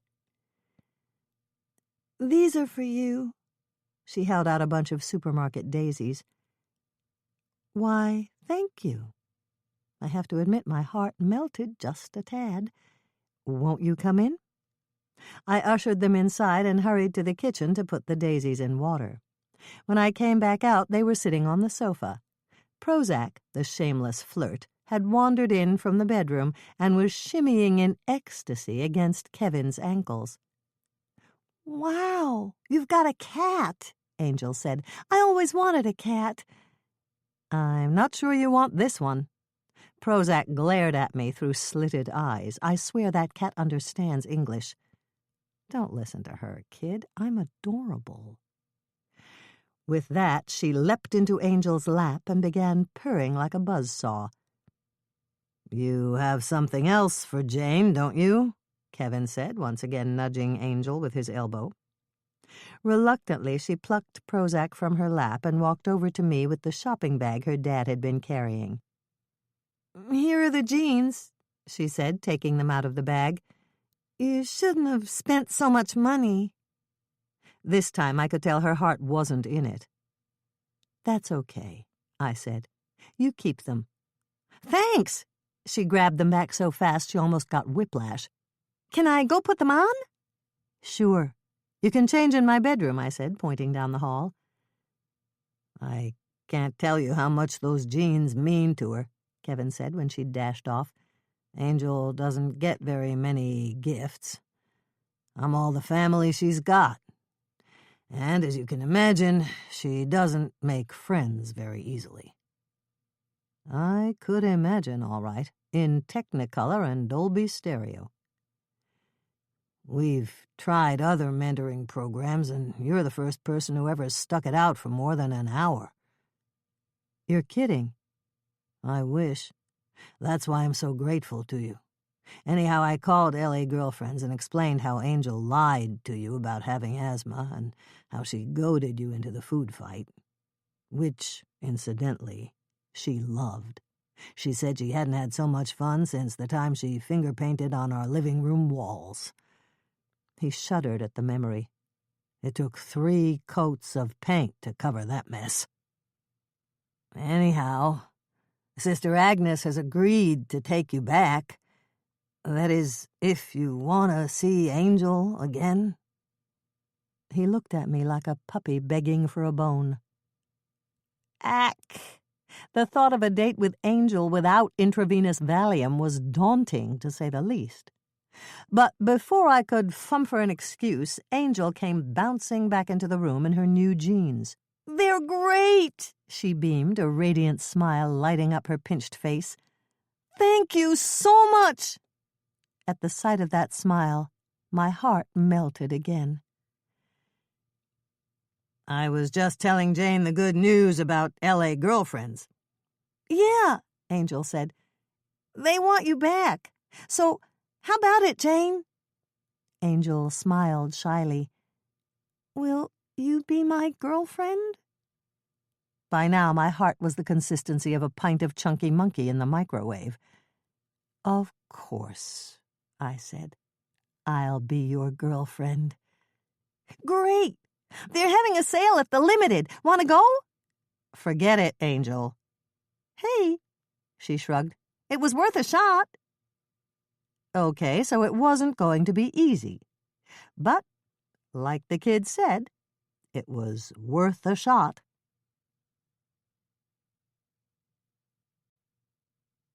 Epilogue.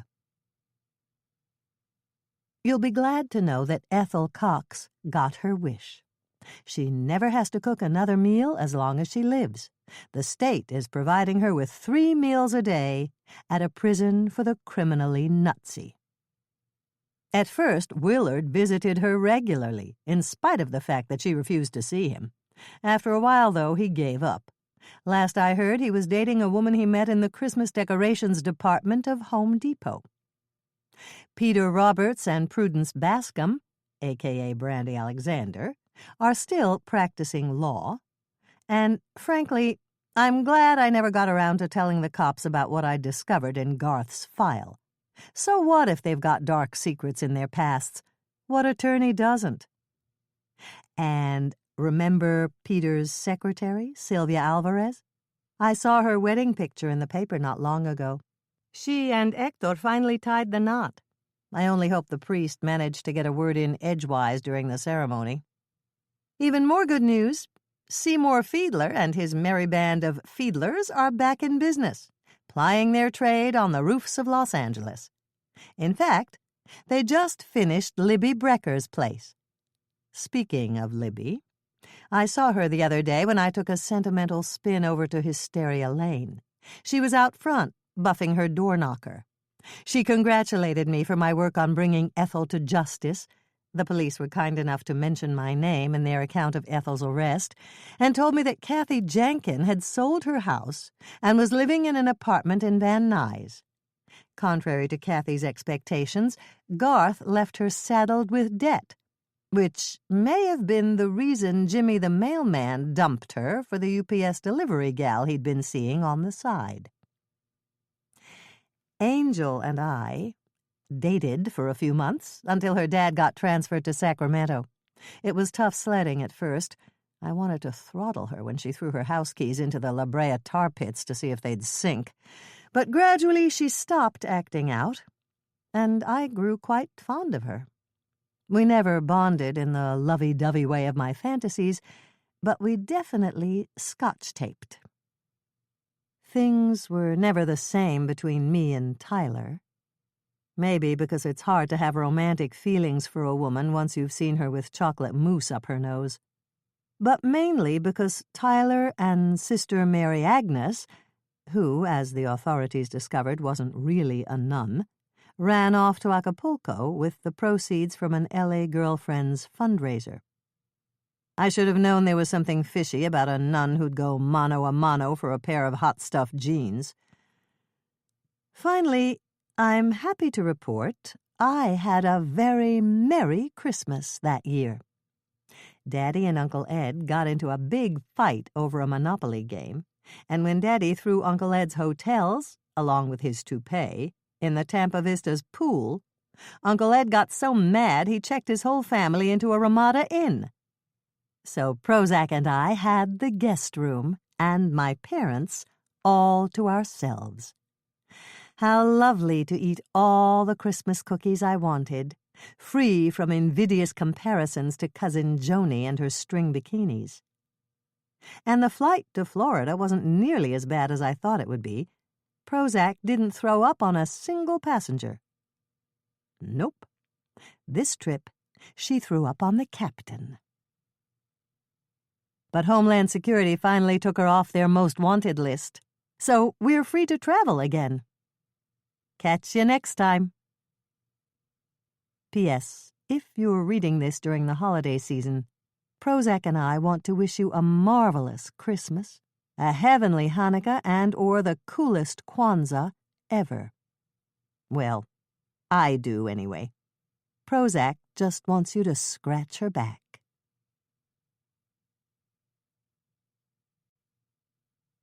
Candy Canes of Christmas Past by Leslie Meyer. Prologue. A fire was crackling in the grate. Christmas carols were playing on the stereo, and Lucy Stone was perched on a stepladder in the living room, arranging strings of twinkling fairy lights on an 8-foot balsam fir her husband Bill had cut in the woods behind their old farmhouse on Red Top Road in Tinker's Cove, Maine. "Watch out, Lucy," warned Bill, coming into the room with several battered brown cardboard boxes of ornaments. "You don't want to lose your balance and fall." "I've just finished," said Lucy, slipping the last loop of wire over a branch and stepping down from the ladder. Bill put the boxes on the coffee table and stood back, arms akimbo, admiring the tree. "It's the best we've ever had, I think. I've had my eye on that tree for a couple of years now." "A special tree for a special Christmas," said Lucy, wrapping her arms around his waist. "It's Patrick's first." "Not that he'll remember it," said Bill. "He's only 9 months old." "We'll remember. After all, it's our first Christmas as grandparents." As if on cue, the dog's barking announced the arrival of Toby and Molly and the baby, who had come from their house on nearby Prudence Path. Feet could be heard clattering down the stairs as Zoe, at 11 the youngest of Lucy and Bill's children, ran to greet them. Behind her, moving more sedately but unable to resist the allure of their nephew, came her older sisters, Sarah, who was a high school sophomore, and Elizabeth, home from Chamberlain College in Boston, where she was a senior.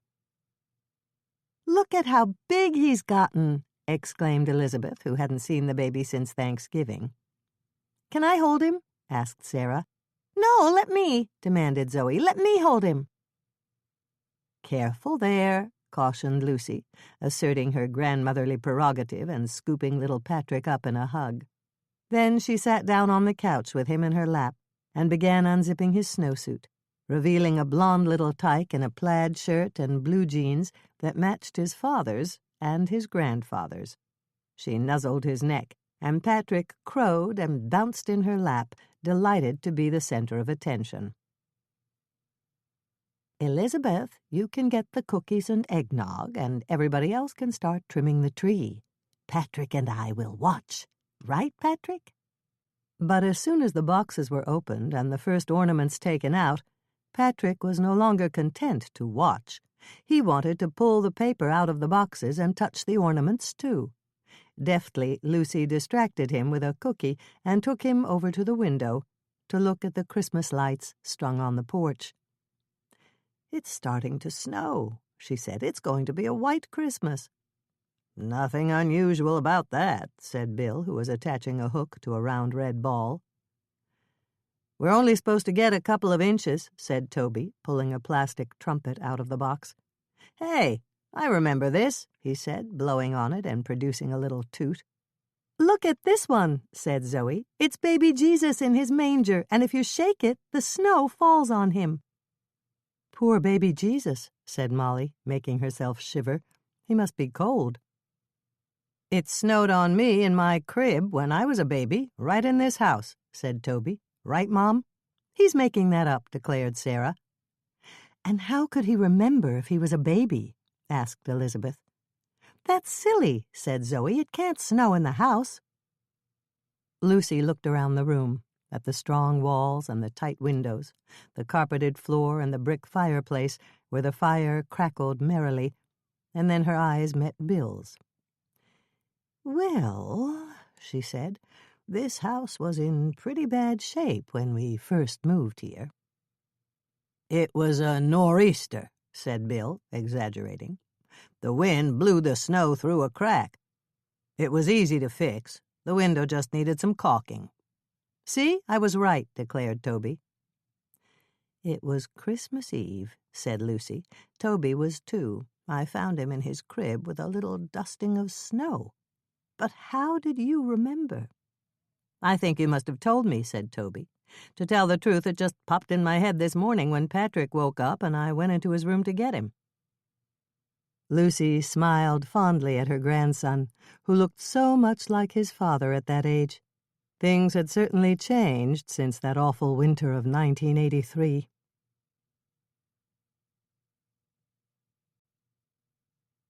Chapter 1. December 1983. Only a week until Christmas. Not that it felt like Christmas. Lucy Stone was crouched awkwardly on the cracked linoleum kitchen floor in front of an elderly gas range, trying to reach all the way back inside the broiler, despite her 6-month pregnant belly, to relight the oven pilot light that was always going out. No wonder, considering how drafty the old house was.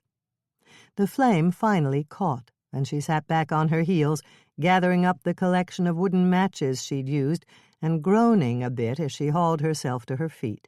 She tossed the matches in the trash and washed her hands in cold water. It took a while for the bulky hot water heater to produce anything remotely warm, much less hot, before returning to the cookie batter she was mixing. Spritz cookies, just like her mother always made, except this year she had to make them, because she wouldn't be seeing her mother or her father this Christmas. They were staying in New York City because Dad was making a poor recovery from heart surgery and was lingering in the hospital, needing all Mom's attention. That left Lucy, who could use some attention herself, out in the cold. Literally out in the cold, she thought, switching on the mixer to cream the butter and sugar together. It didn't get much colder than coastal Maine, and that's where she was, in the nowhere town of Tinker's Cove. It was certainly a far cry from the Upper West Side of New York City, where she and Bill and Toby, who was almost 2, had lived in a tight 3.5 rooms overlooking Central Park.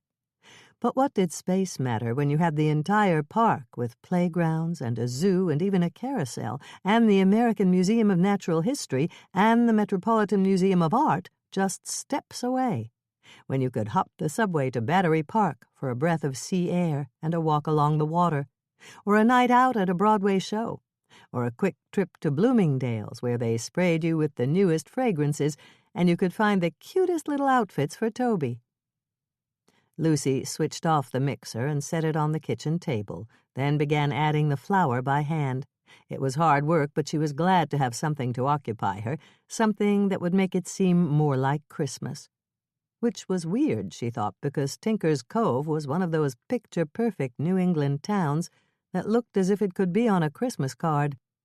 But even though the air smelled piney, and the houses all had wreaths with red bows, and the big fir tree in the center of town was decked with colored lights, it wasn't nearly as festive as Rockefeller Center, where they set up a proper Christmas tree above the skating rink and played Christmas carols on loudspeakers, and Fifth Avenue was filled with shoppers carrying bags that bulged with presents. Just the thought of presents made Lucy groan. There weren't going to be presents this year, at least not the lavish presents of Christmases past. She and Bill had agreed to exchange one modest gift apiece, reserving the rest of their limited budget for toys for Toby. Limited being the operative word here, thought Lucy, who had a $50 bill folded in the back of her wallet and was keeping an eye on the assortment of trucks and stuffed animals at the IGA, anxiously hoping they held out until Christmas Eve, when Dot, the friendly cashier, promised her prices would be cut by half. Somehow she hadn't expected it would come to this when she agreed to Bill's plan to dramatically change direction. Exchanging a well-paying job as a stockbroker and their comfortable life in the city to realize his long-time dream of living in the country and working with his hands. Back then, he'd just gotten a fat bonus, and it seemed that they could easily afford the fixer-upper farmhouse they'd found in Tinker's Cove. He'd learn by doing, he said, gaining the skills of a restoration carpenter by refurbishing the big 19th-century house room by room. But everything was more expensive than they anticipated, and the fat bonus shrank rapidly, going to the hardware store and the lumber yard and the electric company and the grocery store and the oil company. Especially the oil company. When Bill tore out the old rotted plaster and lath, he discovered there was no insulation, and sometimes not even proper studs in the walls. which meant it was always cold, even though the furnace ran constantly, burning oil at a ferocious rate. Even worse, Bill's career change had alienated him from his parents. Bill Sr. and Edna had seemed so jolly, so easygoing when Lucy first met them, but that had all changed when Bill announced his plan to give up corporate life. Bill Sr. had listened, stony-faced, as Bill explained his reasons for quitting the brokerage firm he bitterly referred to as Dewey, Cheatham, and Howe. "They don't care about the clients, Dad. All they care about is making a big profit. There's so much pressure to churn accounts to generate commissions, to sell limited partnerships and other products that aren't going to produce a dime until most of my clients are long gone. And there's the insider trading. I tell you, it's just a matter of time before the SEC gets onto these guys." "You have a responsibility to your employers, son," said his father, looking grim. "They're paying you handsomely to make money for them. It's not some sort of welfare scheme, you know." "You said it," snapped Bill. "They've got me taking from the poor and giving to the rich, and I'm not going to do it. We're going to get out of this filthy town and go somewhere where the air is clean and people are honest." "I'm warning you, son," said Bill Sr. "I can't approve of you putting your family and your livelihood at risk like this. Don't come whining to me looking for a handout when the wolf is at the door." Lucy smiled grimly to herself. Despite Bill's high hopes, they hadn't found either clean air or honest people. The local weather forecast announced frequent bad air days, thanks to prevailing winds that carried pollution from the entire country. And the big story last week in the town's little newspaper alleged that a sweet-faced church secretary, beloved by the entire congregation, had embezzled several $1,000s for a trip to Las Vegas. Bill had succeeded, however, in bringing the wolf to the door, but there was no way he was going to give his father the satisfaction of asking for help. That would be admitting defeat, and Bill wasn't about to do that. So they wouldn't be seeing the elder Stones this year, either. So here she was, she thought, looking around the kitchen and not liking what she saw.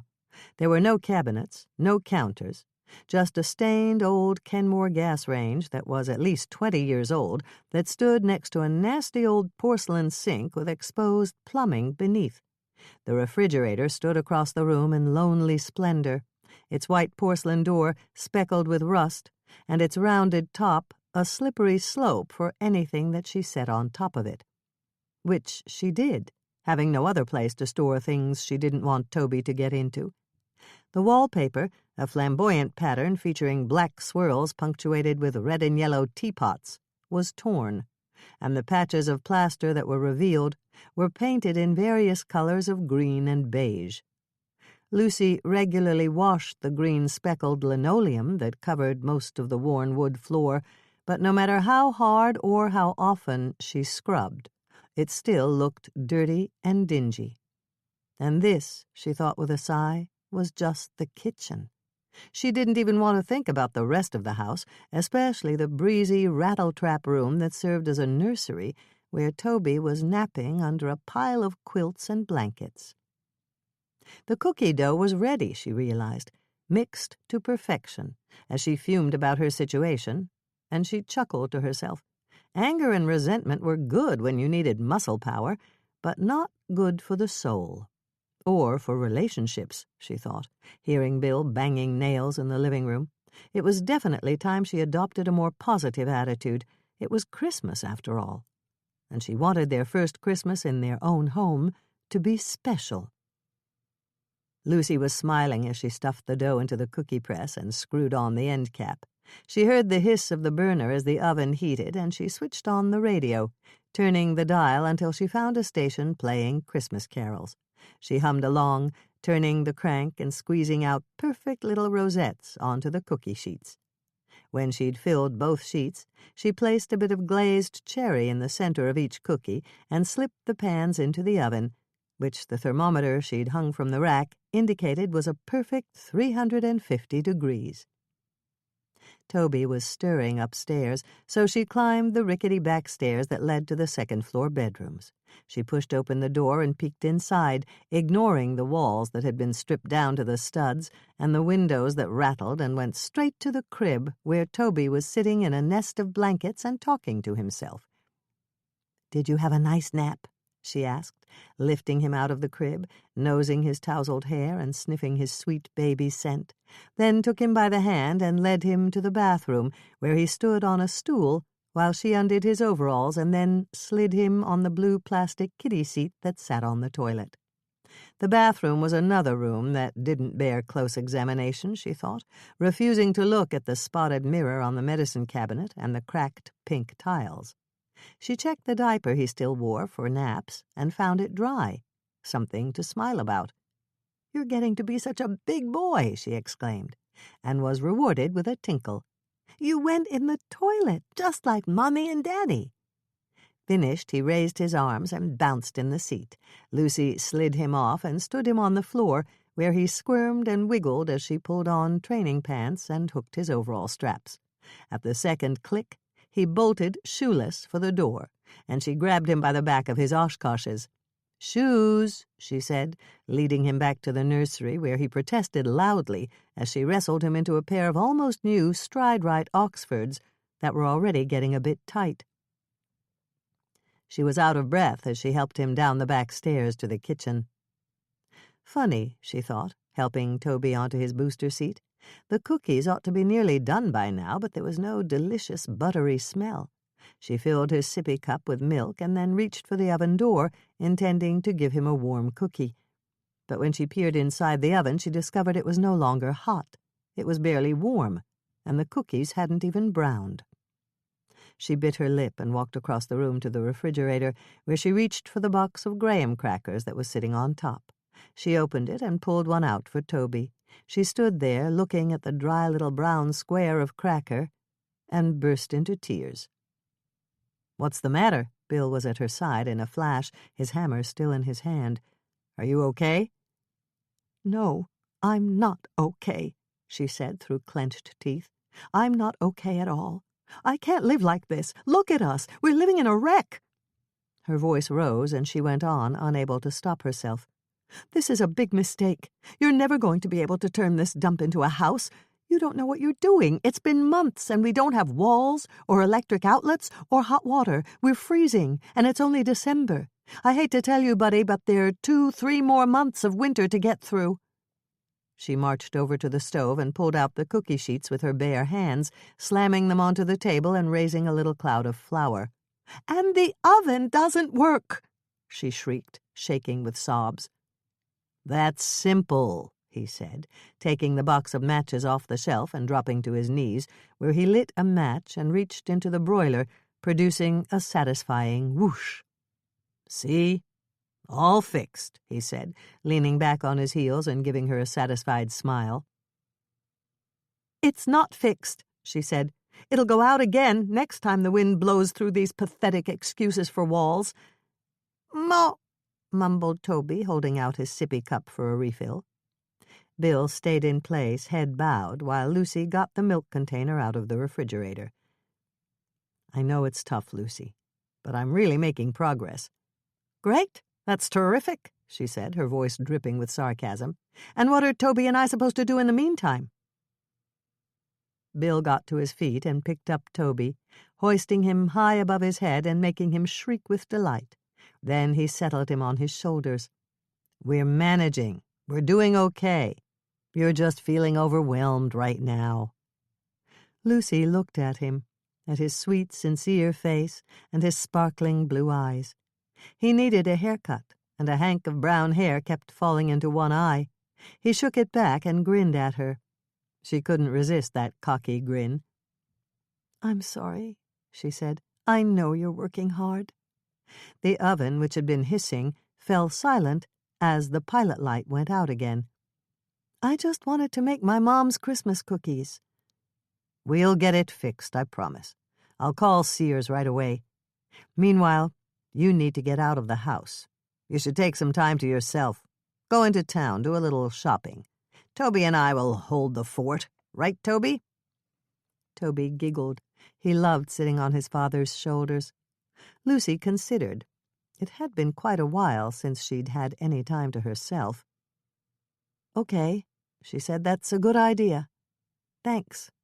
"No problem," he said, swinging Toby down to the floor and taking his hand. "Come on, buddy, let's find your tools. We've got some hammering to do." When Lucy left the house, she could hear them both banging away. Bill was nailing up sheetrock, and Toby was imitating him, pounding the pegs on his toy workbench. "I wonder how long that will last," she thought, closing the door behind her. She slid behind the wheel of Auntie Granada, the second-hand Ford they'd bought for her to drive. It was another expense they hadn't anticipated. Coming from the city, they'd been shocked to discover there was no public transportation in rural Maine, and that everyone had to provide for themselves. But Auntie Granada was one of the few things in their new life that actually worked, and Lucy enjoyed cruising along the country roads with the radio blasting oldies. "I Saw Mommy Kissing Santa Claus" was playing as she turned out of the driveway onto Red Top Road and headed for town. But where to go in town, she wondered, as she hummed along to the tune. There was no Bloomingdale's in Tinker's Cove, just a quaint little country store called Country Cousins that sold duck boots and rugged plaid shirts and corduroy pants. They had nothing at all for children, and only a few decidedly unstylish items for women. Definitely not the sort of place you went to spend your mad money. Proceeding down Main Street, she passed the newspaper office and the police and fire stations, eventually coming to Jake's Donut Shack. She considered stopping there and treating herself to a hot chocolate, but dismissed the idea. The few times she'd gone inside, she'd felt uncomfortable, as if Jake's was some sort of exclusive club. Everybody seemed to know everybody else and regarded outsiders with suspicion. It was the same, Bill had told her, at the local fisherman's bar down at the harbor. The bilge had a faithful clientele of regulars who were practically hostile to newcomers. Reaching the end of Main Street, Lucy turned down C Street to the town pier, where she circled the parking lot. Nothing going on there, just a lot of boats sitting on shore and a lot of ice covering the harbor. "Well, so much for my afternoon out," thought Lucy. "I might as well go home." So she headed back along Main Street, where she noticed lights glimmering through the arched windows of the squat gray stone building that housed the Broadbrooks Free Library. Maybe they'll have some new magazines, she thought, turning into the parking lot, or maybe even a new mystery. The librarian looked up from the cards she was sorting at the main desk when Lucy entered. She was a white-haired crone, but she greeted Lucy with a warm smile and a cheery hello. "Are you interested in anything particular?" she asked, eager to be helpful. "Not really," said Lucy. "Ah," said the old woman, looking at her shrewdly. "Just need a bit of a distraction?" "That's it exactly," said Lucy. "You're new in town, aren't you? You and your husband bought that old farmhouse on Red Top Road, right?" Lucy was amazed. "How do you know?" The old woman flapped a veined and spotted hand. "It's a small town," she said with a shrug. "You've taken on quite a challenge with that place. I understand the building inspector was just about to condemn it." "I'm not surprised," said Lucy, "but my husband is determined to fix it up." "Well, more power to him." Lucy smiled ruefully. "He'll need it." "It must be difficult for you," said the librarian, nodding at Lucy's tummy, "especially with a toddler on your hands." Lucy was taken by surprise at the woman's directness and was embarrassed to feel tears pricking at her eyes. She turned away, blinking furiously. "I'm managing," she finally said. "Oh, dear," fretted the old woman. "I didn't mean to upset you." "It's been a difficult day," admitted Lucy, wiping her eyes with a crumpled tissue she found in her coat pocket. "Well, I have just the thing," said the librarian, coming round the desk and taking her by the elbow. "Come on into my office. I have a comfortable chair there, and I can give you a cup of tea. Would you like that?" "I'd love it," said Lucy. It was warm and toasty in the office, and the librarian, who introduced herself as Miss Tilly, brewed a bracing cup of tea. Lucy found herself downing several cups as she related the day's mishaps, and actually found herself laughing as she described her struggles with the oven. "I very much doubt that Sears will get to you before Christmas," said Miss Tilly, nodding sagely. "There's just the one repairman, and I happen to know he's flat out." "That's too bad," said Lucy, her face sinking. "I really wanted to make those cookies." "Why not make them at my house?" suggested Miss Tilly. "My oven's working fine." "Oh, I wouldn't want to put you to the trouble," demurred Lucy. "Besides, I can't really leave my little boy." "Bring him along. I love children." Lucy looked at the prim old lady in her spotless white blouse with a cameo pin at the neck and her dark plaid skirt. "I don't think—" "Nonsense. I'll expect you bright and early tomorrow, at 8. That will give us plenty of time because the library doesn't open until 3 on Thursdays." She peered at her through her wire-rimmed glasses. "You know where I live?" Lucy suddenly felt inadequate. "I know I should, but I'm afraid—" "No reason you should know. You just moved here. I'm on Parallel Street, which is aptly named because it's parallel to Main Street, at the corner of Elm. Do you know it?" "I do," said Lucy. "And now, before you leave, perhaps I could suggest a few books. Do you enjoy mysteries?" Lucy's spirits were much brighter as she drove home. She had a small stack of well-thumbed mystery novels on the seat beside her, and she was taking a different route, following Miss Tilly's directions. It took her along Shore Road, past enormous summer cottages perched high above the bay, the view of rocky shore studded with tall pines, the dazzling expanse of blue ocean, and the overarching blue sky was absolutely spectacular, and Lucy began to feel once again that living in Maine wasn't so terrible after all. New York City had nothing like this. In fact, the city could be pretty depressing sometimes. The subway smelled awful, the streets were full of litter, there was graffiti everywhere, and you couldn't walk down the street without having to step over at least one homeless person. And most important of all, Bill had truly been miserable at his job, and that was something she couldn't tolerate. More than anything, she wanted him to be happy. Coming to the end of Shore Road, Lucy turned onto Packet Road, which Miss Tilly assured her would eventually lead her to her own Red Top Road after she passed a cluster of houses.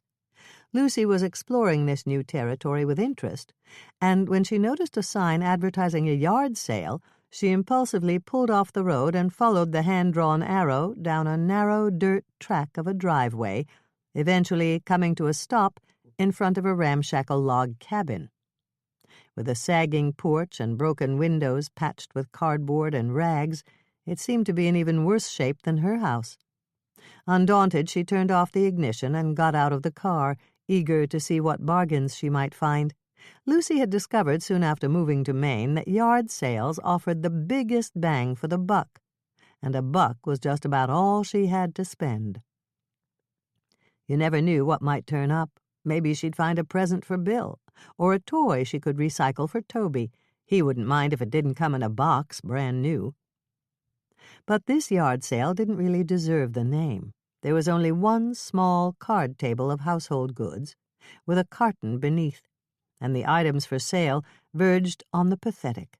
A stack of empty margarine tubs, a plastic ice cube tray, a few tattered copies of Family Circle magazine, and a plastic Christmas wreath that had faded from green to beige. Lucy was turning to go when the door opened and a young woman popped out. "Hey," she yelled, "I didn't hear your car." "That's okay," Lucy yelled back. "I was just leaving."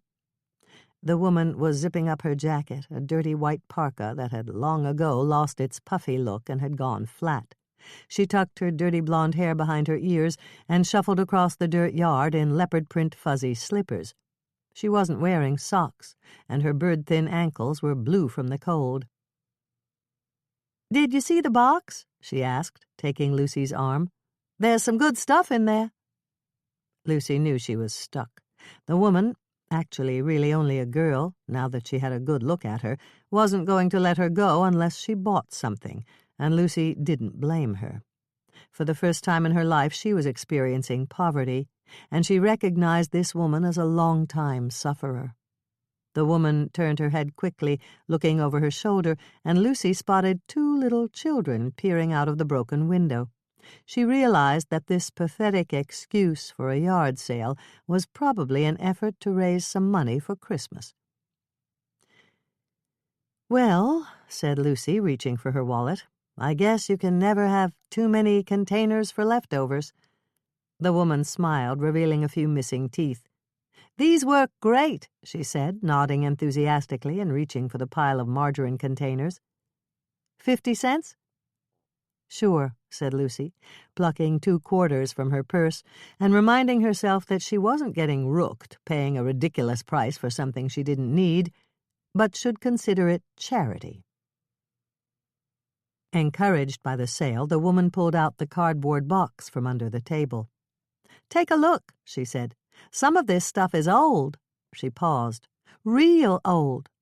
Like antique." Lucy planned to take a cursory look and then make a quick escape, but her eye was caught by a gleaming flash of red and white. She leaned closer to investigate and pulled out a giant candy cane made of what? She thought it was plastic, but now that she was holding it, she thought it was glass. "What's this?" asked Lucy. "A glass cane," said the woman, shrugging. "Go figure." "There must be some story behind this," said Lucy, intrigued. The woman didn't answer. She was looking down the drive where an aged blue pickup truck was lumbering toward the house. "Do you want it?" she asked, obviously nervous. "You can have it for $1. "Okay." Lucy pulled out $1, the last of her week's grocery money. "Thanks," said the woman, stuffing it in her pocket. She tilted her head toward the truck. "You better go now." Lucy turned and saw a heavy-set man with a bushy red beard getting out of the truck. Like nearly every man in Maine, he was wearing a plaid wool shirt jacket, blue jeans, and work boots. "What's going on here?" he demanded, clumping across the yard and grabbing the woman by the wrist. "Didn't I tell you? Didn't I say no way?" "Come on, Kyle. You're hurting me," whined the woman, trying to twist away. I'd be happy to give this back if it's a problem," said Lucy, eager to defuse a situation that seemed to be getting out of control. "You get out of here," snarled Kyle, spraying her with spittle. "This is between Dora and me." Lucy looked questioningly at Dora, who nodded her head in quick little jerks. "Are you sure?" she asked. "Get out," bellowed Kyle. "I got a shotgun if you need convincing." "No," said Lucy, backing away. "I'm convinced." She was shaking when she got back behind the wheel of the car. She started the engine and backed around, catching sight of Kyle and Dora in the rearview mirror just as Dora broke free of his grip. Kyle raised his hand, and for a minute Lucy thought he was going to hit Dora, but instead he turned and waved at her, giving her a big, gap-toothed smile. Lucy stuck her hand out the window and waved back, signaling that she'd gotten the message. Everything was cool. He wasn't abusive, not at all. She'd just witnessed an unfortunate misunderstanding, and the sooner she forgot all about it, the better. It was none of her business, was it? Or was it? Lucy wasn't sure as she bounced down the dirt track. She was certain Dora was a victim of domestic abuse, but she hadn't seen enough to go to the police, and she doubted there was much they could do in any case. From what she'd read, most abused wives declined to press charges against their abusers for fear of even worse violence and retaliation. But one thing was certain, she decided, trying to quell the queasy feeling in her stomach. She wasn't feeling sorry for herself any longer. There were people a lot worse off than she was, and it was time to count her blessings. A gentle husband who loved her, an adorable baby boy, a new friend, and if the glass cane was really an antique, it would make a great Christmas present for Miss Tilly.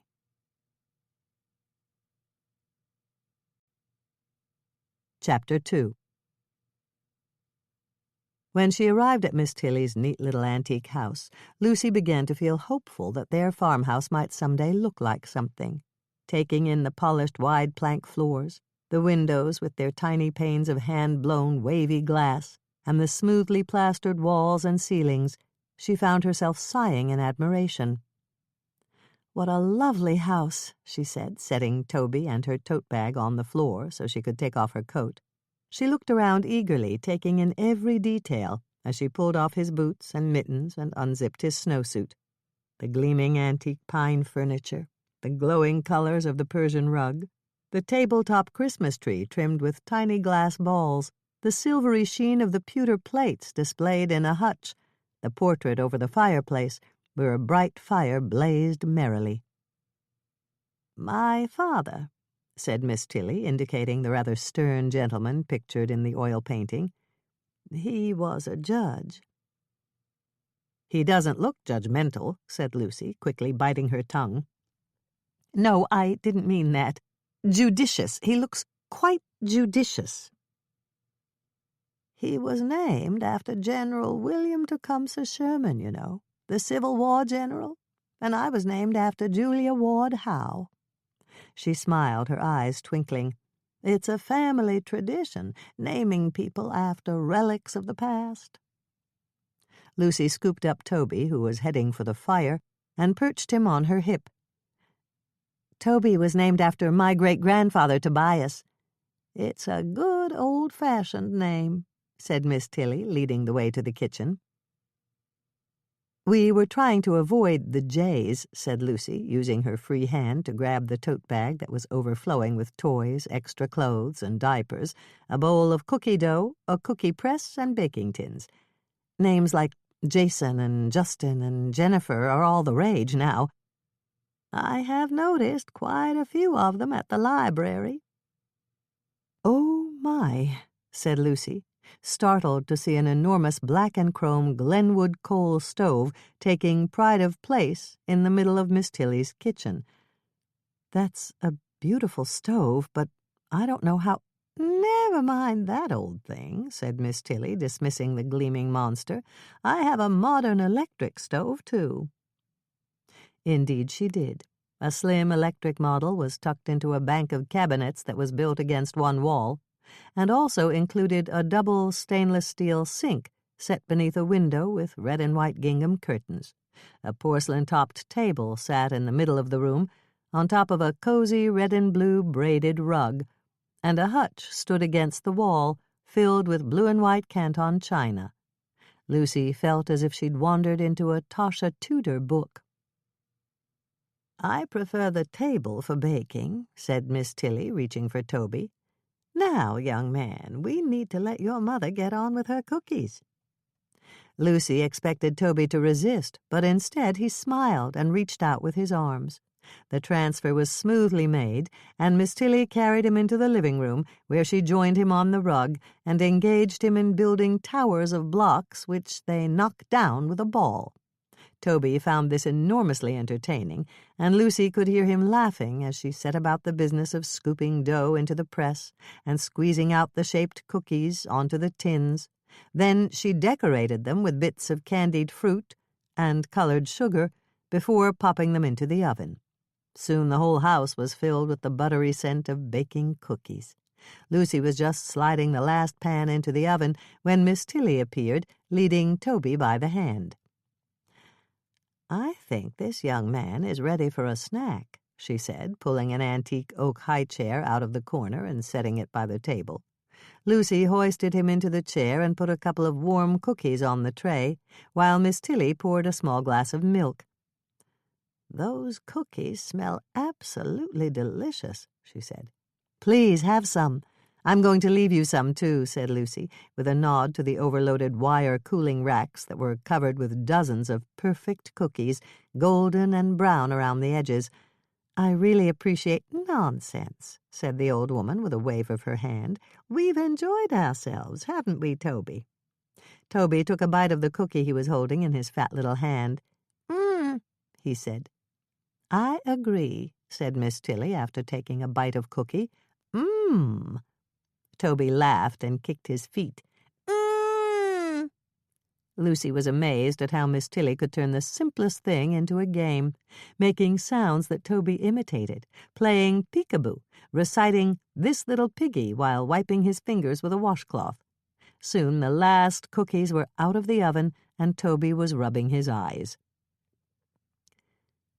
"Why don't you put him down for a nap?" suggested Miss Tilly. "Then you could get off your feet for a bit while I wash up these pans." "Oh, I couldn't let you," protested Lucy, even though her feet and back were killing her. "I insist," said Miss Tilly, using the voice that had maintained quiet in the library for 30-odd years.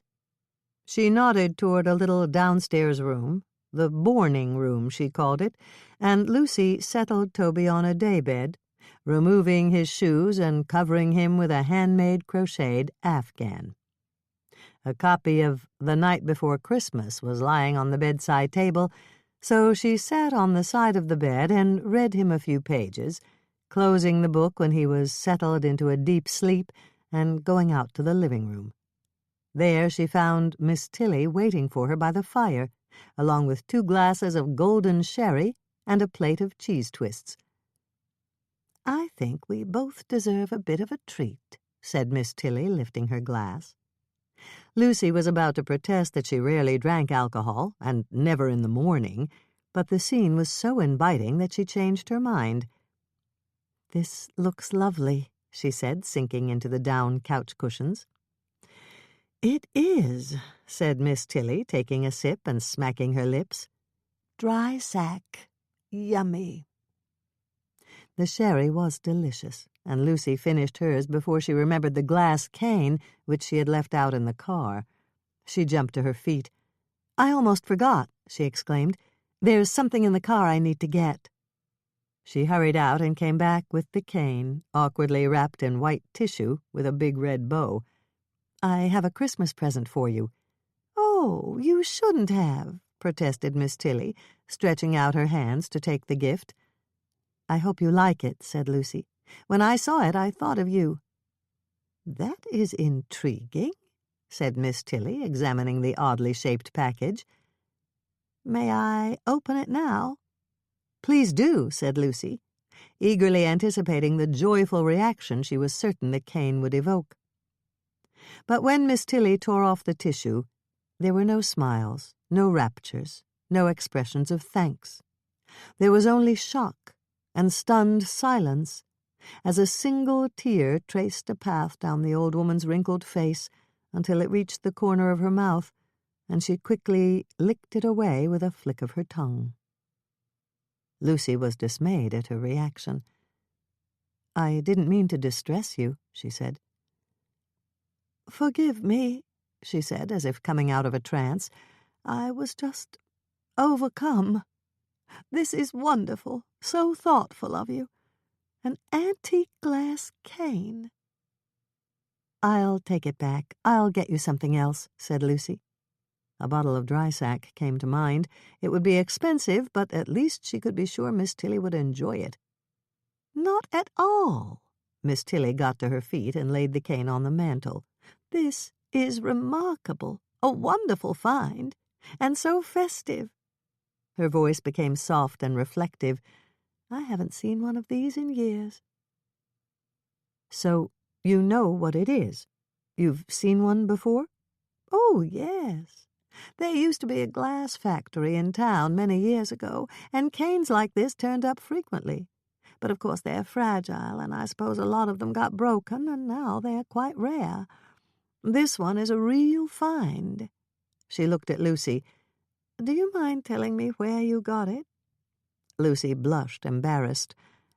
"Actually, well, it was at a yard sale."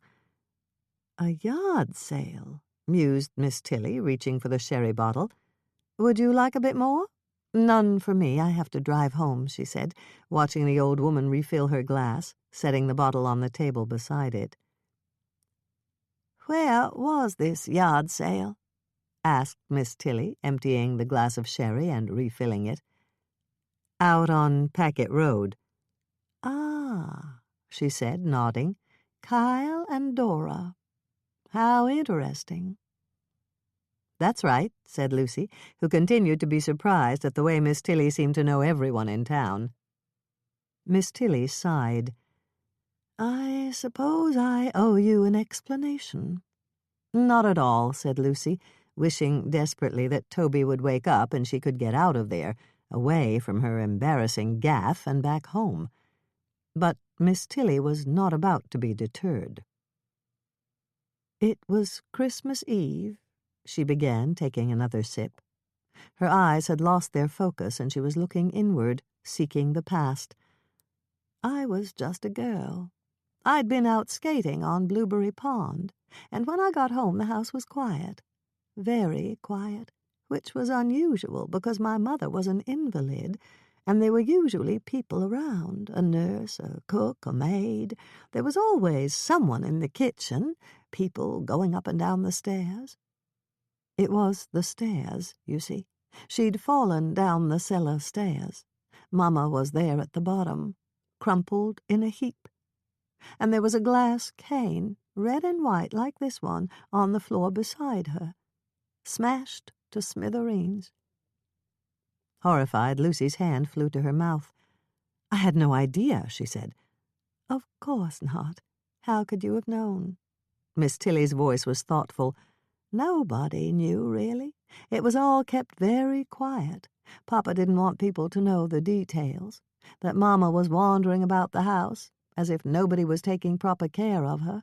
He let people assume that she died a respectable death in bed, surrounded by her loving family." Lucy's mind was full of questions, but she wasn't at all comfortable asking them.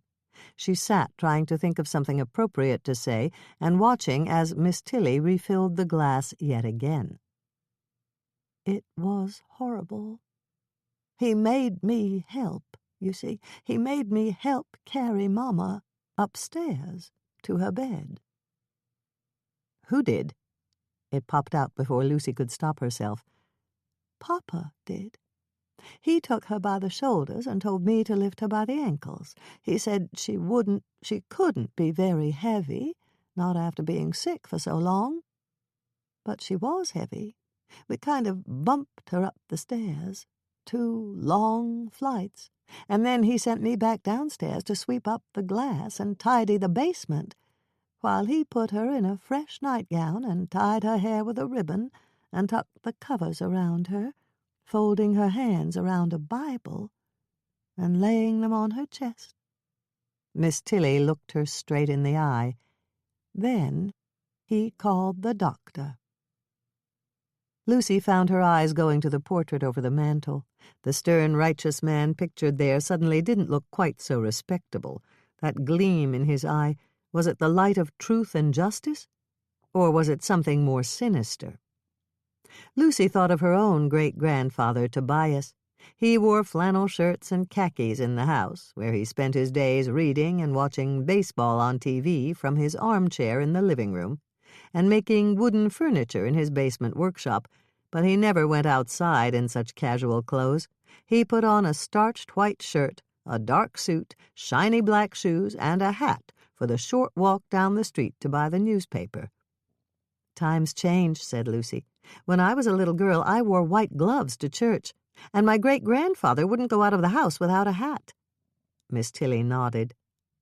"Straw between Memorial Day and Labor Day. Felt for the rest of the year." "Exactly," said Lucy, smiling. "So it's not surprising that your father would want to protect his family from gossip. Every funeral's the same. Everybody wants to know all the details. Did she smoke? Was it expected or was it sudden? Did she suffer? I can see why he wanted to keep some things private. He wanted to preserve your mother's dignity, even in death." "Oh, I don't know about that," said Miss Tilly. "Mama rarely got out of the house except to go to church on Sunday, even before she got sick. She may have looked like a fine lady then in her silk dress and her flowery hat, but at home she worked like a slave. Everything had to be just so for Papa. She even ironed his morning paper before he read it." Lucy had never heard of such a thing, and her eyebrows shot up. "Oh, yes," continued Miss Tilly. He had to have fresh linens on his bed every night, fresh towels every day, starched napkins, and those shirts of his. She rolled her eyes. The slightest little wrinkle, even a pucker from the iron, and he'd have a fit. My goodness, the hours my poor mother spent at the ironing board. There was no permanent press then, and if there had been, Papa certainly wouldn't have allowed it. When I think of her before she got sick, I think of her standing at that ironing board, her sleeves rolled up and her hair falling down, her face shiny with sweat. She didn't have any household help, not until she got sick. I wouldn't be surprised if she got sick on purpose, said Lucy, attempting a joke. Miss Tilly's eyes widened. Oh, no, she would never do that. It was the doctor who insisted that she needed bed rest, and even then she would try to get up and make sure everything was just as Papa liked it. Perhaps that was what she was doing the day she fell, said Lucy. She was probably weak and collapsed. An accident? Miss Tilly looked at her empty glass and reached for the bottle, sighing when she realized it was empty. I don't think it was an accident. Lucy glanced at the portrait. You don't? There was a tense atmosphere in the house that morning. That's why I went skating. I wanted to get out. Did they have an argument of some sort? Asked Lucy. No. I never heard them fight, but I'd know that something was wrong. Papa would be very abrupt. His tone would be very sharp, and Mama would watch him anxiously as if she were afraid of him. Oh, dear, said Lucy, remembering the scene she'd witnessed the day before with Kyle and Dora. I've always suspected that Papa pushed her down the stairs. Lucy gasped. That's a terrible thing to think about your father, she finally said. Yes, it is, agreed Miss Tilly, looking up at the portrait. I loved him. I still do. But every time I look at that picture, I have the same dark suspicion. If only I could know for sure what happened that day. Lucy thought of the book she was reading, Josephine Tay's Daughter of Time, about a British police inspector who attempts to solve the 15th century murder of the little princes in the Tower of London. Maybe we can try to solve the mystery, she said, just like Inspector Grant. I thought you'd like that book, said Miss Tilly, but it's fiction. This is real life. But that mystery was hundreds of years old. Your mystery is much more recent.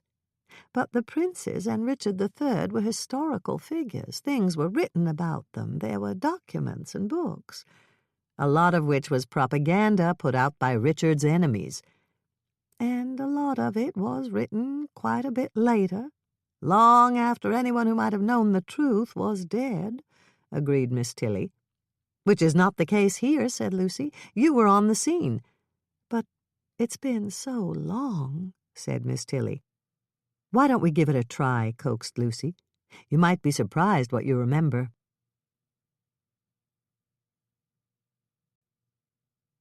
Chapter 3. Miss Tilly sat primly on the little Victorian sofa with her ankles neatly crossed and gazed out the window, collecting her memories.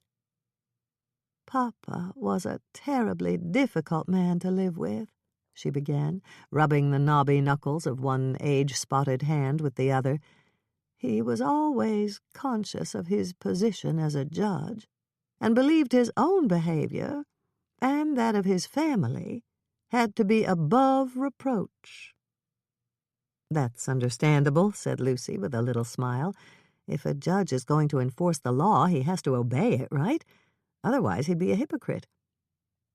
This went beyond obeying the law, said Miss Tilly, speaking slowly, her gaze turning inward. It was as if he believed he had received the rules for acceptable behavior from a higher power, rather like Moses receiving the 10 Commandments. She gave a small, rueful smile. Only there were a lot more than 10, and Mama and I and my sister Harriet she was named for Harriet Tubman, had to follow them to the letter. We all rose at 6, except for Mama, who got up earlier, and we had to be washed and combed and dressed with our beds made and our rooms tidied before breakfast, which was served in the dining room at 6:30 sharp. She looked at Lucy. From time to time, Papa would conduct a surprise inspection, and oh dear, there was such a fuss if a slipper was left lying on the carpet or the window sills were dusty. "What sort of fuss?" asked Lucy. "My mother says her father used to spank her with a hairbrush." "Nothing like that. No hairbrushes. It was worse, really. We'd have to listen to a long lecture on irresponsibility and wickedness and ungratefulness, and by the end I would feel absolutely worthless. And, of course, there'd be no breakfast for the sinner who would have to remain in her room to reflect on her crime until Papa decided, or remembered, to let her out." "He locked you in your room?" "He didn't have to. We simply didn't dare leave until we'd received permission." Lucy, an only child who had always been able to convince her father to grant her every wish, found this hard to understand. "And what about your mother? Did he treat her like that, too?" "Oh, yes. If Mama failed to live up to his expectations, he would scold her, too." She shook her head. "Looking back, it all seems ridiculous.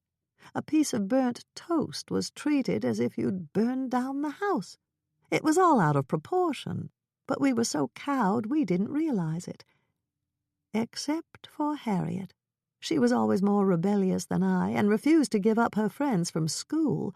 Papa considered them unsuitable companions, even when he threatened to send her away to boarding school. She was convinced that he was too miserly to pay tuition, and she was right.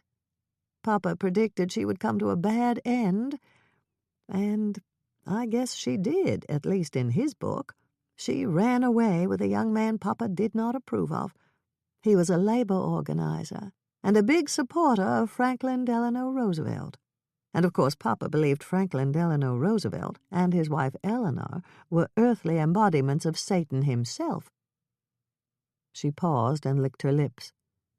Especially Eleanor. "My great-grandfather Tobias thought that too," said Lucy. "What happened to Harriet?" "I'm ashamed to say that I don't know." Lucy was shocked. "You don't know?" "No. Papa disowned her, and we never heard from her again." She sighed. "It was a great sadness to my mother. In fact, it was right after Harriet eloped that Mama's health began to fail and she became bedridden. I suspected she had tuberculosis, and I knew she was terrified of being sent to a sanatorium. That's what they did back in those days. They packed people off to the mountains and hoped the good, clean air and lots of hearty food would cure them. Mama didn't want to leave home, so she insisted she had woman troubles, because all you had to do was say that in those days, and everyone changed the subject fast." Lucy couldn't resist chuckling. "It's not so different now, at least in my house." Miss Tilly shook her head. "No, I don't imagine your home is anything like that. My parents' house was a house of secrets. When you're afraid the truth will get you in trouble, you lie. You hide things. Everything becomes dangerous, even ideas, so you keep them to yourself. That's what happened to us. Mama, Papa, and I became strangers to each other, strangers living in the same house." The baby inside her kicked, and Lucy placed her hands on her tummy. "A house of secrets and strangers," she said.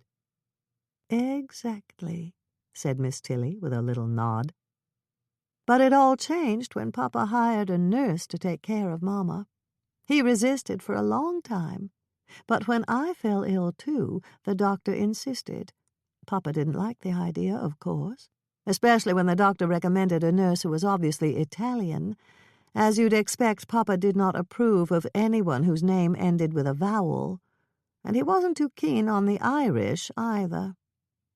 Angela de Rosa was her name, and I'll never forget it, because she was just like an angel to me, and to Mama, too. She was like a breath of fresh air, so efficient, so caring. You felt better the moment she entered your room. You just did. She was young and pretty and sang to herself as she made the beds and spooned out the medicine. But Papa always grumbled about having to pay a nurse as well as a cook and a maid. Now we're getting somewhere, thought Lucy, mentally adding the nurse, the maid, and the cook to the judge as possible suspects. What was the cook like? Her name was Mrs. Sprout, if you can believe it, Miss Tilly snorted. Helen Sprout. She was no angel, that's for sure. She was big and fat and grouchy, and she slammed around the kitchen, banging pots and chopping up chickens with a cleaver, and punching the bread dough and pounding potatoes with a big wooden masher. I stayed clear of her, that's for sure. Were you afraid of her? Miss Tilly reflected. I guess I was, now that I think about it. There was something out of control about her. She was unpredictable, like a human whirlwind. Plates would break, smoke would billow from the stove, the sink would overflow. Things like that were always happening. How was the food? Fine. Really good. It was the oddest thing. You'd think everything would be awful, burned to cinders, but it wasn't. And after Papa had a taste of her apple pie, why, there was no question about letting her go. He loved all her cooking, but especially her pies. That woman certainly had a knack. Even Mama's pie crust wasn't as flaky as Mrs. Sprout's. My mother makes good pies, said Lucy, and she's tried to teach me, but mine are never as good as hers. She thought of her father, drifting in and out of consciousness in the hospital, and her mother, who was spending every free minute with him and suddenly wanted desperately to talk with them. Later, she promised herself, maybe after dinner when Bill gave Toby his bath. What about the maid? She asked. Which one? Chuckled Miss Tilly. We went through quite a few of them, if I remember correctly. There was a Bridget and several Marys and a Margaret. They never lasted very long. Your father? Oh, no, he never took any notice of them. It was Mrs. Sprout. She made them work awfully hard. And I think some of them were afraid of Mr. Boot, said Miss Tilly, giving an involuntary little shudder. Lucy's interest perked up. Boot? Was he related to the Boots on Packet Road? I wouldn't be surprised. Kyle is probably his grandnephew. Mr. Boot never married. He was a sort of handyman. He cut the grass and painted the trim and tended the coal furnace, and sometimes he drove Mama when she went to see the doctor. Did he have a first name? Oh, yes. Emile. Miss Tilly paused. You know, I think that's why I didn't like him. I didn't like his name. Maybe there was some other reason? Prompted Lucy. Well, he was a convict, a trustee from the county jail. Lucy's eyebrows shot up. A prisoner? Yes. Papa had some arrangement with the sheriff, and men from the prison often worked for him. They painted the house, I remember. Things like that. No wonder you were afraid. They must have been in jail for a reason, right? I don't think Mr. Boot did anything very terrible, or Papa wouldn't have had him around the house. But he was in jail for a long time, right? So it must have been a fairly serious crime. You're right, Lucy. I never thought of it that way before. He must have worked for us for at least 20 years, and he was a prisoner the whole time. 20 years is a long sentence, said Lucy. Even for Papa, said Miss Tilly. He was tough, but he rarely sentenced anyone for more than a year or two at most. She paused. Only the very worst criminals, like murderers and embezzlers, got long terms. He believed in getting them back to work as fast as possible so the taxpayers wouldn't have to support them or their families. "Your father sounds like a peach," said Lucy sarcastically. "Speaking of peaches, I almost forgot Miss Peach." "Miss Peach?" "Oh, that wasn't her real name. That's what Mama called her because she was from Georgia. She was my father's secretary, Miss Catherine Kaiser." "It sounds as if your mother was a bit jealous." "I think she was, and who could blame her? Miss Peach was everything she wasn't. She had a career as a trained secretary. She was independent. She could spend her salary any way she wanted. And what she wanted was to buy clothes. She always looked lovely in beautiful suits and hats and high-heeled shoes with peep toes. And she went to the beauty salon every morning just to have her hair combed. Harriet and I were pretty impressed, you can be sure of that. Imagine going to the salon just to have your hair combed." "That is pretty impressive," said Lucy.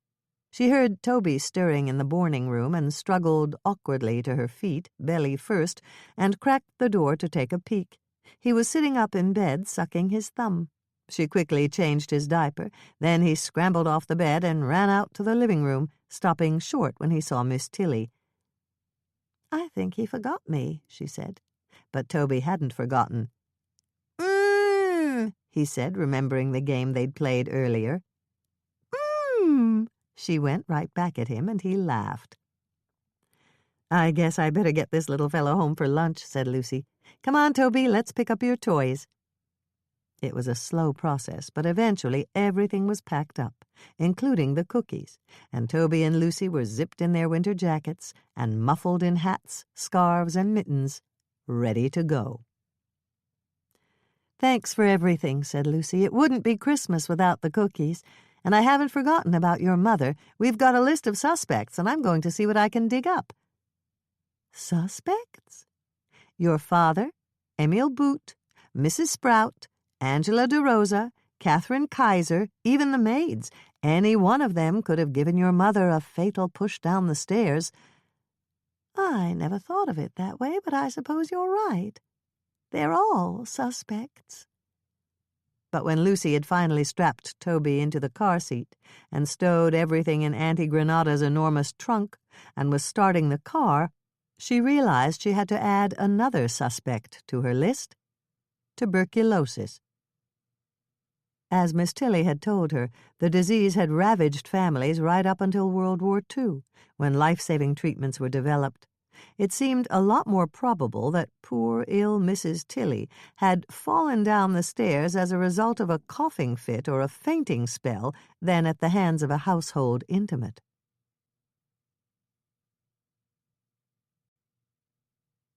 Chapter 4. When Lucy got home, she found Bill had heated up the pot of split-pea soup they had been having for lunch for the past week. The soup never seemed to end. It just got thicker with each reheating, even though they kept thinning it down with the vegetable cooking water Lucy always saved. The chunks of ham and carrot, which had been plentiful in the beginning, had become scarcer with each reheating, however. "Peas porridge hot, peas porridge cold," chanted Lucy as she unzipped Toby. "Peas porridge in the pot 9 days old. And that's no lie. It's lovely pea soup for lunch again." Toby didn't seem to mind. He kicked his feet in the high chair and spooned the stuff up eagerly, chasing down the little oyster crackers that Lucy sprinkled on top. She wasn't quite as enthusiastic, but reminded herself that homemade pea soup was nourishing and tasty, and certainly helped stretch the food budget. She was trying to think of something new to do with a pound of hamburger for supper, when Bill came in the kitchen to heat some water for tea. "Daddy, Daddy," chortled Toby, flinging a spoonful of soup over his shoulder. "So how did the cookie baking go? I'd be happy to conduct a taste test," he asked, automatically reaching for the sponge and wiping the soup spatter off the wall where it had landed. Watching him, Lucy wondered why he bothered. Another stain on the wall would hardly matter. "Sorry," she said, rousing herself. "Toby already did that. He said they were fine." Hearing his name, Toby laughed, then picked a cracker out of his soup with his fingers and stuck it on his nose. "I don't know if he's entirely reliable in matters of taste," said Bill. "I've had a lot more experience when it comes to cookies." "You mean you don't wear them?" asked Lucy. "Exactly," said Bill, plucking the cracker off Toby's nose and popping it in his son's little mouth. "I know that food goes in the mouth." "Down!" ordered Toby, who had lost interest in lunch and was raring to go. The kettle shrieked as Lucy wiped his hands and face with a washcloth and set him on the floor, where he made a beeline for the wooden crate that served as a pot cupboard. She put tea bags in 2 mugs, filled them with hot water, and arranged a half-dozen cookies on a plate, and stepping nimbly over the pots that Toby was scattering on the floor, carried it all back to the table.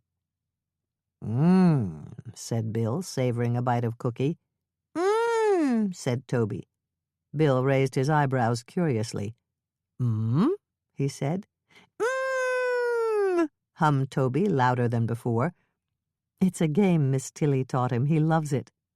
Bill's next was very soft, but Toby didn't take the hint. His was louder and longer than ever. "Is there a way to stop it?" asked Bill, reaching for another cookie. "Don't go anymore," said Lucy. "I will if you will," said Bill. "So, did you have an interesting morning?" "A lot more interesting than I bargained for. You know that cane I bought for Miss Tilly?" When Bill nodded, she continued, "Well, she started to cry when I gave it to her. It seems her mother actually died on Christmas Eve many years ago. This must have been back in the 30s, and a red and white glass cane was found smashed beside her body." "That's quite a coincidence," said Bill, taking a slurp of tea. "I know. And it gets weirder. She told me she's always suspected her mother was killed by her father. He was a mean old character, if ever there was one."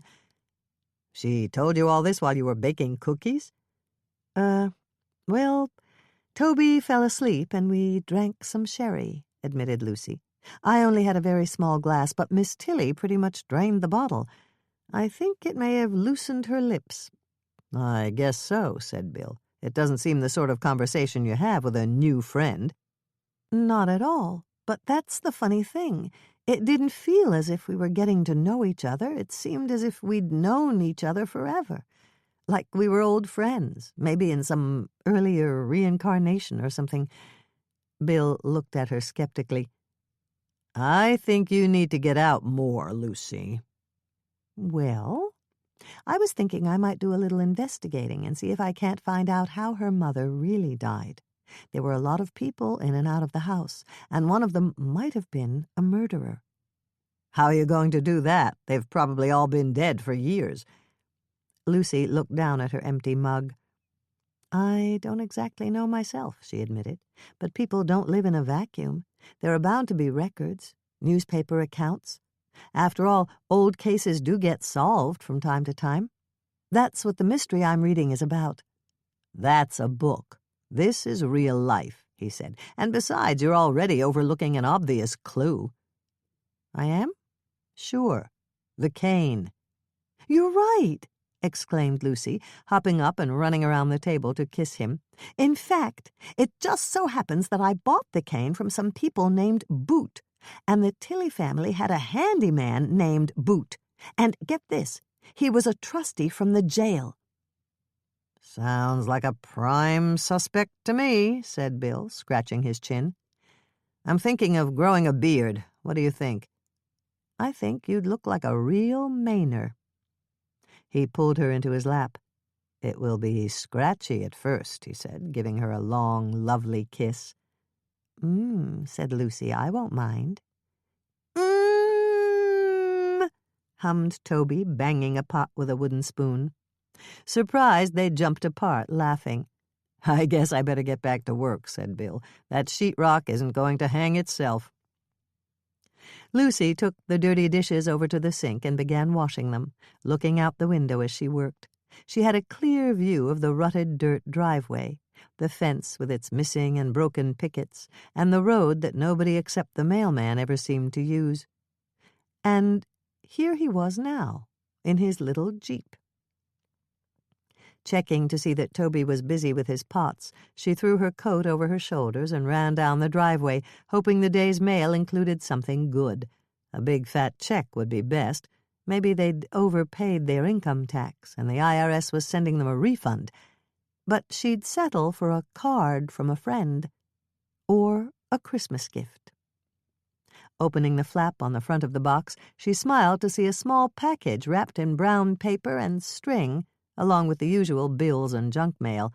The return address indicated it came from her mother, which surprised her because she knew her mother was spending all her time at the hospital with her father.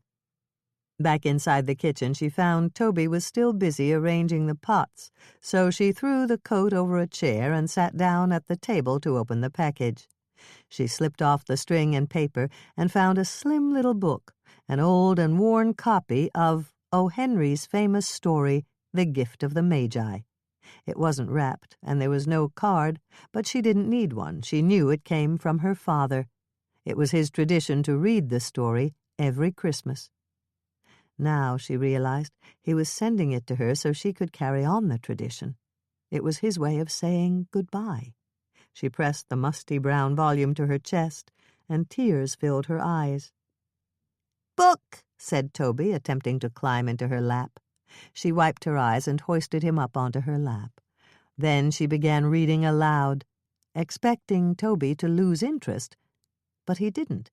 He was content to sit in her lap and listen as she read the familiar story of Della, who sold her beautiful hair to buy a gold chain for her husband's pocket watch, and Jim, who sold his pocket watch to buy combs for Della's hair. In the end, he had a watch chain and no watch, and she had combs for her hair, but no hair to hold them. But they had their love for each other, which was the best gift of all. Finishing the story, she set Toby in his high chair with a sippy cup of juice and a handful of Cheerios, and reached for the phone, dialing the number she had learned as a child. Her mother answered. "I got the book. Thank you so much." He insisted. I told him I didn't have time. It's a long bus ride to Montefiore, you know. But he kept after me and kept after me. "You're wasting your strength," I told him. "You should be thinking about getting well instead of worrying about a Christmas present for Lucy." But he wouldn't listen. "Well, I really appreciate it. I know how much Dad needs you." She paused. "How is he?" "The same." Lucy reached over and stroked Toby's silky head. He popped a Cheerio in his mouth and smiled at her. "The same? What does that mean?" "It means he's not getting better, and he's not getting worse." "Can't they try something different, some new medication?" "He won't let them." "What do you mean?" "He's refusing treatment." Lucy heard the anger in her mother's voice. "He's giving up." Lucy found herself slumping, as if a heavy blanket of sadness had dropped on her. "Do you want me to come?" she asked. "There's no need." Her mother's voice was sharp. "But if he's dying—" Lucy paused, realizing it was the first time since her father became ill that she'd said the word. "If he's dying, I want to say goodbye." "He isn't going to die. I'm not letting him. I'm seeing a lawyer, and I'm going to court, and I'll become his guardian, and then I'll tell the doctors to do whatever they can to keep him alive." Lucy bit her lip. "Are you sure that's the right—" "Of course it's the right thing to do. I have to go now." Then there was a click, and the line went dead.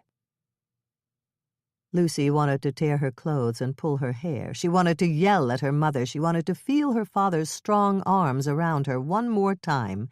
But she couldn't do those things. So she lifted Toby onto his feet, standing him in the high chair, and gave him a big hug. Inside her, the baby seemed to do a somersault. Toby wasn't interested in hugs, and after his long morning nap he wasn't interested in his usual after-lunch nap.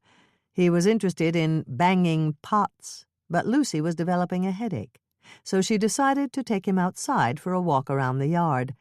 It wasn't Central Park, with its zoo and merry-go-round, but it did offer fresh air and occasional sunshine. Toby needed a hand getting down the porch steps, but then he was off and running, heading down the driveway. Lucy ran after him, scooped him up, and swung him around, pointing him in the opposite direction. He tried to dodge past her, determined to flirt with death in the road, but she blocked him and scooped him up again. "Let's find a ball," she said, and this time he ran for the safer territory of the backyard. As she followed, she thought about her conversation with her mother and tried to sort out her feelings. It seemed to her that through the years she had played out this same scenario many times. She had always felt closer to her father than her mother, but whenever any real intimacy began to develop, her mother would somehow intervene. It started when she was quite small. If Pop invited her to go for a walk down the street to the candy store, her mother would come up with some chore he had to do first, and the little walk would be forgotten. Even when she was in college, she could remember several instances when he called to say he would be in the area on a business trip and would take her out to dinner, just the two of them, but it never happened. A sudden crisis always seemed to arise. Mom suddenly developed a mysterious ailment, or her car was making a suspicious noise, and he'd have to cut the trip short and return home. Toby had found the ball, a big playground ball, and was running with it. When he got about 10 feet from her, he threw it to her, making a great effort, and she laughed at the sight. He was so cute. She couldn't imagine shutting him out or turning away from him. But that's what her mother had done to her. She'd always felt like a third wheel, like an intruder in her parents' life together, and she'd assumed that was the natural order of things. Now she knew differently. She caught the ball and threw it back, gently, so Toby could catch it. Back in the house, she put a Care Bears tape in the VCR for Toby and set a pot of water to boil, planning to cook macaroni for American chop suey. It wasn't fine cuisine, but it sure stretched a pound of hamburger. While she waited for it to boil, she called Miss Tilly at the library. After thanking her for letting her bake the cookies and minding Toby and giving her sherry, Lucy got to the point of her call. "Do you know anything about the glass cane your mother had?" she asked. "Was it a family treasure?" "I'd never seen it before. Nobody had," replied Miss Tilly. "Perhaps it was a gift she was intending to give someone?" "I don't know where she would have gotten it. She hadn't been out of the house for months." "Maybe someone gave it to her," suggested Lucy. "She was too sick for visitors by then." "I see," said Lucy. "I'm afraid I'm not being very helpful," said Miss Tilly. "On the contrary," said Lucy, who was beginning to think she was on to something. She might not be Sherlock Holmes, but she could use his method. It was simple logic that if the glass cane wasn't in the house before the murder, and if Mrs. Tilly had no way of obtaining it herself, then the killer must have brought it. Find the owner of the cane, and she would find the murderer. She was explaining this to Miss Tilly when the pot began to steam and the lid rattled. "Oops, gotta go," she said, "before the pot boils over." Next morning, it was the diaper pail that was demanding attention. Now that Toby was becoming more interested in using the toilet, the pail filled more slowly and had plenty of time to ripen. She sniffed the familiar odor and decided something had to be done. Fortunately, the septic system hadn't been giving much trouble lately.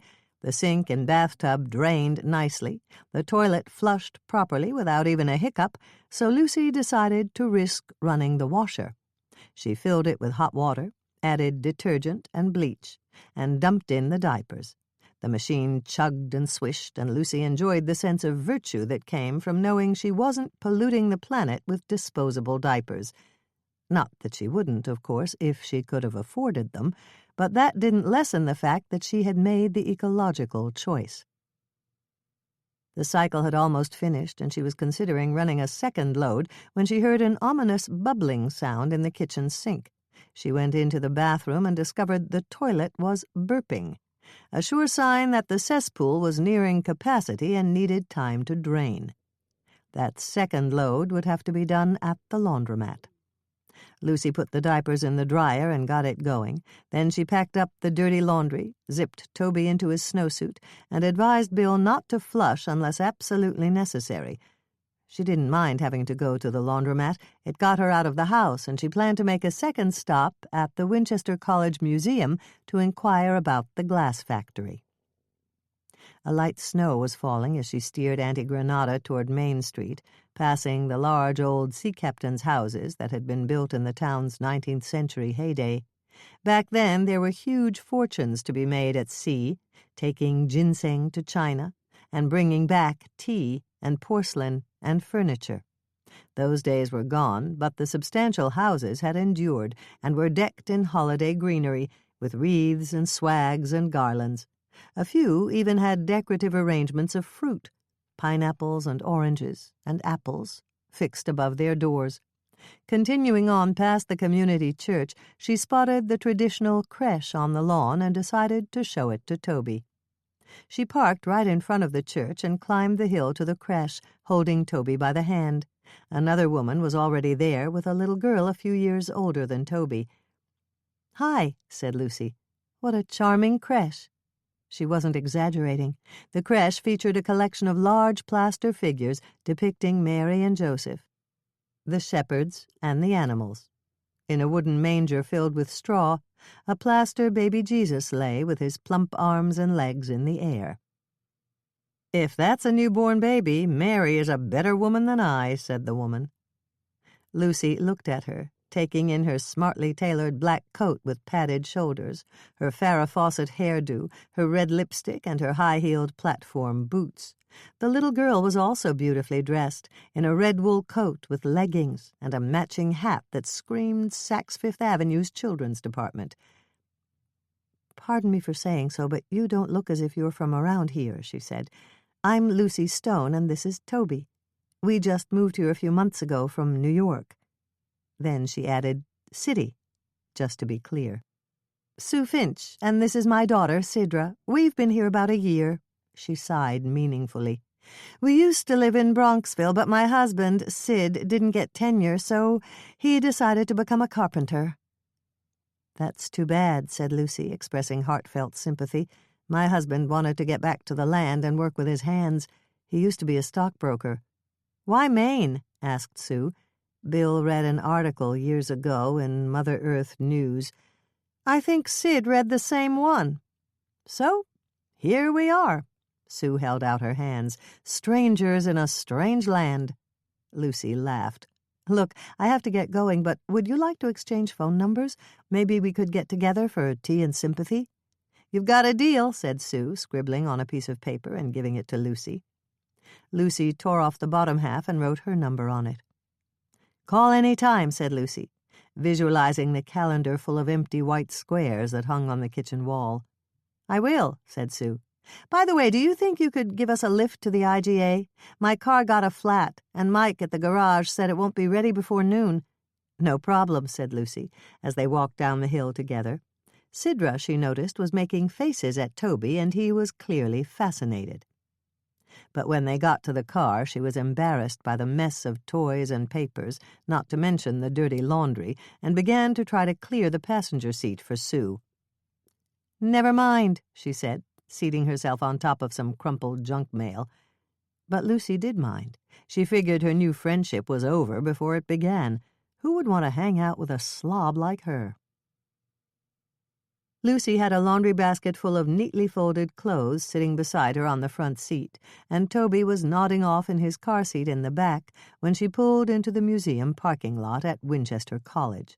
The college's venerable brick buildings and quad reminded her of her own college days, and she felt a bit wistful as she maneuvered Toby out of the car seat and into the umbrella stroller.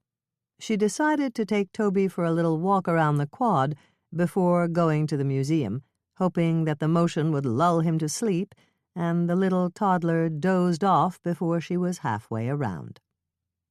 She enjoyed the reaction of the students she passed. The boys generally ignored Toby, but the girls all smiled at him, probably imagining themselves as mothers someday. Good luck to them, thought Lucy, whose back was beginning to ache. Back at the museum, Lucy wheeled Toby inside, pausing to examine an Egyptian mummy that was displayed in the front hall. Wondering how it ended up in this backwater corner of Maine, she studied a directory posted on the wall and discovered the curator's office was on the 3rd floor. She took the elevator, and when the doors slid open, encountered a 30-ish man wearing the academic uniform of tweed jacket, Oxford shirt, and bow tie. "Can I help you?" he asked, raising his eyebrows. Lucy assumed he didn't get too many visitors, especially not mothers with toddlers in tow. "I'm looking for the curator," she said. "Well, you found him," he said, extending a hand. "I'm Fred Rumford. What can I do for you?" "I'm Lucy Stone," she said, taking his hand and finding it pleasantly warm and his shake firm. "I'm looking for information about a glass factory that used to be here in town." "Come with me," he said, ushering her back into the elevator and pressing the number 2. "We have a display." The 2nd floor of the museum was devoted to local industry, such as fishing and farming, and a corner featured enlarged photos of the Brown and Williams Glass Company, as well as samples of the wares it produced, such as bottles, oil lamps, and fancy dishes. There wasn't a glass cane in sight, but the photos of workers caught her eye. One picture of office workers had a list of names beneath the rather glum group, and she leaned closer for a better look. Sure enough, she realized with mounting excitement, there was Emil Boot standing in the back row, dressed as the others were in a dark suit. His face was round and bland and gave no hint that he was a criminal, headed for prison. She pointed him out. "See that fellow there in the wire-rimmed glasses? He did something very bad and was sent to prison for 20 years. "You don't say," said Fred. "He looks nice enough." "You never can tell just by looking at someone," said Lucy, thinking of the photos she'd occasionally seen in the newspaper of murderers and other criminals. She studied them, looking for a clue to what made them commit such evil acts, but they usually looked like anyone else.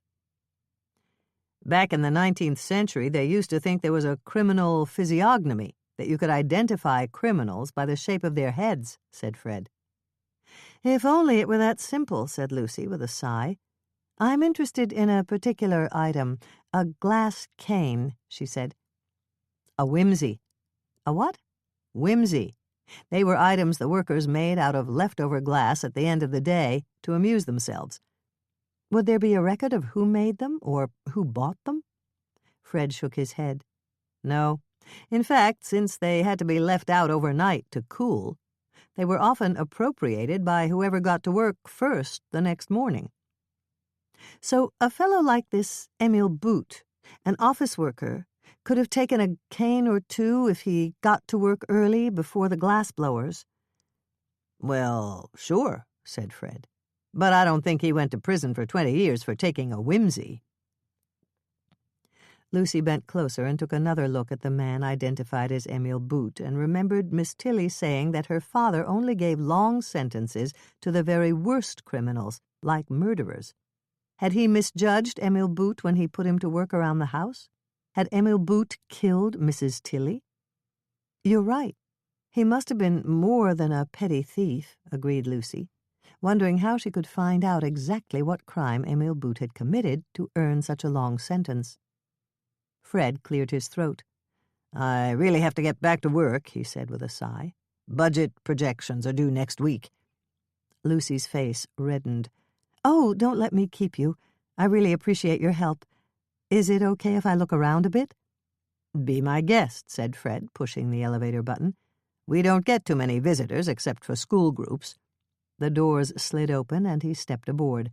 "Don't miss the mummy," he said. Lucy started to ask how the museum came to possess a mummy, but before she could form the question, the doors closed and Fred was gone. "Another mystery," she said to Toby. "This town is full of them."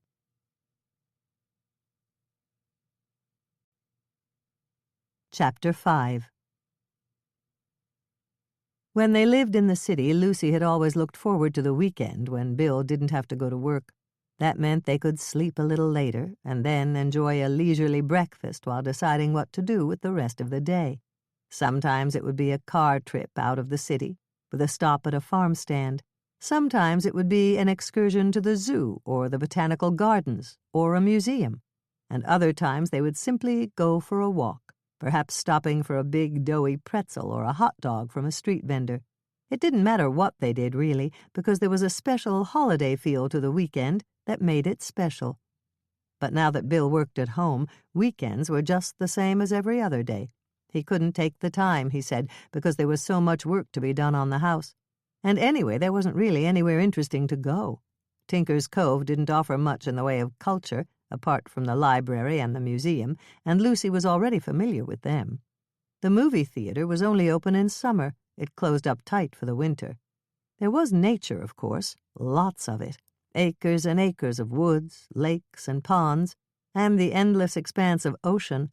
But oddly enough, everybody seemed to take it for granted, and there was very little public access.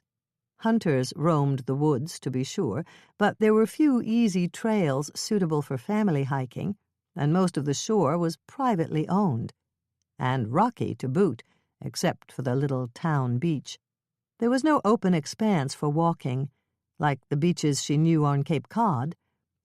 So here it was, a bright and sunny Saturday morning, and Lucy was sitting at the kitchen table, drinking coffee and leafing through the Penny Saver newspaper, looking for something to do.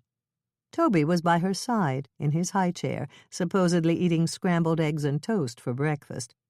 Maybe he would be the next Jackson Pollock, thought Lucy, watching as he smeared the eggs on the tray. "Ready to get down?" she asked, reaching for a washcloth to wipe his face and hands. "No."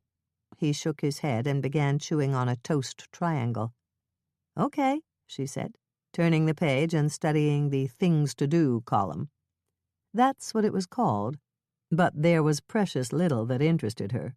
Goodness knows she didn't need Weight Watchers. She wasn't interested in seeing the new holiday line of Tupperware products. She didn't have money to spend on Mary Kay cosmetics. And, darn it all, they'd missed the pancake breakfast with Santa at the firehouse. "Maybe next year," she promised Toby. "We'll keep an eye out for it." Toby rewarded her with a big smile, revealing a mouthful of half-chewed chunks of toast. Not a pretty sight, even if he was her own child. She turned back to the paper, where an announcement for an open house at the Historical Society caught her eye. Maybe someone there would be able to give her some leads on her investigation, especially concerning her prime suspect, Emil Boot. "It says there will be refreshments," she promised Toby, ignoring his protests and removing a soggy wad of toast from his little fist and cleaning him up. "Better save some room for punch and cookies."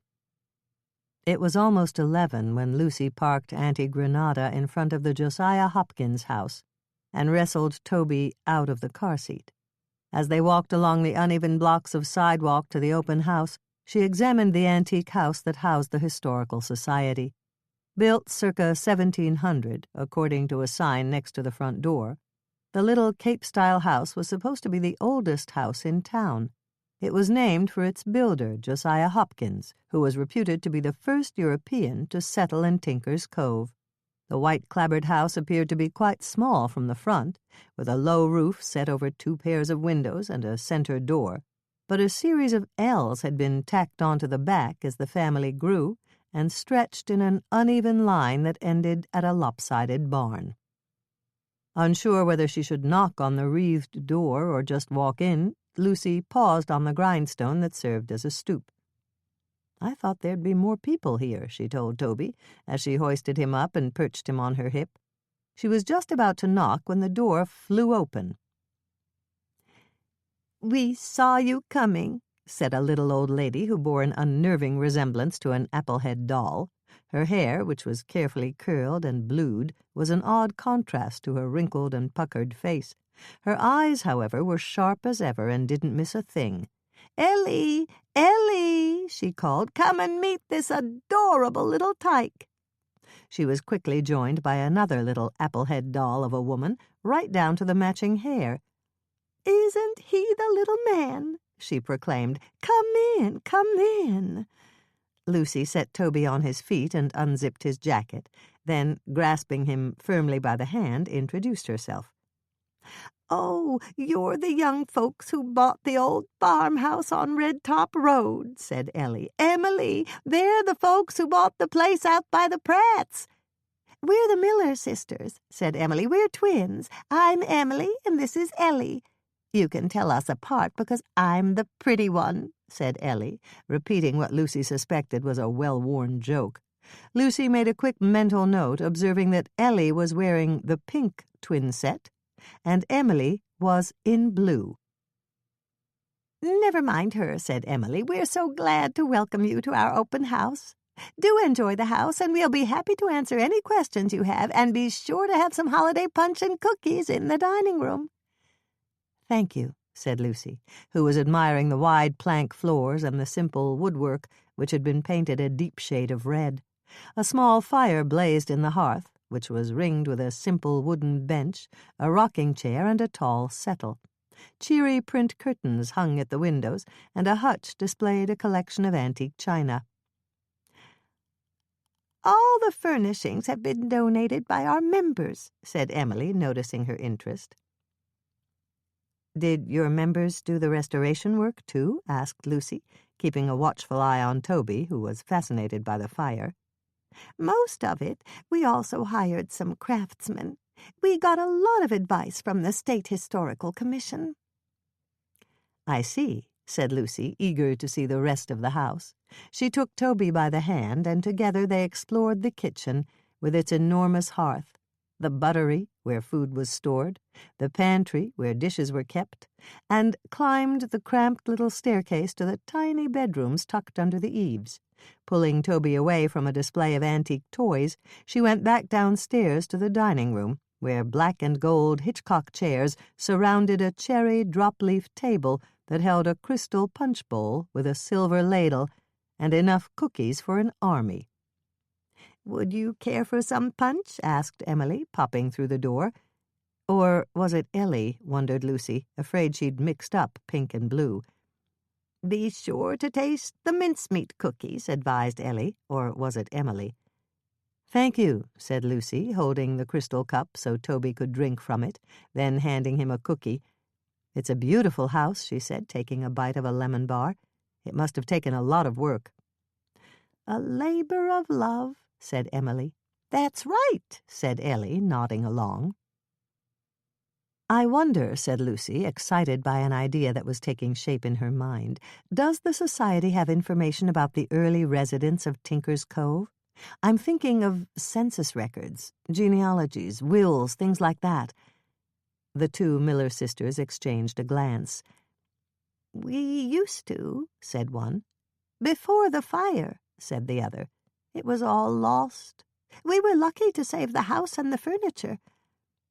"Oh, dear," said Lucy, feeling extremely disappointed. The sisters exchanged another glance. "Would you like to sit down, dear?" asked one. "Is there something in particular that you want to know?" asked the other. "Because most people in town have deep roots. Their families have been here for a very long time." "A long time, that's right." Lucy sat down, and the sisters refilled her cup and passed her a plate of cookies. She sipped and nibbled and thought. She was reluctant to admit that she was investigating Mrs. Tilley's death, which might or might not have been murder, but she didn't want to pass up this opportunity either. So far, the Miller sisters were her only lead. "Well," she began, "I'm doing some research on a household. Sort of a social history, if you know what I mean. A well-off family and their helpers." The sisters nodded. "Like that TV show. Upstairs, downstairs." "Right," agreed Lucy. "I have all the information I need about the upstairs family, but it's the downstairs folks I'm having trouble tracking down." The sisters nodded. "I need information about a man named Emil Boot." They shook their heads. "There's a family named Boot out on Packet Road," said Emily. "Oh, I don't think she wants to visit them," said Ellie with a sniff.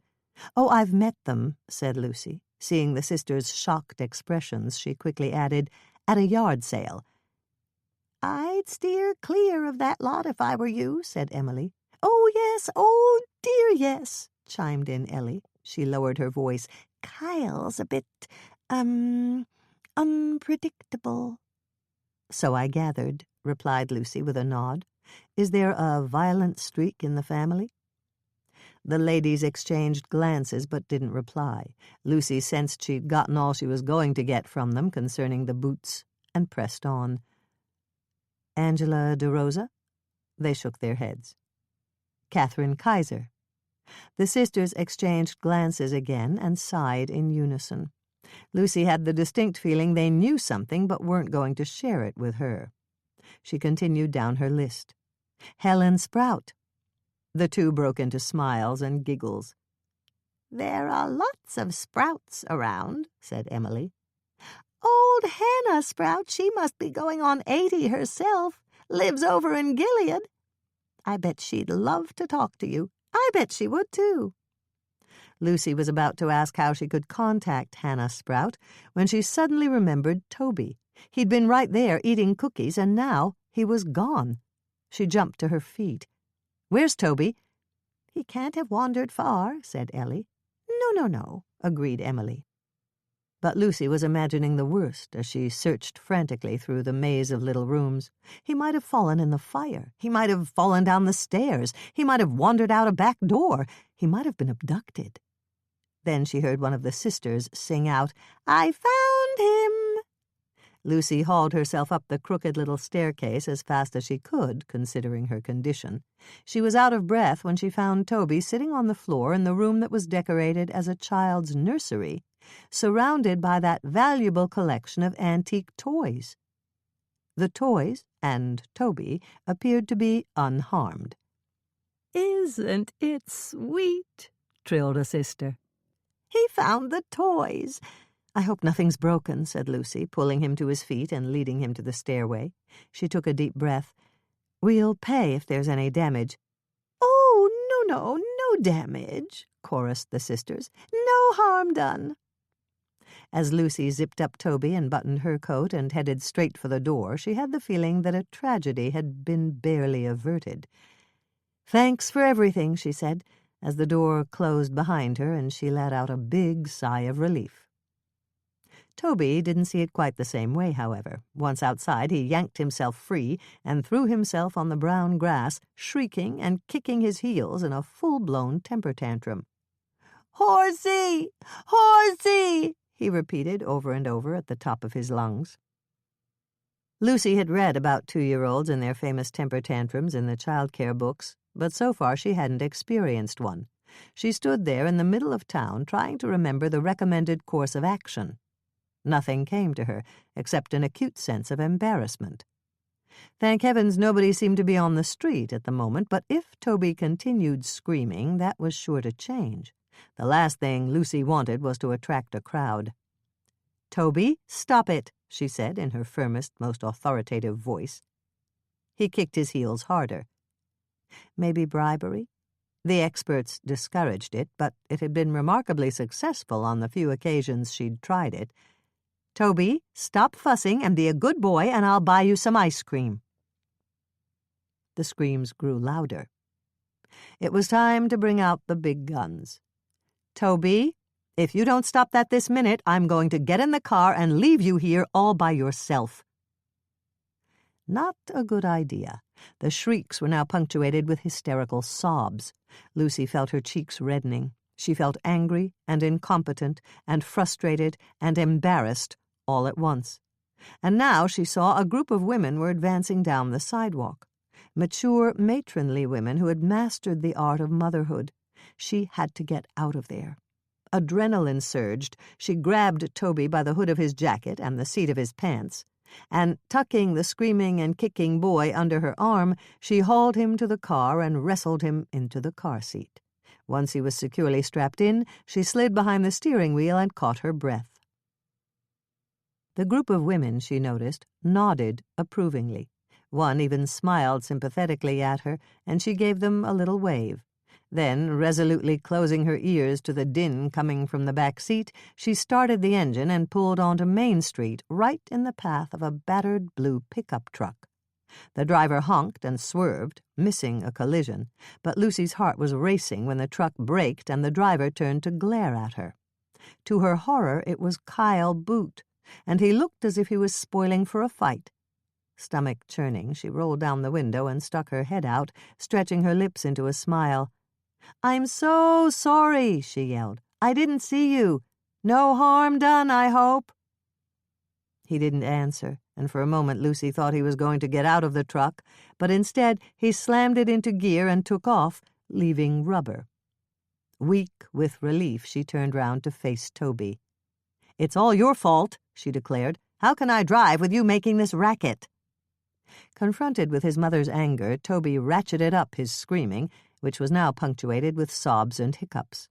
By now Lucy was sobbing too, and all she could think of was to get home.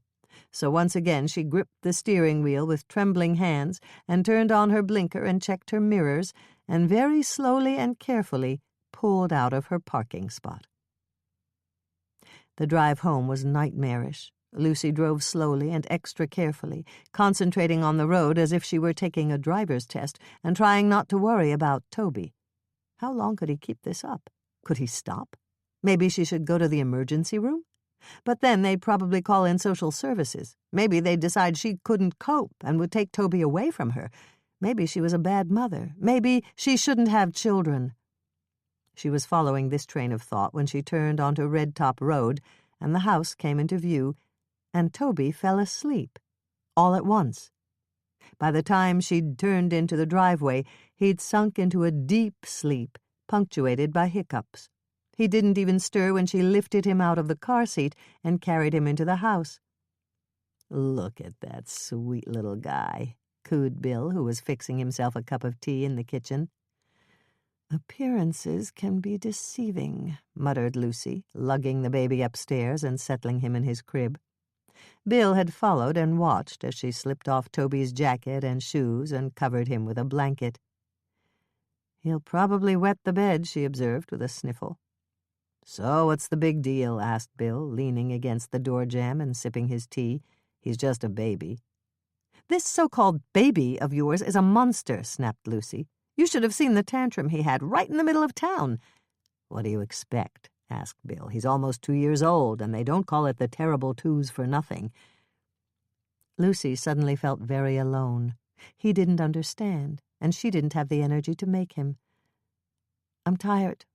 I'm going to lie down for a bit," she said. "I was hoping you'd go to the lumber yard for me," said Bill. "I don't ask for much, but I could use a little help now and then, you know. I'm beginning to think I'm a one-man show." Lucy's chin dropped, and she turned to face him. "One-man show? Is that what you think?" "Well, yeah," said Bill, rising to his full height. "I don't see you pitching in." Lucy stared at him, speechless.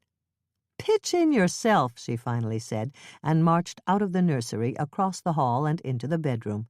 She would have slammed the door, but that would have wakened the baby. She lay there staring at the stained and cracked ceiling and listened to Bill's footsteps as they retreated down the hall to the front stairs. By the time he'd reached the bottom, she was sound asleep. 2 hours later she woke with a start, awakened by Toby's cries. Just regular cries, she realized with relief. He wasn't having another tantrum. She threw off the covers and shoved her swollen feet into her slippers and shuffled into his room. He stopped crying when he saw her, and she picked him up, nuzzling his damp head with her nose and getting a distinct whiff of ammonia. As she expected, his overalls were soaked and all the bedding needed to be changed. She sighed and led him into the bathroom, where she set him on the potty. "Are you up?" Bill's voice echoed up the stairwell. "Up and at 'em," she yelled back. "Someone named Sue called," he said. Lucy suddenly felt better. "I got her number and said you'd call back." "Thanks," said Lucy, pulling off Toby's wet overalls. Even his socks were soaked. She sighed. It would be a while before she could make that call.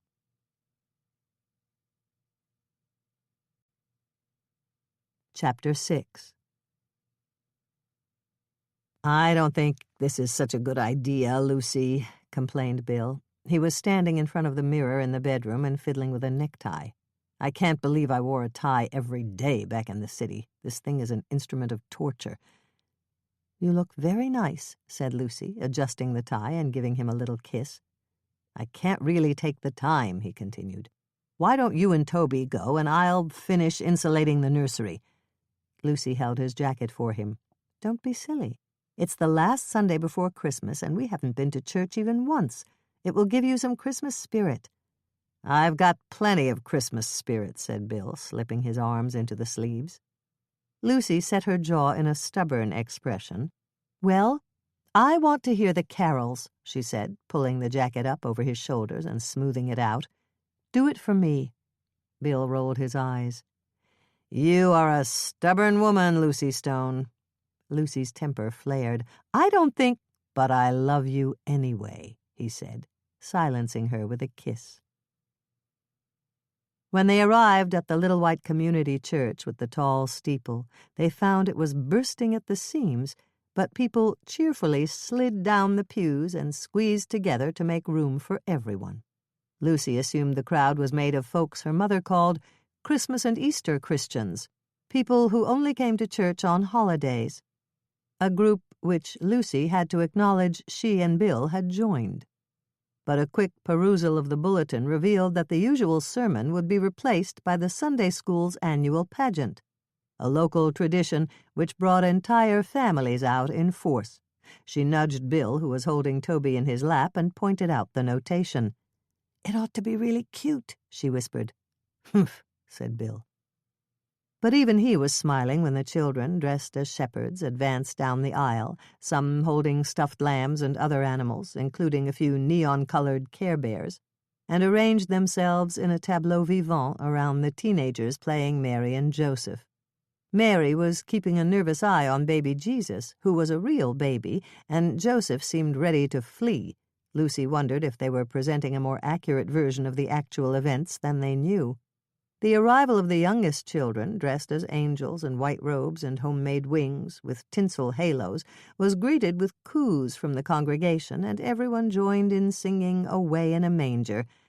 Then came the three wise men, a trio of high school girls with fake beards, robes, and turbans made out of upholstery material. Lucy recognized the pattern as one her mother had chosen years ago for a slipcover, accompanied by the singing of We Three Kings, which was followed by Lucy's favorite, Silent Night. When it was over, the entire congregation burst into applause. This was new to Lucy, and an indication that it had indeed been some time since she had been to church, and things had changed while she'd been away.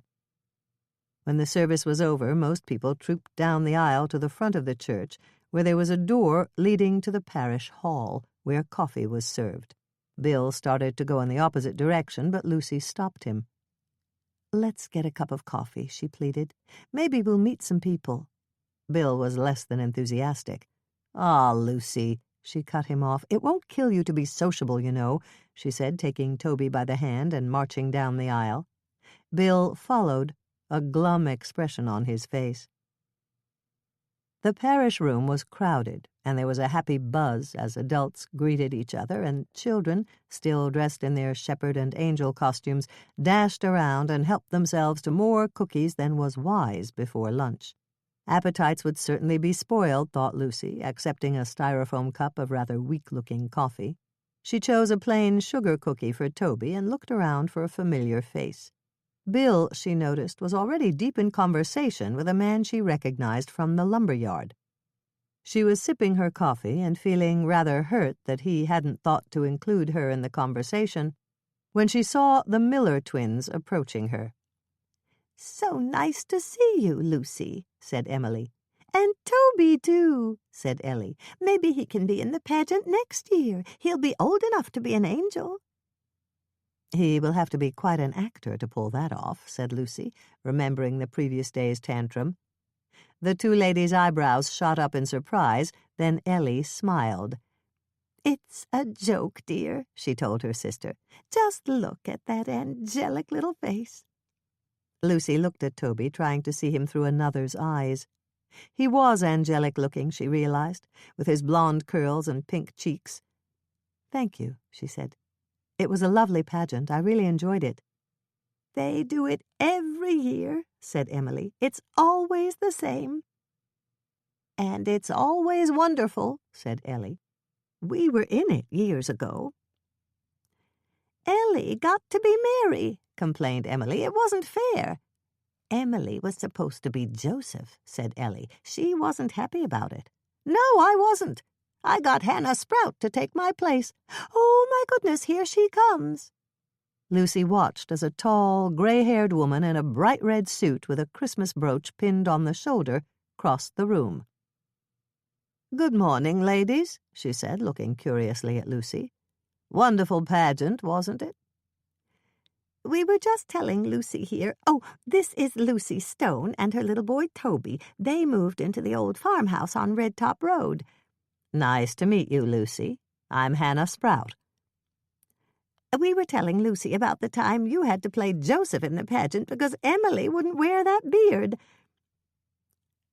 I don't blame her one bit, said Hannah. That thing was scratchy. But my word, that was a long time ago. We were just kids. Actually, Lucy's interested in the old days, said Emily. She was asking about your mother. Hannah turned to face Lucy. Mother? What do you want to know about her? Toby was pulling on Lucy's hand, so she picked him up and balanced him on her hip. She was beginning to put one and one together. Hannah Sprout, she realized, must be Helen Sprout's daughter. Was your mother a cook? Did she work for Judge Tilly? Asked Lucy. She sure did. But why do you want to know about that? That was ages ago, before the World War. I'm doing a bit of research. I'm trying to write a sort of upstairs-downstairs sort of thing. For TV? Hannah's eyes were big. Possibly, said Lucy, relieved to see Bill coming toward her. Toby was squirming in her arms and her back was beginning to hurt. She greeted him with a big smile, handing over Toby as she introduced him to the ladies. Are you ready to go? He asked, perching Toby on his shoulders. Actually, I'd like to chat a bit more. Would you mind taking Toby outside to play? Take him to the general store, suggested Emily. They have penny candy, said Ellie. You have to go to Country Cousins after church, added Hannah. It's the 11th commandment. Bill knew when he was beat. Okay, he said, nodding at Lucy. I'll meet you at the car in 10 minutes. Every mother deserves a break now and then, said Hannah, nudging Lucy. A break, that's right, a break, chorused Ellie and Emily. So tell me about your mother, said Lucy. Did she ever talk to you about Judge Tilly and his wife? All the time, said Hannah. It was so sad, you see. That poor woman, she used to say, how she suffers. She was talking about Mrs. Tilly, of course. She was very ill, and nobody really was taking care of her. The judge was occupied with important matters, and the two daughters, well, Mother always said she thought Mrs. Tilly kept her true condition from them, didn't want them to worry or fuss. Not that it did her a lot of good, considering how that wicked Harriet ran off with that labor union fellow. Eloped, she did, and I don't think she was ever heard of again. But it wasn't until the judge finally hired that nurse that things began to improve. A blessing, that was. At least that's what Mother used to say. Did your mother ever talk about Mrs. Tilly's accident? Did she? She talked about nothing else for the longest time. She was devastated, you see, because she wasn't there. The cellar stairs were right off the kitchen, you see, and if she'd been there, she could have stopped her from going down. She never would have let her attempt those stairs, not if she was there. But it was Christmas Eve, and the judge told her to go home to her own family. Was the judge usually that considerate of the staff? Asked Lucy. Now that you mention it, he certainly was not. He made sure he got every cent's worth he could out of them, and more. Hannah leaned closer. Mother didn't think much of him, she whispered. Not that she actually came out and said it in so many words, but I got the idea that the judge was having an affair with that secretary of his. Emily and Ellie nodded and chimed in, encouraged by Hannah's frankness. "She was a fast one," said Ellie. "Put on airs," sniffed Emily. "I heard she went to the beauty salon every morning to get her hair combed," said Lucy. "She did worse than that," crowed Hannah. "She did?" Emily and Ellie were all ears. Now, remember, this was a long time ago, when people felt differently about what we call single mothers nowadays. They used to be called unwed mothers, and that was most certainly not a term of approval. Hannah nodded knowingly. But a week or so before poor Mrs. Tilly finally got her blessed release and went to her heavenly reward, that secretary left town for 6 months or more to care for a sick relative. "Ooh," said Emily, her mouth round with shock. "I never," added Ellie with a sharp intake of breath. "So you think she was pregnant with Judge Tilly's child?" asked Lucy. Hannah winked. "Oh, I never said that." "Oh, no," said Emily, shaking her head. "No, not at all," said Ellie, pursing her lips. "I see," said Lucy, understanding that in this case no meant yes. Then she remembered Bill, who was waiting for her outside in the cold. "I've got to get going, but thanks for all the information. It's been very interesting." "Oh, yes, interesting," said Emily, nodding. "Very interesting," said Ellie, licking her lips. Lucy took her time walking around the church to the lot where Bill had parked the car. She rarely had a moment to herself, and she was determined to make the most of it. A couple of inches of snow had fallen overnight, and the reflected sunlight made everything bright.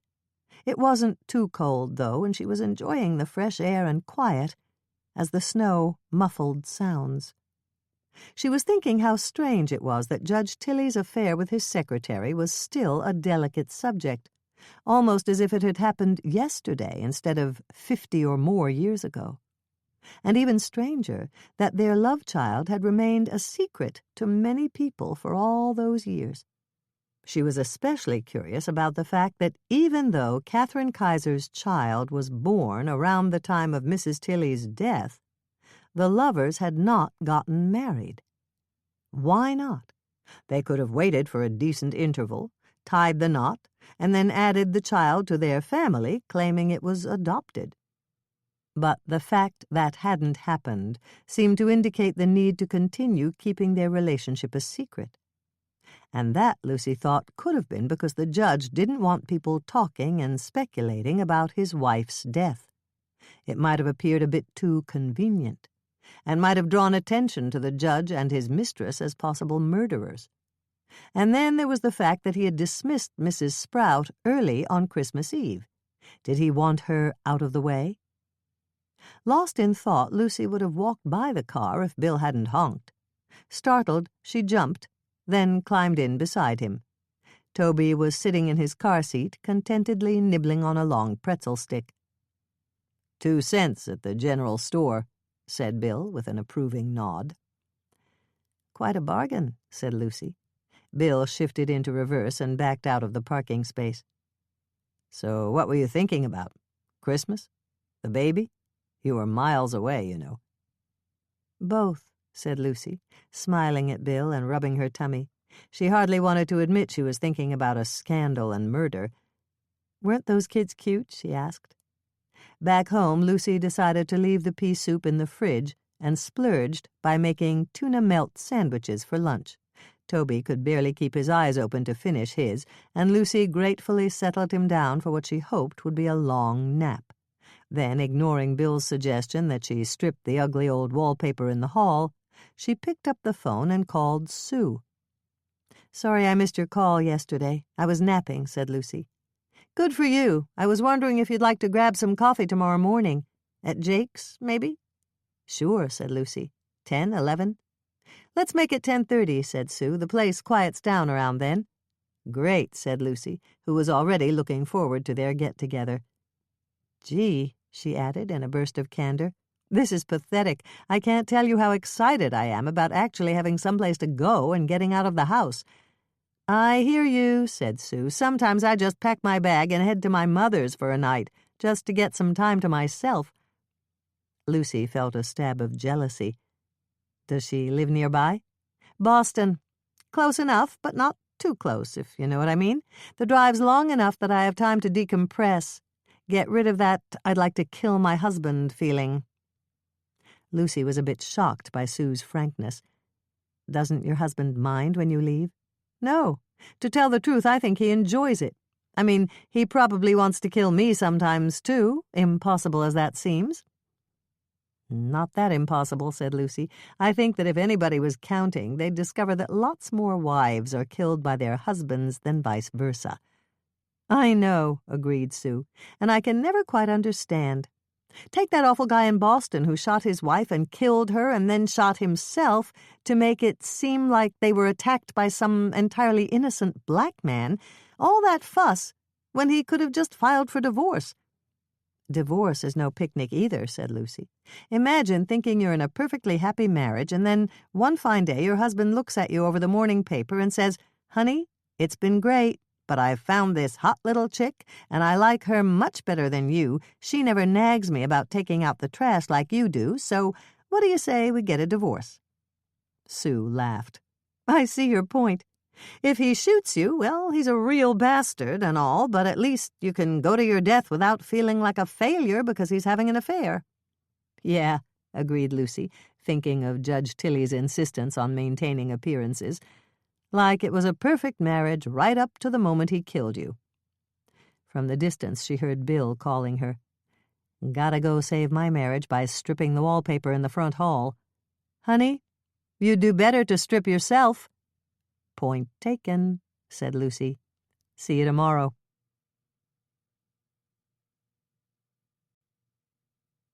Chapter 7. Lucy knew she couldn't leave Toby with Bill when she met Sue for coffee, so she didn't even ask. She was as big a believer in women's liberation as anyone, but it was unrealistic to expect anyone to keep an eye on an active preschooler while working with dangerous tools to perform tasks that required a great deal of concentration. Bill had explained this to her so many times that she'd come to believe it, though she did wonder why it didn't apply to her. After all, she managed to keep an eye on Toby while she chopped up chicken with a cleaver, or used pins and needles to mend a tear, or boiled up a kettle of water to cook pasta. Those were every bit as dangerous as his work with saws and hammers and nails. She explained it all to Sue when she joined her at a table in the back corner of Jake's donut shack. As Sue had predicted, the place was quiet, with only a scattering of retirees who had time to linger over their morning papers. "Bill," she told Sue, "has a male brain. He can only concentrate on one thing at a time, which makes it impossible for him to mind a child at the same time he's cutting a board. I, on the other hand, have a female brain, which we know is larger and generally superior in that it can accommodate several thoughts at once." "Right," said Sue. "Like how there's a designer handbag sale at Filene's basement and a coat sale at Jordan Marsh." "Exactly," said Lucy, smiling and nodding. "I fundamentally agree with you," said Sue, tearing open a pink packet of low-calorie sweetener and stirring it into her coffee. "But what I can't quite figure out is how, if we're so smart and all, we always seem to get stuck with the kids." "It's because," said Lucy, taking a sip of coffee, "we remember the fact that we actually have a child. Men's brains can't handle that information, which is why they tend to lose the children on the rare occasions that they take them anywhere." "I think you're onto something," said Sue. "My husband Sid completely forgot he was supposed to pick up Sidra from nursery school the other day." "Nursery school," said Lucy, wistfully, watching as Toby ripped open a sugar packet and poured the contents all over the table. "I wish we could afford nursery school." "You know," said Sue, setting down her cup, "you're not alone. I bet there are a lot of people here in town who need child care but can't afford it. Maybe we could get some sort of cooperative going or something."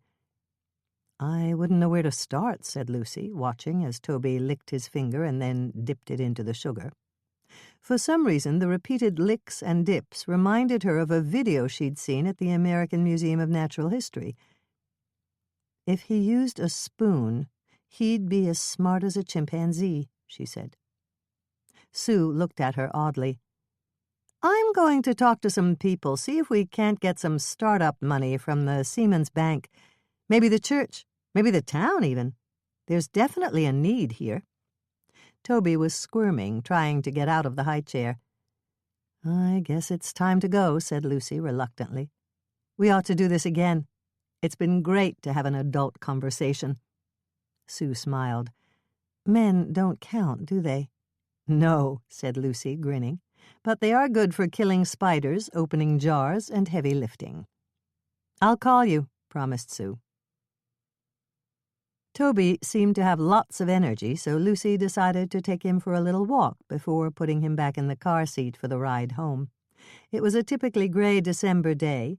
The temperature was around the freezing mark, and the snow lingered on lawns and was piled alongside the cleared roads and sidewalks. She held Toby's little mittened hand tightly as they walked along Main Street, careful not to step on any cracks, just like in the A. Milne poem. They played the name game as they walked along, naming the colors of cars, the kinds of stores and the items displayed in their windows, the shapes of the signs. But all the while, Lucy's mind was busy mulling over the information she'd uncovered in her investigation. Everything she'd learned so far pointed to two suspects, Judge Tilly himself and Emil Boot. Mrs. Sprout, the cook, was out for the simple reason that Lucy liked her daughter, Hannah, and found her account of life in the Tilly household entirely believable. She was also inclined to cross the nurse, Angela DeRosa, off the list of suspects. Nobody seemed to have a bad word to say about her. And then there was Miss Peach, Catherine Kaiser. Nobody seemed to have a good word to say about her, but Lucy didn't have a sense that anybody suspected her of murdering Mrs. Tilly. Lucy was inclined to give her the benefit of the doubt, especially since she'd been pregnant at the time. She found it hard to believe that a woman could be both a creator and a destroyer of life, especially at the same time. But maybe that was a fallacious assumption, she told herself, especially considering Miss Kaiser's self-indulgent and independent lifestyle. But there was an even more compelling reason to cross her off the list. Miss Kaiser had been out of town, purportedly caring for a sick relative, when Mrs. Tilly died. It wasn't long before they reached the library, and Lucy decided to pay a visit to Miss Tilly. She wanted to update her on the progress of her investigation, but she wanted to do it as delicately as possible. After all, a father's infidelity would be a sensitive subject for anyone. Miss Tilly was sitting in her usual spot at the circulation desk when Lucy and Toby entered and greeted them warmly. As far as Lucy could see, there wasn't anybody else in the library, so she could talk frankly. She pulled off Toby's hat and mittens and unzipped his jacket and let him loose in the children's corner, where he made a beeline for the box of toys and began pulling them out and tossing them over his shoulder. "Toby, that's no way to play," she reminded him. "Never mind," said Miss Tilly. "We'll help him tidy up afterward."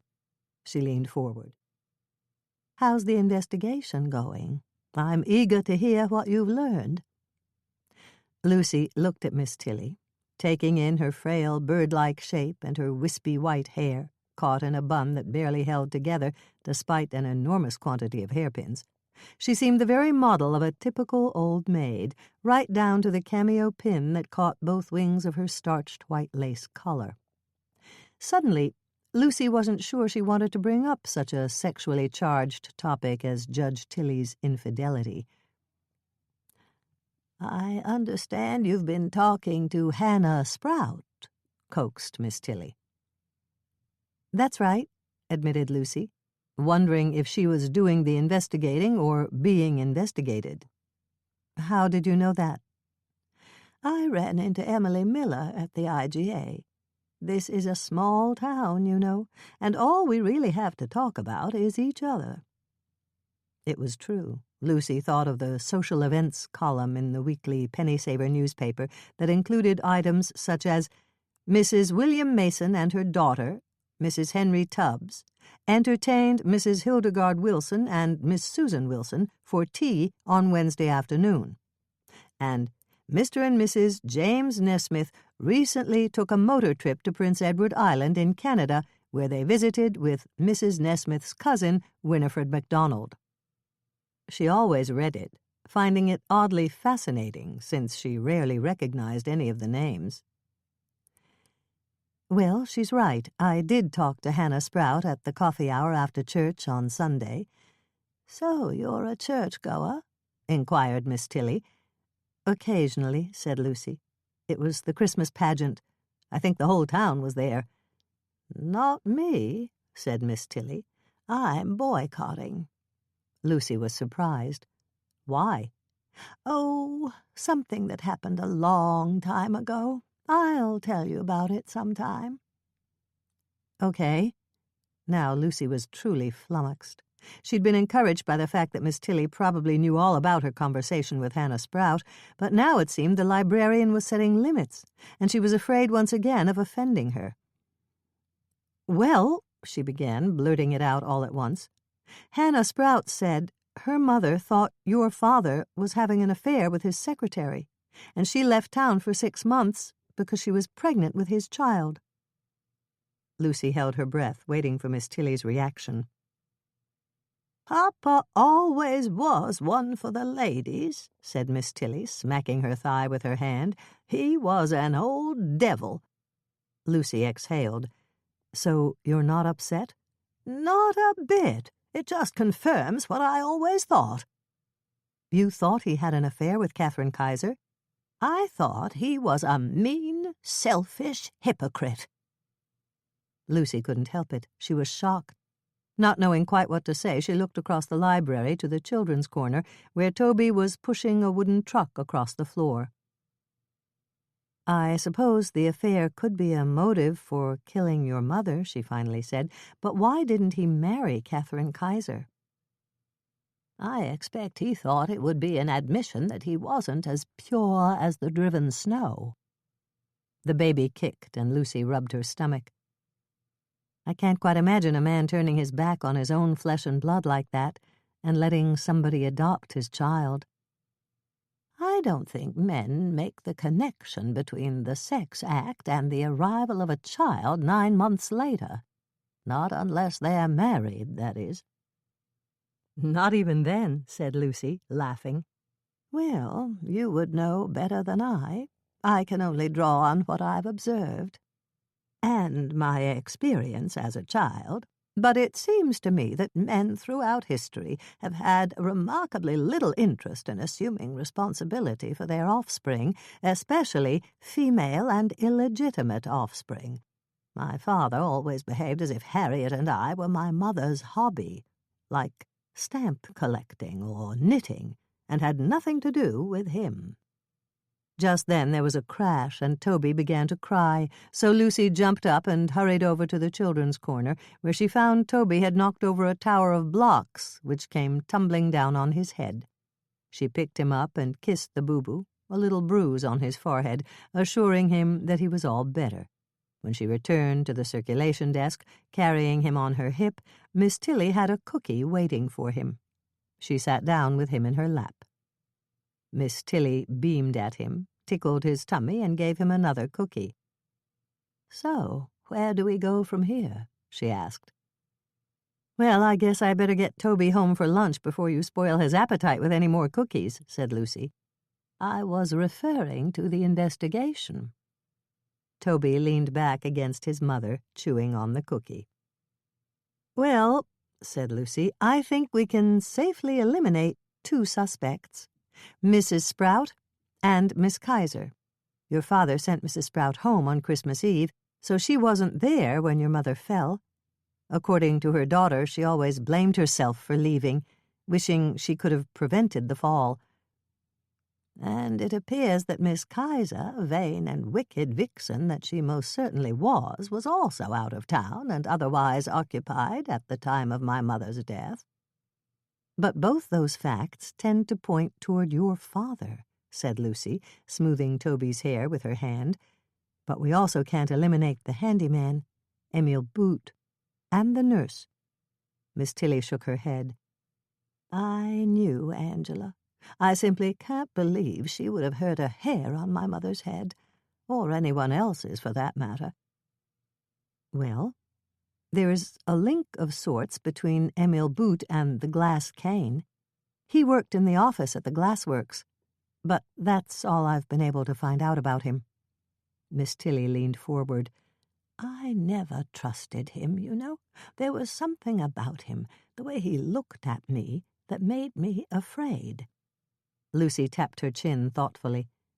"The glassworks must have kept records about their employees. Do you have any idea what happened to them when it closed?" "No, I don't," said Miss Tilly, "but I do know someone who may be able to give you some information about Emil Boot.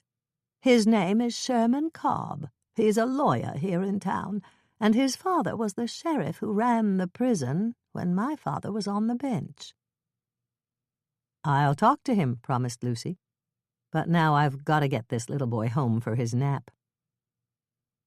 Toby's eyes were drooping when Lucy buckled the car seat, and she drove as fast as she could, hoping to get home before he fell asleep. She knew from experience that if he dropped off even for a minute, she'd never get him to settle down for a nap. But as she sped along the route that was already becoming so familiar to her, she found herself thinking about men and women. She and Sue had been joking when they made fun of their husbands' short attention spans, but she sensed that Miss Tilly had a deeper antipathy toward men. Lucy remembered reading somewhere that a woman's relationship with men depended on her relationship with her father. A woman like herself, who had a strong relationship with a caring father, generally had successful relationships with men. Daddy's girls, who had flirtatious relationships with their fathers, rarely found men who measured up, and girls who were abused or neglected by their fathers had destructive relationships with men, or avoided them altogether. It was all pseudo-psychology, she admitted, turning into the driveway, but she thought there was some truth to it, especially in Miss Tilly's case. But it did make her wonder if she could trust the librarian's assessments of Judge Tilly and Emil Boot. She turned off the ignition and turned around to see if Toby was still awake, and that's when she heard the boom and felt the car shake. The noise, she realized, had come from the house. Something had blown up inside the house. Toby was shrieking in the back seat, strapped into his car seat. She was still sitting in the car, hanging onto the steering wheel for dear life. But Bill was inside the house. She didn't know what to do. She hopped out of the car and ran toward the house. Then she ran back to the car, afraid the house might blow up with her inside, leaving Toby an orphan. She was standing, flapping her arms, torn between her husband and her son, when the door opened and a puff of smoke blew out, followed by Bill. She ran to him. "Oh, my God, what happened?" she cried, taking in his soot-blackened face, singed eyebrows and hair. He was holding his hands out in front of him. The sleeves of his shirt and sweater were burned off, and the skin was red and black and blistered. "I tried to fix the stove," he said. "Get in the car," she ordered. "No, Lucy, don't start the car. Get Toby and we'll go to the neighbors." Right, she said, yanking the door open and unsnapping the car seat straps with shaking hands. Bill was already halfway down the drive, walking like an automaton. He must be in shock, she thought, hurrying to catch up to him. They could hear the sirens before they even reached the road. The neighbors they didn't even know must have called the fire department. So they stood there and waited as an engine and a ladder truck, and finally an ambulance, screamed to a halt in front of their house. 40 minutes later, it was all over. Bill's burns were treated and wrapped in gauze. The gas was turned off, the house was vented, and they were given permission to go inside. "You got off lucky this time, believe me," said the fire chief. "The whole house could have gone. You could have been cooked. So if I were you, I wouldn't attempt any more repairs. Leave the gas appliances to the professionals." "Right," said Bill, thoroughly chagrined. "Phew, that was a close one," said Lucy, surveying the damage. The stove had opened and collapsed like a cardboard box, and everything else in the room was covered with a greasy gray film. That included the ceiling, the walls, the sink, and refrigerator, the table and chairs, even the floor, which also had big, muddy footprints. "Like the man said, it could have been worse," said Bill. Lucy remembered that awful moment after the boom, when she didn't know if Bill was alive or dead. "I was so afraid," she said, tears springing to her eyes. "I know," said Bill, enfolding her and Toby in his bandaged arms. "I didn't see my whole life go before my eyes, but I did see you, both of you," he said. "And at that moment, I loved you so, so much. It was really, really intense." "How about now?" asked Lucy. "Well, I still love you. But I gotta admit I'd trade you both for a pain pill." "I'll call Doc Ryder right away," said Lucy. "He can call a prescription into the pharmacy." When she finished talking to the doctor, Lucy carried Toby upstairs and settled him down in his crib for a belated nap. The tired little boy was asleep the moment his head hit the pillow. Returning to the kitchen, she found Bill staring at the remains of the stove. "Lucy, what do you say we give each other a new stove for Christmas?" "My thoughts exactly, Santa," said Lucy, slipping into her jacket and reaching for the car keys. "But next time, try coming down the chimney, okay?" "Very funny," he said. "And hurry back with those pills." An icy drizzle was falling when Lucy left the house and had turned to snow by the time she got to town. She drove slowly and carefully down Main Street, which was slick with icy patches, and observing the signs that prohibited parking in front of the pharmacy, slid into a spot a few doors down. The sidewalk was icy, too, and she was relieved when she made it to the door without falling. Inside, at the prescription counter, the pharmacist greeted her and told her the prescription would be ready in a few minutes. Lucy was tired, so she decided to sit in the waiting area. Turning the corner to the secluded nook that held a few chairs and tattered magazines, she found Dora Boot crouching there with a baby in her arms. "Hi," she said. "Remember me? I bought the glass cane." Dora raised one hand to cover her face as she turned toward Lucy. "Hi," she said, mumbling into her upturned collar. Lucy wasn't fooled. It was clear that Dora had recently suffered a severe beating, probably at the hands of her husband. "Is everything all right?" she asked. "Baby's sick," she said, avoiding meeting Lucy's eyes. "Doc said he's got to have some medicine." Lucy's eyes fell on the baby, who was lying listlessly in his mother's arms. His face was quite flushed and his hair damp. He obviously had a high fever. "And what about you?" asked Lucy. "Did you have an accident?" "Yeah," growled Kyle, suddenly coming around the corner. "She walked into a door." "I don't think so," said Lucy, leveling her eyes at him. "It looks to me as if somebody hit her." "Come on," he said, grabbing Dora by the arm and yanking her to her feet. "Let's get out of here." "But Kyle," protested Dora in a whisper, "we haven't gotten the medicine." "I'll come back tomorrow and get it," he growled, pulling her toward the door. "But the doctor says he needs it tonight," she whispered even more softly. "Shut up," he growled, shoving her. "I've had just about enough of you. Now get." Bowing her head and curving her body protectively around the baby, Dora obeyed, shuffling down the aisle toward the door in her bedroom slippers. Kyle followed, turning to glare at Lucy before slamming the door open and leaving. The door had just closed behind them when the pharmacist called out, "Boot!" and plopped the little bag of medicine onto the counter. Jumping to her feet, Lucy grabbed the bag and raced after them. Running toward the glass door, she could see them standing outside, face to face on the sidewalk. Dora was apparently pleading with her husband, begging him not to leave without the prescription. Kyle was becoming increasingly frustrated, and Lucy could see him raising his hand, ready to smack Dora on the head, as she pushed the door open and went flying across the sidewalk right into Kyle.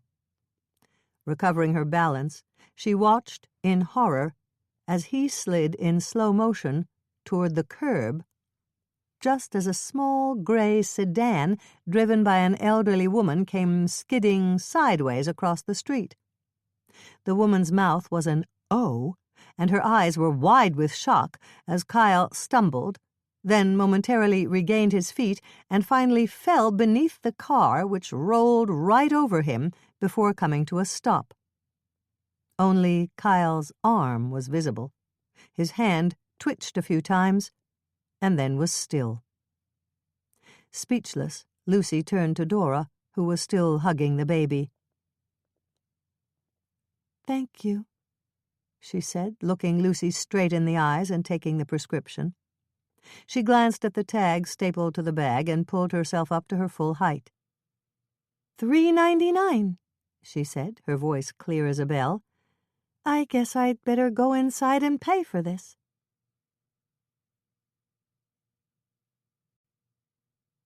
Chapter 8. Lucy just couldn't get over it. She felt sick every time she thought of the accident, which she replayed over and over in nauseating slow motion in her mind. But as awful as Kyle's death was, she had to admit it had its upside. Now Dora and the children could begin a new life without the constant fear of his violent outbursts.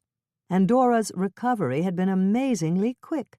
She didn't seem to have the least shred of grief for her late husband.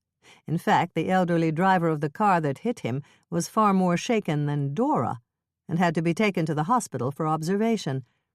Not Dora, though. She refused the sedatives offered by the doctor, and when the EMTs expressed their condolences, she only said, "Well, he had it coming. The wages of sin, I guess." Lucy soon discovered there was also a positive side to Bill's accident with the stove, too. Since he couldn't work on the house with his bandaged hands, he was free to mind Toby, while she went on a fact-finding mission at the appliance store. She felt almost giddy the next morning as she hopped down the porch stairs and slid behind Auntie Granada's steering wheel without having to break her back wrestling Toby into the car seat. Then she was off, flying down Red Top Road with the radio blaring Donna Summers and Bee Gees tunes mixed in with Christmas carols. She hummed along, tapping her foot to the beat, and before she knew it, she was making the turn onto Main Street. Proceeding at a more sedate pace, she passed the library, the community church, and the town hall. Slack's Hardware and the Appliance Mart were in the next block, but her eye fell on the sign for Sherman Cobb's law office. Funny, she thought as she braked and turned into the parking area beside the little white clapboard building. She'd never noticed it before. But now here it was, right in front of her, and there would never be a better time to ask him about Emil Boot. When she entered the office's neat little waiting room, she was greeted by the receptionist, a tall woman about her own age, with long brown hair. The plaque on her desk gave her name, Rachel Goodman. "Hi," she said. "What can I do for you?"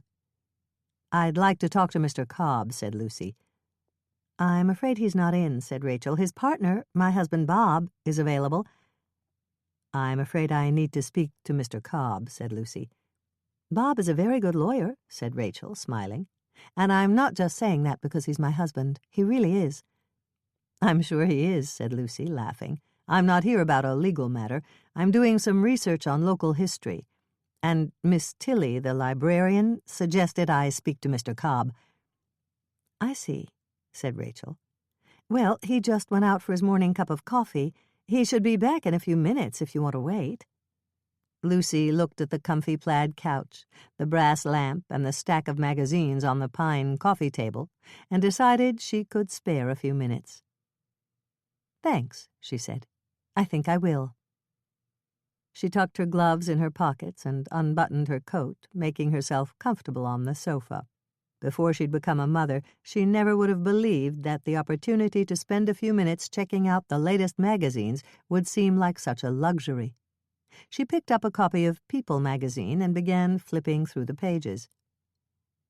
"I've seen you around town," said Rachel, breaking into her thoughts. "You have a little boy, don't you?" "That's right. Toby's almost 2. "And you live out on Red Top Road?" "I guess I'll have to get used to everybody knowing all about me," said Lucy. "It wasn't like this in the city." "I suppose not," said Rachel. "Tinker's Cove is a pretty small town. Everybody knows everything about everybody." "You said it," said a middle-aged gentleman coming through the door. He had salt and pepper hair and was wearing a suit underneath his red and black plaid jacket. "Mr. Cobb, this is Lucy Stone. She wants to ask you about some local history." "Well, you've come to the right man," said Cobb, setting his paper cup of coffee on Rachel's desk, hanging his jacket on the coat tree, and extending his hand toward Lucy. She grasped it in hers, then Cobb opened his office door with a flourish, and she preceded him through it. Once inside, he pulled out a chair for her, and she sat down, facing his desk. He sat down, facing her, carefully setting his coffee on the blotter. "So it's local history you're interested in?" he prompted. Lucy looked around the office, which was decorated with Civil War memorabilia, including Matthew Brady photographs, a small and tattered Confederate flag in a frame, and a shadow box containing 2 lead bullets and a mini-ball. "Actually, I'm looking for information about a man named Emil Boot. He was a trustee who worked for Judge Tilley." Emil Boot. The name sounds familiar, but I don't remember him. Kyle Boot, of course. Now, that was quite an accident. Everybody's talking about it. Lucy blushed. "I feel just terrible about that," she said. He looked at her curiously. "Don't tell me you were the woman who—" "I'm afraid I was. I slipped on the icy sidewalk at the same moment that poor woman lost control of her car. It was a freak accident." "I'd say it was good work," said Rachel, appearing in the open doorway. "He was a brute, and certainly won't be missed." Sherman Cobb pursed his lips and furrowed his brow, and Rachel scurried back to her desk. "May I ask why you want to know about Emil Boot? Is it something to do with the accident?" "Oh, no, it's just a coincidence. I'm interested in social history. Sort of an American upstairs-downstairs. I'm studying the late Judge Tilley's household, in fact." "For a television show? Do you write for TV?" "Possibly," said Lucy, aware that she was prevaricating. "Right now I'm thinking more along the lines of a story for a women's magazine. How times have changed, that sort of thing." "I expect you'll find they've improved quite a bit," said Sherman, prying the lid off his coffee. "I'm a Civil War reenactor, and I can tell you life wasn't very comfortable back then. Clothes were itchy, shoes didn't fit very well, food was monotonous, and a bath was a real luxury." "And that's only the male side of things," said Lucy. "Think of all the work the poor women had to do." "It killed a lot of them, you know. The old cemetery behind the community church is full of old sea captains who have 3 or 4 wives buried beside them.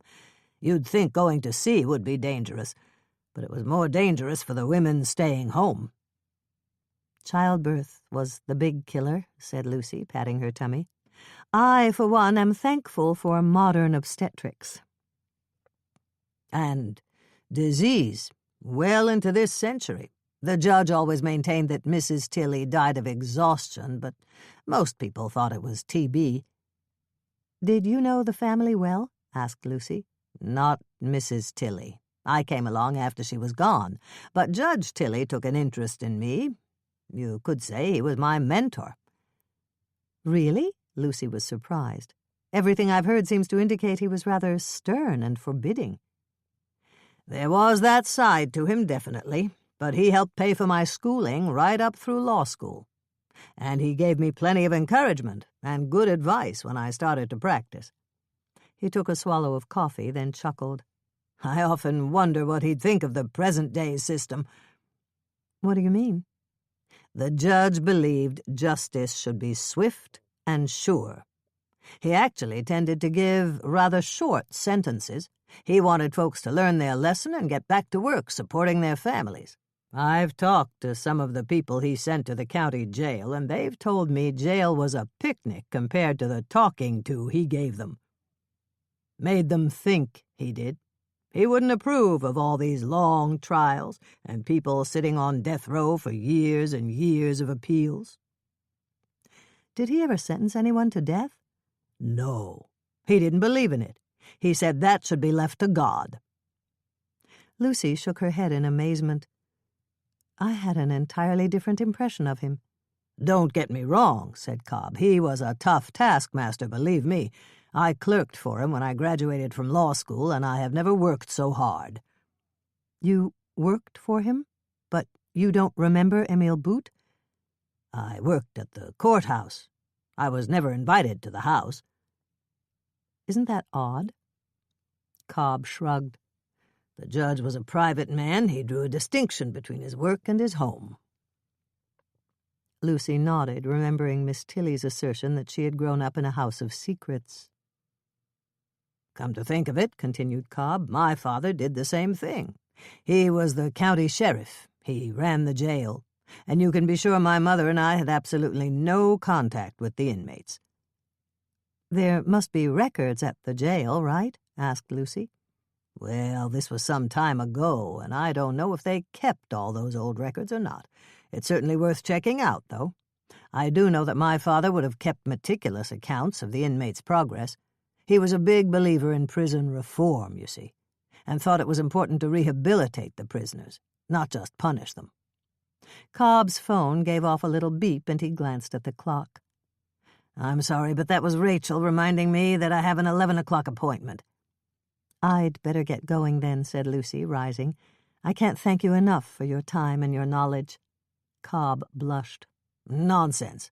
I enjoyed our little chat. Back in the waiting room, Rachel helped Lucy into her coat. Was Mr. Cobb able to help you? She asked. He was very helpful, said Lucy, fastening the buttons. You know, said Rachel, I have a little boy too. Richie. He was 2 last month. Maybe we could get together for a play date? I only work mornings, so I'm free in the afternoons. That's a great idea, said Lucy, jumping at the chance. What about this afternoon? Let's say 2 o'clock. Rachel scribbled down the address.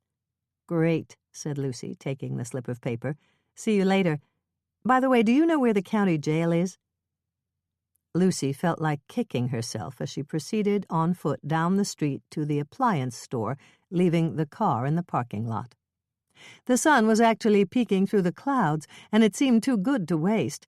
But what on earth must Rachel think of her, seizing on her invitation like that? She was probably already regretting getting involved with a woman who knocked people underneath cars and visited the jail. Respectable people stayed as far away from jail as they could, didn't they? She hoped Rachel didn't think she had some personal interest in the jail, like an incarcerated relative, something like that. Then again, she reminded herself Rachel worked in a law office, and her husband was a lawyer, and lawyers often had to go to the jail to interview their clients. At least they did on TV. Maybe she didn't think Lucy's interest in the penal system was at all unusual.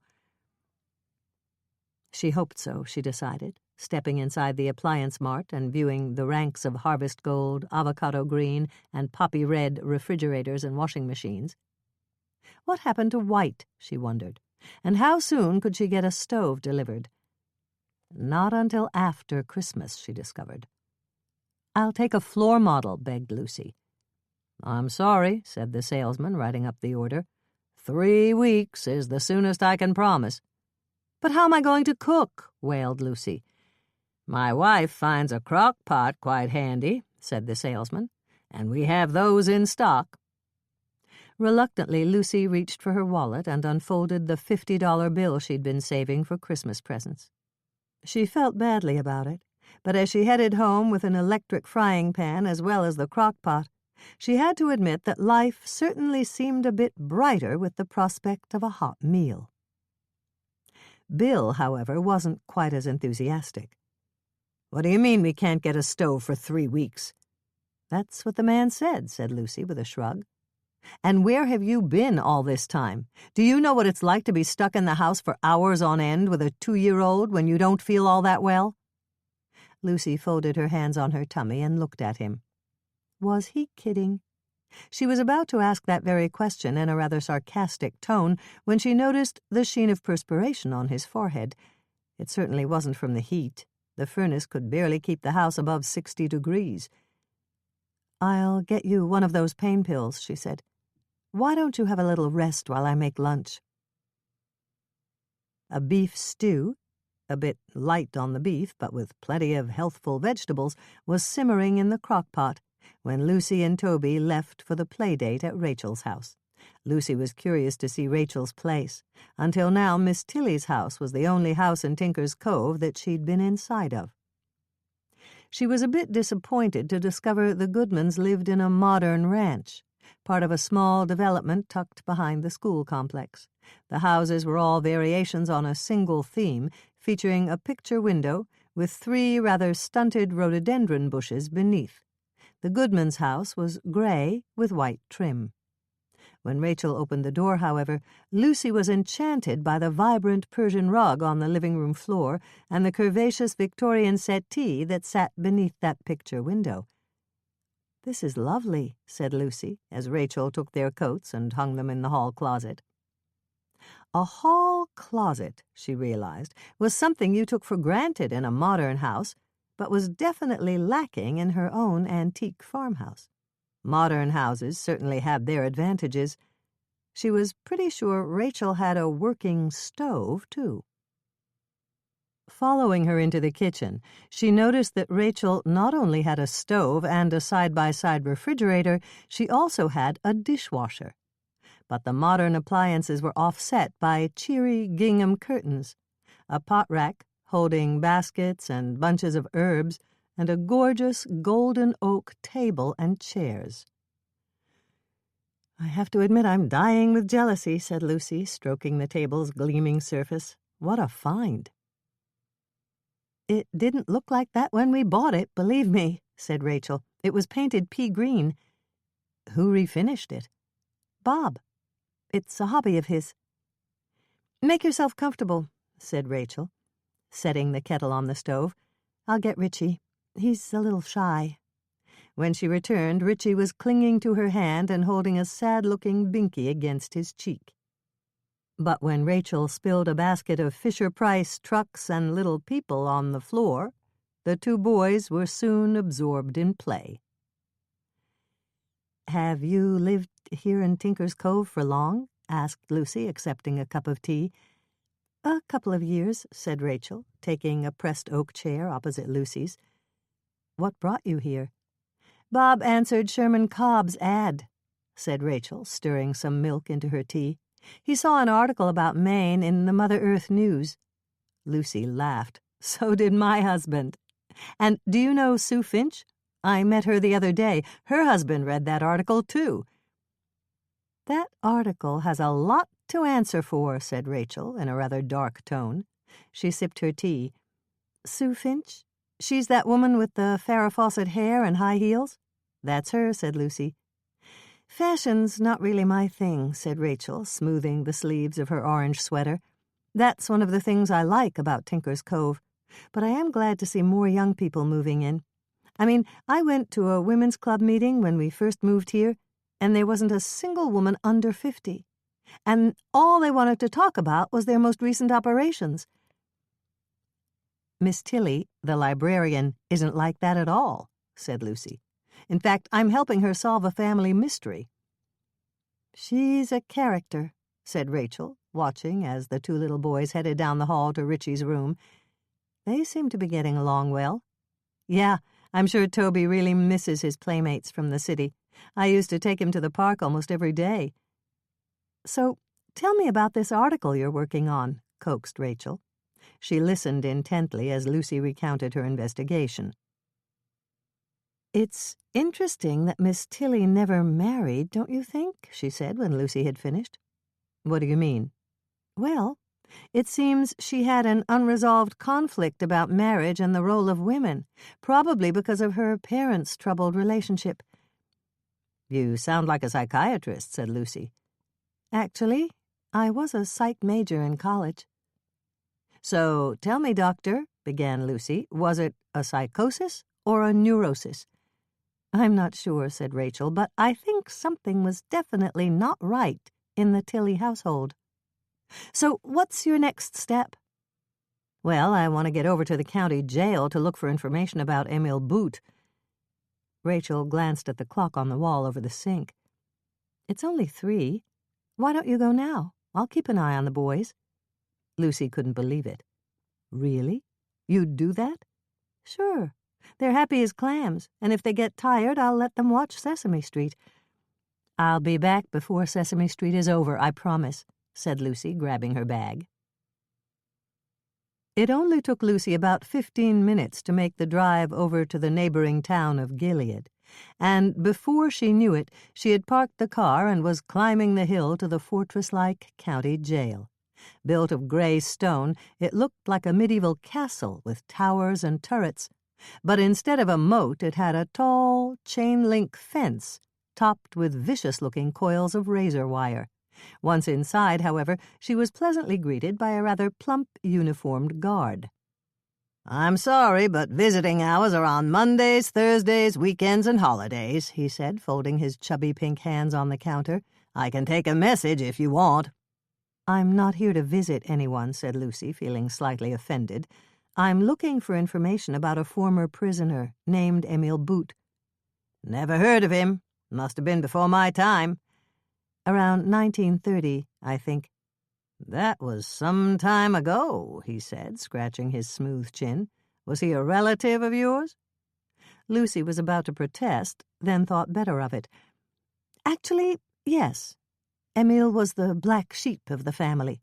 I'm writing a family history, you see, and I want to include him. Do you have records going that far back?" "Don't get much call for 'em, but I suppose we do down cellar." "Could I look?" asked Lucy. "I don't think that's such a good idea," said the guard, shaking his head. Lucy bit her lip in disappointment. "Is there some way—" "I'll just run down and see what I can find. You keep an eye on things up here for me, okay? If anybody comes looking for me, tell 'em I'll be right back." "Okay," said Lucy.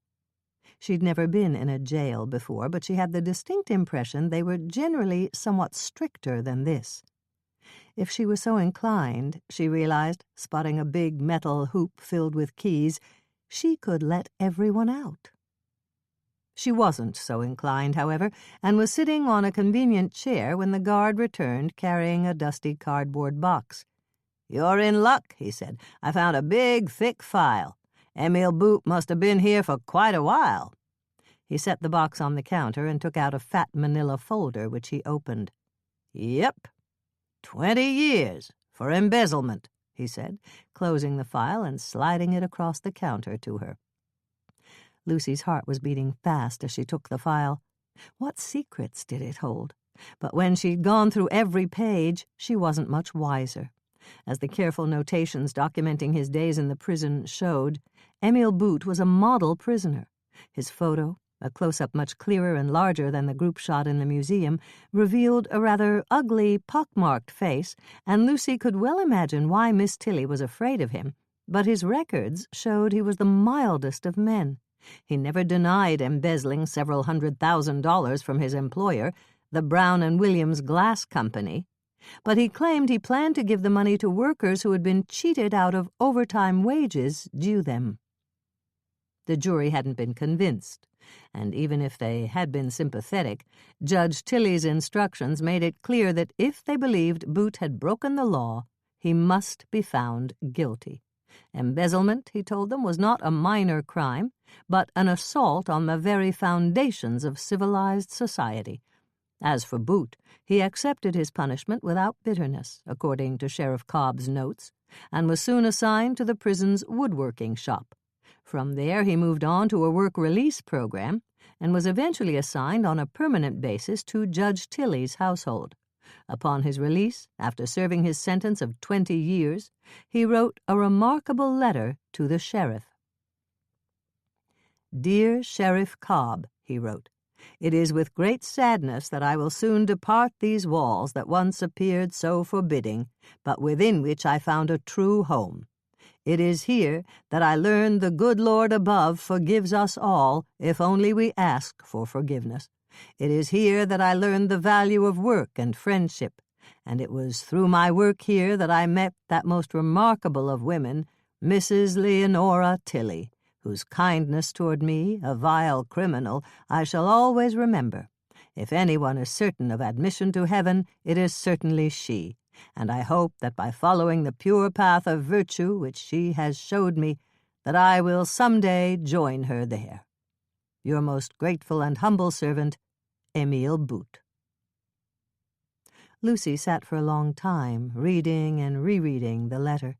Finally, the guard asked, "Lady, are you all right?" "Yes, I am," she said, folding the paper and returning it to the file. "I'm fine." And so was Emile Boot, she decided, as she left the prison.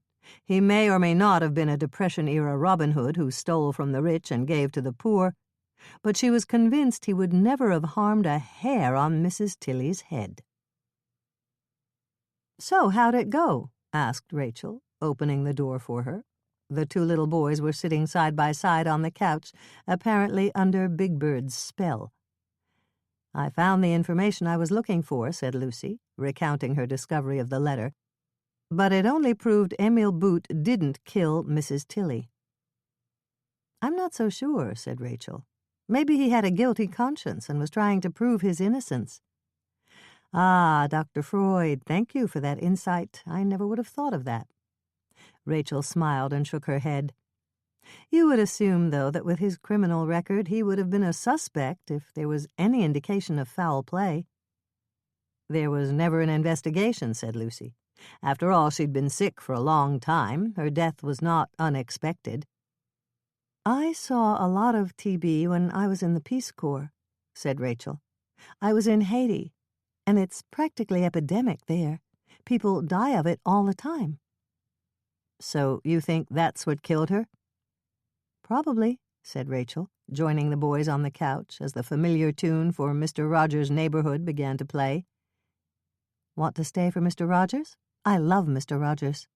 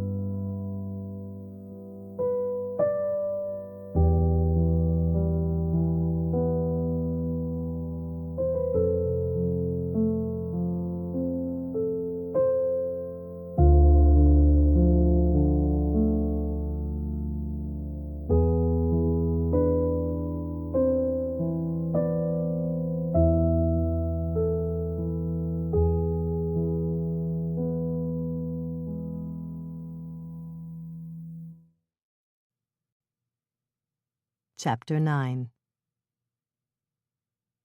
Lucy and Bill didn't need an alarm clock. Toby woke them up every morning around 6 o'clock. On Christmas Eve he was reliable as ever, but Lucy ignored his cries, hoping Bill would go so she could catch a few more minutes of sleep. Then she remembered Bill's burned and bandaged hands and got up. Bill hadn't heard a thing. He was sleeping soundly. Toby was standing up in his crib when Lucy went into the nursery. She shivered a bit in her flannel nightgown, but Toby was warm and toasty in a fleecy, footed sleepsuit. She picked him up and nuzzled his head with her chin, surprised to find that his hair was damp. He didn't seem to have a fever, so she couldn't imagine where the dampness came from.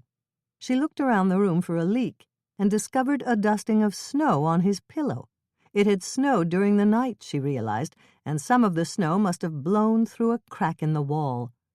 No wonder she was chilly, she realized, staring at the snow. The temperature in the unheated room must be below freezing, or the snow would have melted. This was crazy, she thought, hugging Toby close and carrying him downstairs, where it was somewhat, but not a whole lot, warmer, and sat him in his potty seat. "We're going to have a white Christmas," she told him, listening for the tinkle. "It's Christmas Eve, and tonight—" She bit her tongue. There was no sense getting the little guy all excited about Santa Claus, because the truth was that Santa didn't have much for him. Most of the $50 she was going to spend on half-price toys at the IGA had gone for the electric frying pan and crock-pot. That meant all Toby was going to find under the Christmas tree were the 2 packages Bill's folks had sent him and the $50 savings bond her mother had sent. The tinkle began and ended, and Lucy didn't move. Really, all she wanted to do was go back to bed and sleep through Christmas. "Up!" Toby, still perched on the potty seat atop the toilet, was growing impatient. Lucy helped him down, zipped up his sleep suit, and watched him run into the kitchen. Well, she thought, at least he didn't know what Christmas was supposed to be like. Maybe the tree would be exciting enough for him. The tree, she thought, her emotions taking a nosedive. Bill had cut the tree a couple of days ago and set it outside in a bucket of water, intending to bring it inside on Christmas Eve. Now he wouldn't be able to do it, so she would have to cope with the bucket of ice and the 8-foot tree all by herself.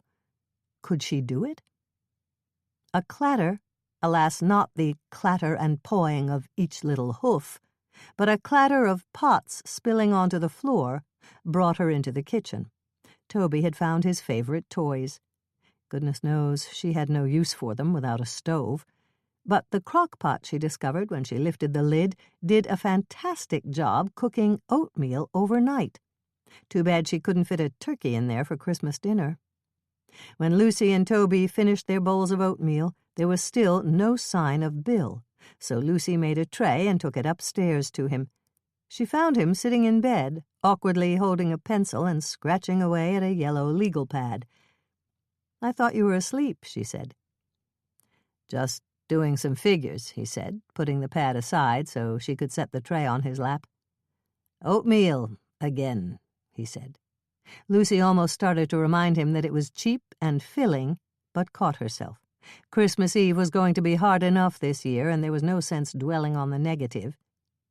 "It's oatmeal a la crock-pot," she said with a big smile. "Surprisingly good. I even put in some brown sugar and a few raisins." "Ooh, goody," said Bill rather sarcastically. "I hope you didn't blow the budget." "Is that what you're doing?" asked Lucy, glancing at the legal pad. "Budgeting?" Bill shrugged. "Since I can't work, I thought I'd put together some financial projections, figure out what materials we need, see where we stand." Lucy was collecting clothes for herself and Toby, intending to take them downstairs where it was warmer to get dressed. "Don't take too long," she said. "I'm going to bring in the Christmas tree so we can decorate it." "Can you manage? It's pretty heavy." "Sure I can," said Lucy, flexing her arms in a muscle man pose. "I am a woman, hear me roar." She raised her chin and gave a wolf howl, and Bill actually smiled for the first time since the explosion. Christmas presents didn't have to be wrapped, she reminded herself as she went downstairs. Sometimes a smile would do. Lucy was singing Deck the Halls when she and Toby went out to get the tree, and Toby was chiming in on the fa-la-la-la-las. Some 6 inches of snow had fallen, but it was light, fluffy stuff, and Lucy had no trouble shoveling it off the porch and making a path to the car. Toby had a little shovel, too, but he preferred to roll around in the snow like a frisky little puppy. Lucy knew it wouldn't be long before he was wet and cold, so she immediately addressed the issue of the tree, which was now frozen solid in the bucket.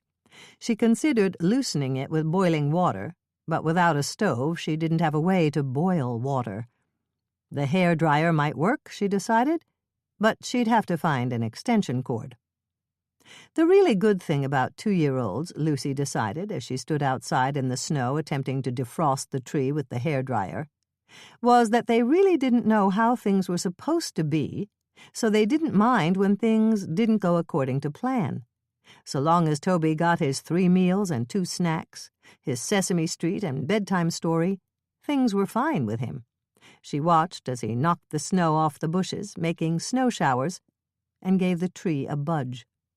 It moved, and she noticed that a small puddle was beginning to form in the bucket. She wiggled it a bit more, and the puddle grew larger.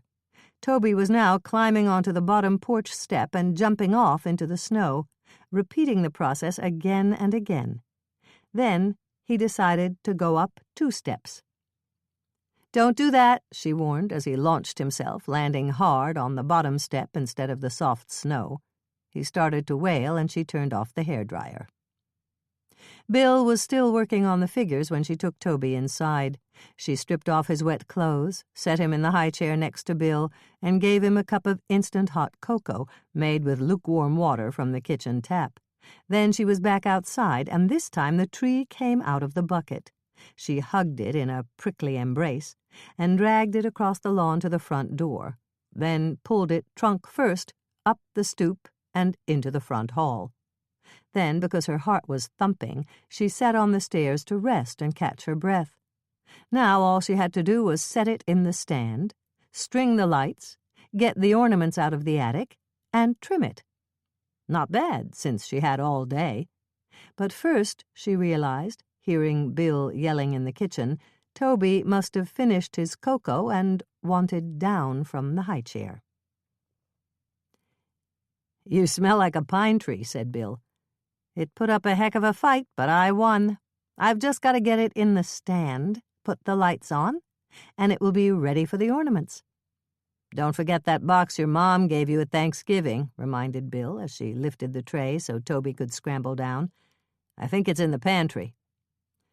Lucy had forgotten all about it, but when they visited at Thanksgiving, her mother had insisted she take the ornaments, old family pieces she said she no longer used, since she'd bought a small artificial tree. Lucy hadn't even looked inside the box. She'd been tired from the long drive, and Bill had unloaded the car. Now, as she set the box on the table and peeked inside, she saw shining and glittering reminders of her childhood.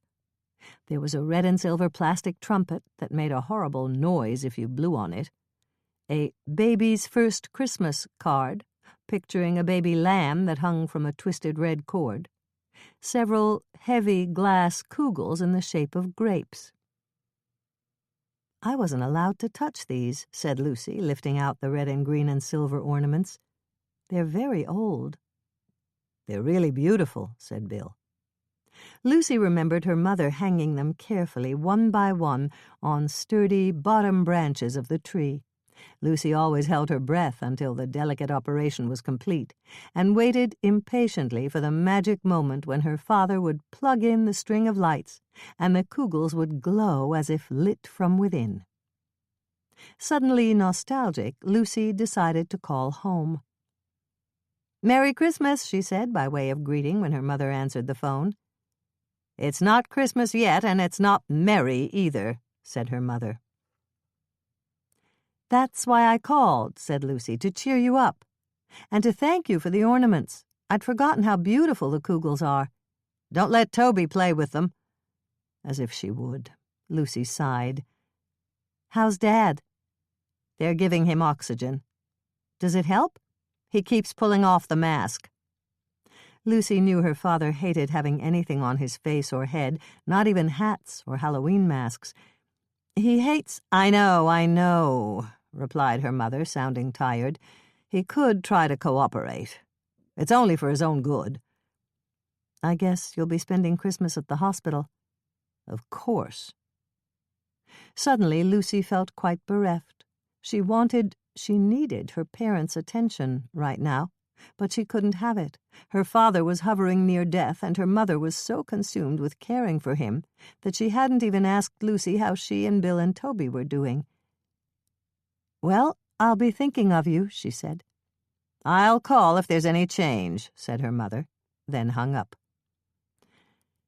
"And ho, ho, ho to you," said Bill, who had been listening. "I could call my parents, and then we'd be so depressed we could commit suicide and end it all." "You should call them," said Lucy. "They sent that nice box of presents." "That was my mom," said Bill. "And you'd feel better if you worked things out with your dad." "I feel better, I do, just hearing my mother's voice." "Liar," said Bill. "Well, at least I have the satisfaction of knowing I tried." "That's something, I guess. You're a good daughter." "And you're a bad son," said Lucy, perching on his lap and stroking his hair. Bits here and there felt stiff and brittle, singed from the explosion. "You should call them." "You know that's why you fell for me," said Bill, changing the subject. "The good girls always go for the bad boys." And then he turned her face toward his with his bandaged hand and kissed her. "Bad boys are the best kissers," said Lucy, coming back for seconds. A couple of hours later, it really was beginning to feel a lot like Christmas. Now that the tree was decorated, the living room's half-finished sheetrock walls, stained ceiling, and uneven floorboards weren't so noticeable. Swedish meatballs were cooking in the crock-pot, giving off a spicy, beefy aroma. When Toby woke from his nap, Lucy got the popcorn popper going for a snack and popped a Christmas video in the VCR. "Light the tree for him," said Bill, settling beside them on the couch. Lucy hopped up. "Good idea," she said, crouching on all fours and reaching behind the tree to retrieve the end of the cord. She plugged it into the socket, and everything went black. "What the hell?" exclaimed Bill. "This shouldn't happen. The first thing I did was have the house rewired."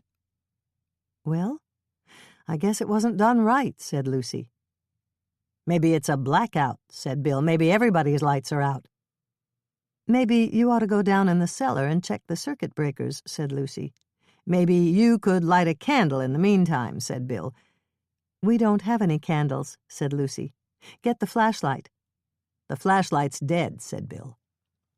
"Don't we have any batteries?" "I used 'em up." "Well, you should have bought more." "You're right, I should have, but I didn't. They're expensive, and I've been trying to economize." Lucy's jaw dropped. She had no idea things were this bad. "I can't do this, Bill," she said, her voice steely. "We're going to have a baby in a few months, and I am not bringing that baby home to this." She waved her arm. "Do you know there was snow in Toby's crib this morning? Snow! Inside the house, in his bed, on our child. That is unacceptable." "I'll caulk the window." "No." Lucy shook her head. "I'm not staying. I don't know where I'm going. Maybe my mother's, maybe your folks, maybe a friend, I don't know. But I am taking Toby someplace where there are walls that keep out the weather, and lights that work, and a stove that cooks." Bill looked at her for a long time. "You're right," he finally said. "I'm a failure. I tried, and I can't do it. I was kidding myself. I'll never be a restoration carpenter. It's time to go back to Wall Street." Lucy had wanted to hear those words for months, but now that Bill had actually said them, she didn't feel happy at all.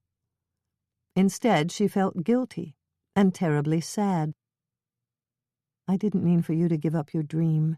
You can finish up here, and I'll stay at my mom's and come back with the kids when the house is ready." Bill shook his head. "We're broke," he shrugged. "And besides, being with you and Toby means more to me than any stupid, unrealistic dream." "You worked so hard." "It wasn't enough," he said. "But I'm okay with it." He looked out the window at the rapidly dimming sunlight. He opened his wallet and pulled out a $20 bill. "This is it. The family fortune. I guess I'll get some batteries so we can get the lights back on." He left, and Lucy sat in the darkening room, holding Toby in her lap and blinking back tears. This was not the way Christmas was supposed to be.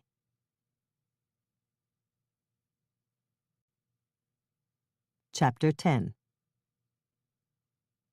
A sharp rap on the door roused Lucy, and she stood up, perched Toby on her hip, and wiped her eyes with the back of her hand before opening the door.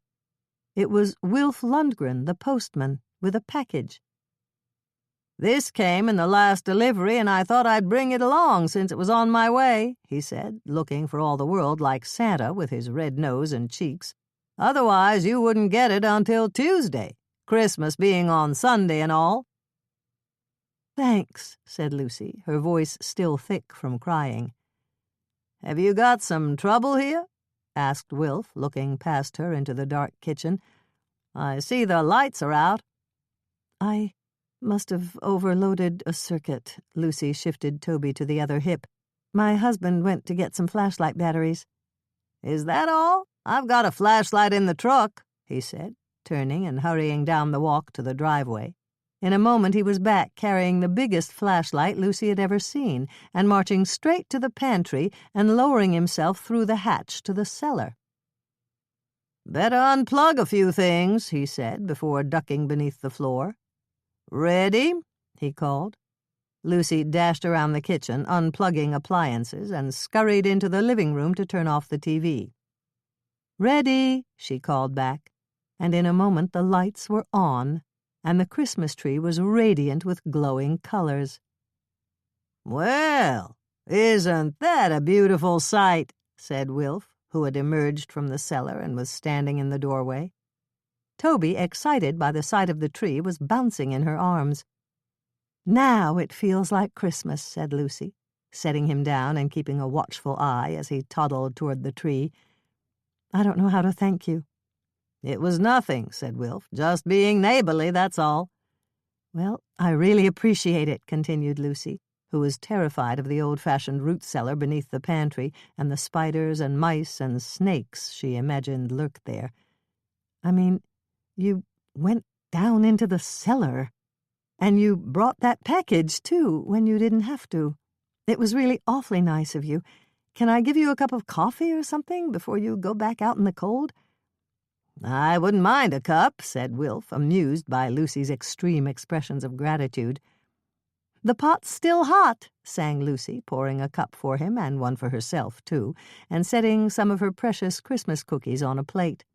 Toby had followed them into the kitchen, and she hoisted him into his high chair, pouring a glass of apple juice for him. "Very good," said Wilf approvingly, chewing on a cookie. "Looks like you've got company," he observed, glancing out the window. "Probably Bill," said Lucy, going to the door. But it wasn't Bill. It was Miss Tilly she saw walking carefully along the path. Come in," said Lucy, opening the door and shivering in the cold blast. "Come out of the cold." "I was just making my rounds." "Oh, hi there, Wilf," began Miss Tilly, "and I thought you might like some of my eggnog. It's an old family recipe." "That's so kind," said Lucy, accepting 2 old-fashioned glass milk bottles filled with creamy liquid. "I wouldn't mind trying some of that," said Wilf. "You know, I didn't get a chance to taste it myself," said Miss Tilly. "I wanted to make my deliveries and get home before the snow starts." "Well, let's all have some," said Lucy, popping into the pantry to get the punch cups she received as a wedding present but had never used. "If you're getting cups, you'll need some more," called Miss Tilly. "The Miller sisters have just pulled into the driveway." "Really?" asked Lucy, staggering out with the heavy crystal punch bowl filled with a dozen cups. "What brings them here?" "Merry Christmas! Merry Christmas!" chorused the sisters, entering the kitchen, which was becoming a bit crowded. "We brought you some cookies," announced Emily, or was it Ellie? "That's right, we made them ourselves," added the other, holding out an enormous tin with a jolly Santa design. "Sand tarts." "I haven't had those in years," said Wilf. "My mother used to make them," said Miss Tilly. "Well, let's all have some eggnog and cookies," invited Lucy. "Can I take your coats?" She was just hanging the ladies' matching red coats on the hooks by the door when there was another knock on the door. Lucy was beginning to wonder if this was some sort of planned invasion, or perhaps it was just what people in small towns did at Christmas. Whatever was going on, the table was filling up with people, and the house was filled with chatter and laughter. She opened the door, hoping whoever it was had brought food, and found Sherman Cobb holding a foil-covered pan that looked like it contained a turkey. A turkey! And behind him she recognized Rachel Goodman and Richie, along with a man she assumed was Bob, Rachel's husband. They were all holding foil-covered dishes, except Richie, who had a can of cranberry sauce. "What is all this?" she asked. "We heard your oven was broken," began Sherman, smiling in Miss Tilly's direction. "So we brought you Christmas dinner. Are you going to let us in?" "Oh, please, please do come in," said Lucy. "By the way, we haven't met, but I'm Rachel's husband," said Bob. "Do you have a stereo?" "In the living room," said Lucy. "Great. I brought some Christmas cassettes," he said, handing off a bowl of stuffing and heading down the hall with a shopping bag slung over his arm. Moments later, the house was filled with Bing Crosby's mellow voice.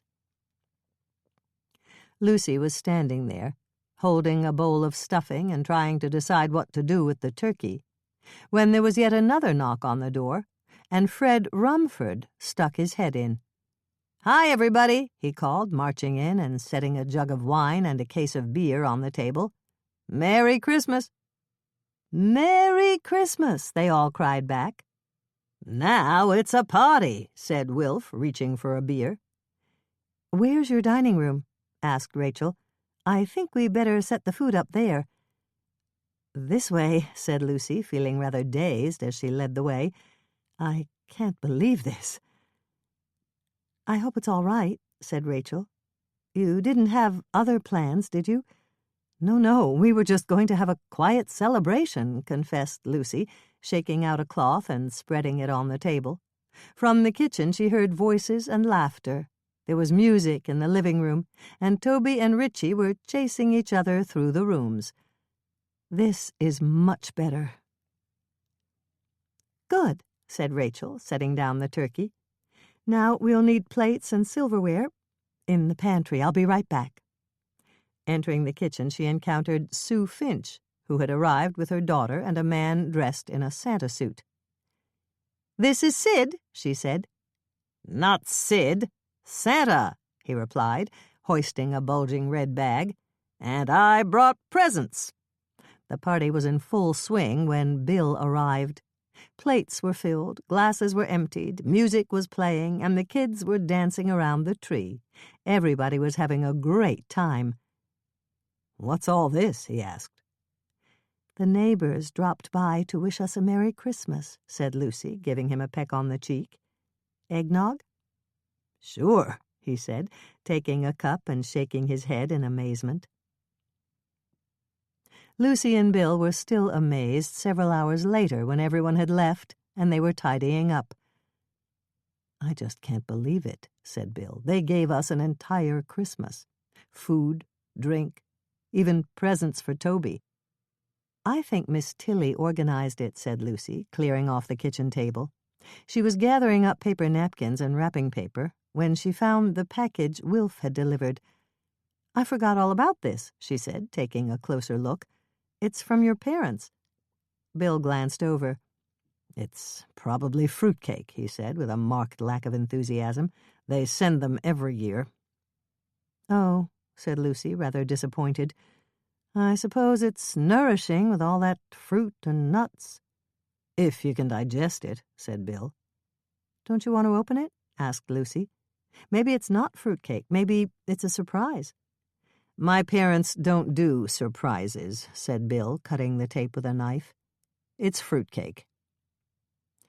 Lucy took the box and opened the top, hoping he was wrong. He wasn't. Inside was a gold and brown tin with "Mother's Traditional Holiday Fruitcake" printed on the top. "There's a note," she said, handing him a cream-colored envelope. "You open it," said Bill, whose hands were still bandaged. "It's probably just a printed card. Holiday greetings from the Stones." "So it is," said Lucy. "But there's something else." She unfolded a piece of notepaper, and a blue check fell out onto the table. "Is that a check?" asked Bill, who had seen it out of the corner of his eye. "It is," said Lucy, sitting down. "The usual $50? "Not exactly," said Lucy, who was holding the little slip of paper in trembling hands. "More like 15,000. Bill's jaw dropped. "Say that again?" "It's for $15,000, repeated Lucy. "And there's a note." Bill took the check. "I can't believe it. What possessed him?" "Read the note," said Lucy, handing the folded piece of paper to him. Bill's eyes quickly scanned his father's neatly printed, squarish letters. "Out loud," prompted Lucy. He cleared his voice. "Dear son, your mother and I figured this might come in handy about now. We've had some experience with home renovations, and we know they always cost more than you expect." Bill snorted in agreement. "We also want to wish you well in your new endeavor, which we're sure will be successful." "Mom must have twisted his arm," said Bill, pausing. "Give your father some credit," said Lucy. "Is that all?" No, he goes on. "I have to confess, now that I'm facing retirement and looking back on my career, I wish I'd had your courage and pursued my dreams instead of a paycheck. Love, Dad." "Wow," said Lucy. "Wow," echoed Bill. "I guess I'd better give him and Mom a call." Later that night, while Bill snored gently beside her, Lucy was still too excited to sleep. She knew people always said Christmas was a time of miracles, but this was the first time she had actually experienced it. For the most part, truth be told, Christmas had always been a bit of a disappointment, never quite living up to the hype. But this was amazing. Now Bill would be able to finish the house and start his new career. And even better, the ruptured relationship with his parents that had hung over them like a dark cloud had been cleared. Now they could look forward to family gatherings, and Toby would once again have grandparents to shower him with love and attention. Lucy smiled and turned over, spooning her body against Bill's. She would never forget the way her new Maine friends and neighbors had given them such a wonderful Christmas. Living in Tinker's Cove certainly had its advantages. She couldn't imagine her neighbors in New York City behaving like this. There, people gave to charity, but they didn't concern themselves with their neighbors' misfortunes. In fact, she realized, she herself had never given a thought to little Miss Delaporte down the hall in 12G, who was at least 80 and never had a visitor. Maybe she could have dropped in with a plate of cookies, but she'd never bothered to take the time. From now on, she resolved she would be more like Miss Tilly. She would take an interest in her neighbors, and if she saw someone in need, she would try to help. In a way, that's what she had tried to do when she attempted to solve the mystery of Mrs. Tilly's death. But it hadn't gone the way she'd hoped. Her eyes were heavy, and her breathing was becoming regular. She was sinking into sleep. And her last thought was regret that she had failed to bring peace of mind to Miss Tilly. Christmas dawned clear and bright, the sunlight magnified by the fresh snow that had fallen during the night. Outside was a glittering white wonderland, and inside was the usual chaos as Toby opened his presents. New clothes and books and a go-kart from Bill's parents, and an impressive assortment of marked-down plastic trucks and balls and a super-sized teddy bear Bill had picked up when he bought the batteries. When they added the recycled toys that Sid Finch had brought, it added up to quite a pile, and Toby was happily investigating his haul, playing first with one and then another. Lucy and Bill took advantage of the moment to exchange their gifts for each other. "You go first," said Lucy, handing him a cheerfully wrapped present. "I thought we'd agreed," protested Bill. "It's little enough," said Lucy, smiling, as he unwrapped a Walkman cassette player. "This is great," he said. "How'd you know I wanted one?" "I didn't. I just thought you might like to listen to music while you work." "I do. This is perfect." "Thanks. Now you go," he said, handing her a drugstore bag tied with a big red bow. "Sorry about the wrapping." "I guess I'll forgive you this time, since your hands are burned." "Right," he said. "Open it." Lucy withdrew a paperback book, a compendium of New England crimes. "This is great," she said, delighted. "How'd you think of it?" Bill blushed. "Well, I knew you were interested in what happened to Miss Tilly's mother, and you've been reading mysteries." "That was very thoughtful. Thank you," she said, opening the book and scanning the table of contents. One listing immediately caught her eye. The Angel of Death. Settling back into the corner of the couch, she turned the pages and began reading, fascinated by the story of a nurse who was thought to have killed more than 20 of her patients, using a variety of hard-to-detect methods such as drug overdoses, poison, and smothering. "Oh, my God," she breathed, her eyes glued to the page. "I didn't think you'd like it this much," complained Bill, who was feeling ignored. "You won't believe this. This woman, this nurse, she's the one who killed Mrs. Tilly. It fits exactly. It all fits." "You're kidding." "No, it's all here. Even her name. Well, her aliases. Anne de Pasquale, Andrea Dale, Anita D'Souza, always a first name beginning with A and a last name beginning with D. Angela De Rosa. That was the name she used when she was supposedly caring for Mrs. Tilly. Everybody thought she was an angel, but she was actually killing off her patients." "How'd they figure it out?" "People started getting suspicious when none of her patients ever seemed to recover," said Lucy. "One man who happened to be a chemist analyzed the medicine she was giving his wife and found it was arsenic and went to the police." "Did they arrest her?" "They tried," said Lucy, reaching the end of the chapter, "but she killed herself before they could take her into custody. A lethal dose of strychnine." "She must have been nuts," said Bill, lifting Toby onto his lap and opening a picture book. "I've got to call Miss Tilly," said Lucy, heading for the phone. Miss Tilly answered the phone with a cheerful, "Merry Christmas." "Merry Christmas to you," replied Lucy, "and thank you for yesterday. It was a wonderful surprise." "I think everyone enjoyed themselves," said Miss Tilly. "I put quite a bit of brandy in the eggnog just to help things along." "So that's your secret," said Lucy. She paused. "I think I've found your mother's murderer. And it wasn't your father." "Who was it?" "The nurse, Angela." No. She was so kind. It's in a book. She killed at least 20 of her patients, maybe more." "She was convicted?" "No. She killed herself before there could be a trial.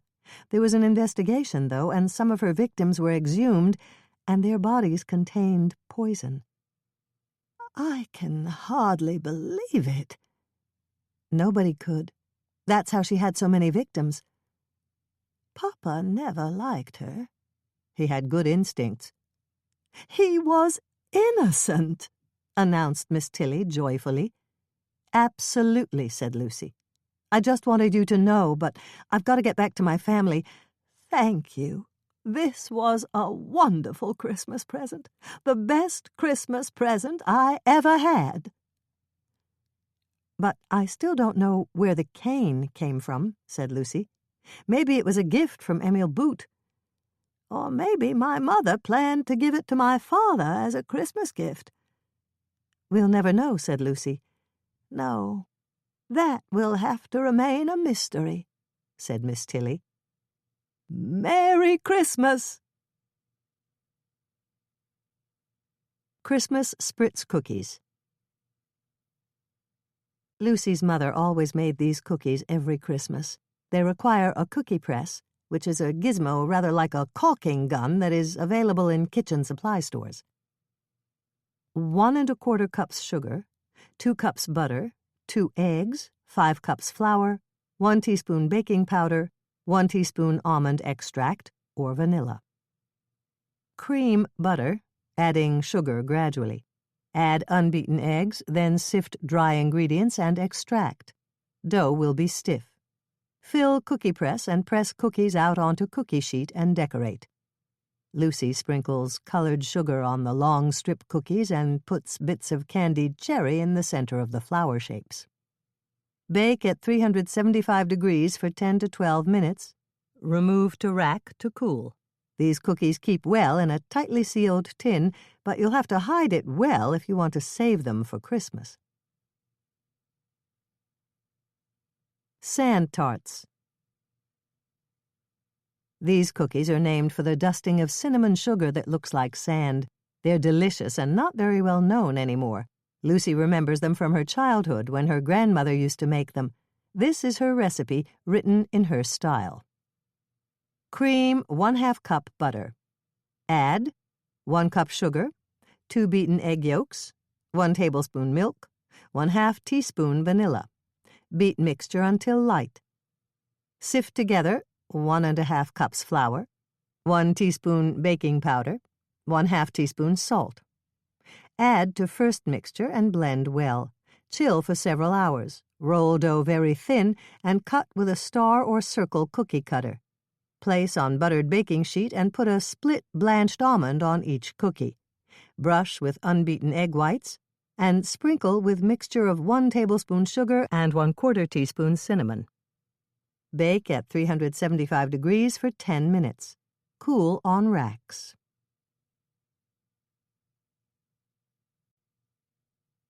The end.